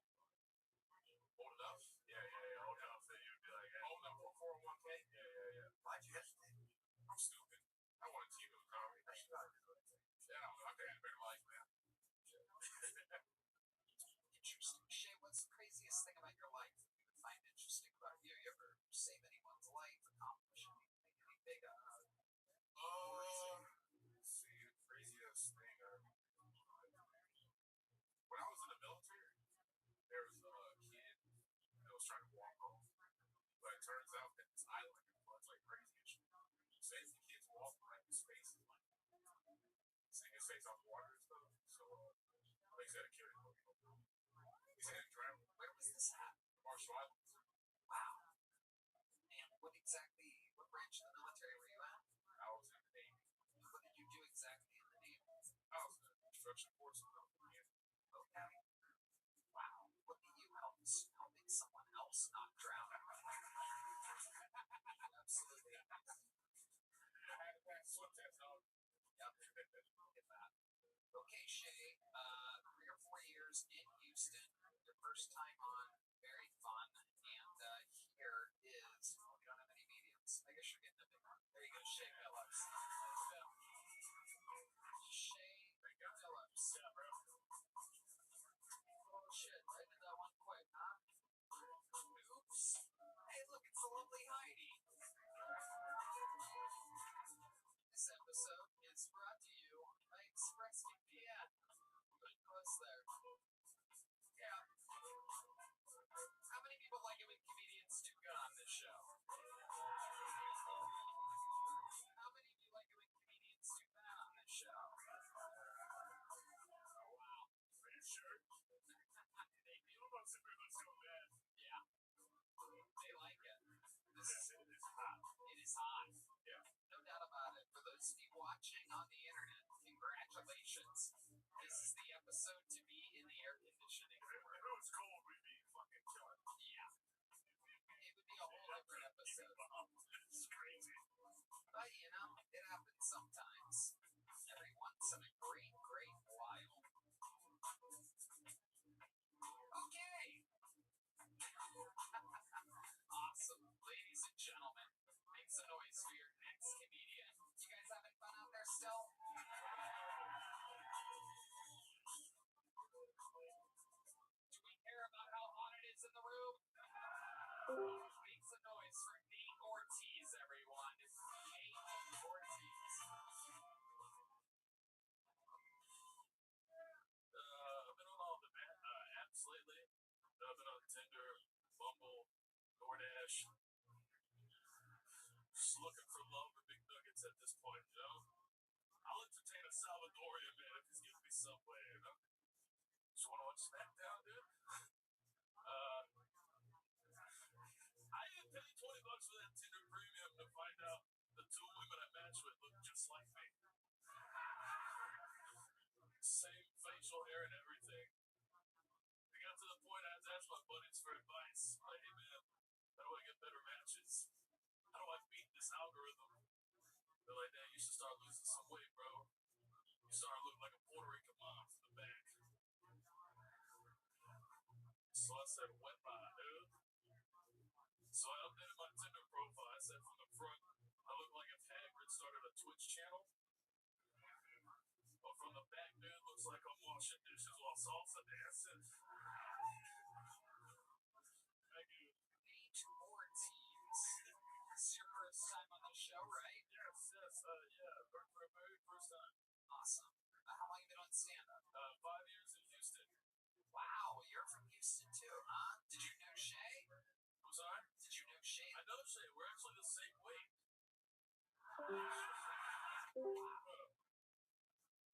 This personal trainer.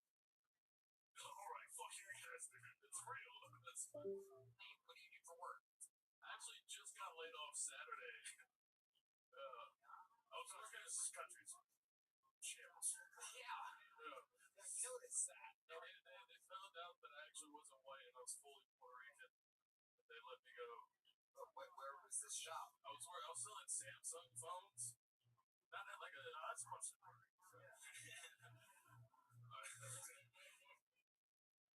our clientele is very Middle Eastern, very Nigerian. A lot of haggling. Ah,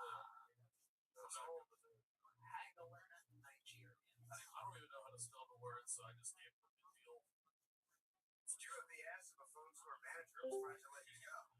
I did work at T-Mobile. That's actually the most Hispanic thing about me. It's crazy. Oh, So why exactly did they let you go? I was very late 3 times.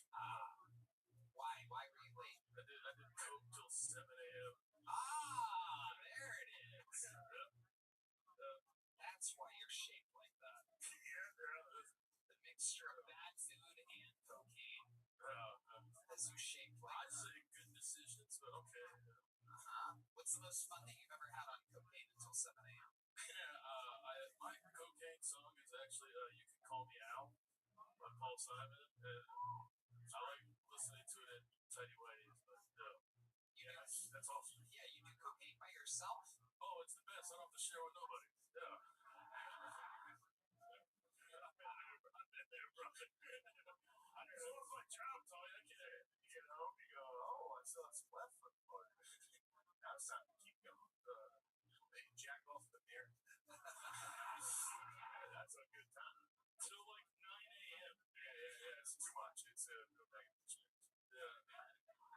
But for a while, it's awesome. When you're in your underwear dancing fucking Paul Simon. It's pretty great. But that's a good time. Yeah, whatever. He had a great special on YouTube. Thank you, man. It's incredible how much you look like an unhealthy version of one of my friends. Philip, can you come down here? I want to do a side by side of you and my friend Philip. Where's Philip at? So the cocaine, I actually lost like 60 pounds, dude. So this is the healthiest I've been in years. Look at it. Well, incredible. How much are you still doing a lot of cocaine? Oh, yeah, I was doing it a lot earlier. Oh, yeah. You want me to give you a bump? No, I'm good. Perfectly good. Do you have a bump? No. All right. I don't do it. How do you afford it if you're out of a job? I'm not really a comedian. I do the shows for the pay and the free drink tickets, so that's really it. You got into fucking comedy for the pay? No, I got it for the free drinks, dude. Yeah, really do. Well, you should pay. Whatever.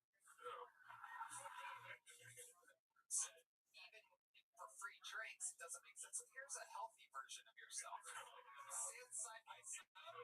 Side by side. Keep going up, Philip. Keep going up.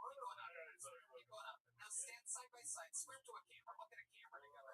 Look at the one on the right over there. Look at that guy. Yeah. See the faces?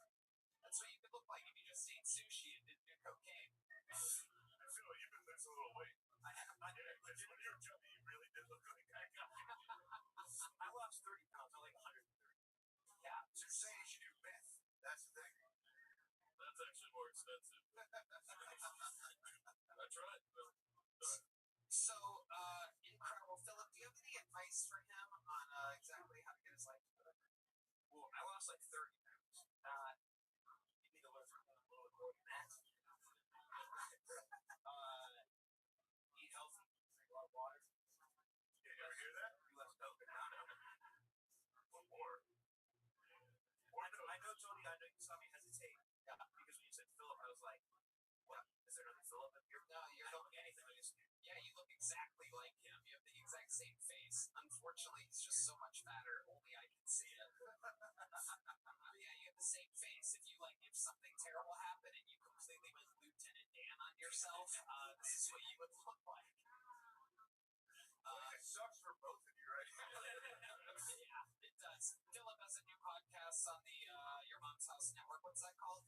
Not a damn chance podcast. Not a damn chance podcast. There you go. There's a free plug. There goes Philip. And Nate Ortiz. Anything else crazy we should know about you? You seem like you have a lot of backstory. My ex-girlfriend was non-binary. Whoa. What was his name? We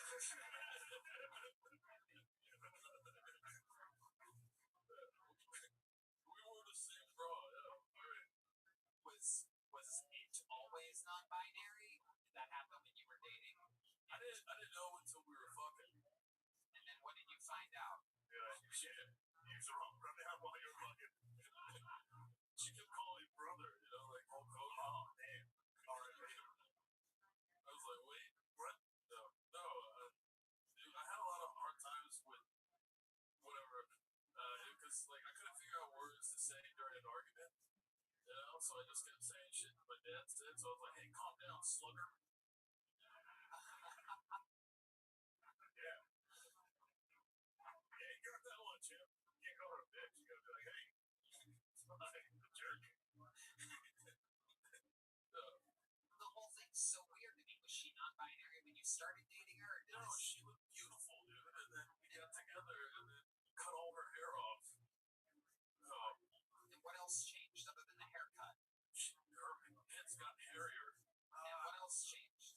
Her legs everything got hairier. That was Wow. That was not a good experience. And was she on medication at the time? I don't know, liberalism. I don't know, like, no, but I liked it because she was the only one to allow me to just face fuck all night, which was really great. But what do you mean by that exactly? You mean do cocaine? Fupa on the chin, Tony. That was. Oh, fuck me. Alright, well, you know what? You actually did good too. There you go. I'm just throwing jokes at people. Bounce them right off there. Okay, there you go. There he goes. There he goes. Alright, another bucket full. We are back into the 80s. It's 80.2 degrees for those of you paying attention. Somehow it's getting warmer again, everybody. Who likes it hot in here? Okay. Hey, by the way, Dean didn't do shit. Huh? Where the fuck is Dean? Yeah, Dean fucked He up. gave us 2 degrees less. Yeah. Fuck Dean. Bring Dean's bitch ass down here. Better shave his head. Give him a crew cut. Tell him to start acting right. Pull another name. Let's go. 60 seconds uninterrupted for Joe Filey. Joe Filey. Whoa. Fuck yeah, brother, shit. God damn. Getting real tired of getting called white trash. I think I'm like upper middle class trash, you know what I mean? Like, we got some money with the problems, right? My sister invents her own parties and holidays, like she had a skin tone reveal party. If you don't know what that is, it's just she fucked 3 guys that year, didn't have health insurance, and they all came to the hospital. My dad held the baby up like Lion King style. It was like a skin tone. It was crazy because, like, I don't know. It sounds horrible I have to say it. Like, how good is my sister's pussy? Because as a white guy, you know how good the pussy would have to be for me to go to a black guy and a Mexican guy to the hospital to find out if it's my kid. And then you still stay around and raise the black kid as the white guy. Like, it was crazy. Like, 2 days before, I was 12, and 2 days before, I knew that the baby was going to be black. Because, like, we were in the hospital, and the black guy's like, yo, I need to go get some milk. And left the hospital. Like, they have it here. All right, that's my time. Thank you all. Joe Filey. Good job, Joe. Thank you, thank you. You've been on this show before. Am I correct, or have I just seen you hiding under my bed as a kid? The bed, the braids, but yeah, this one, 3rd time on. Hell yeah, welcome back, Joe. This had to be your best set of them all. For sure, for sure. Yes, absolutely. You've been working hard. Oh, yeah, working, just not partying as much. Hell yeah, absolutely. What kind of partying were you doing? Oh, yeah, there's a lot of coke. Well, I mean, the bag said coke on it, but it tasted funny. But there's a lot of coke for a while there. A lot of shrimp, LSD, weed. I did 6th Street. Like, there's no rules here. I don't make the rules of 6th Street. Absolutely incredible. And how long has it been since you had the operation to remove the backside horse part of your body? About 2,000 years. Incredible. Incredible. I still want to make wishes every time I see you, Joe. Listen, they're saying there's nothing wrong with the water in East Palestine, so I'm going to keep drinking the tap water in Ohio. You know what I mean? Yeah, where are you from? Well, Youngstown, Ohio. Oh, you are from Youngstown, Ohio? Well, South Bonaire and then East Florida after Youngstown. Holy shit. Yeah. Wow. Look at you. Even for Youngstown, you're weird looking, dude. I'm the one white guy in the hood they didn't fuck with. I have a look, I know that. That is. Yeah, I didn't know it was white hood. I thought it was Amish. No, it's not. Same here.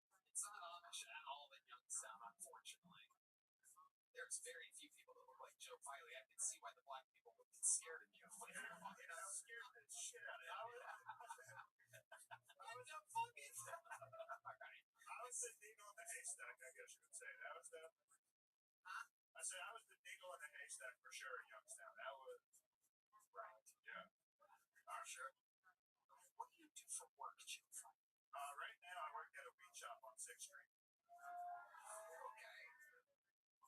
God damn, you got to buy weed. I wasn't. So weed, they love it. Yeah. I don't know if it's like the brow rinse. They come in like, honey, this weed works. Fuck the THCA label. Like, we're getting the weed. Right. No doubt about it. They're like, this weed will make your eyes move apart from one another. You have a girlfriend? No, fuck. What's dating like? Being, looking, having, Well, like, have you heard of the Dollhouse ATX? I know you're sponsored by the Yellow Room. yeah, brothers. But the Dollhouse ATX is way doper. It's like Pornhub, but you like rent the chick by the hour. You like they have a search bar. Each chick has like categories. They're probably getting shut. Look, Redman's nodding. He knows. He's been there. Oh, Redman knows. Well. He's been playing in the dollhouse. The craziest part was you followed him with the Sunset page. That's like I can grab my when I follow.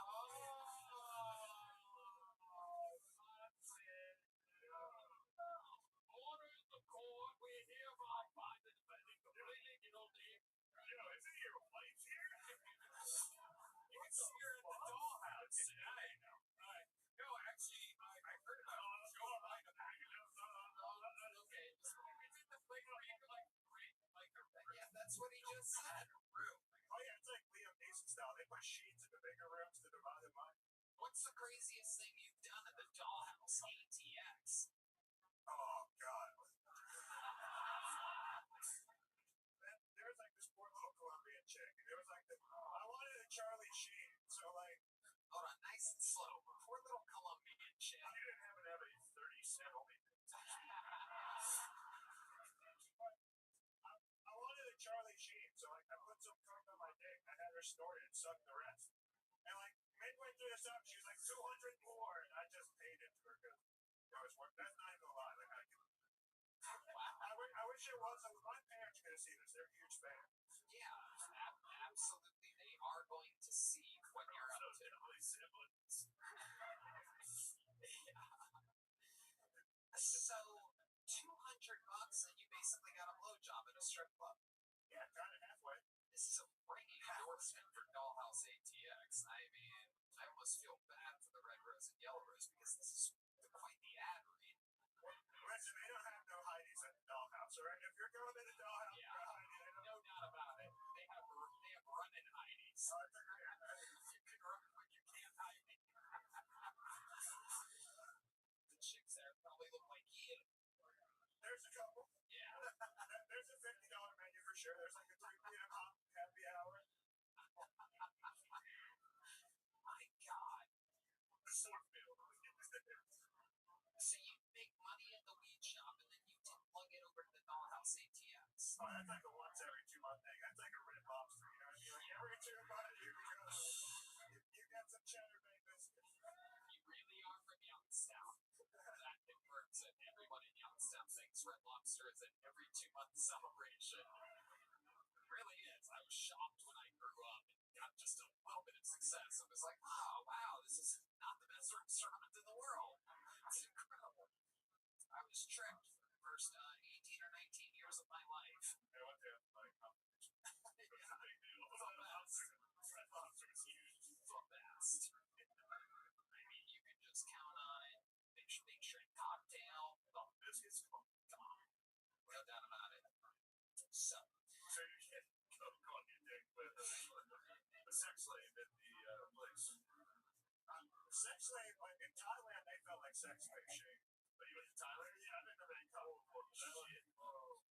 I have this look, brother. Like they know when I landed in Thailand, there's like 30 bitches there. Like he's the one. That's you probably if you go to CrossFit, you'll be fucking sick. You look like a Dagestani wrestler. I can't fight at all. I carry a gun. Fuck that. CCW class is like 8 hours, and you're just as tough as them. Like that. we're gonna read a couple Yelp Rabi's here for Dollhouse ATS.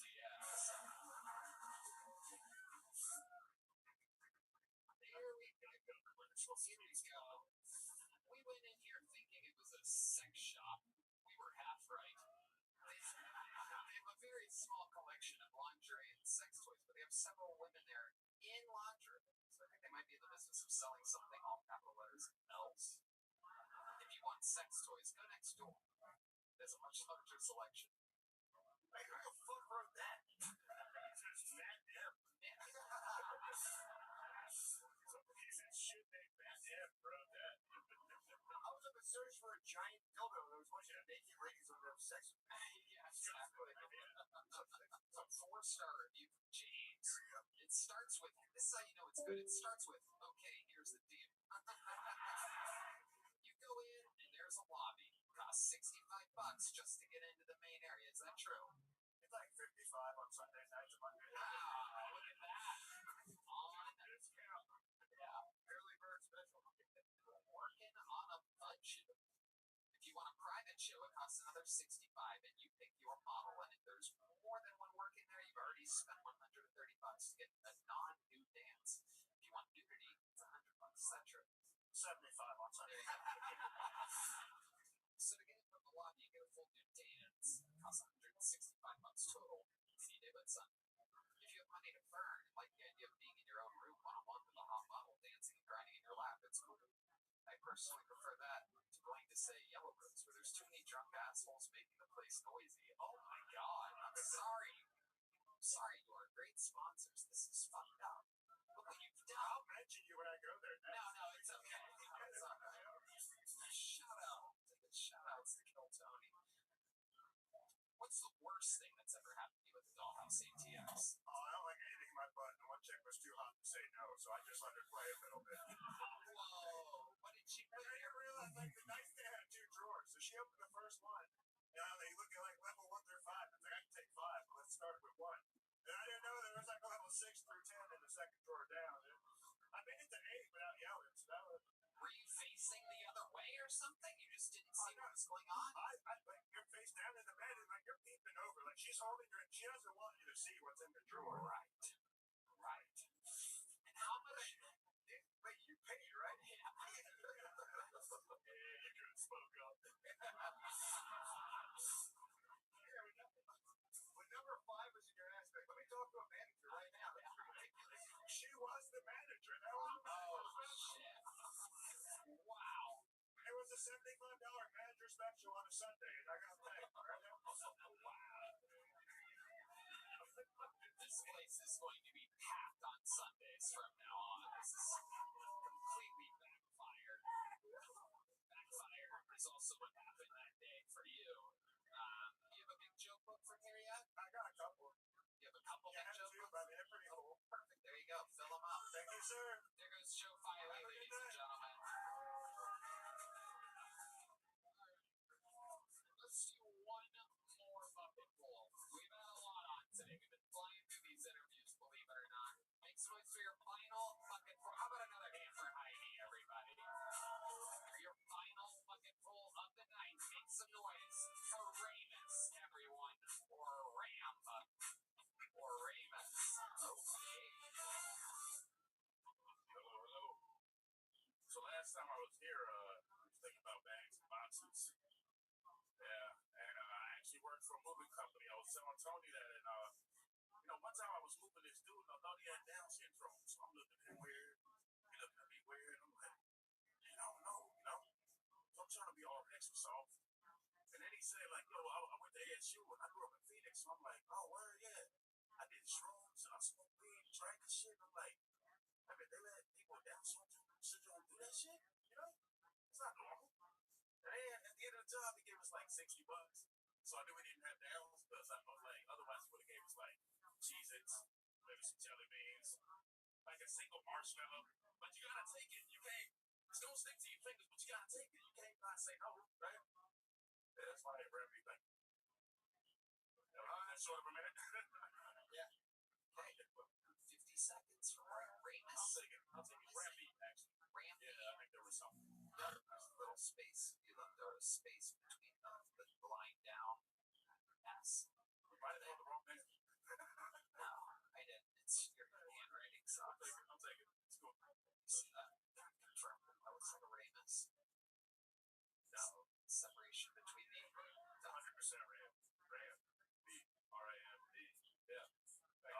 saying Right. Because it doesn't connect. yes. I even did I know a capital B. It's here. Yeah, it's here. Yes. Ram. Beef. Yeah, but you smell it like lamb. Yeah. Okay, ram. That's where this is ram bad. How long you been doing stand-up, Ramby? I moved here in 2021 and I did about 10 open mics in Wisconsin before that, so about 4 years. But I have taken some months off from the collection. You know, my dad popped stress and some other stuff. I'm just being honest. But I have stayed consistent with right. Do that 4 years. So I've been doing it 4 years. That was around about say away 4 years. You have a dad. How did Dad die? Leukemia. He beat it once and then he came back. Wow. He beat leukemia once. Leukemia is your mom's name? That's all we ask, I guess. All right. So She's gonna love that joke. I love it. So how do you make money? I work at a call center internet company, but I can't say it. You know what I'm saying? You like it? It works for right now. What are the hours like? When do I get there or the hours? No, joke. 10 to 7. Okay. Do you have any trouble waking up in the morning? Before this job, I didn't. I was an early riser, and now I'm like, you know what? Fuck, I'm asleep till about 9:30. Give myself some leeway. What do you do? It's like a self-care. Sure. What do you do at nighttime for fun? I go to bikes, and then I also play. Random police I dodge cops. But I dodge cops on Red Dead Redemption 2. This kind of shit I do. You know what I mean? Grand Theft Auto. Have you ever gotten arrested? Never. Actually, you know what's funny? There's a lot of people get surprised that I've never been to jail. Yeah. And when they meet me and talk to me longer, they're like, I can't even fucking believe it. But it's just because I've been lucky, to be honest. Yeah. You never heard of Sammy the Bull? Yeah. All right. Well, I was in Arizona and at the time about like 22 years old. Now I think about it. Maybe I shouldn't say this. Go ahead. Fuck it. Go ahead. Let it out. Yeah. Texas is probably getting recorded. But he was doing like an ecstasy ring. And my dude that I was living with was dealing ecstasy, and I knew we'd make a few bucks on the weekend or whatever, And all of a sudden, we saw the dude that we were getting the pills from in the parking lot on the news. And I wasn't a very good drug dealer. That was the end of my drug dealer days right there. Yeah. Wow. Yeah. 23 people were in that ecstasy ring. You look it up. It's real shit. Wow. Yeah. And you were in it, but you didn't. No. Tony's not incriminating Ram today. Ramus, as you say. Yeah, Ramus. Ramus is Ramby. Let's be clear, Ramby. I love it. What's your love life like, Ramby? We talked about this last time. I don't remember I was back to the bags boxes when I sang a song about the girl not calling me back. Yeah. So she's still like, I'm chilling, man. I'm really just trying to build my life up and not really worry about that side of my life because, No kids? my daughter's 21, living her life, doing her thing. Wow. Yeah, she's very good actually. Great. College and everything. How much did you contribute to that child? I raised her half. I lived in Wisconsin for 20 years, which was very much a sacrifice. Yeah. After growing up in Phoenix, it was like, it's hey. We're in Phoenix. Wait, where? No. How'd you end up in Wisconsin? Because her mom was from Wisconsin, so we moved there, and so I stayed there and broke up to raise her. I literally 50%. Yeah, white mom. White mom. How did the white parents take to you moving to Wisconsin? Pops, right? Can you give an example of what that means? These people have no idea. The whole family hates us. Right. Yeah. But how do you know? Give us an example. Oh man, that's rough, man. Like, give us. They might see this. They might. Yeah. So what's one good little story? You're not naming them out. It could be anything. You ever have somebody look at you like this? Like you're way too long, right? Like that? Yeah. It was constantly that. Yeah. Okay. Even at Thanksgiving, they're supposed to have food. Hey, let's hang out. Hey. You never said anything disrespectful or anything, though? Nothing in particular? Yeah, I almost fought some family members. Yeah. Wisconsin was an interesting time, I would say that. Yeah. Like, I recently went back there, and a bar owner looked at me across the bar from I'm serious. And he just kept looking at me. And I forgot that I tried to fight Philip about 10 years ago. Yeah. Yeah. I mean, How can you forget about that? Well, you live a life 47, so if you live a life where you kind of fought some people, you forget. 42 a.m. and he accused me of something I didn't do. So I was extra charged, and he's behind the bar yelling at me, and I'm like, hey, I'll fuck you up, type shit. Well, I didn't. I was proud of myself, that shit. And I'm very much mature. I wouldn't fight nobody. Incredible. You're 47 years old. Yeah. You successfully raised a 21-year-old daughter. Yes, sir. Yes, sir. You avoided getting arrested. Yeah. I'm a fucking miracle right now, right? Yeah. What's your secret? What's your I was secret? born at 6 months, 2 pounds, right? So Wow. I'm in a miracle over and over again. All them stats. I'm like LeBron, right? You know what I'm saying? Like, I'm 47 and I'm still going, baby. You know what I'm saying? Amazing. I really feel that way. Like, I wake up every morning like, you're LeBron. Now, Ronnie. And then you go to a call center and take calls. Yeah, I know, I know. I'm not gonna go. Someone's just yelling, get him. Let's go, Shane. No, I appreciate it. Yeah, hey, I was at a drink. They took my drink away. They took my drink. I had some vodka. I had to sit it down. They take your drink. Yeah, well, I couldn't bring it down the alley. I could do that. Yeah, that's You already know my emotion, though. Yeah, we can do a black fist up. there you go.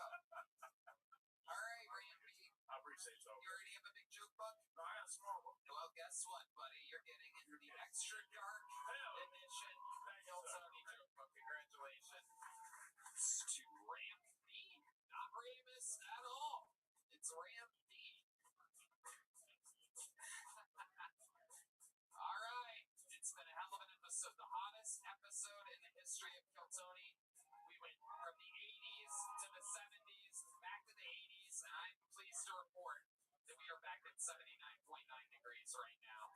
50% humidity, a very rare treat. It does not work for comedy at all. But you guys are a bunch of superheroes, and we thank you. Congratulations to you. And for your herodom, you shall be rewarded. Ladies and gentlemen, I present to you the record holder for all-time appearances on the show, all-time interviews on the show,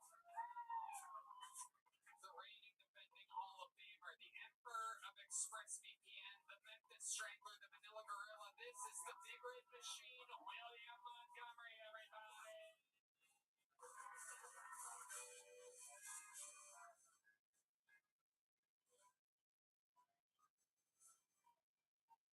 Austin, I'm so excited to announce to everybody I'm actually about to start auditioning for my first feature-length film. The guy seems super nice. He actually sent the script to my father back in Memphis, which is weird as shit. It's like, how do you even get his fucking address? But I'm really excited. Ozzy Osbourne died, 30 years ago.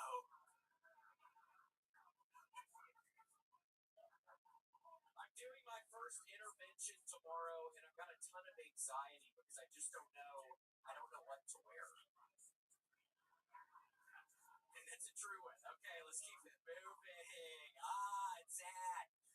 If you don't want me to join a cult, quit wearing all those groovy clothes in your propaganda videos. And we get free juice? Sign me the fuck up! Free love, no taxes, VIP access to a spaceship heading to heaven, and I get to wear the most stylish fits. Presbyterian Church, sit your ass down! Asking for that 10% tithe shit, my coat keeps it.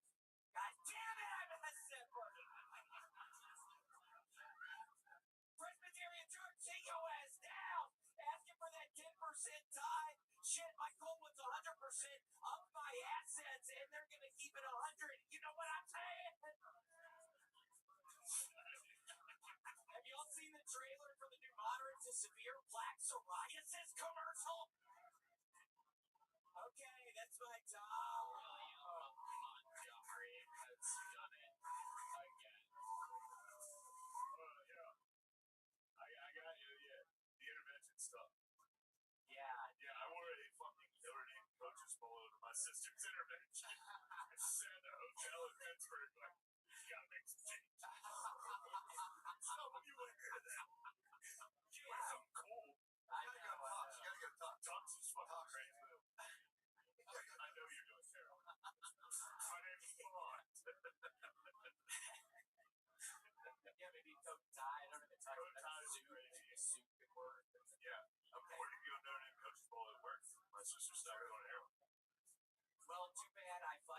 can't stand Notre Dame, dude. I'm a Florida Gators fan. I cannot stand after the whole Manti-Te'o debacle y'all handle. I can't stand Notre Dame. No. Wait, how's that a spot?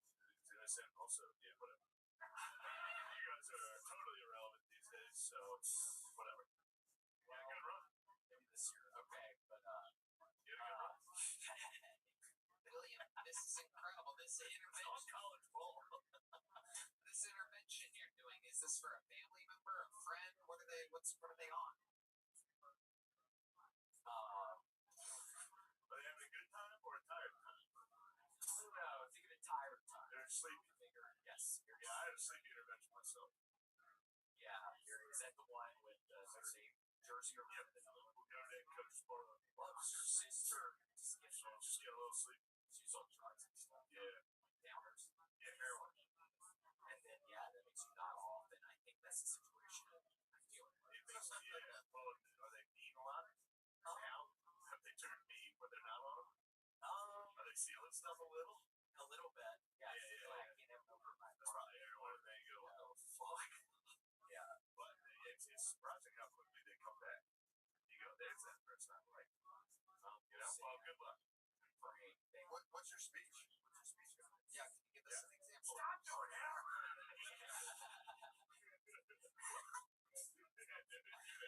But you can turn it. Yeah, I know. You gotta stop doing that shit, man!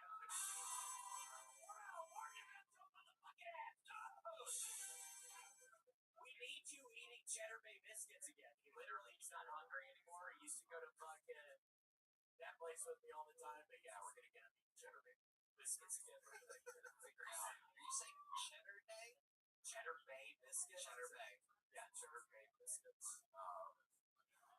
But yeah, oh my gosh, Tony, this past weekend, just to look at old sets, I watched every single, and I've never done this. Tony, I want to say my heart is melting a little bit because when I'm doing these jokes, I don't really ever see y'all's reactions to it. People have their reaction, and it always made me smile to myself, and I could see your ass laughing at some of my jokes. And Red Man, I do have to say, I don't feel horrible about talking about your slutty ass mom every single time. It was like probably in 100 sets of mine, I was talking shit about your mom. So I did have a very nice weekend just reminiscing over these times. I'd never gone back and watched them. Redman, you brought those prop glasses just for this moment with William? You've been wearing these are real glasses, but you put them on now? Yeah, I always put them on. So I don't forget them. Wait, you never noticed that? You look at this month. Yeah. No, he's never done that before. Oh, man, it's classic Kill Tony Fit. When the glasses come on, you know it's wrapping up. What do you think about Red Band's glasses, William? I think they make them look a lot smarter. And I had been worried that he's been looking kind of stupid recently. And I think, thank God with those glasses, they make you look a lot smarter. Red Band, I'm kidding, you look like you're homeless kind of person. You look scary with those glasses. I take them off. Are those even prescription glasses, Red Band? Yes, they are. They are? How much do they cost? $350. That's embarrassing, dumbass. I'm thinking you're going to say something like that. So, William, you actually do look better. I swear to God. Somehow you still look worse, I think. Yeah, you still look okay. You're getting worse, but is this the intervention that you were planning? Yeah, Red Band, we have to get you about your apartment, man. We have to get you. I know you've been holed up here a long time. You know you're fucking super depressed. You've been on VR way longer than normal. My girl's a stripper at the dollhouse, man. My girl's a stripper at the dollhouse, man. Tell us about this new plaque and psoriasis commercial. Not many of us have seen it. It's just this nasty looking bitch walking around with all these fucking, like, it looks like she got real sunburned on different parts of her body. That's what plaque psoriasis is. It's like this nasty disease. People get it. I don't know if it's sexually transmitted. I don't know how people get it, but it's just this real sickening disease people get. Yeah, no. So the commercial seems really good. It's just getting more. It's going to keep people on these pills. Have you? Let's go back to the intervention for a second. Have you planned a speech for this? Have you written this? I was starting to write some earlier. And I said to both that I'm going to finish it up. Don't do it. Don't read like a. Yeah. So I shouldn't read. Yeah. What do you think? Do I go from the heart?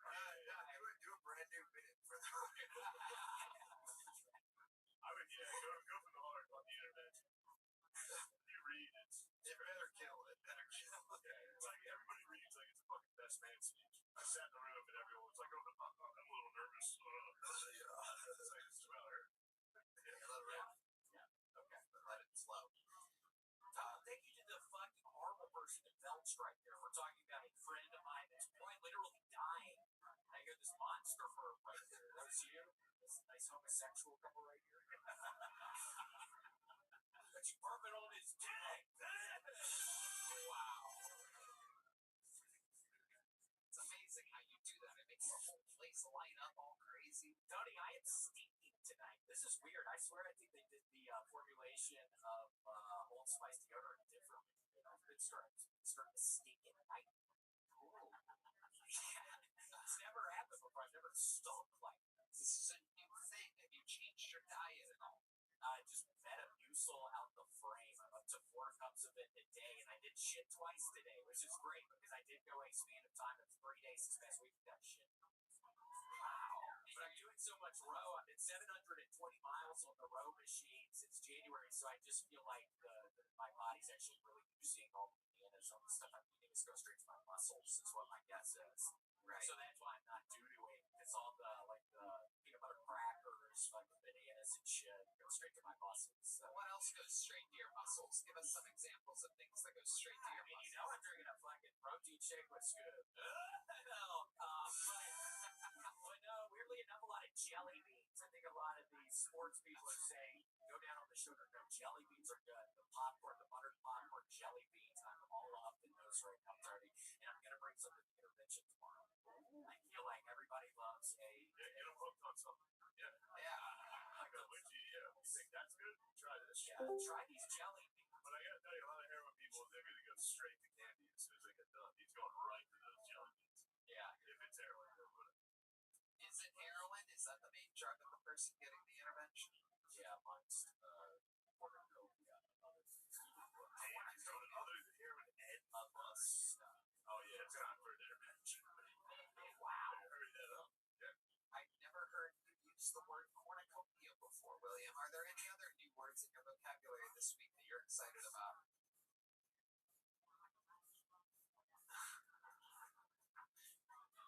It's a little licensed. Whoa. All right. Wait. Didn't even activate the hard one. You got sad horns on that one. Sometimes when you're not passionate about it, you get barely a drum, sad horns, and barely any lights. Assessor. You should do poly substance drug using. Poly substance drug using. That's what your friend is. Oh, polysubstance drug user. Polysubstance drug user. The words, this is a hard one, Tony. I'm so sorry. I mean, I'm really screwing up on this one. I can't say anything. Honestly, the ones that you don't really know that aren't that exciting are kind of funnier than the crazy ones. A new word this week for Willie Montgomery. Almost there. And here we go. Could be anything in the one. I gotta tell you, it's impossible. I'm trying to think of one word. I can't think of one word. Wyoming. Words are tough. Yeah. Domino! Wow! Look at that. What's the one thing that you're hoping at the end of this intervention tomorrow? What's the one thing that you're hoping that the person that you're giving the intervention to will not say? I never will stop using drugs! That's William Montgomery. This has been the hottest episode of Kill Tony in history. We were able to get it down to 79.2 degrees. Guys, the Charlie for Brian J. email that's in. How loud can you guys get for our guests tonight? Shane Gillis and Matt McCusker, everybody. You did it. Brought to you by ExpressVPN. Tire Season 2. Matt and Shane's secret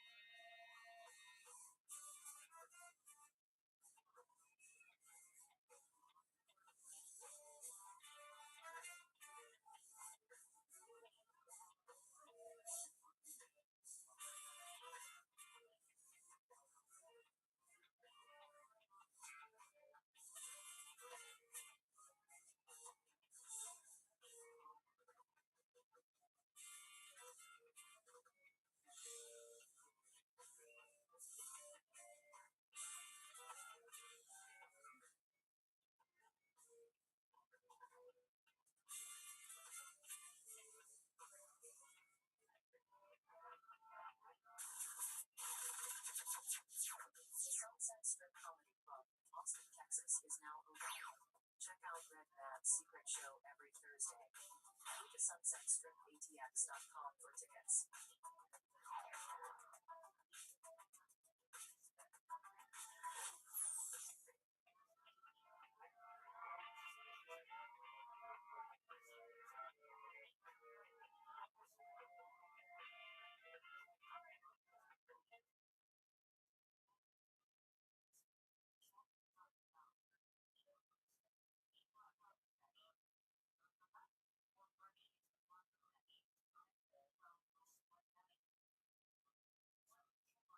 Oh boy, next week we are back on Netflix. There will be no YouTube episode on Monday, August 25th. You're going to have to go over to Netflix and enjoy an action-packed episode live from Madison Square Garden, Mayhem at Madison Square Garden, the newest release of Kill Tony on Netflix. It's an unbelievable breakthrough for a podcast to have any episode on Netflix. This is our second one. We'll see you there, August 25th on Netflix.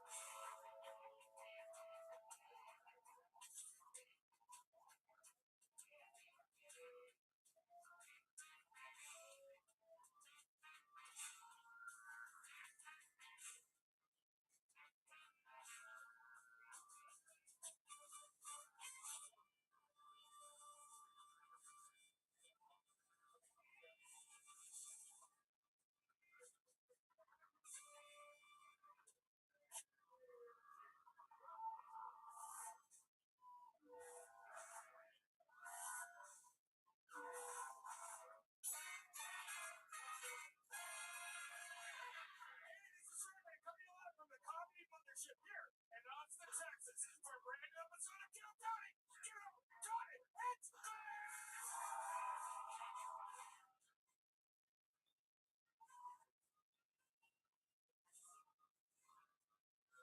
Who's ready for the best fucking night of their lives, huh?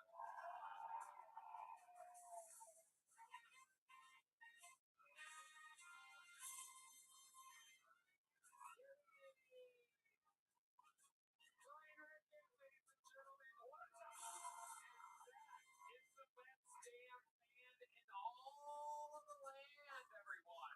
Raul Vallejo, Fernando Castillo, Carlos Sosa, Michael Gonzalez, Nachos Del Grande. The great Matt Mueling on the electric guitar, the leader of the band, John Dees on the keys, and the backbone, the one and the only, the notorious D-Madness, ladies and gentlemen. My God. What a show we are going to have tonight.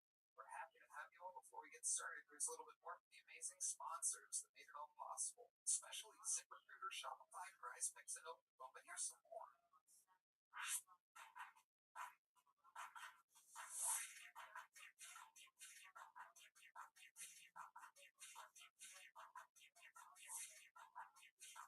You guys ready to start tonight's fucking show or what?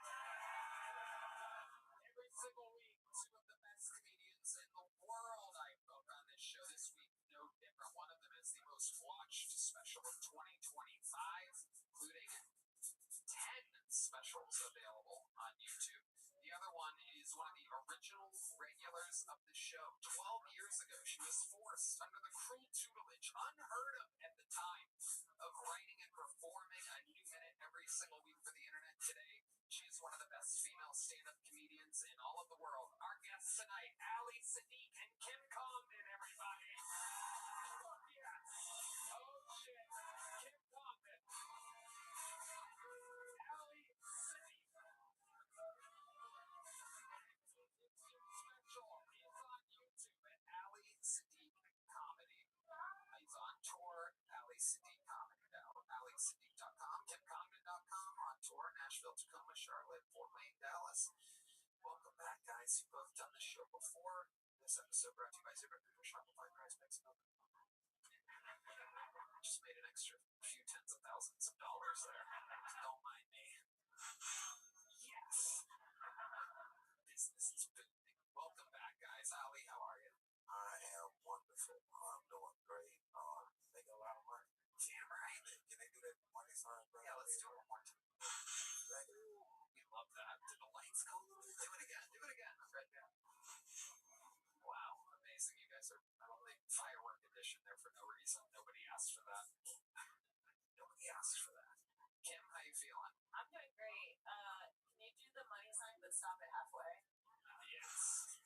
coming up the ranks. KimCoffin.com for tickets. Yes. That's right. You guys know how it works. About 300 comedians sign up for the chance to get pulled out of this bucket. They do a minute uninterrupted. You know their time is up and the sound of a kid. Because they have to wrap it up then or else they bring out the angry West Hollywood bear. And then I interrupt them and we talk about their lives, about their set, about anything that might be more interesting that they possibly could talk about or anything interesting about their lives whatsoever. The whole thing's improvised. Anything can happen. You guys ready to start tonight's fucking show? While we go wrangle the comedian from the bar next door that I just pulled out of the bucket, we are going to start with a very special comedian. While he's not a regular and he's not a golden ticket winner, he's been on only one time ever before, but I want to see more of him. I think everybody wants to see more of him. I kind of think he's an instant legend in my mind. Make some noise for the long-awaited return. Kicking off tonight's show with a brand new minute, this is Sir Winston Pickles.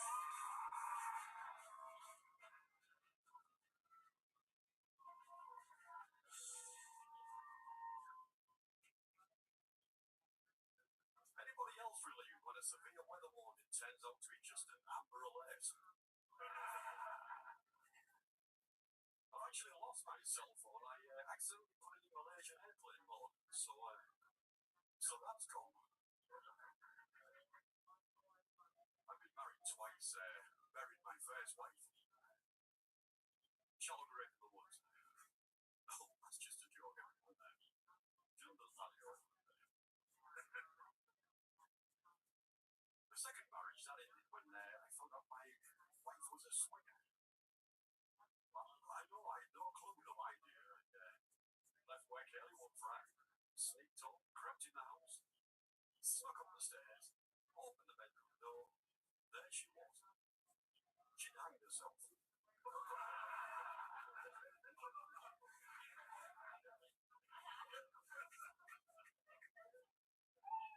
She was swinging. Sir Winston Pickles. Hell yes. Welcome back, my friend. I love your style. A dark, dirty, evil clown.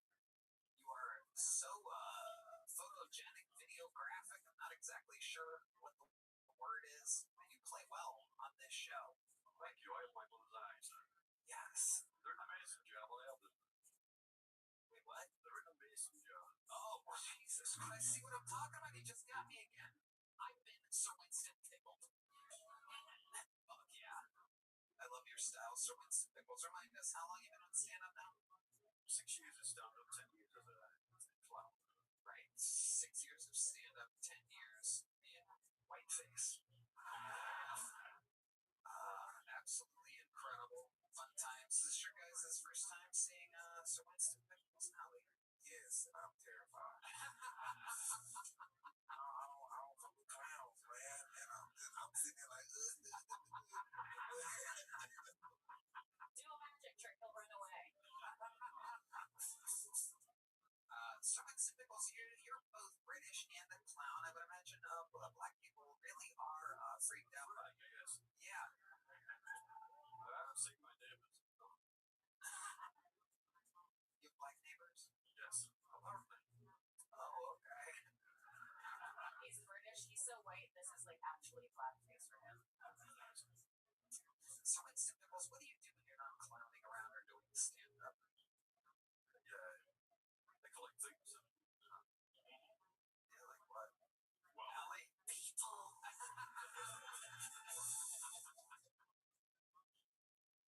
What do you collect? well, my greatest accomplishment was getting the fingerprints of a school friend. Fingertip. Fingertip of Yes, a school friend. a school friend. Junior school, yes. He cut his fingertip off in one shop and I picked it up, thought the hospital would need it, and they kept it.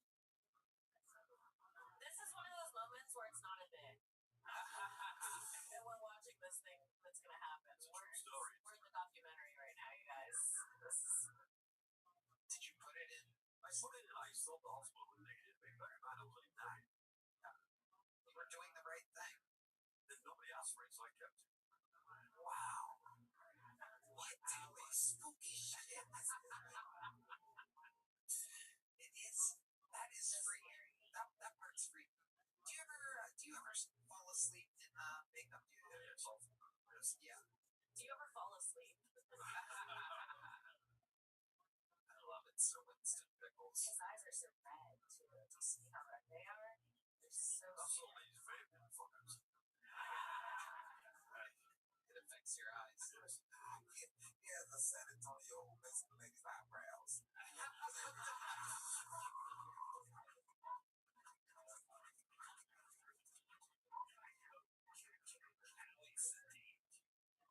Damn right he does. Holy shit, I was wondering what looked familiar about you. That's what it is. Absolutely incredible. Sir Winston, is there anything interesting about you that we haven't learned in any of the other parts of two interviews that you've done? I left England unbeknownst to anybody. I just took off. I had a psycho bitch for a first wife. She came up from Wagon. I'd already gone home to marry her. Wow. Did you ever call her and tell her? Wow. Good for you. Allie, Saw a chance, got over there.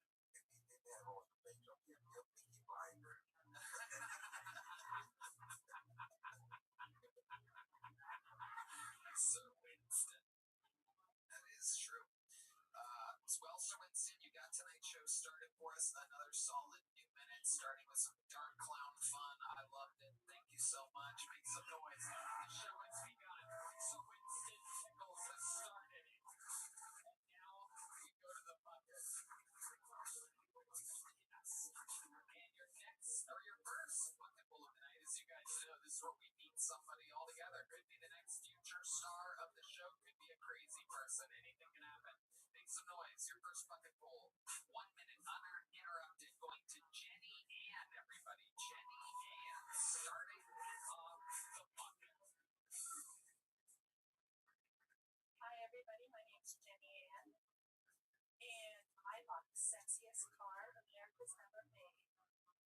And no, it's not a Tesla Cybertruck. It's a Mustang convertible from 1969. Yeah, probably the years you were born.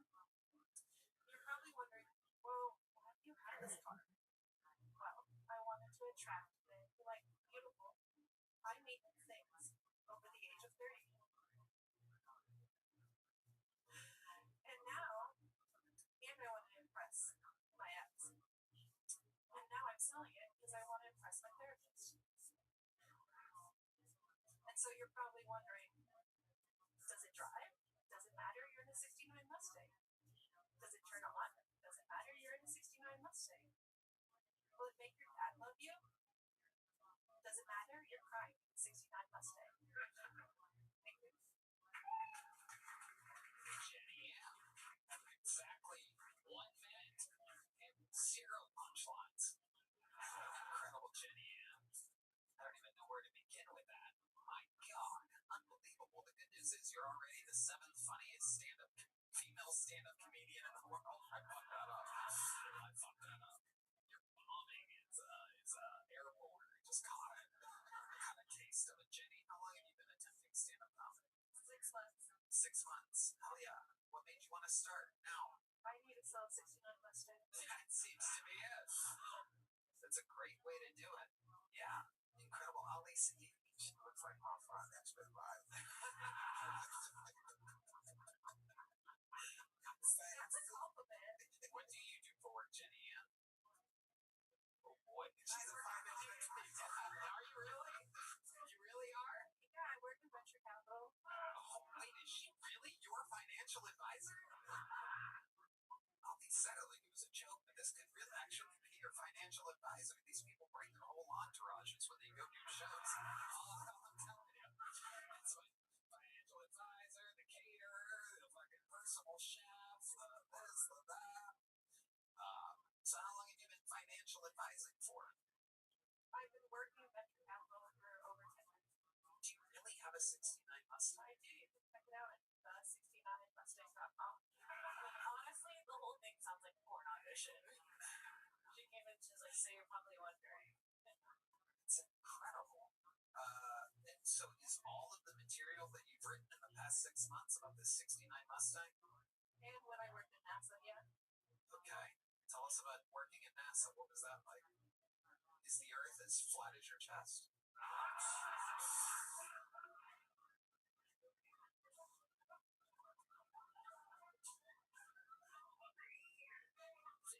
It's Kill Tony.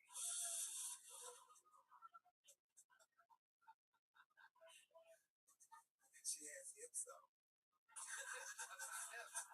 It's been confirmed. What was NASA like, Jenny? What'd you do over there?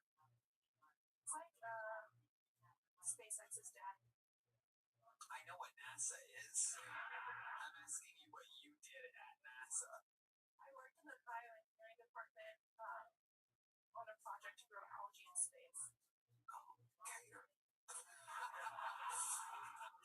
Yes. Catering for astronauts.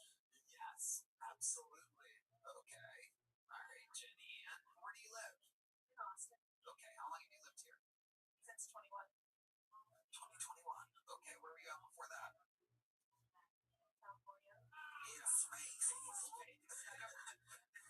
Bioengineering in space. And even in space, they put us in the kitchen. Yeah, it's true. It is true. And in space, no one can hear y'all yap all the time. You know what I'm saying? You read the Twitter freedom.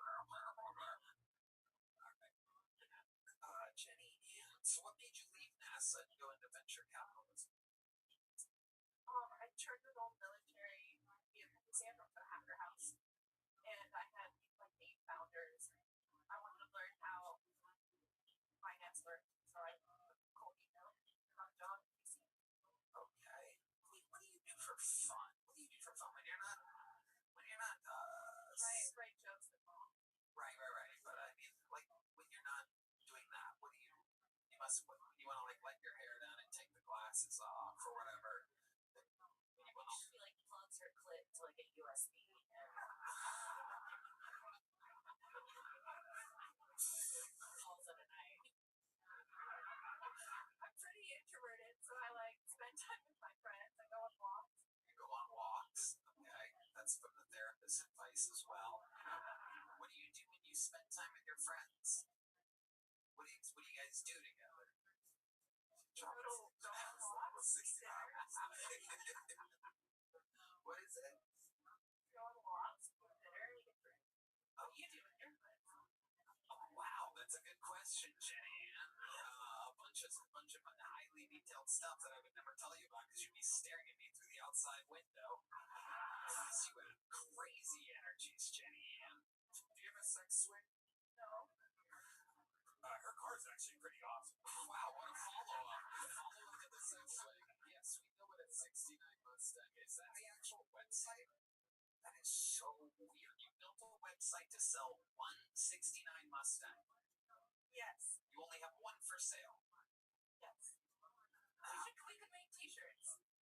But that you suck at selling this car. It's a beautiful car. How much are you asking for it? Whatever anyone wants to bid. Okay, this is retarded, Jenny.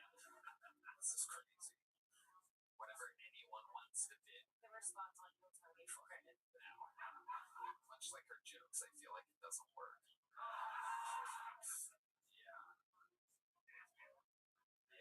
The red stripe. Yeah.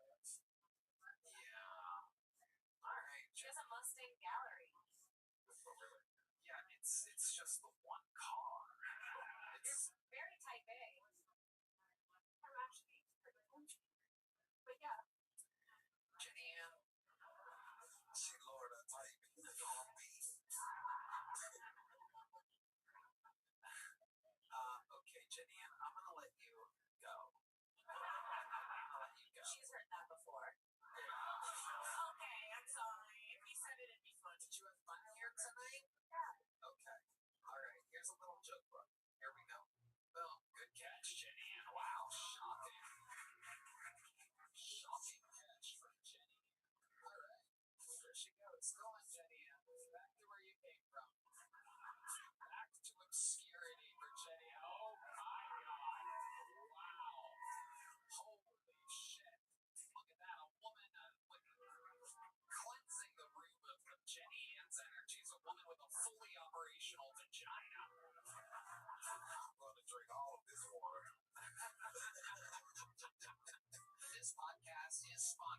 ExpressVPN, true or false, incognito mode makes you invisible on the internet.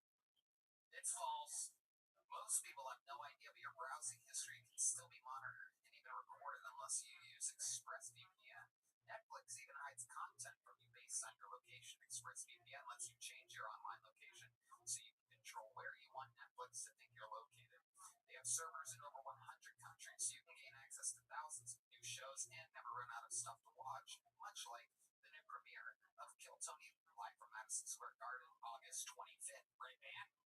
Tony, ExpressVPN is so easy to use. I just fire up the app and click one button to change locations. Not to mention it works on all my devices, my phones, laptop, tablet, even my smart TV. It's all done at blazing fast speeds. Your boy Brian even streams in HD with zero buffering. Tony, I use ExpressVPN and so should you. That is amazing. I use it all the time when we travel, and it's important to stay secure on the road. So protect your online privacy today by visiting expressvpn.com/BillTony. That's expressvpn.com/BillTony to find out how you can get up to 4 extra months free. expressvpn.com/BillTony. This podcast is sponsored by Prize Picks. Basketball season may be over, but the action doesn't stop on Prize Picks because baseball is just heating up. Step up to the plate with Prize Picks and add your favorite baseball players to your lineup, whether it's strikeouts, RBIs, or first inning runs. Make your call with more or less and play for your shot to win up to 2,000 times your cash today. Sign up today and get $50 instantly when you play $5. You don't even need to win to receive the $50 bonus. It's guaranteed. Prize Picks is the best way to win real money this baseball season. Which players are going off? Which ones are? Make your picks in less than 60 seconds and turn your sports takes into real money all season long with Prize Picks. Man, I was looking and I think this week Prize Picks are eyeing the baseball board and selecting Aaron Judge for more than 1 home run and Julio Cease for more than 6 pitcher strikeouts. I have the same picks, Red Man, and I love how easy they make it. Download the app today and use code Tony to get $50 instantly after you play your first $5 game. That's code Tony to get $50 instantly after you play your first $5 game. Prize Picks. Run your game. Alright, back to the bucket we go. Let's see what happens here. Make some noise. A minute from Jimmy Clifford, everybody. Jimmy Clifford is here.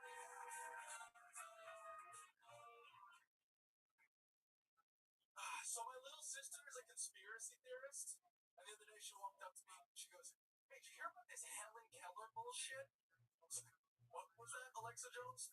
And she goes, "Yeah, my teacher's trying to peddle us some fake news, saying this bitch is born blind and deaf, but I'm supposed to believe she learns how to read and even gave speeches." I'm like, "Yeah, right, Biden was the president and even he could do both of those at the same time." I was like, "Katie, Helen Keller was born blind and deaf." She goes, "Then how'd she learn how to read?" And I was like, "Well, she had this teacher named Annie Sullivan who used to teach her little symbols into her palm. She learned to read that way." To which my sister said, "Palm reading is a scam used to steal money from white women." Okay, you got a point there. I'll give you that one. She goes, "How'd she learn how to talk?" And I went, "Fuck. I don't know. Does anyone in here know how she learned how to talk?" I had to look it up on Google. Apparently, this is true. Annie Sullivan used to take Helen's hands, put it on her face and in her mouth, and she would feel the vibrations when she spoke and mimic those vibrations. Imagine walking in on that shit. Just some poor little disabled girl finger banging her teacher's face over and over again. Alright, Jimmy Clifford. Welcome. With a super topical bit about Helen Keller learning how to make noises. I'm pretty sure that bit was old at the time that this Mustang convertible that's for sale was made. That was insane, Ollie. He looked at me like I did the ground. I've been over here suffering listening to you, and you gonna look at me like I did something. Help me, Ollie. You let me drown. Not my job. That was actually the sound of Helen Keller trying to say hello. Kim Condon. I feel like we all wish we were blind and deaf during that. That was something else. Jimmy, how long have you been doing stand-up? I've been doing stand-up for like a decade.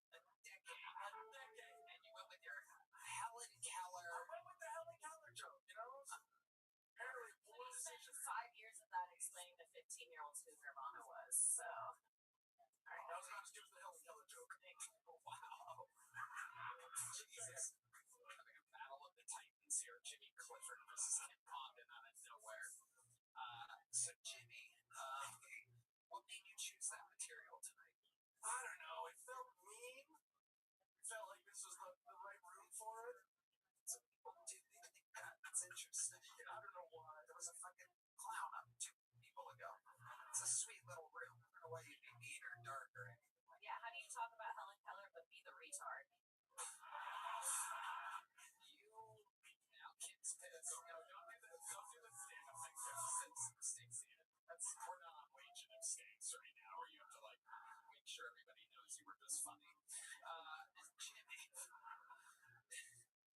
Jimmy, what do you do for work? I'm a video editor. A video edit. What kind of videos are you editing? Child porn. Is it child porn, Jimmy? It's not child Okay, what are you editing? I edit all sorts of things. I edit a lot of online content where I make fun of people on Cameo. Okay. I mean, I feel like Cameo is pretty topical for Gil Tony. Most of the regulars is how they make their day-to-day wage. Again, dead silence after everything you say. It's almost amazing. Like, if we wanted to get room tone for audio, I would just have you do a joke so we could hear, make sure that we have the ventilation and the light sound of lighting and everything edited out of the baseline sound. It never gets quieter than when you try to make some noise in this room. Jimmy, so where do you live? Austin? I live in Austin. For how long? About 4 or 5 years. Where were you at before that? Jersey. Okay. Jersey, what was that like? Living in Jersey? Yeah. I mean, it was pretty good. I lived on the shore, so it was fucking nice. But, I don't know. Have you been to Jersey? There's not really much I can say about it. Okay, I guess not. 10 years in stand-up and a lifetime in Jersey, not much to say. Either one of the things, I guess. What do you think the most interesting thing about your entire life is, Jimmy? The most interesting thing about my entire life is I married an immigrant. Your wife? Yeah. What? I married an immigrant. Okay. Yeah. Where'd you meet the immigrant at? Scotland. You went to Scotland. I went to Scotland. Did you go to Scotland? The Edinburgh Fringe Festival. Oh, okay. So you went out right up. Yep. And then what happened? You were at a coffee shop or what? No, I just started screaming at people on the street to come to my comedy shows because I had to do something. Clearly, Tony wasn't moving the tickets for me, so Yeah. I worked her into a show. She enjoyed it, and then she came back. Wow. Wow. So she came up to you and she goes, I miss you, Sheriff. Yeah. And then after the show, what would you do with her? You guys go have drinks or something? Yeah, grab drinks, got a date going. It was fun. Yeah. Did you hook up that first night with her? Gentleman never kisses and tells. Tony, that's my wife, for fuck's sake. Boo, would you know her? Tell, yeah. No, you're on a show right now. You're on a show, Jimmy. Here's a little joke about it. Ollie, what do you think about all this? That's crazy as hell that a lady who has been doing comedy for 6 months and a guy who's been doing it for a decade are in the same exact place. Yep. 100%. A lady who's been doing it 6 months that is much more venture capitalist and mentally ill than a comedian. Just body Jimmy Clifford, who's coming back from festivals just fresh and ready. All right, Jimmy. I'll be honest, I'm a little out of practice. I just had a baby about 2 months ago. There, yeah, that would have been an interesting thing to say 5 minutes ago. It's the most interesting thing in my entire life, Tony. I would say, it's awesome.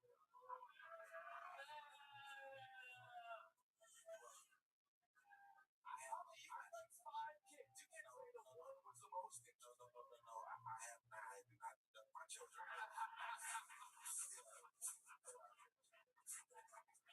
There you go. It's Jimmy Clifford, everyone. We're going to keep it moving.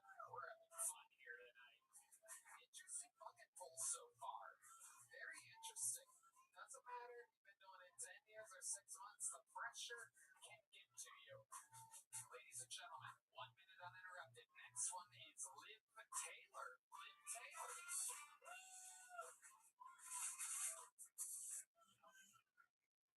So I recently turned 31, and as a woman, I realized that now I'm in my 30s. There's a point in your life that you realize you're no longer in your 20s. Like, that decade of your life is over. That defining point. There's a defining point. For me, I thought, this is when you turn 30. Apparently, that was when I realized I went from having headlight tips to a headlight and a fog light. Bitch, where are you going? Like, I don't even have kids to blame this on, and I'm half Puerto Rican. There's nothing short of a miracle in and of itself. I am half, and I don't speak Spanish. I think I'm more what you call, like, Puerto Rican instead.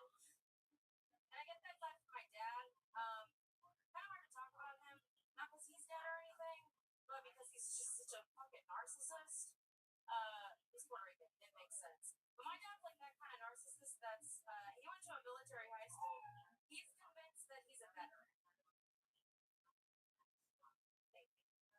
Liv Taylor. Amazing. Decent and somehow the best bucket pull of the night so far. Barely decent yet the number one ranked bucket pull of the night. Hell yeah. I bet you would. You're half Puerto Rican. Is that why you think one of your tits is garbage? Probably. Still got it. Leaning into the wind. Alright. I love it. Liv Taylor. How long you been with Siva? Almost 2 years in November. Okay. How do you make money? I'm a vet tech. Vet tech. Yeah, I actually I've been working for about 2 months. The last time I was on, I didn't have a job. I found a job not long after that. So that's what happens. Yeah, Tell me about. A lot of people think people just make money off Cameo here for some reason. Steven, as a vet tech. Yeah.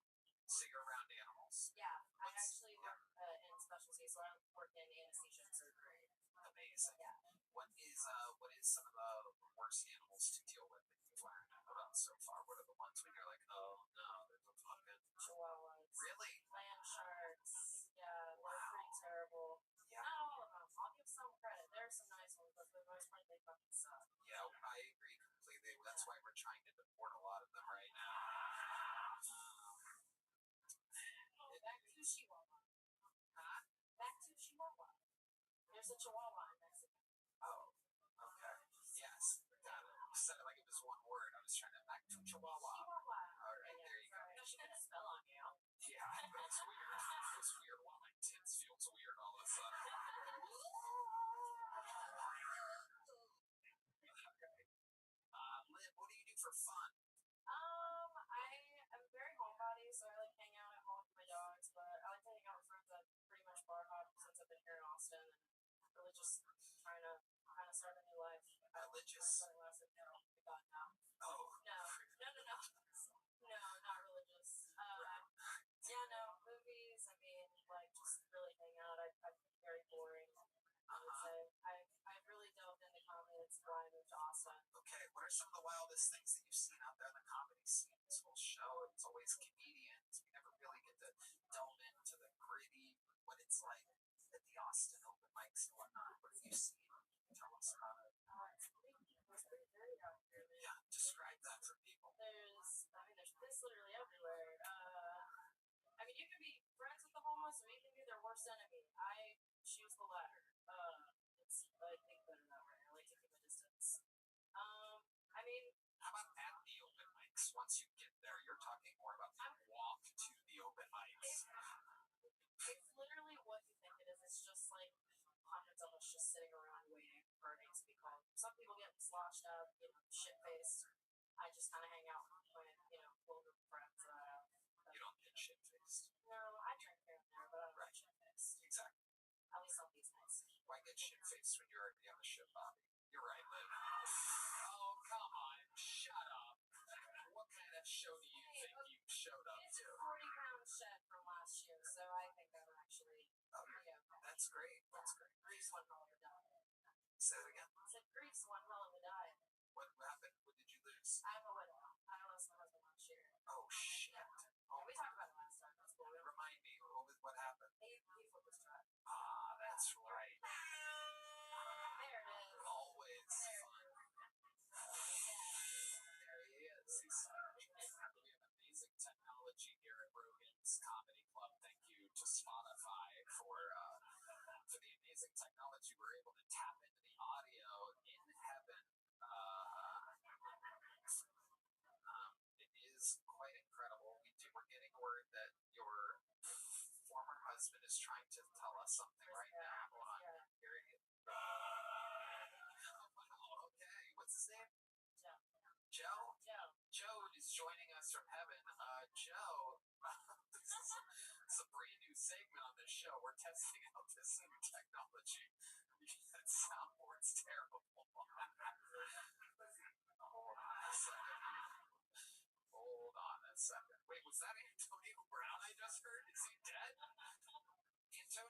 you say? All kinds of Oh my god. All right. So Liv, if you have like a short-term goal for your comedy, what would it be? I mean, I'd like to be at least featuring in the next, like 2 years. I know I'm not ready for something like that now. I'm definitely still working and building. That's a good goal. So yeah, I'd say like 2 years. Good goal. Can I tell you a fun fact? Oh, I actually have a picture of you with, like, I went to a show of yours. It was like the year before Mom died. And What year was that? 2023.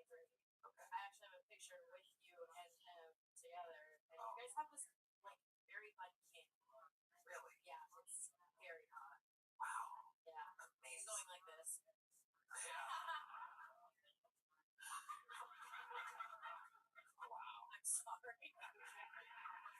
Well, if you had a husband that looked like me and he was stuck with you, I could see why you wanted to flip that truck. God, we're getting here. She's smiling. She's living her dream. She's on the biggest show in her industry. You gotta be nice. She was there. Part of the truck is still on her face. Oh my god, this is a very roasty panel, Liv. I liked your set so much so that you're leaving with a big joke book today, Liv, just based on the fact that you're the best bucket full so far. There you go. Liv Taylor. Where have been fun? Where have been a lot of oohs and ahs from this crowd? Very sensitive crowd. The liberal girl whispering into her boyfriend's ear over there. I just think it's me. Jesus Christ. Hello there. This podcast is sponsored by Shopify. When we were young, we used to dream of being anything. An astronaut, the president, a princess. That's me. Instead of dreaming of going to space or owning your own castle, maybe start dreaming of owning your own business. You'll need a website, a payment system, a logo, and a way to advertise to new customers. It can all be overwhelming and confusing, but thankfully, that is where Shopify comes in. Shopify is the commerce platform behind millions of businesses around the world and 10% of all e-commerce in the U.S., from household names like Mattel and Gymshark to brands just getting started.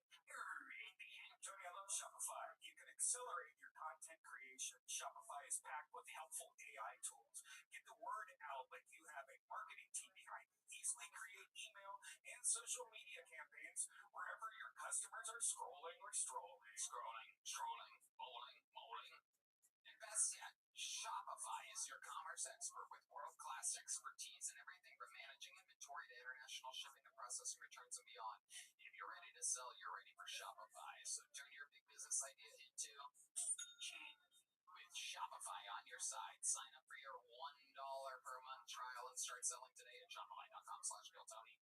Go to shopify.com/GilTony, shopify.com/GilTony, shopify.com/GilTony, shopify.com/GilTony. Hello there. This podcast is sponsored by OpenPhone. If you're running a business, you know that every time you miss a call, you're leaving money on the table. When every customer conversation matters, you need a phone system that keeps up and helps you stay connected 24/7. That's why you need OpenPhone. OpenPhone is the #1 business phone system that streamlines and scales your customer communications. It works through an app on your phone or computer, so no more carrying 2 phones or using a landline. With OpenPhone, your team can share one number and collaborate on customer calls and texts, like a shared inbox. That way, any teammate can pick up right where the last person left off, keeping response times faster than ever. Tony, I love OpenPhone. It's the best business phone system hands down. Say goodbye to voicemail. Their AI agent is set up in minutes to handle calls after hours, answer questions, and capture leads, so you never miss a customer. So whether you're a one-person operation drowning in calls and texts, or have a large team that needs better collaboration tools, OpenPhone is a no-brainer. I love a no-brainer. That's why I've been working with you for so long. OpenPhone is offering our listeners 20% off your first 6 months at openphone.com/GilTony. That's OPENPHONE.com/GilTony. And if you have existing numbers with another service, OpenPhone will port them over at no extra charge. OpenPhone. No missed calls, no missed customers. All right. Your next bucketful goes by the name of Benny G. Benny G. Here he is. So I married the Wish.com version of my high school crush. The original, a pie. see like this, the knockoff, or like this, arthritis in both hands.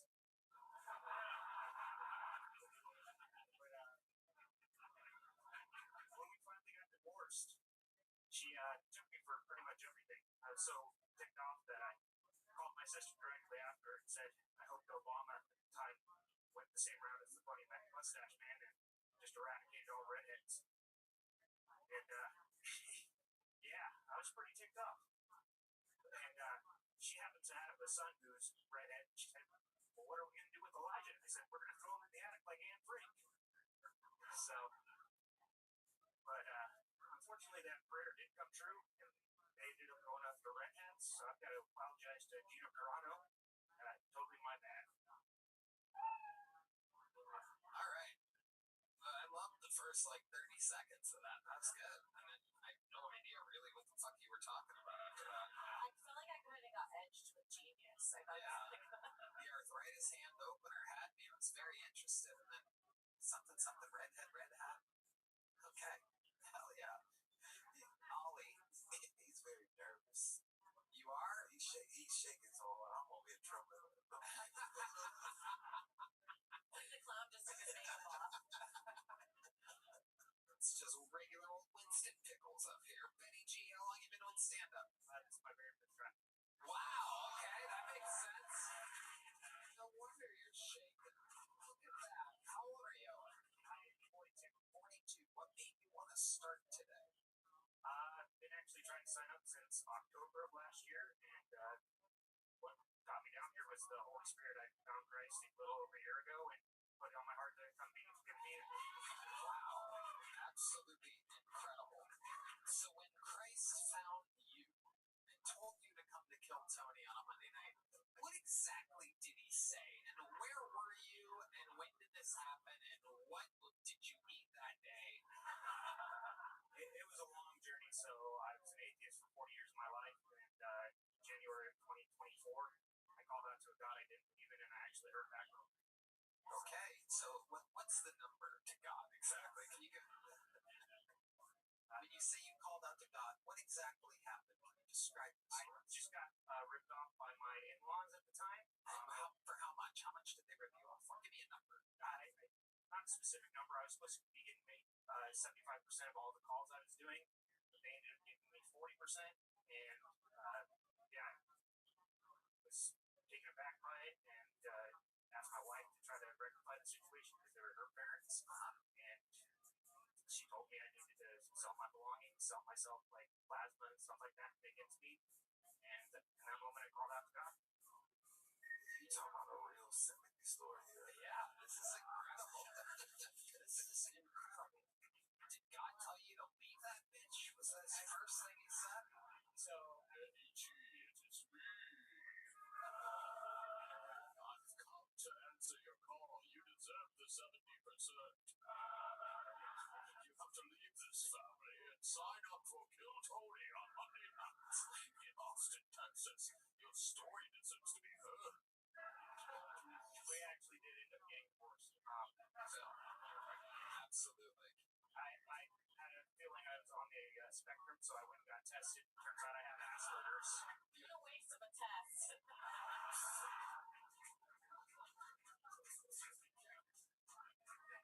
Turns out, in a stunning turn of events, you have Asperger's. Congratulations on being the last person to find out.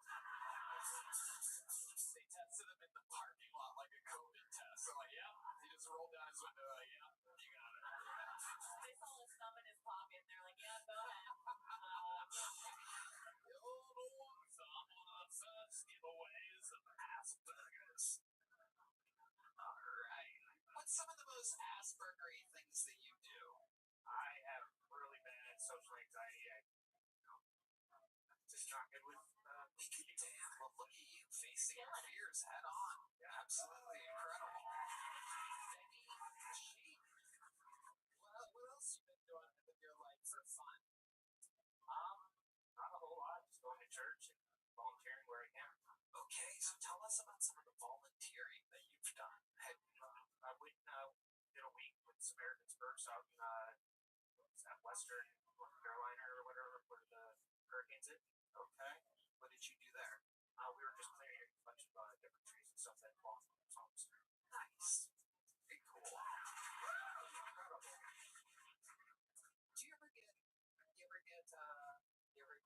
talk to the devil? I mean, if God talks to you, I mean, you might, like, they say lightning doesn't strike twice, but I mean, has the devil ever reached out to you since you have a direct, we have someone, there's someone calling in. What do we got here? Where's the, hold on a second.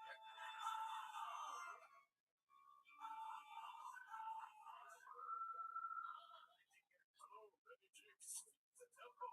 I know I sound a lot like God, but You asked if I talked to the devil. My ex-wife did call on Sunday. Oh shit! Oh, his ex-wife is getting lit up.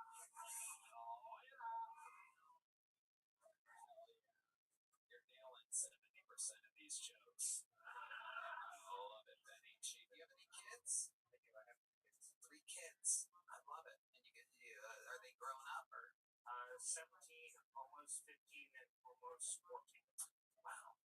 Okay. Do they have the devil inside them, especially the 17-year-old? No, he's actually on the screen. What is wrong with you? Do you have like your own quota for retarded shit you have to say? Like, oh, it's been 10 minutes. Is your 17-year-old corrupted? What's the craziest thing about your 3 kids? Not a whole lot. Besides being on the spectrum, they're pretty normal. They're all on the spectrum? All but my youngest. Wow. What do you think you did different with the youngest? How do you think the youngest avoided the spectrum? Did you do something different? Perhaps hold out? Not be mine. Oh my God. I am so saddened about this. There's a lot going on there, man. I love it. So what makes you think that kid might not be yours? Other than the spectrum thing, does it look different? Yeah, she definitely does look different. She's black. So, What was that? I said she does have an afro. Are you serious? Oh, she's got massive curls. Have you ever?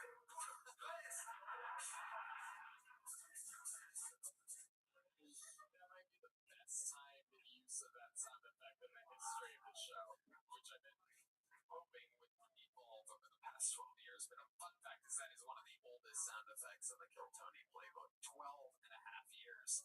Have you ever asked your ex-wife to tell you the truth about your youngest child?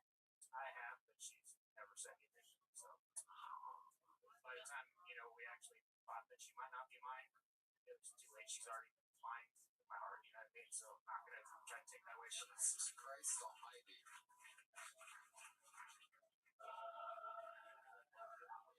Is there anyone you think it could be?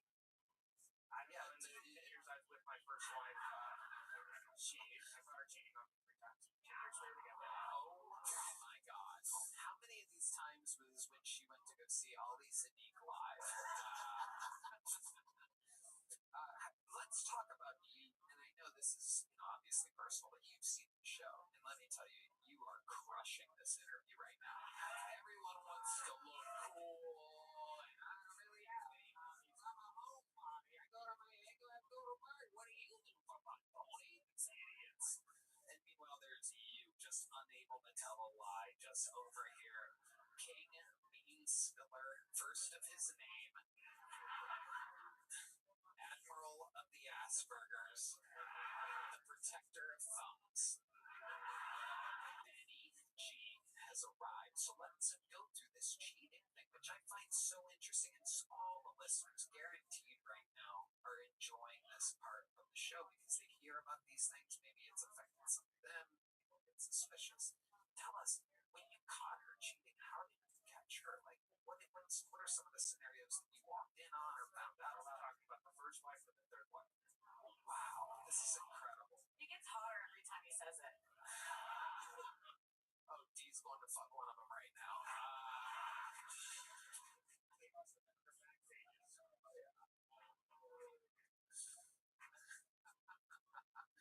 One of them has an afro and is completely blind. Plays a hell of a bass, though. Hell of a bass guitar. She's 4. I honestly feel like this is how Creed started. Yeah. go to any wife. Just tell us about a time that you've caught a wife cheating on you. So we just got done moving, and she was supposed to be working night shift at Amazon. I couldn't Well, find. she was working night shift at an Amazon, all right. Old Anaconda. All right. I couldn't find the mop. I was trying to clean up the house because we just got done unpacking and stuff like that. I wanted her to come home at 6 o'clock in the morning or whenever shift ended to a nice clean house. And Oh, God, Benny G. Holy shit, this is incredible. You wanted her to come home to a nice clean house, so you stayed up all night. You sweet, sweet boy. well, I drove over to our old place because we left the broom and mop there to try to clean it up You before. even had to go back on a draft to do a mission that you wanted to do. And she was walking out with another man. Oh my God. Oh my God, the old broom and dustpan. And then later, come to find out, she was actually hooking herself. She was making money? She was getting paid to do this? Prime delivery. Okay.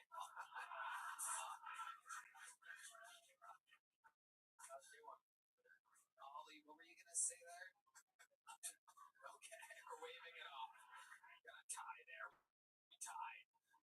So, Benny G, how did you find out that she just admitted to you that she was hooking? It was actually one of my coworkers. He said, She walked out of your old house. he'd been on Reddit. She's like, your wife's recently got braces, didn't she? I'm like, yeah, how do you know? You haven't seen her in like 2 years since the last Christmas party or whatever. He's like, well, you might want to look up this name on Reddit. And sure enough, I did. And there was all her Backpage ads from the time we started dating.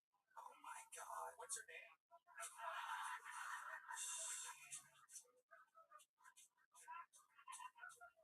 You are disgusting, right, man? I can't believe you would say this is a real emotional part of the show, and there you are asking, what is her name, just out of curiosity? All right. So, this is incredible. Now, did she ever give you a reason why she got into this? Did she need the money that bad? After we, I forgave her and we tried to stay together after that. But, You forgave her for being an all-out hooker? She found out he had one ball. Wait, you... no, I had both. Wow. Look at that. They got a tax anymore. See, I knew I was right. Vasectomy, so. Oh, tubes tied. You said enough is enough. Did you get your tubes tied by any chance before your last kid came out? No. Okay. Last kid was 2011. I got vasectomy in 2017. Wow. What made you get it in 2017? Were you nutting inside of a ton of women? No, my second wife said that would improve her sex life if I wouldn't got a vasectomy. Because she wanted you to come inside of her? Pretty much, yeah. Wow. When you say pretty much, was there something more? Just a yes. Okay. So she wanted you to come inside of her, but she did not want any little Asperger babyettes running around. She didn't want any of that, right? Yeah. Okay, good. Because she had met your other kids, and she's like, oh, hell no. Yeah, pretty much. Right. Okay. Wow, it's been a long interview, Benny, but I feel like I could go on and on with you. Wow, is there any other time that, any other good of the cheating ordeals? I think that's what people really love. Now, my mother and my sister stole $3.4 million from a major oil and gas company, though. Wow. Oh my God. It's like all the bucket pulls, energy, and answers went to one chosen man. I think God really is in his fucking earpiece. This guy is so interesting. Did they get in trouble for that? Oh, yeah, my sister did, I want to say 5 years in prison. Yeah, those oil and gas companies tend to be able to afford lawyers and private investigators. Well, did they think they were going to get away with it? I mean, they got away with it for like 10 years or something. Wow. Worth it. And they tracked him. It's enough time to spend the money, that's for sure. I mean, you can Google it to this day. It's a national story in Denver. Yeah, and you were close with them? Yeah. What did they spend that money on? Do you remember anything specific where you're like, that's kind of weird? I mean, hookers and blow, I don't know. Wow. was fucking your wife at one point. Incredible. Benny, I love your style. You're so loose up here. You're smiling, and 15 minutes ago you were shaking. An unbelievable job. Unbelievable interview. Thank you so much for coming by. Benny G, everybody. Let's fucking go. A compelling story. His biggest fear, social anxiety. He just crushed it during the interview part for 15 minutes. Let's see if this person can follow that. Your next bucket pool goes by the name of Ty Marion, everybody. Ty Marion. Oh, we know Ty.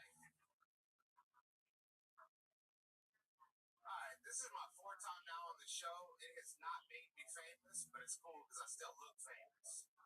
Like, I know I look like a racially ambiguous Ross from Friends. Not too long ago, a dude came up to me in the street and said, hey, you kind of look like a special needs David Blaine.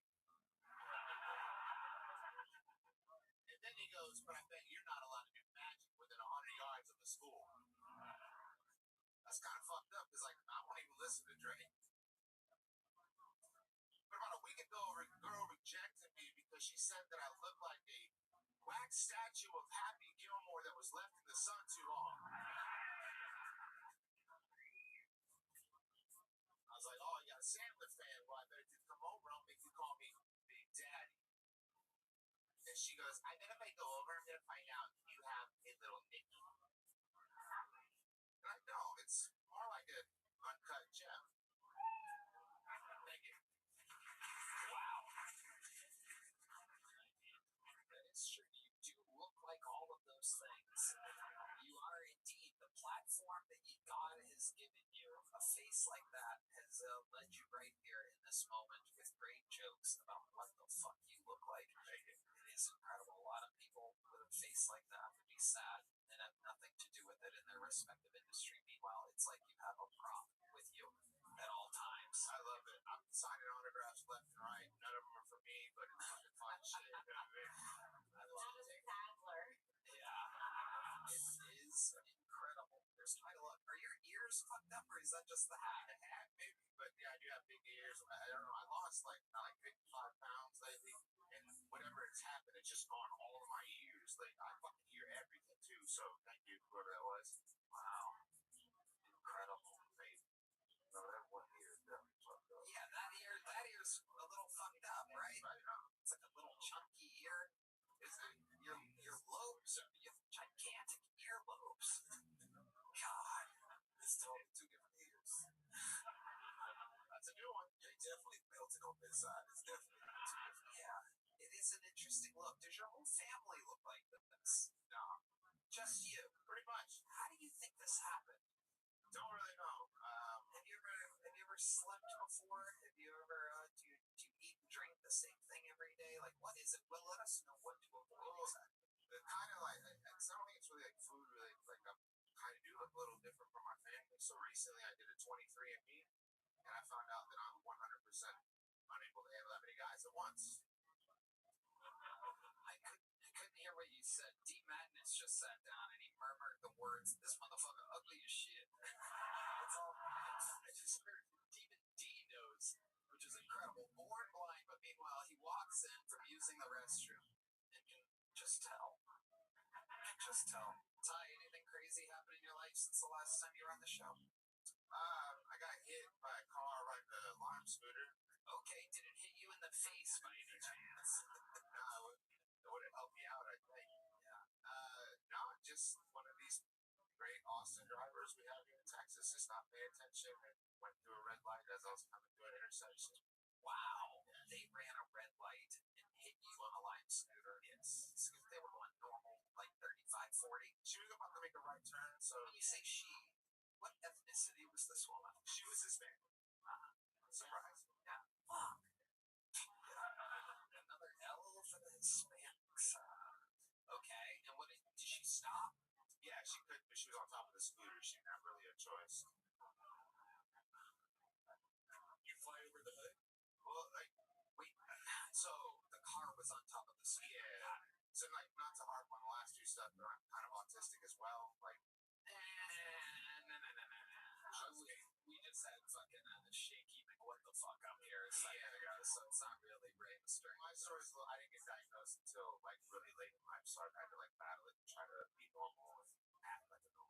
so it's just a facade. Did they tell you that you have a face that looks like an Asperger? No. Somebody order number 33, Asperger. I think they said your face has draughtism. Alright. It's Very saggy. Thank you, sir. I'm gonna kill myself later. Come over. Kim has one joke that doesn't work. She goes on a 6-minute break. Fuck you. Thank you. Die right now. All right. Well, Ty, fun times. You're on the show again. You've been on numerous times before. Anything else crazy we should know about you? How did it end? The thing where she give you money? Yeah, well, we're kind of settling that now. Oddly enough, the cop that arrived was the same cop that was here on the last story that I told on the show. Not to rehash anything, but it was the same guy. So he was like, hey, you want all this information. You need to go ahead and do this. I was like, I think I'm fine. He was like, you're not fine. Oh. So we'll see what happens.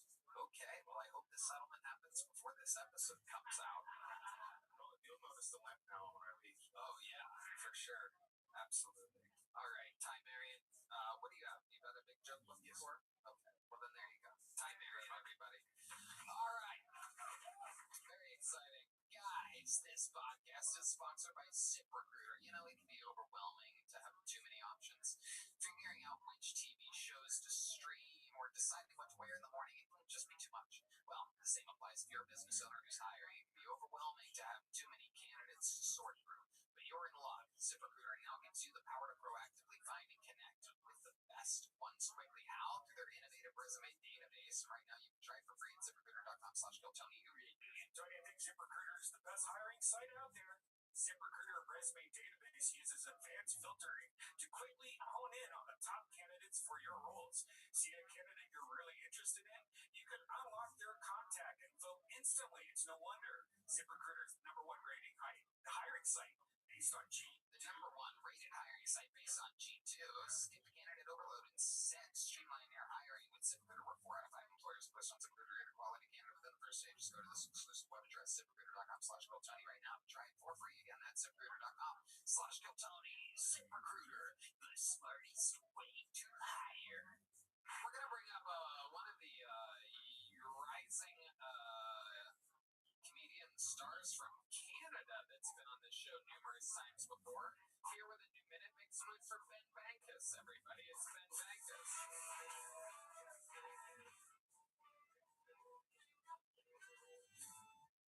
What's going on? I got 2 kids. I just had my second kid, and yeah, my wife, she tells people, yeah, we had a second kid, for our daughter, so she'd have a friend. It's like, yeah, that's what I was saying. Just fucking my wife like lost for my daughter.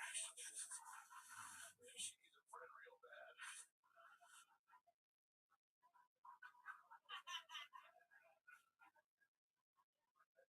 But I got a son now. Every guy wants to have a son, right? Because it's manly, and you see those gender reveals where the guy already has 2 daughters, and then it comes out pink. He's like, fuck, I can't fucking handle this shit.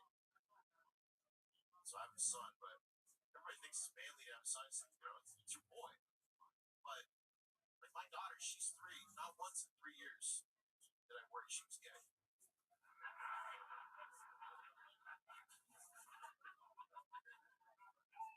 My son's 3 months old. I'm fucking worried.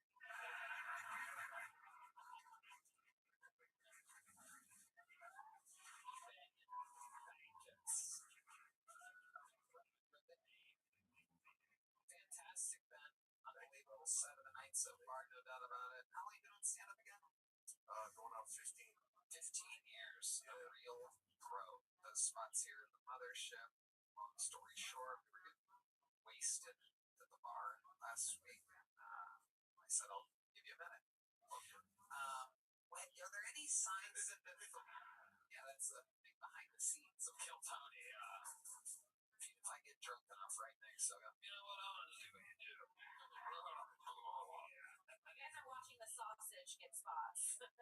Yes, the sausage gets spots. Is there anything gay about the 3-month-old that makes you think it might be gay, or is it just a funny joke? Yeah, I mean, or is it like sucking its thumb like you back and forth like that? yeah. Well, like, he breastfeeds. It shits and moans. What?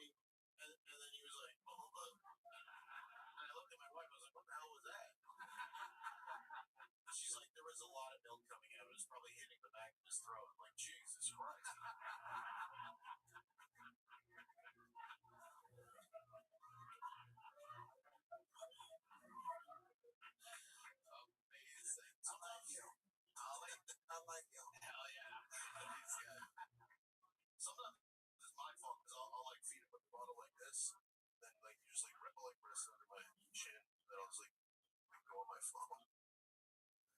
And then I'll look down and like the bottle's shifted. It's like, oh yeah, I'm like, fuck no, I'm okay. This is right. This is a lot easier than I thought. You're contributing. So that's amazing, Ben. And how old's the daughter? She's 3. 3? Okay. And you're still with the baby mama? Oh yeah, well, She's up in Canada? no, she's here. Okay. Yeah. What does she do? She's stay-at-home mom. That's right. Look, yeah. Okay. Nice. Also, can we play the money thing? So you're just doing it stand-up comedy, making enough money. Stand-up comedy touring, the whole country. Just did Pittsburgh, Cleveland, Chicago, Rosemont, Illinois, all sold out. Nice. BenBankus.com.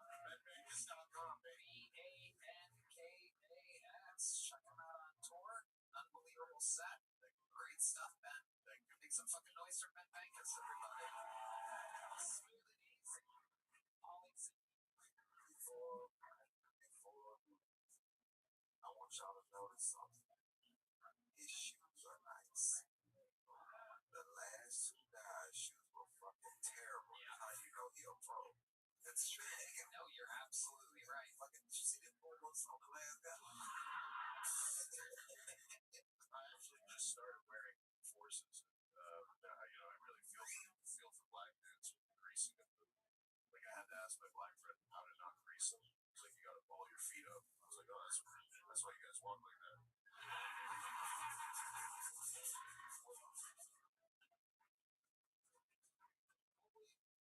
Stop wearing those 10 years ago.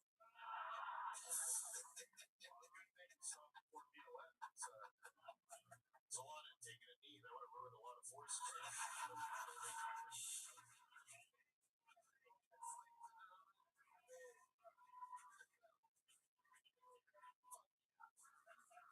To the fucking Rico, ladies and gentlemen. And here is a new name. Make some noise. A new minute, new name. It's Dave the Butcher, everybody. Dave the Butcher has arrived. God damn it, Spider fucking out. Can't see shit. Roll up headphones. That's why I'm fucking like you went over there. Oh shit. I get it, Tony. Keep him on stage where you keep an eye on him. You know what I mean? Keep him on stage where you keep an eye on him. Bless you. You know, because it's messed up, but left in the workplace, it's a motherfucker. Oh yeah. Shit. Got a little bit of a racist joke here. Just trying to break the ice. I'm a little nervous here for my first time, so knock knock.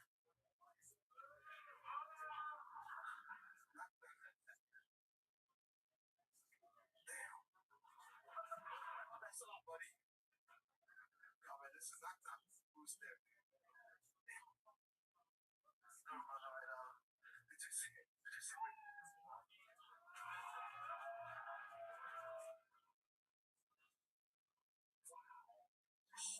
Shit, Dave. What the fuck are you doing here, man? What would make you do this? Why would you sign up for this? I'm sorry, man. It's quite as fun. I can't see shit. You're how it's seeing anything. D-Madness crushes back here. He literally can't see shit. Kills every single week. Biggest pop from the moment he walks out. Plays like the fucking, like the devil himself. He doesn't go, sorry, off today. Can't see shit. Crushes. Meanwhile, you can see a lot. Yes, the lights are brighter than they are in the alleyways where you're used to performing. Have you ever attempted stand-up comedy before? A couple times. I'm 6 months deep. 6 months deep. Yeah, okay. All right, Dave. What the fuck? Do you have a joke in 6 months? Yeah. I got a couple jokes. Do they all end in knock knock? That's how the joke's supposed to start. It was supposed to be knock knock. Go ahead. Knock knock. Fuck you.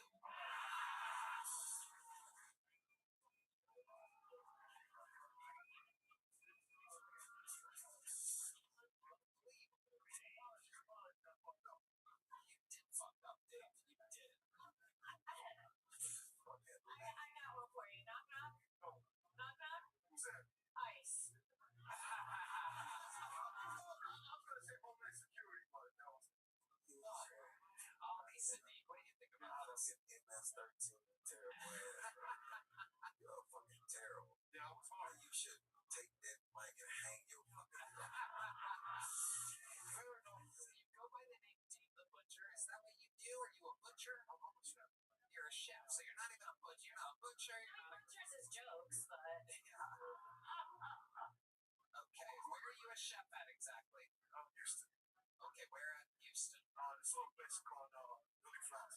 Philly flats. What do you make there? What do you specialize? All kinds of stuff. Italian food, Spanish food. Okay. Sandwiches. Are you good at that? Oh, shit. Okay. You know what I think you should do? I think you should go back there. All right.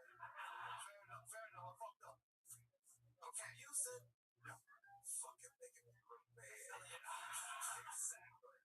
This thing. Check out the Kingston, man. Clean.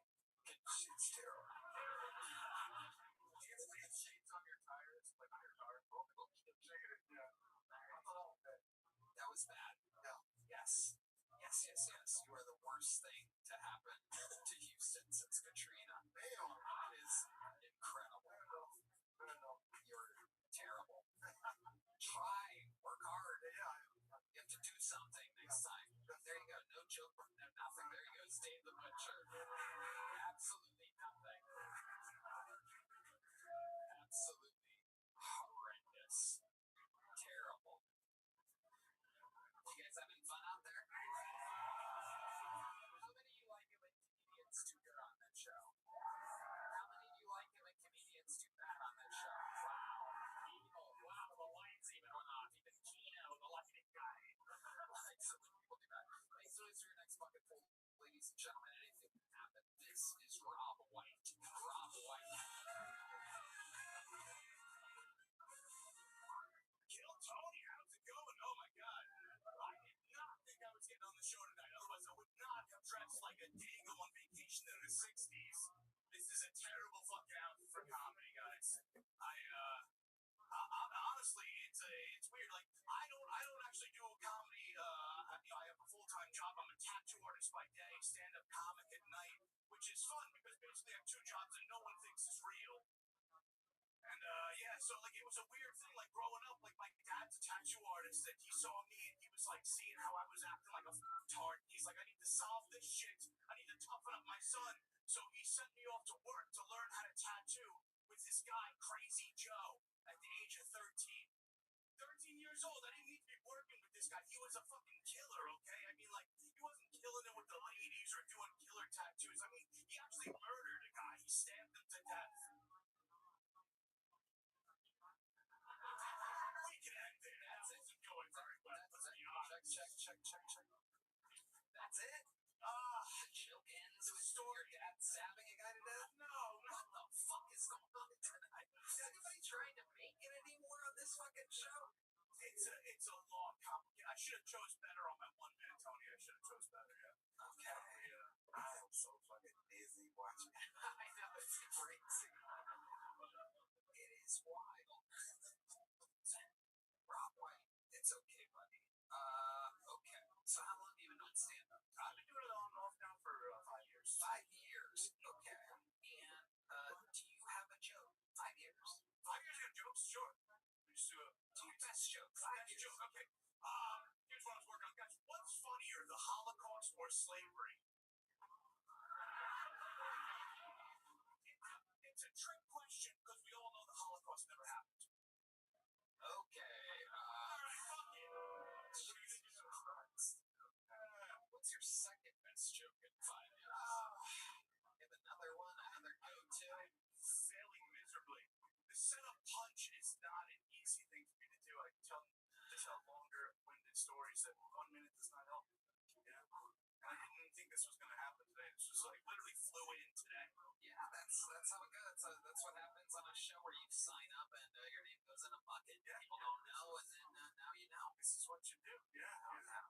If you could have done something differently, you said you flew in today. What would you have done differently? There's a lot of people that are thinking about signing up. Yeah, fly in the day before. Maybe you should soak up the energy and get yourself prepared so you don't come up here and just wing it last When you say prepare yourself, do you think the 5 years of attempting stand-up comedy? I don't know. Look, it's the 1 minute. It's a hard thing to introduce yourself and tell any It's sort the of format of the show. sorry, waka fucking Ali Sadiq. No, it's Gilsis. And there is no waka waka. Now you're trying to insult the entire art form of stand-up comedy, but everybody who's funny gets laughs in a minute. Even if they're doing a 1 hour long special, there's laughs in the first minute. So it's not waka waka. I blame the audience. That's shitty of me. Yeah, I get it. There you go. All right, let's talk about your embarrassing life. What do you got for us? Anything? Fucking horrible. I have horrible stories. Let's go. I started tattooing at an early age. My dad had me tattoo in the shop. Are you doing your material again? No, this is like what I do every day of the week. 13 years old tattooing, so I've been doing it my whole entire life. And I did the worst fucking tattoo in the history of tattooing, like to the point where it's on every website. It ruined my entire comedy and tattoo career simultaneously. What was it? The Down syndrome tiger?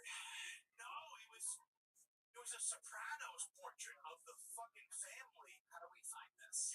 All you have to do is, you remember the show? Sopranos tattoo. Remember Ron and Fez? Opie and Anthony?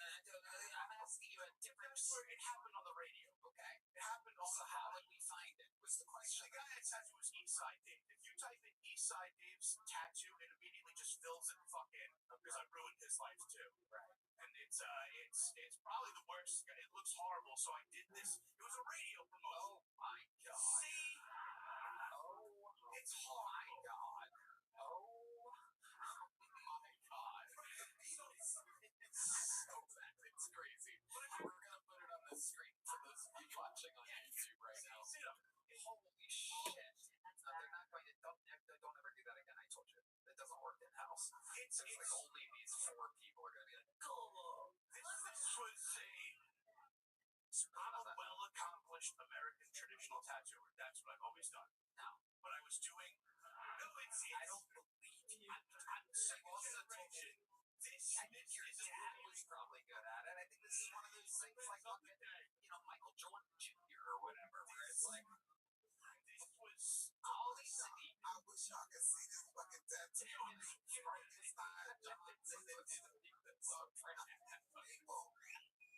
The tattoo is funnier than anything. That's what I'm saying.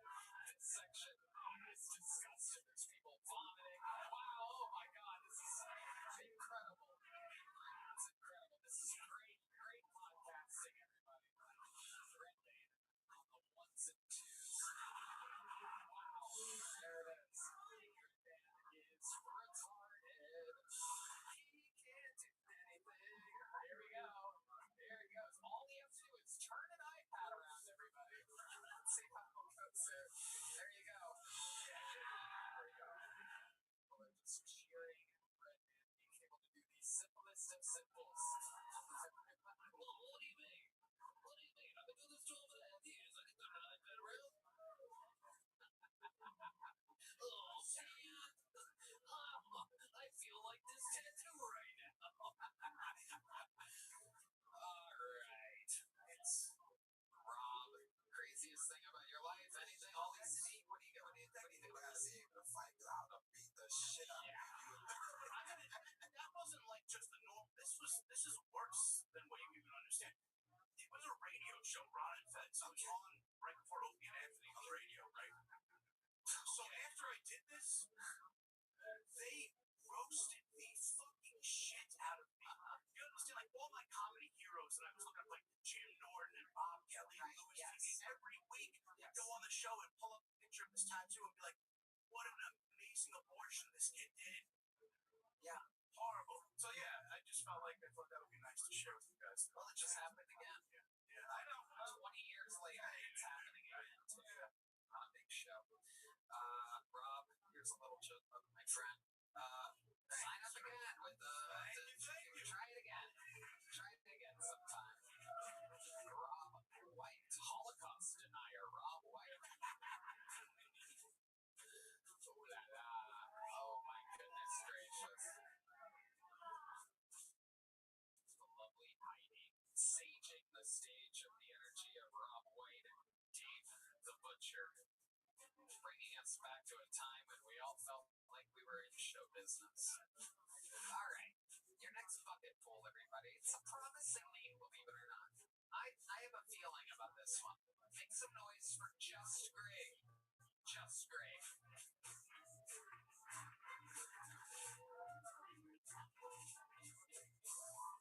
What's up, everybody? I don't know about you guys, but I hate getting bad news. Sometimes I think, like, what if I got bad news, like, in a fun, entertaining way that maybe I wouldn't mind as much? Like, somebody be like, hey, Just Greg, got some bad news for you, man.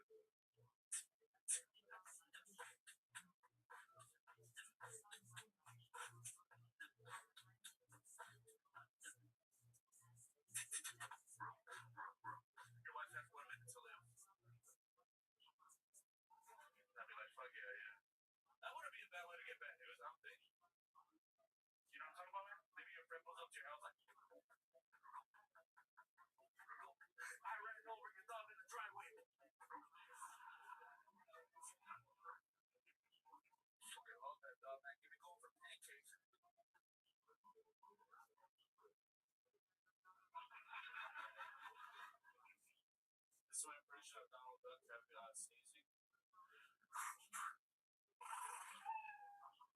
Is my dog Crash Shot Donald Duck having sex with a prostitute? Alright, that's it. Alright. That's my time. Thank you guys. Just great. Hell yeah. All right. Well, how long you been on stand-up? Just great. How long? 3 years, sir. 3 years. Okay. All of it in San Antonio?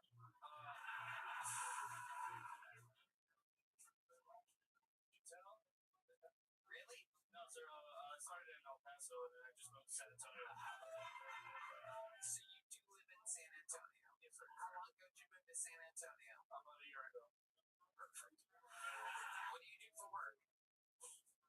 I'm a stay-at-home dad. Wow, okay. Hell yeah. Thank you. I should have just said that. Amazing. How old are the kids? 6 and 8. Were their first words?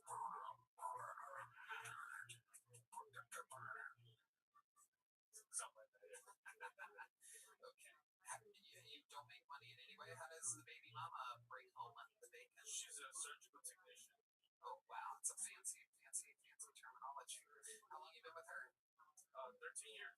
Okay, look at that. How do you keep things exciting in the bedroom? Do you beatbox while you eat box? Yes, sir. Incredible. Yes, sir. Absolutely amazing. Wow. Okay. And 2 kids? Are you gonna have more? Plan on it. Very small family for San Antonio. Yeah, for Hispanic. What's the most Latino thing about you? The most Latino thing about me? Probably my mustache. Okay. Just grows like that. Okay. You mow your own lawn? Fuck yeah. Alright. Yeah, gas power, none of that electric shit. That's the answer. That's the most Latino thing about you, just to let you know. Yes, sir. I can cut a grass. Okay. What do you do for fun when you're not hanging with the kids or attempting comedy? I make videos on YouTube. About what? Beatboxing. You beatbox, so that's your thing. That's my thing. Okay. It's better. It's the best thing I know. The first punchline that you did you say your wife has 1 minute to live? Yes, sir. Okay, yeah. I don't think anybody really got that. I kind of heard it. But even then, it doesn't make sense. So why would the doctor say true? Okay. What about the second one, though? I think you should just be more on the nose, like you have cancer. Oh, something like that. Okay. No one would believe 1 minute to live. You know what I mean? That's for unless she's drowning or something. But she wouldn't. She's a good swimmer, right?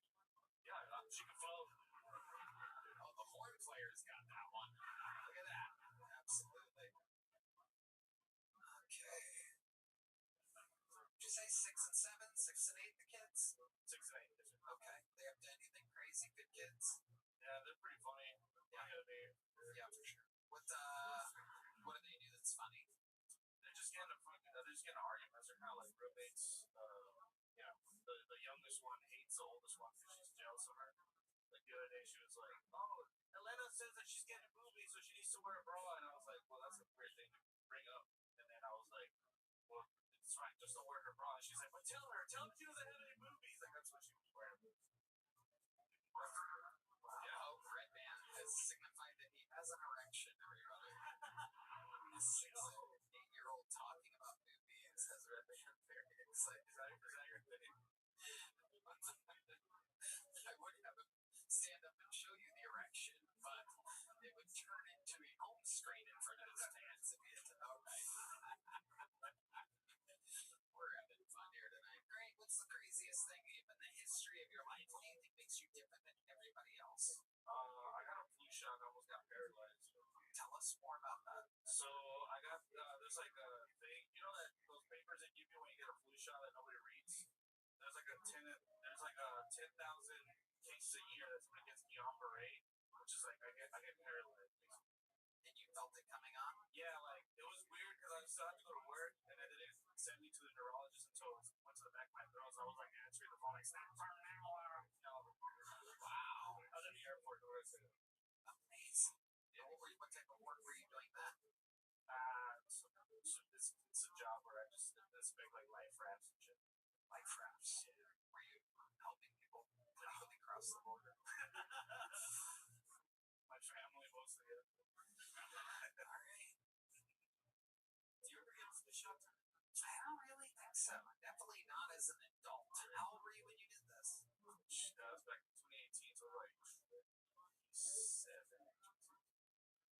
Yeah.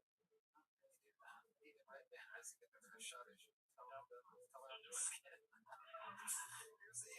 Here's a little joke about just green. There you go. Just green, everybody. Beatbox. Beatbox.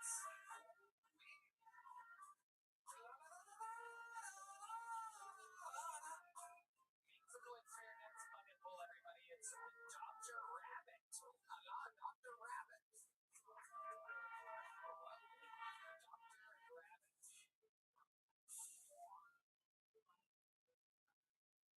Alrighty, so I do actually have a doctorate degree, but if we're completely honest, I am essentially just the Walmart version of Legally Blonde.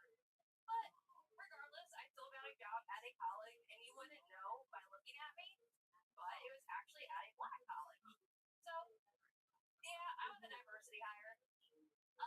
So I go by the stage name Dr. Rabbit for reasons that I thought were fairly obvious, and also because all the really hot girls that are blonde seem to have already taken the name Bunny, so that was off the table.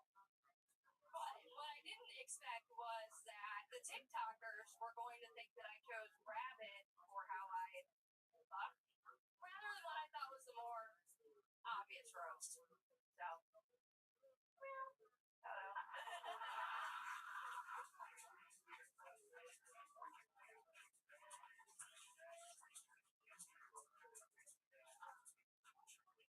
That's a minute. Sorry, I didn't know I was in that. That's a minute. The doctor is in Dr. Rabbit. Hello, Dr. Rabbit. Hi.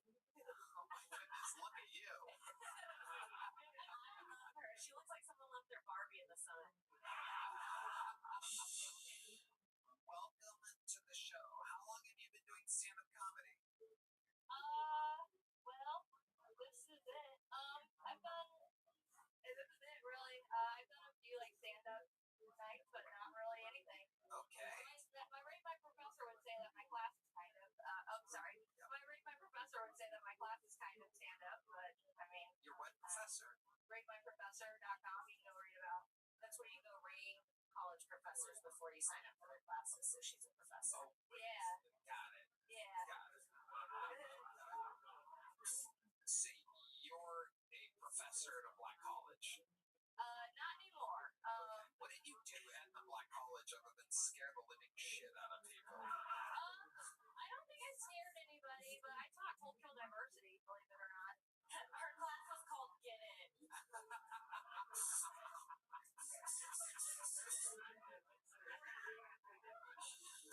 Wow. And can you give us a lesson here? Can you give us what it would look like if we showed up to your class and just a 10-second snippet of you as a professor? Usually I walk in and I'm like trying to get I'll actually do it.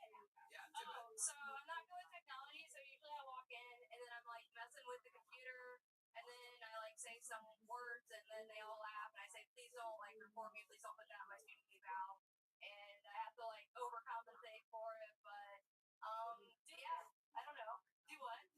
You do your college professor thing just for 10 seconds. Just pretend like you're a college professor, and I'll pretend like I'm a black college student.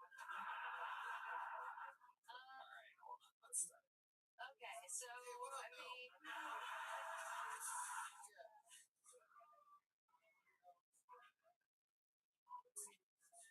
I only got a few months left of this shit. It's spot on. It's spot on. This bitch be looking like the bitch from Poltergeist. I'm learning the studies from the motherfucking children of the corn over here. Honestly, I'm so painfully white that like half the time I don't know what they're saying, or I didn't know what they were saying. But they would just be like, Dr. Wilson, it's the Next segment of the show, Dr. Rabbit, what do you think is the blackest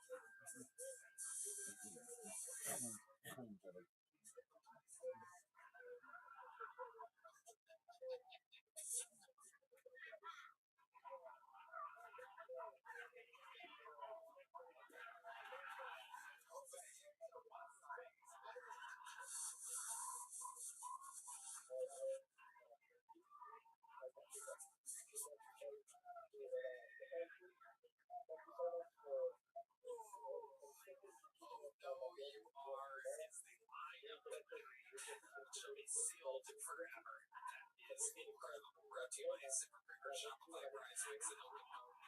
Lisa Deeds. Chicken specials are now Lisa D comedy on YouTube. Holy shit. Okay, Dr. Rabbit. So, what happened? Why did you leave college? She's got, if we're completely honest, she's got a lot of special needs, and it was hard for me to do it completely on my own. So my parents were willing to step up, and she had been in 7 foster homes, and yeah. The adopted daughter? Yes. Okay, I asked a different question. Oh, I was sorry. Why did I leave college? I literally just left so that I could get help from my parents in Indiana. That helped raise her. Got it. Amazing. She has special needs. What are those special needs? She needs a black mom. I mean, I'm not great at her hair, I'll be honest, but I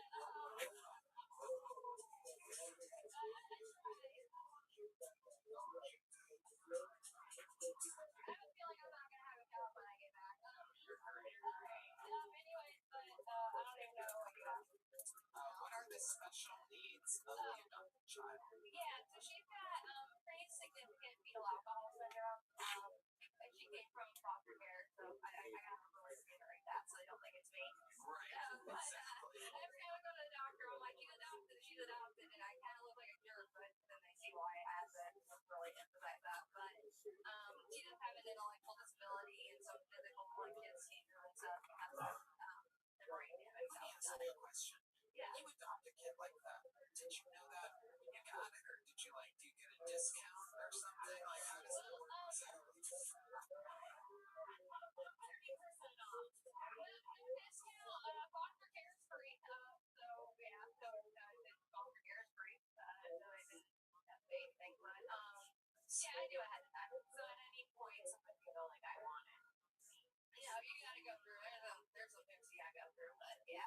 Did she already the foster kids do you get to is it like a dog? Do you get to rename it, or was the kid named whatever the original mom named it, like Hennessy or whatever? Yeah, so that's a law that I really want them to change because at the age of 13, they can actually legally completely change their name to whatever they want it to be. And her almost became Cardi B, Ariana Grande Bill, and I was like, no, we can't do that. And they're telling me legally you can't coach her on what to name herself. And I'm like, we're gonna have Cardi B then. I mean, we can't do this. But she kept her name. It gets changed her last name to mine. Thank God. Black child, everything I look for to make it. Hey, she got some special names. I mean, If I was her, I would have gone with Cardi B, to be honest with you. What do you mean?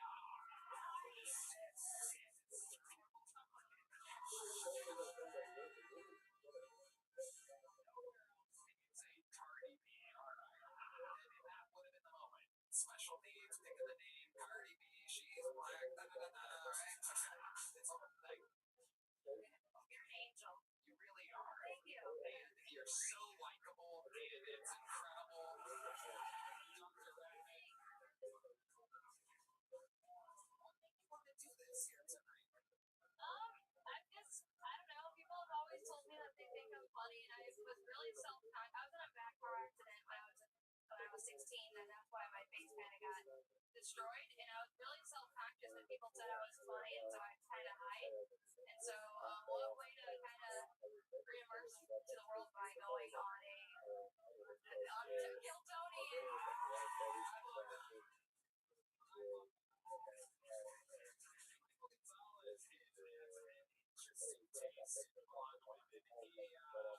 So if you're interested, he's a professional rock and roll drummer. So here's a big joke. Your interview was amazing. You're ready for it? You got it. You can do it. Ready? Oh no.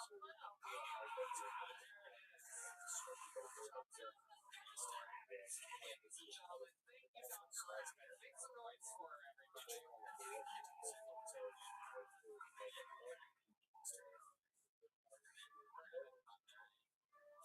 lot of people using Kill Tony for therapy, by the way. A lot of people trying to beat some social anxiety fears on the show. If you're like, you all, it's about stand-up comedy.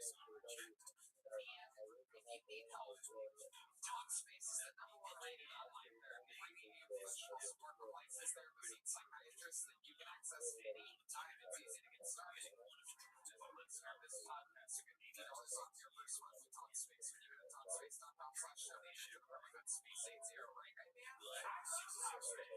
Thank you, great name. Alright, here's it. Fucking EPA.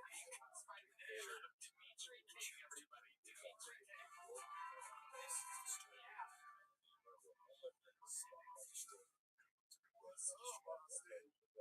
It's 1966. Hey, you gotta really watch what you smoke these days. I smoke this strain called That's not my whole day. I took 2 hits. That's it. About 10 heavy. It was very rough. So I'm sick. Strategic assumptions. So they got one. Because he's got one that's extreme on that way to work at 8 o'clock in the morning. And everything's on Sometimes that I believe might be the same year. No offense to me. Los Angeles got a phenomenon. I get a small job like that. That you have very weird conversation with your black friend. The next time you get in the car, you look the door, the radio turns on. He looks over at you and goes, "The fuck we hear you singing in here?" In 1955, Dimitri decided a company called Rabbi alongside the airport staff. What's your favorite type of city? The tiny T360 truck. An S5 Same. 1963. But it's too much So technically, 10 the years. Japanese Ministry of International Trade and Industry that took explicitly state they did it for 2 years and then took an 8-year break. Why so much break there, Dimitri? In the same year, I said, the man behind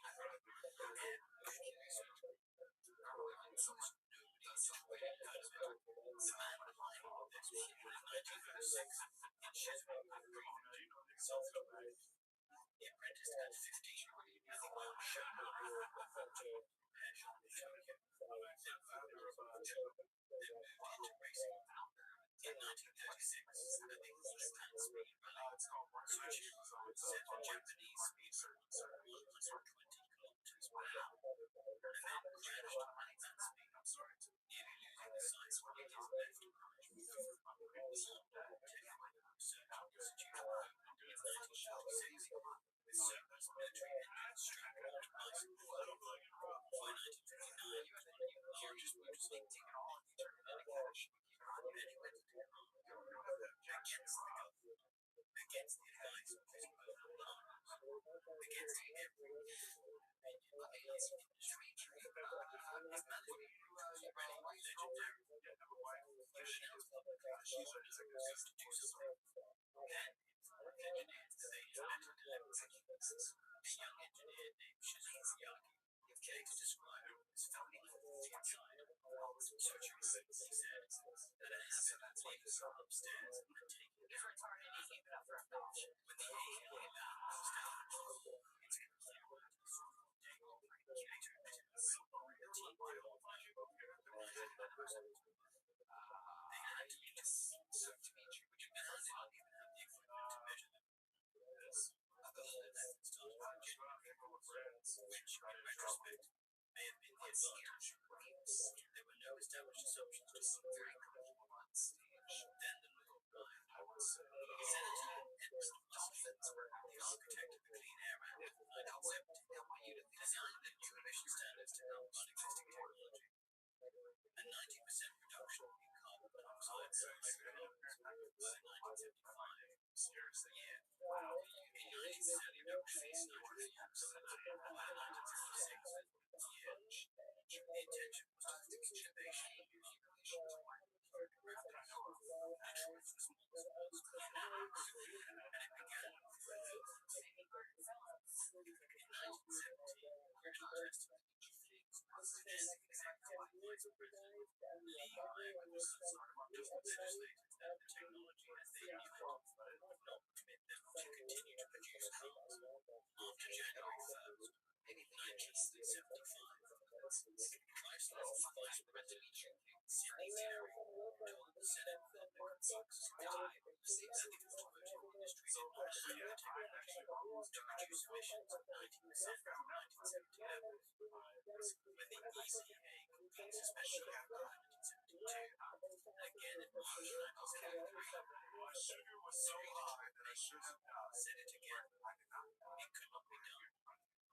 Until that time came, that's what you do. And I certainly did fly a week to go before.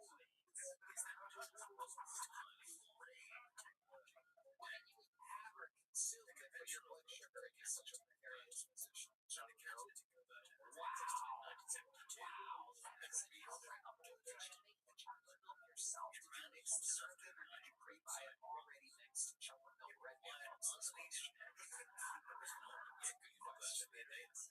control the amount of chocolate you can have versions like so. And it's to tackle the problem from the exhaust pipe area. Nobody else in the check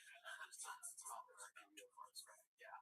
so the combustion itself could be designed differently. In Detroit, this question was put to the agenda. In Waco, a team that had recently been deployed to Nigeria after receiving instruction That's how many kids you have. Exactly. So you're up with all right fix it. His co-founder said to him, Amazing. in a private conversation in Do you 1970, drink it? that would be the same You drink it when your girl's pregnant. Do you drink it straight out of the breast? to care for society was almost the business mind on one side, so cheering is beside right. The only person inside who was able to switch here was in 1970, Western private retail situation the CVCC engine, as the team had conceived it, was going to require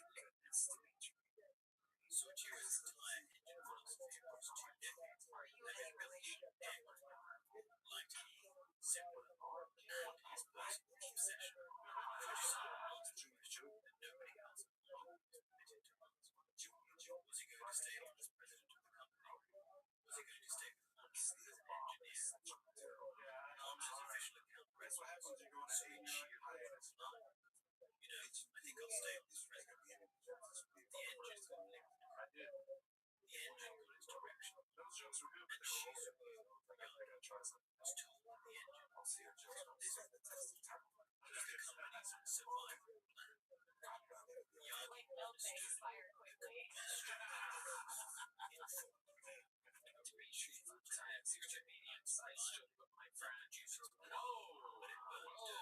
When you're young, up there, I took my Produces less and generates every engineer on Sweden like it was the same traditions.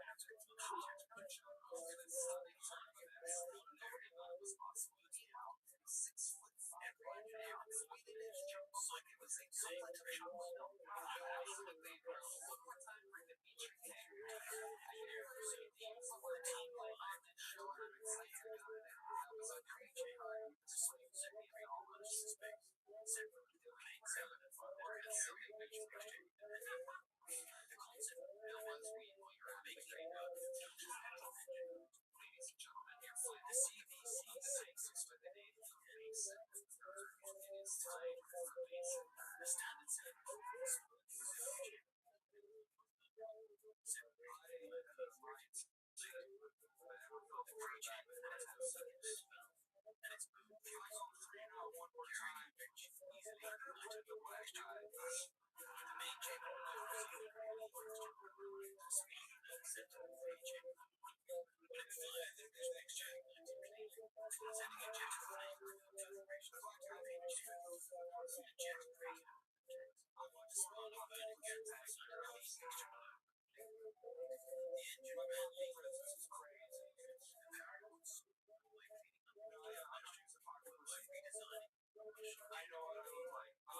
In January 1970, released the first test engine, a single-cylinder 300 cubic centimeter prototype based on the Honda N600.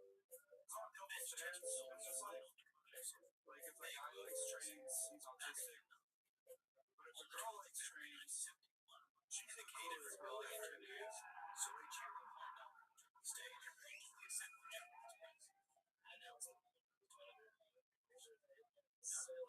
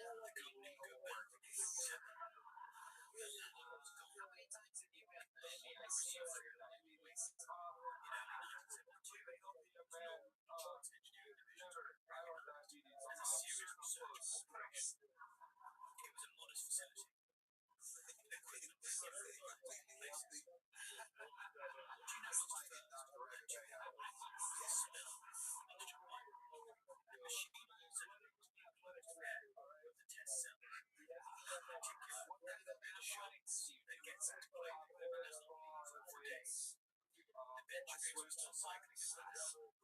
Yeah, I'm an athlete. The flicker of another training tools. Do a squat shot says. So I calibrated it. Oh my god, that really was 1972.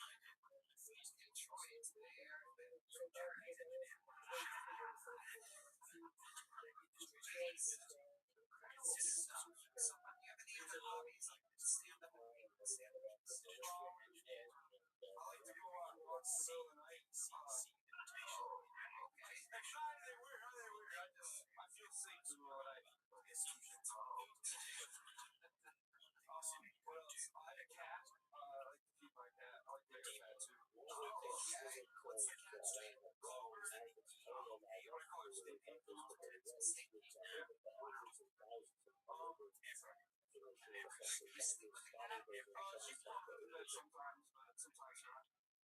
You can't confuse this shit. Flow with the best thinking. I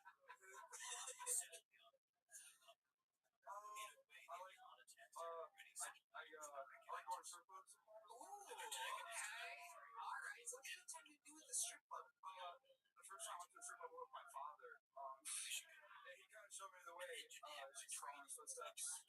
I like to go in, get a lap dance, and be awkward with the strippers. It's the most awkward moment you've ever had with one. Eventually, that's not correct. That is true. Stripper juice. What's the most awkward moment you've ever had in the strip club? I tried to walk up to a lady for like 45 minutes, and I really like walked straight in my ears. I just kept walking away awkwardly. Security guy called, like, what's this guy steal? And then they were scared because I was bigger than them, and the more security showed up. And then, Rabbi came out. She was telling me it's getting fake. They're like, Do you have any plans on losing the weight? yes, I actually got a college gym membership. It's like something I've been on. Wow. Haven't gone yet. You haven't gone yet. Haven't gone. It's just $30 a month I'm eating. He loves eating. How come you haven't dined yet? Laziness, I guess fear of inadequacy. Yeah, like, I guess I'm just afraid to be embarrassed if it's one of my tag guys. I'm specific, you're just simple idea, Jack.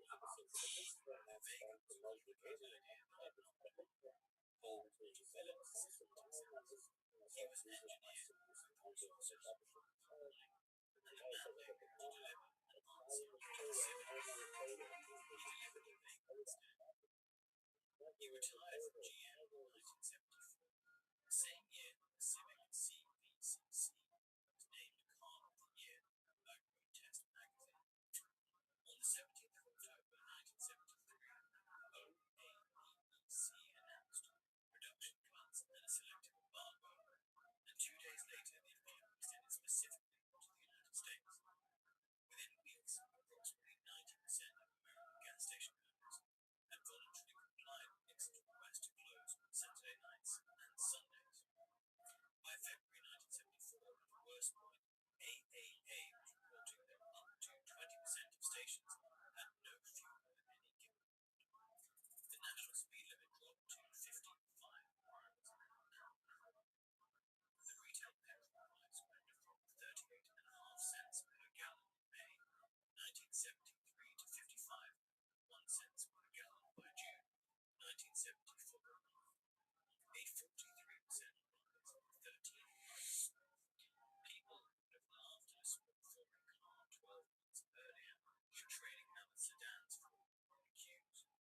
The Chevrolet Vega was at the dealership. So was the Honda Civic. In December 1973, the Civic CVCC went on sale in Japan. Japanese industrial production fell substantially during the oil crisis. Honda's sales did the opposite. Production rose to meet demand and couldn't catch it. The market chose Honda. A year later, Civic CVCC launched a dealership footprint across the United States as a 1975 year. Cadillac, approximately 1,825 pounds. Introduced 53 models, cost $3,089. Available 360 standard non-CVCC Civic. Most importantly, it ran unleaded petrol. Low-leaded petrol. Unleaded petrol without engine damage. In a country in the middle of a chaotic transition to unleaded, that single quality turned the search for fuel from a problem into a matter of convenience. Honda's 3-word American advertising campaign said everything. Any kind of gas. The car itself certainly flew with a presence that did not match the American script. The dashboard was tighter, longer. The steering wheel was smaller than the Vegas. There was a quality of silence and idle that nobody in Detroit had thought to design had started everything, which the Vega had told buyers not to take for granted. The engine bay was crowded with that peculiar auxiliary chamber bolted on top, a small, ugly lump that did not look like the answer to anything. It was the answer to everything. Now, the public record became the issue. 3 executives. EPA hearing, spring 1973. The chairman of GM, on the public record, dismissed the technology as fit only for toys. The Impala test EPA report sat in the public domain. The car parked in the forecourt, right there, between the Vega and the Pinto, with a sticker on the window, was the proof of every single thing Detroit had testified was beyond reach. The Civic CVCC held the highest conformity rating of any car the EPA tested for 4 consecutive years. The Civic was named Japanese Car of the Year in 1972, 1973, and 1974. The first car in history to achieve 3 consecutive years. It placed third in the European Car of the Year voting in 1973. Road Test magazine named it Car of the Year in 1974. Total first generation Civic production reached approximately 1.2 million units. A small Japanese hatchback marked by every metric anyone could agree on. The most desirable car in the nation that invented the muscle car. The Civic was wrong both. First generation Civics rusted notoriously in Sun Belt American states, badly enough that American Honda would eventually sign a Federal Trade Commission consent decree and replace vendors on hundreds of thousands of cars. The Civic had problems, but the point was that those problems were on the wrong side of the comparison. After the Impala test, General Motors quietly approached Honda about purchasing CVCC engines as an external parts supplier. Shortly, several negotiations about buying the engines and possibly selling the Civic itself for a full name. Honda declined both. It had no intention of becoming subordinate to either company. The most powerful manufacturing corporations on earth came back with checkbooks, and the answer was still no. On the 22nd of June, 1974, Richard Nixon signed the Energy Supply and Environmental Coordination Act. The emission standards were pushed back by 2 more years. Detroit had lobbied for this delay, and Detroit got it. The extension was real. The credibility damage was permanent. No piece of legislation could undo the fact that the car already existed, and that one of these companies had publicly humiliated itself with a Chevrolet Impala the year before. In October 1973, Soichiro Honda retired from the presidency of the company. Kiyoshi Kawashima succeeded him. Takeo Fujisawa retired on the same day. Soichiro accepted the title of Supreme Advisor, but by his own consistent conduct, he offered no advice to his successors. No family member of his held an operational management role in Honda Motor Co. He had built one of the great industrial enterprises of the 20th century, and he walked out of it while it was still ascending. He died on the 5th of August, 1991, aged 84. By the time of his death, the Honda had been the best-selling car in the United States for 3 consecutive years. While Soichiro was leaving, the ROT at the other end of the Pacific was deepening.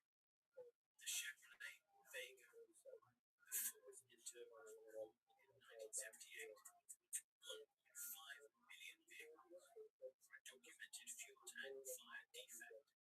The Plymouth Volare had 8 major safety recalls and a settlement with the Federal Trade Commission over rusted fenders. The Chevrolet Citation was recalled across hundreds of thousands of units for real break.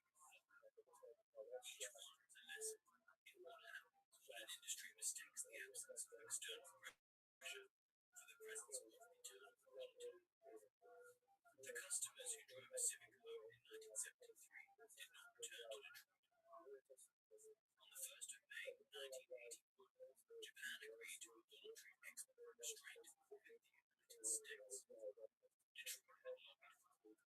Detroit got that too.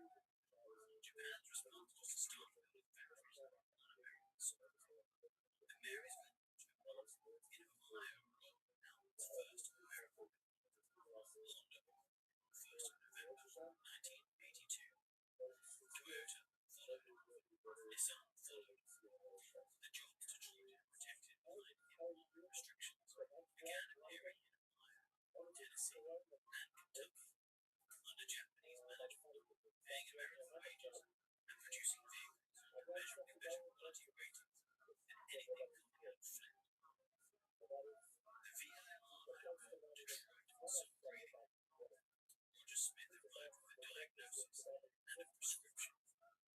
The diagnosis was wrong. The prescription was worse. Roger Smith was born in 1925 in Columbus, Ohio. He joined General Motors in 1949 as an accounting clerk and rose through the financial ladder.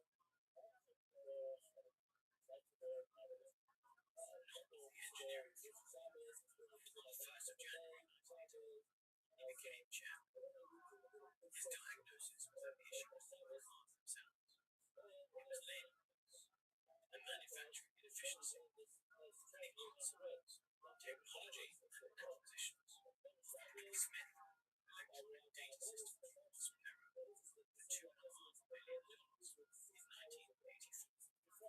He could use aircraft for only $5 million. He put money into the General Motors Center project, the Cadillac Volante, and the Pontiac Fiero.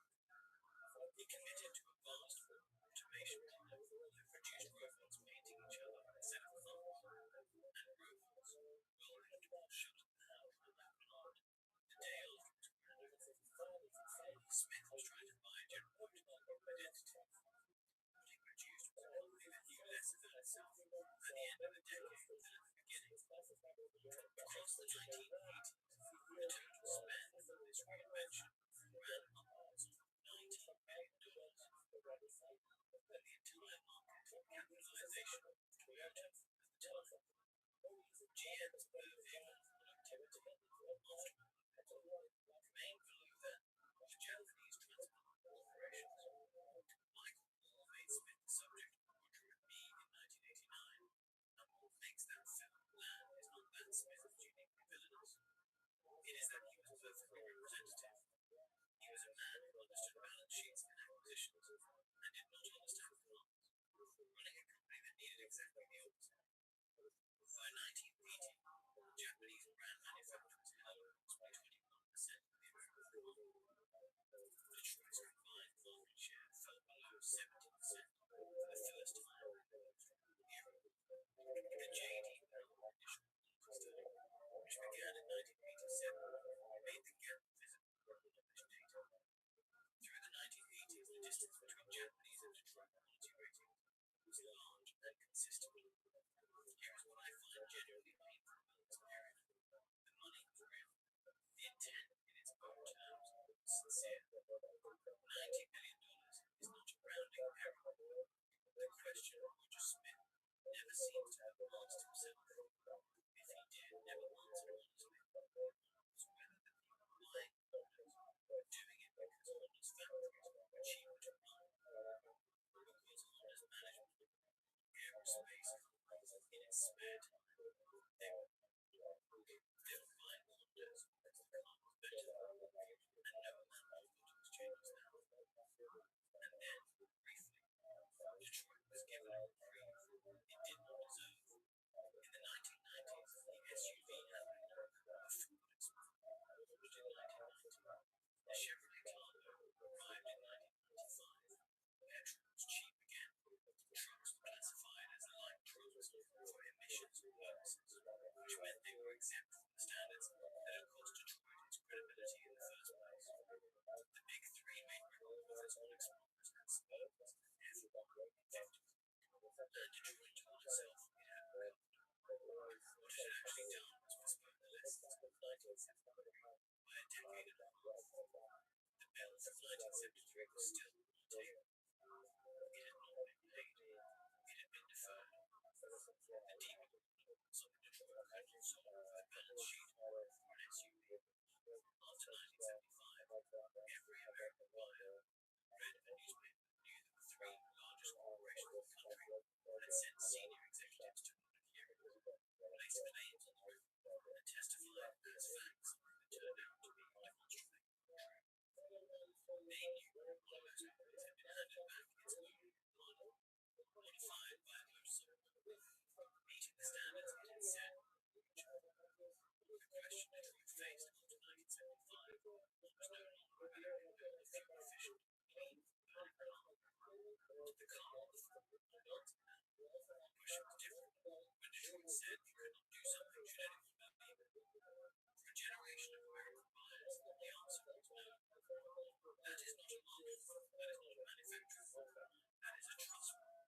And trust, once broken on that scale, does not recover on a timeline of 1 year cycle. If this story sits with you, the way I think it will be for anyone, on either side of the Atlantic, hit subscribe. We have a great job of this kind of thing. In 2008, the financial crisis applied, together with the fuel price spike, and American consumers reached urgently for small, efficient cars. Detroit did not have them in the segment. A decade of SUV profits had funded marketing budgets and executive bonuses. Not the catalog that suddenly mattered. On the 30th of April 2009, Chrysler filed for bankruptcy. On the 1st of June, General Motors filed Chapter 11 with assets of $82.29 billion. At the time, the fourth largest bankruptcy in United States history. Frank Wagner, General Motors CEO, had already been forced to resign at the request of the Obama administration. Fritz Henderson, CEO, was filing for removal. The federal government committed approximately $80 billion between the two companies, roughly 20%, to harm funds. In 1973, Detroit had asked the government to relax the standards it could meet. In 2009, it asked the government to fund the survival of the company that had not met them. 236 years of fun. The same actor, the same first. Save us from the consequences we chose to bear. Stand outside the GM plant in Flint, Michigan today. The press lines are quiet. The car park is empty. The neighborhood that depended on the wages from inside those gates is mostly gone. The pneumatic press that cycled every 43 seconds in 1965 has been silent for years. Closure lines go back. Hear that press cycle. Smell the cotton wool and fresh leather drifting through the paint. Feel the weight of the Cadillac fender as it comes off the press. See the line movers walking out at shift ends. Men rode the cars they met. Into a city that paid enough for a house and a pension and dinner out on Fridays. One of them, Reynolds will tell you, drove home in 1965 in a brand new Honda Bim that his father had vouched for personally, on credit, against the standard job he had held for 19 years. Open your eyes, the press lines are silent. The car park is empty. We did not lose this story to superior resources. The team in Waco had to be taught on nitrogen. Oxides were in 1965, figured it out by 1973. Detroit had the same 8 years, more engineers, more money, more factories. The difference was the founder in Tokyo renounced the answer before his team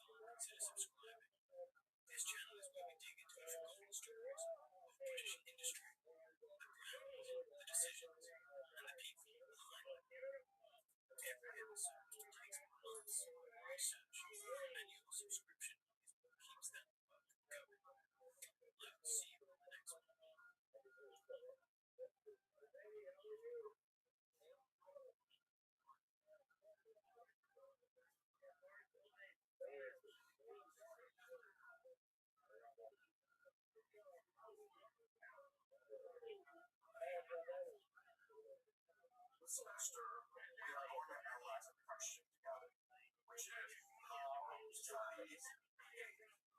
Why do we do what we do? What motivates us? What drives us? And there are different theories as to what drives behavior. Okay, so let's go over some theories. The first theory comes to us from religion. The idea is that we are all given in a war between good and evil. There's a good side to us, and there is an evil side to us. There's Hey, look who it is. Can you hear me? Can you hear me? Everybody stop what you're doing. Can you hear me?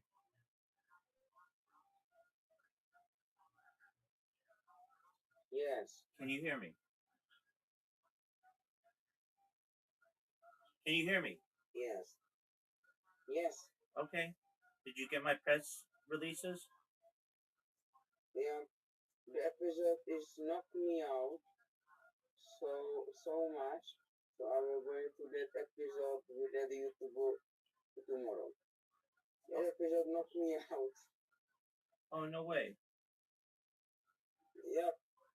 I was so tired. I don't know why. I don't know why. So we are doing this tomorrow. Okay. But it's okay. All right. Well, these things happen. Did you read my? Yeah. What did you think? I think it's very good. Okay, excellent. And so it's okay if I publish it? Yeah. Okay. I want you to know I really thought that our podcast today was really good. The more and more I look at it, the more and more I think of it. It's like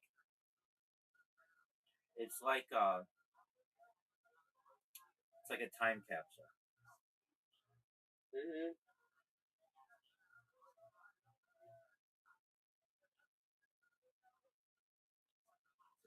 So there's that. So did you fall asleep? Little bit, and I don't know what happened. Right now I'm coming back to my sense. I don't know what happened. Okay. Very well. Well, if I were you, I'll show you how to do it, but I would start. Well, let me ask. Did you have a chance to? I'm pretty sure you didn't, but I'm just asking. Did you have a chance to put timestamps on all your videos? No, I will going to do that. You recognize why that's important, correct? Yep. Okay. Excellent. Did you sleep? I don't know what happened. Like I don't know what happened. Absolutely. I don't know. Okay. I mean, you were tired, but did you sleep? Maybe I don't know what happened last 5 hours. I don't remember. Were you abducted by aliens?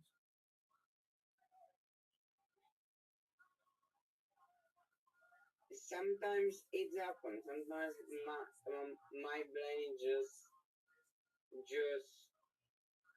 do it. Okay, but did you fall asleep?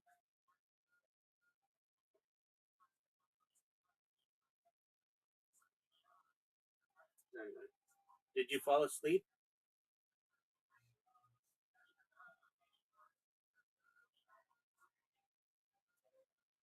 Did you fall asleep? Can you hear me? Can you hear me? You can't hear me. Some-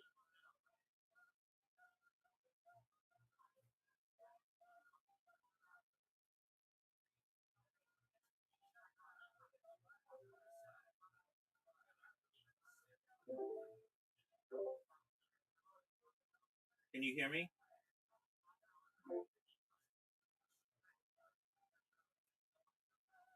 Tony, can you hear me? Can you hear me? What? Yeah. Okay, apologies. You did exactly correctly. If I ever cut out or something, you can just say to me, "Hey, I can't hear you" or something. But don't leave. Sometimes people are in here and they're like, oh, "Okay, well he's gone." No, I'm just resetting my device. So if anything, wait 2 or 3 minutes. I'll come back. You know I'm always here generally. Yeah. Okay. I know. So you don't remember if you fell asleep?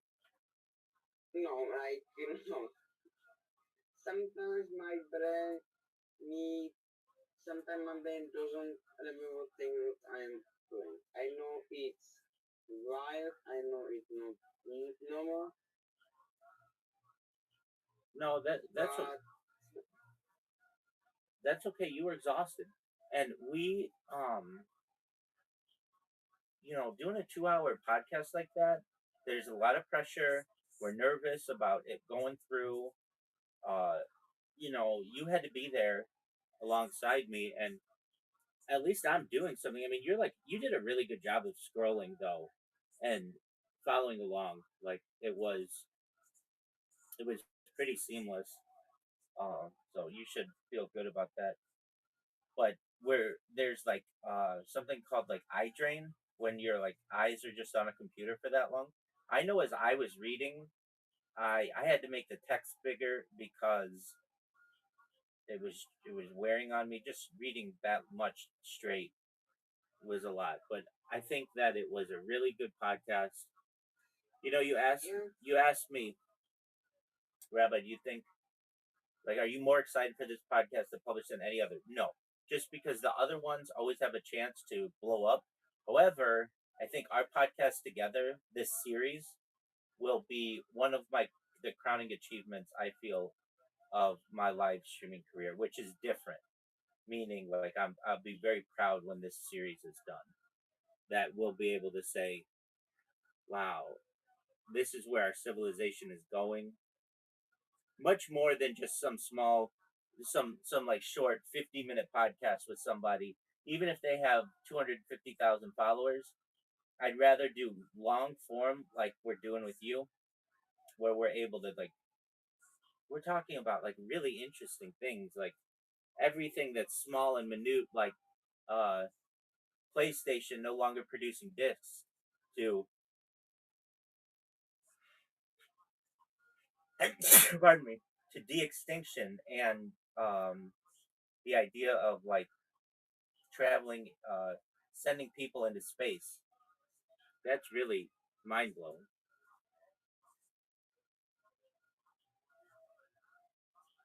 That's true. So I was gonna say as well, in my opinion, it would be a good idea. Like I know you're only one person, but every time you put out a podcast, you should put out a press release. And if you're like, well, what does that do? It will help you to rank for search engine optimization purposes, so that when people type your name in and like what your podcast is, because press releases have higher authority than a blog, it will help to produce accurate information about yourself. And if you're like, okay, well, how much is it? It's free. You can only do on most sites like 5 per month or sometimes 2 per month, but you can create multiple accounts so that you could do them more often.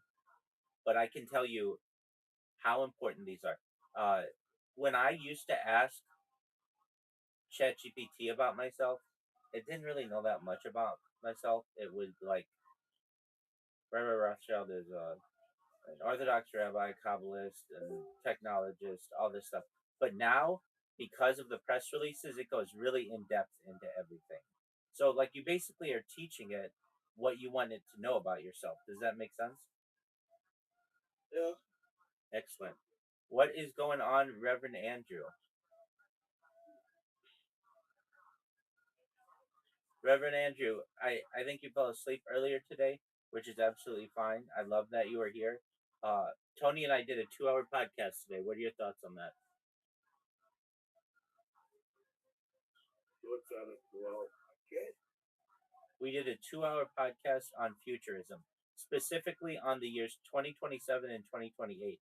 And if you're like, you spoke for 2 hours just on 2 years, ask Tony, absolutely. And we covered it in extreme depth.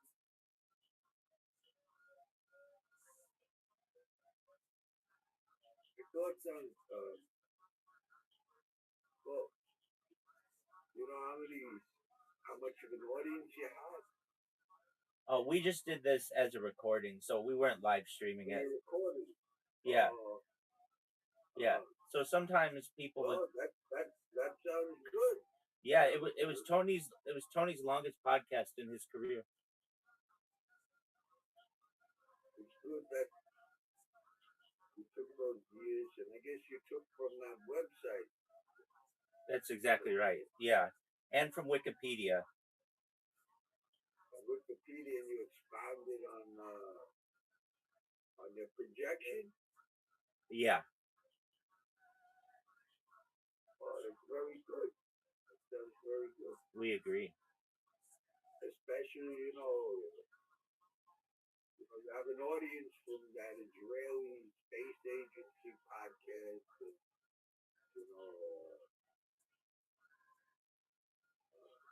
definitely these kind of things, those kind of people would be interested in podcasts like that. Of course, Tony was interviewing you about it. We kind of were doing it together.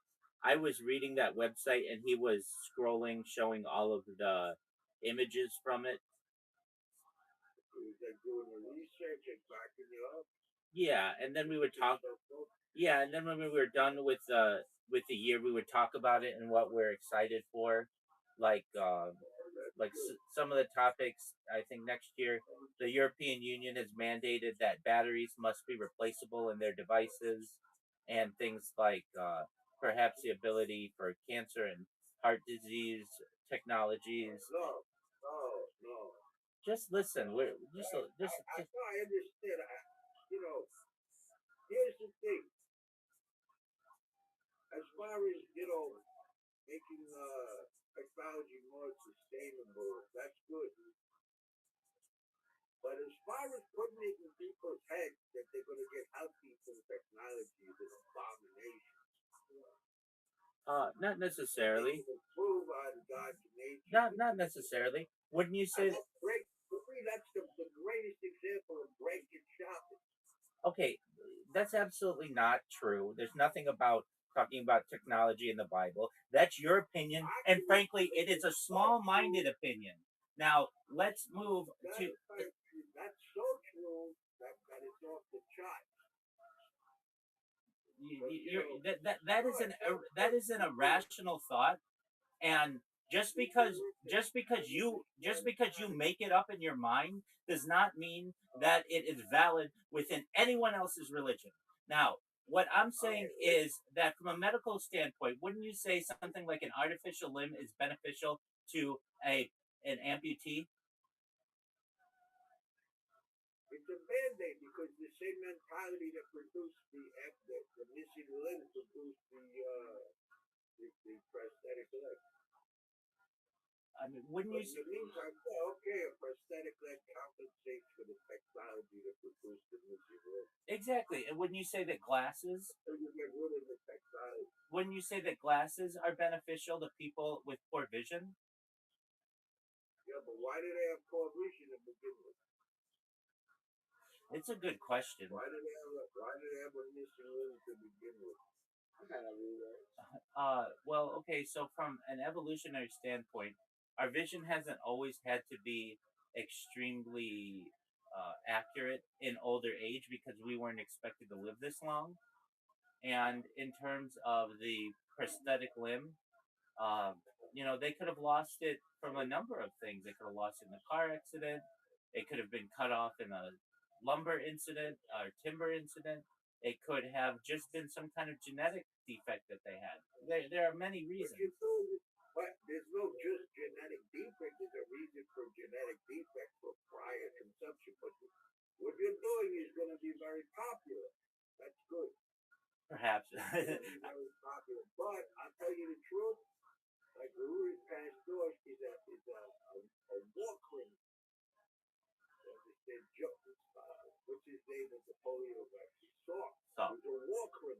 Okay. People made biological weapons to produce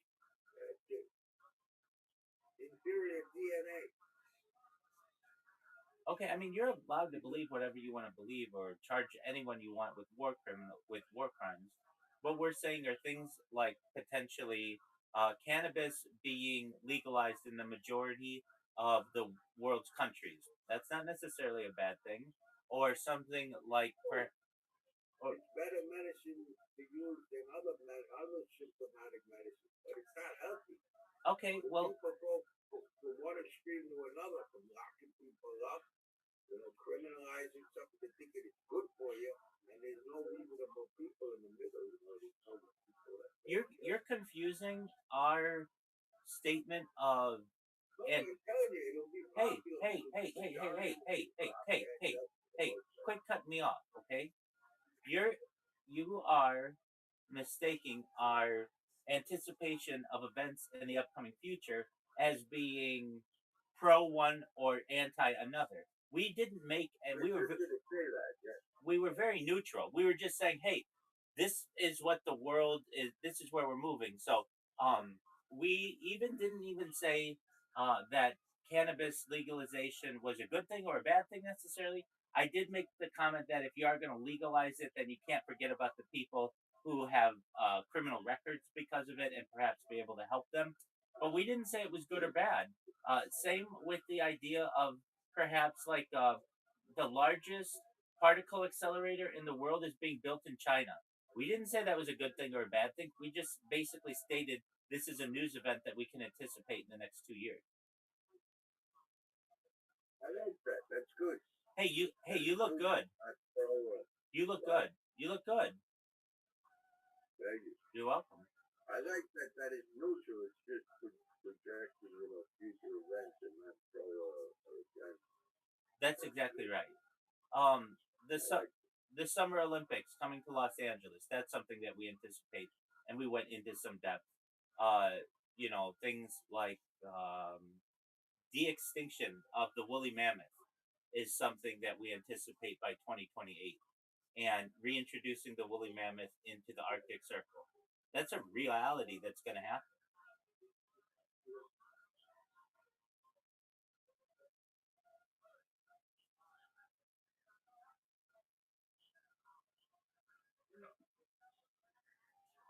Thinking how we know nothing. So if we know nothing and we can't know anything, then much study is wearisome to the flesh. If we can't understand anything, we don't know anything, then if that was the case, for real, not just I don't know, if you say you know, then it's arrogant, right? Because they can't understand what you're saying anyway. But then it would be really to the flesh. It would be like futile to study. If you can't know. See, I believe you can know. You can understand. It's kind of this is how I describe it, and maybe you don't agree, but it's like if you are trying to reach a wall across the room and you keep multiplying your proximity to the wall by zero point 0.5, you'll get closer and then closer and closer and closer and closer and closer and closer, but you'll never actually get there. In my opinion, that's somewhat what knowledge is you never actually know anything. You can only have a lot of evidence that sways you in one way or another, and thus it's generally belief. There's two kinds of evidence: empirical evidence and expert opinion. There are perhaps more kinds than that. Opinion and what? There are perhaps more types of evidence than that. But opinion is evidence. It's not empirical. Anyway, this thing about you can't have Sabbath on the wrong day. I was looking at this. I was thinking about this. See, you make me think. That's good. That's what I'm here to do. You make me see. Sabbath? Yes, sir. this thing for the stems. You show it to me. For the And stems? for the YouTube video. Oh, for the timestamps, yeah. Yeah, is limited. I need to pay. So yeah, Okay, so let's so what I want you to do, if you can, take the YouTube link of any of them and put it into ChatGPT and ask ChatGPT to put timestamps in. Can you do that for me, please? yeah. Okay. You know what the Bible says about technology? To begin with, it says, no man was born upright, he sought out many inventions.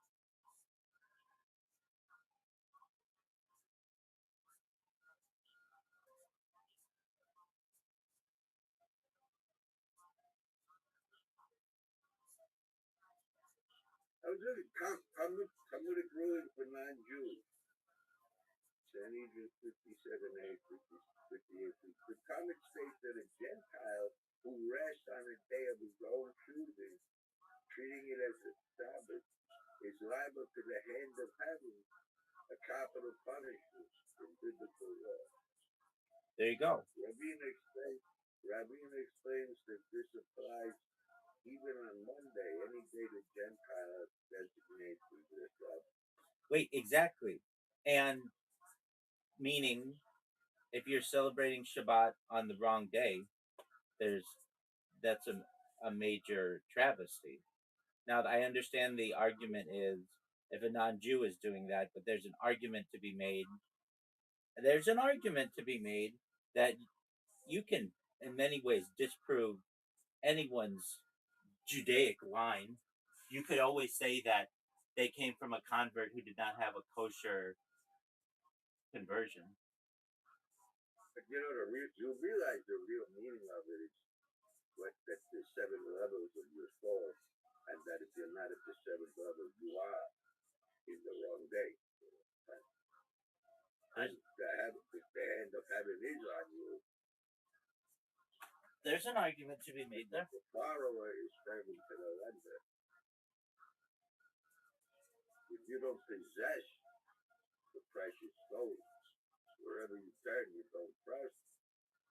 You know,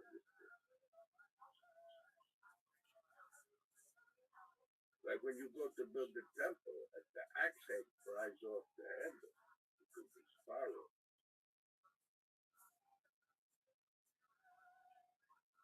Oh, just one moment, Reverend Andrew. Tony, can you hear me? Yes. Hey, I have good news. I think this is good news. You remember I was saying, like, hey, I got 130,000 contact pages and I've been trying to reach out. I had I think a nice sized podcast reach out to me and they want to interview me. So that's good. That tells me if I do this every day, it results in at least, hopefully like one or two people who respond to me. And of those one or two people, generally at least one of them wants to do an interview. So I just have to keep this going. And it's like this constant opportunity to be interviewed on different podcasts. It's nice. It is nice. Okay, that's what I wanted to say there. Back to Reverend Andrew's point. I think you're bringing up valid arguments. I'm glad that our discussion caused you to think on the matter. The Torah gives 2 words about Shabbos: Shemor, got it, and Zekor, remember it. That's correct. Then it gives us 2 words about heart. So, one is a structure code, the other one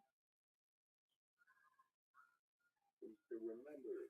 In fact, I wanna say, so one of my rabbinical colleagues, especially as I was making smicha, was a Rabbi Yehuda Oppenheimer, and we were reviewing this one week, and he stated that before his mother would light Shabbos candles, that she would remember these two phrases to guard and to remember Shemor and Zachor. And as I light Shabbos candles, that always sticks out in my mind. Well, it ended up that she died on the on basically as Shabbat was uh, being welcomed. And I always thought this was interesting timing, that the thing that he and I had discussed and that was so important to her, she would die at that moment. And so basically, his mother, of blessed memory, was very poetic that these two important aspects of Shabbat that she always reinforced with him and the Oppenheimer family would be the time of her death. She lived to be 80, something like that, so she had a good run. But I always thought that was interesting. And so when I light Shabbat candles, I do my best to remember that, to uh, to guard and remember. So you're bringing up, you're absolutely right. That's consistent with everything Jewish. So if you don't remember, you can practice it, but you're practicing it at the wrong day. Need to remember my day. Bro, It's very esoteric. I mean, this is Absolutely. Just Rabbi? yes, just one moment to Reverend. Just one moment, Reverend Andrew. Just one moment, Reverend Andrew. Tony has a question. Go ahead. I did time step for our episodes. Did it work with Chat